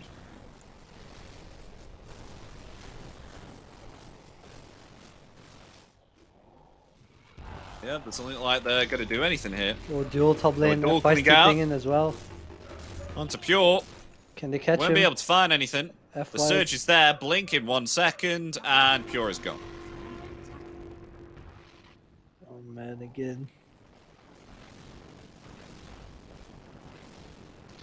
Look at this, Roshan. He is indeed back up. He's sitting at the bottom, and Pugnet, Destiny, he scouted it out with his courier. So I wonder if they're going to head bottom now, and BetBoom actually doing the same here. They're going to head bottom quickly. Yeah, he Wonder if dropped they the think gem. Azure Ray are maybe perhaps in the Roshan pit? It's a cool play. He drops the gem in the Rosh pit to have vision. To see Rosh. All the smokes. Nightfall Could showing, break though. it. They're getting closer to each other. Toronto, Tokyo, you have to be careful. He's broke the smoke here. He does not want to be on the front lines. He's so close to Refresher. I want to see him just TP back to base and buy a Refresher. It's like 700 gold away. No, he's recipe away. Yeah, the recipe's 2,600. It's costly. I'm dumb. Sorry. Spoke up from BetBoom again. They want to try and wrap around Azure Ray. Have themselves this advantage of sitting above the twin gate. The question is, can they get the upper hand? Can they initiate? Can they get though, around BetBoom? Azure Ray? They need this blink vacuum wall from. BPK, Oh, they're so stacked He right now. takes the lead. Still playing cautiously here. Either side. They'll actually move off the high ground. BPK is still alright here. Pure so low on mana. Now right Luke now. comes forward. The Rolling Thunder is indeed there. Going to stun up Toronto, Tokyo. The BKB, though, comes out there for Nightfall. Rupture on the Along Somnus. with that Blood Mist there also. Look at this. Somnus has just been found. GPK. Lou in trouble. We're able to get the kill. The buyback Life there from drain. Somnus wants to try and come back to the fight. Lou being healed up there slowly. As the Song of the Siren has been indeed committed. But where's the damage here from Azure Ray? I mean, the buyback there from Somnus coming back to the fight. Wants to try and find Nightfall. Oh, Nightfall's Nightfall. actually going to be able to heal up with Fangs Oh, getting the lucky kill shot. there onto Chalice. But now, the buyback there from Chalice also trying to come back to the fight. The Pugnet's fallen. GPK has no mana found there by the Swashbuckle. Disruption Goodbye, save, Pure. gets a dieback. The save is the only one remaining here. And is going to be found by Chalice. Taking out a team wipe there. Azure Ray able to take out all 5 of BetBoom here. Now they head themselves into the Roshan pit. Lou almost went down to his illusion there. I wonder why he didn't just turn around and kill it. The life drain from Tianming there coming in so clutch. Yeah, his game is... I know BetBoom just got team wiped, but I feel like the game is not easy for Azure. It's sad, but Lou has 5k gold now. Chalice with a really nice dual catch save as well. Caught save as well. Ay, BetBoom. If only they had some stuns. If only. If only, and now because of that advantage, especially with picking up the Aegis, they put it on Somnus ever since he committed the buyback. They will now try and clear up the rest of the racks. Pure Clear bounce at the back bottom. again. The only one that remains is the mid lane now. I mean, GPK does have himself this Shiva's guard here, but Really, what else can you do? Lou doesn't care. Lou is pretty strong.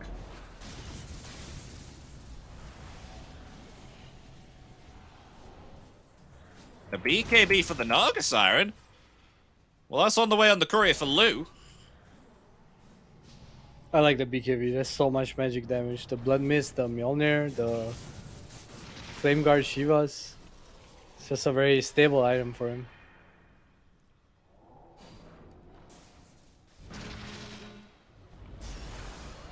Oh, Fly coming in with a lasso there. The Global Silence and the save come down in return.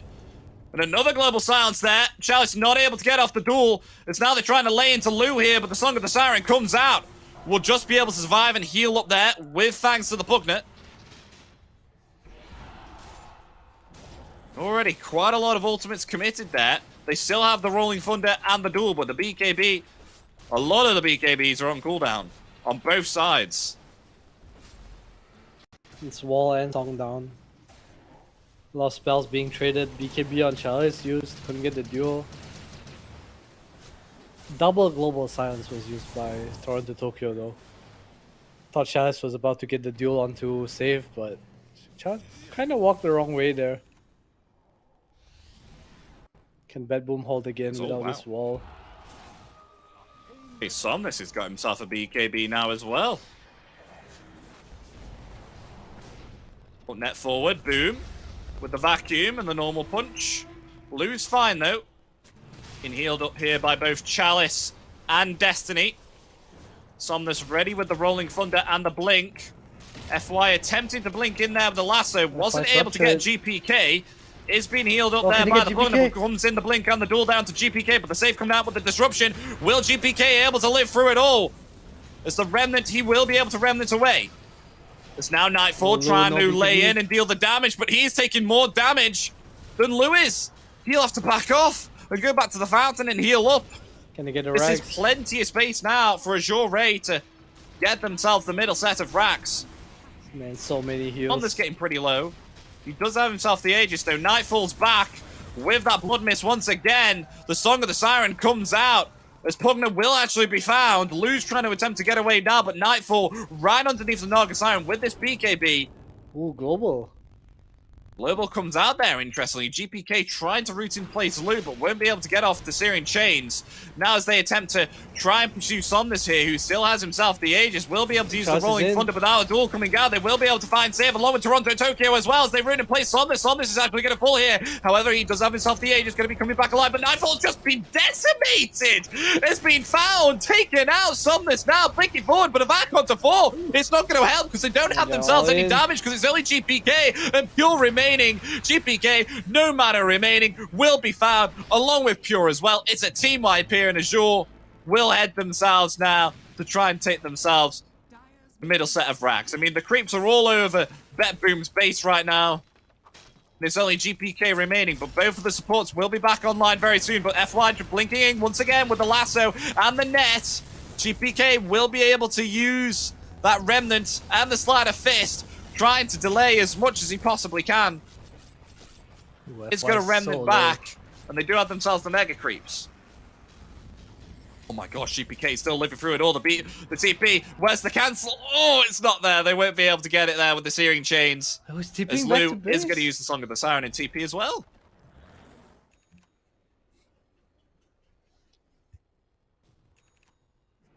Alright, yeah, after all that, after a team wipe, don't really get anything. Mega Creeps chilling. Game's still not over. BetBoom want to hang on.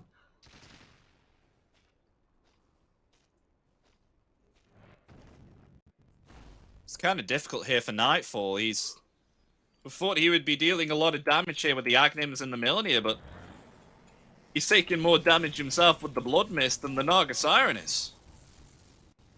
Yeah, Lou just so far ahead. Has the Mage Slayer too to deal with all this magic damage. Has the BKB. It ain't easy. Oh, we have an initiation here. Somnus going in. Yeah, the Global Silence. Nightfall has to activate the BKB. Will commit the Rupture there onto Somnus. Gonna try and get himself back.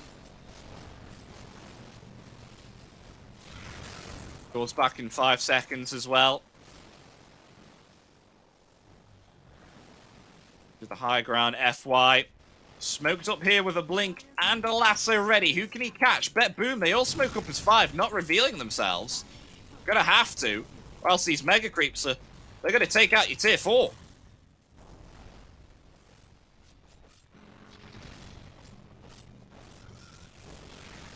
Who will be their target, Azure Ray? All their ultimates ready to go in once again. Global Silence still on cooldown for another minute.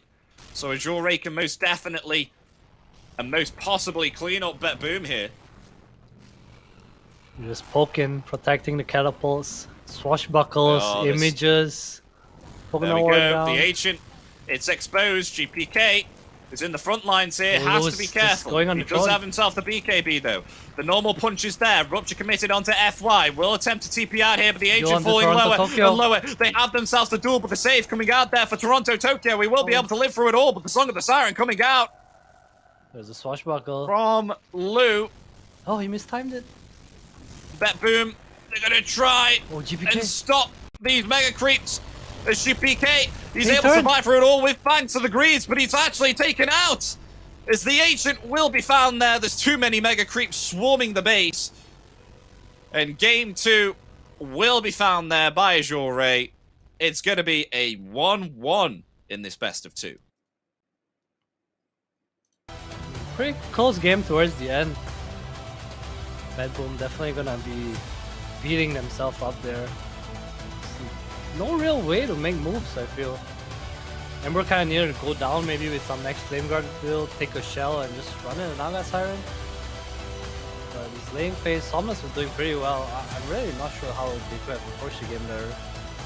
They just collapsed with the Darkseer mech, shell, surge on top.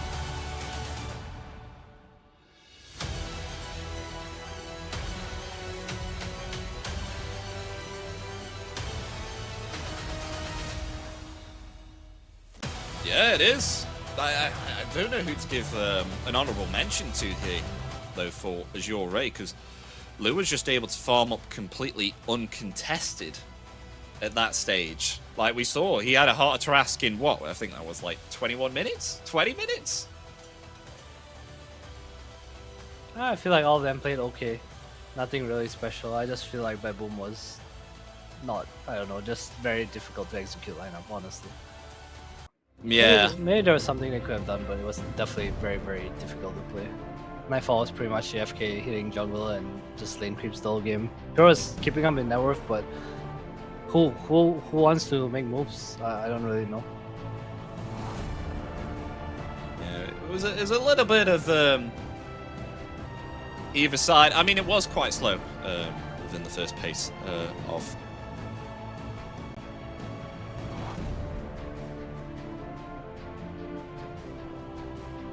There, particularly with that near the Roshan at the bottom right. It looked like BetBoom could have actually potentially got something off there, but Azure Ray playing it very cautiously, making sure that they don't jump in and throw away their lives there too quickly.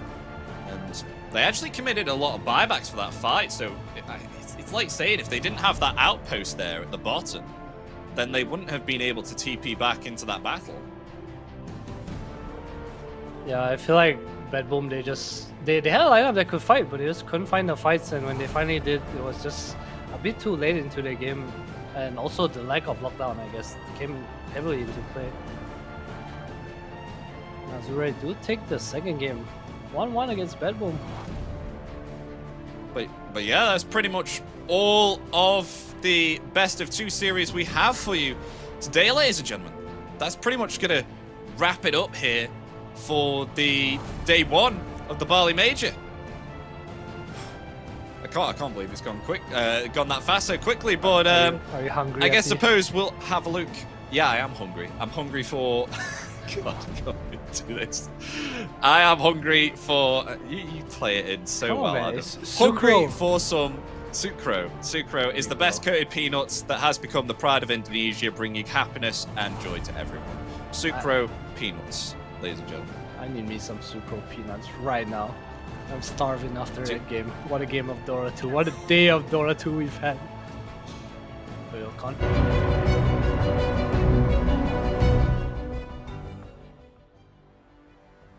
D, which is indeed this one, with Execration versus Team Liquid. That will be at 10. And then the next game we have after that is 9 Pandas versus Azure Ray. And then the third game, Execration versus Beast Coast. And then the final game, Azure Ray versus Quest Esports. Just remember, ladies and gentlemen, these times are predicted, and it is a rolling schedule. So if you have exactly what we had of the best of 3 with Gaimin Gladiators versus 9 Pandas, then the game will happen a lot earlier. So if you have a game that you do indeed want to watch, just make sure to try and stay tuned for the entirety of the day to make sure that you're not missing out on the game that you indeed want to watch.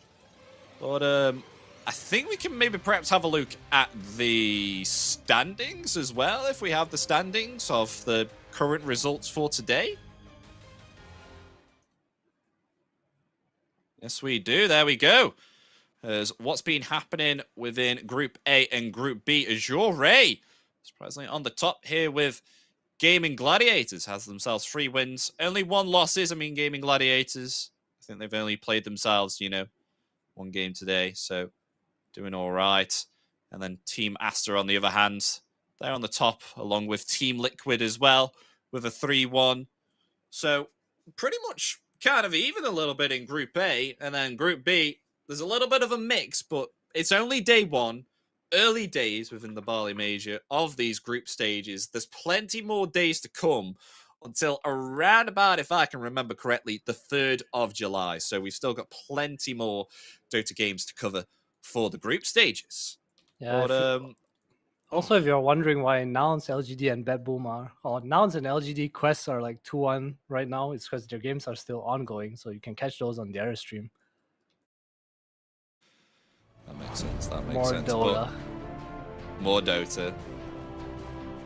But yeah, ladies and gentlemen, I think we're going to wrap it up here. That was it from myself and Adam. So thank you ever so much for watching.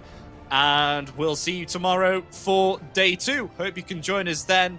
But thank you for watching. And we'll see you tomorrow.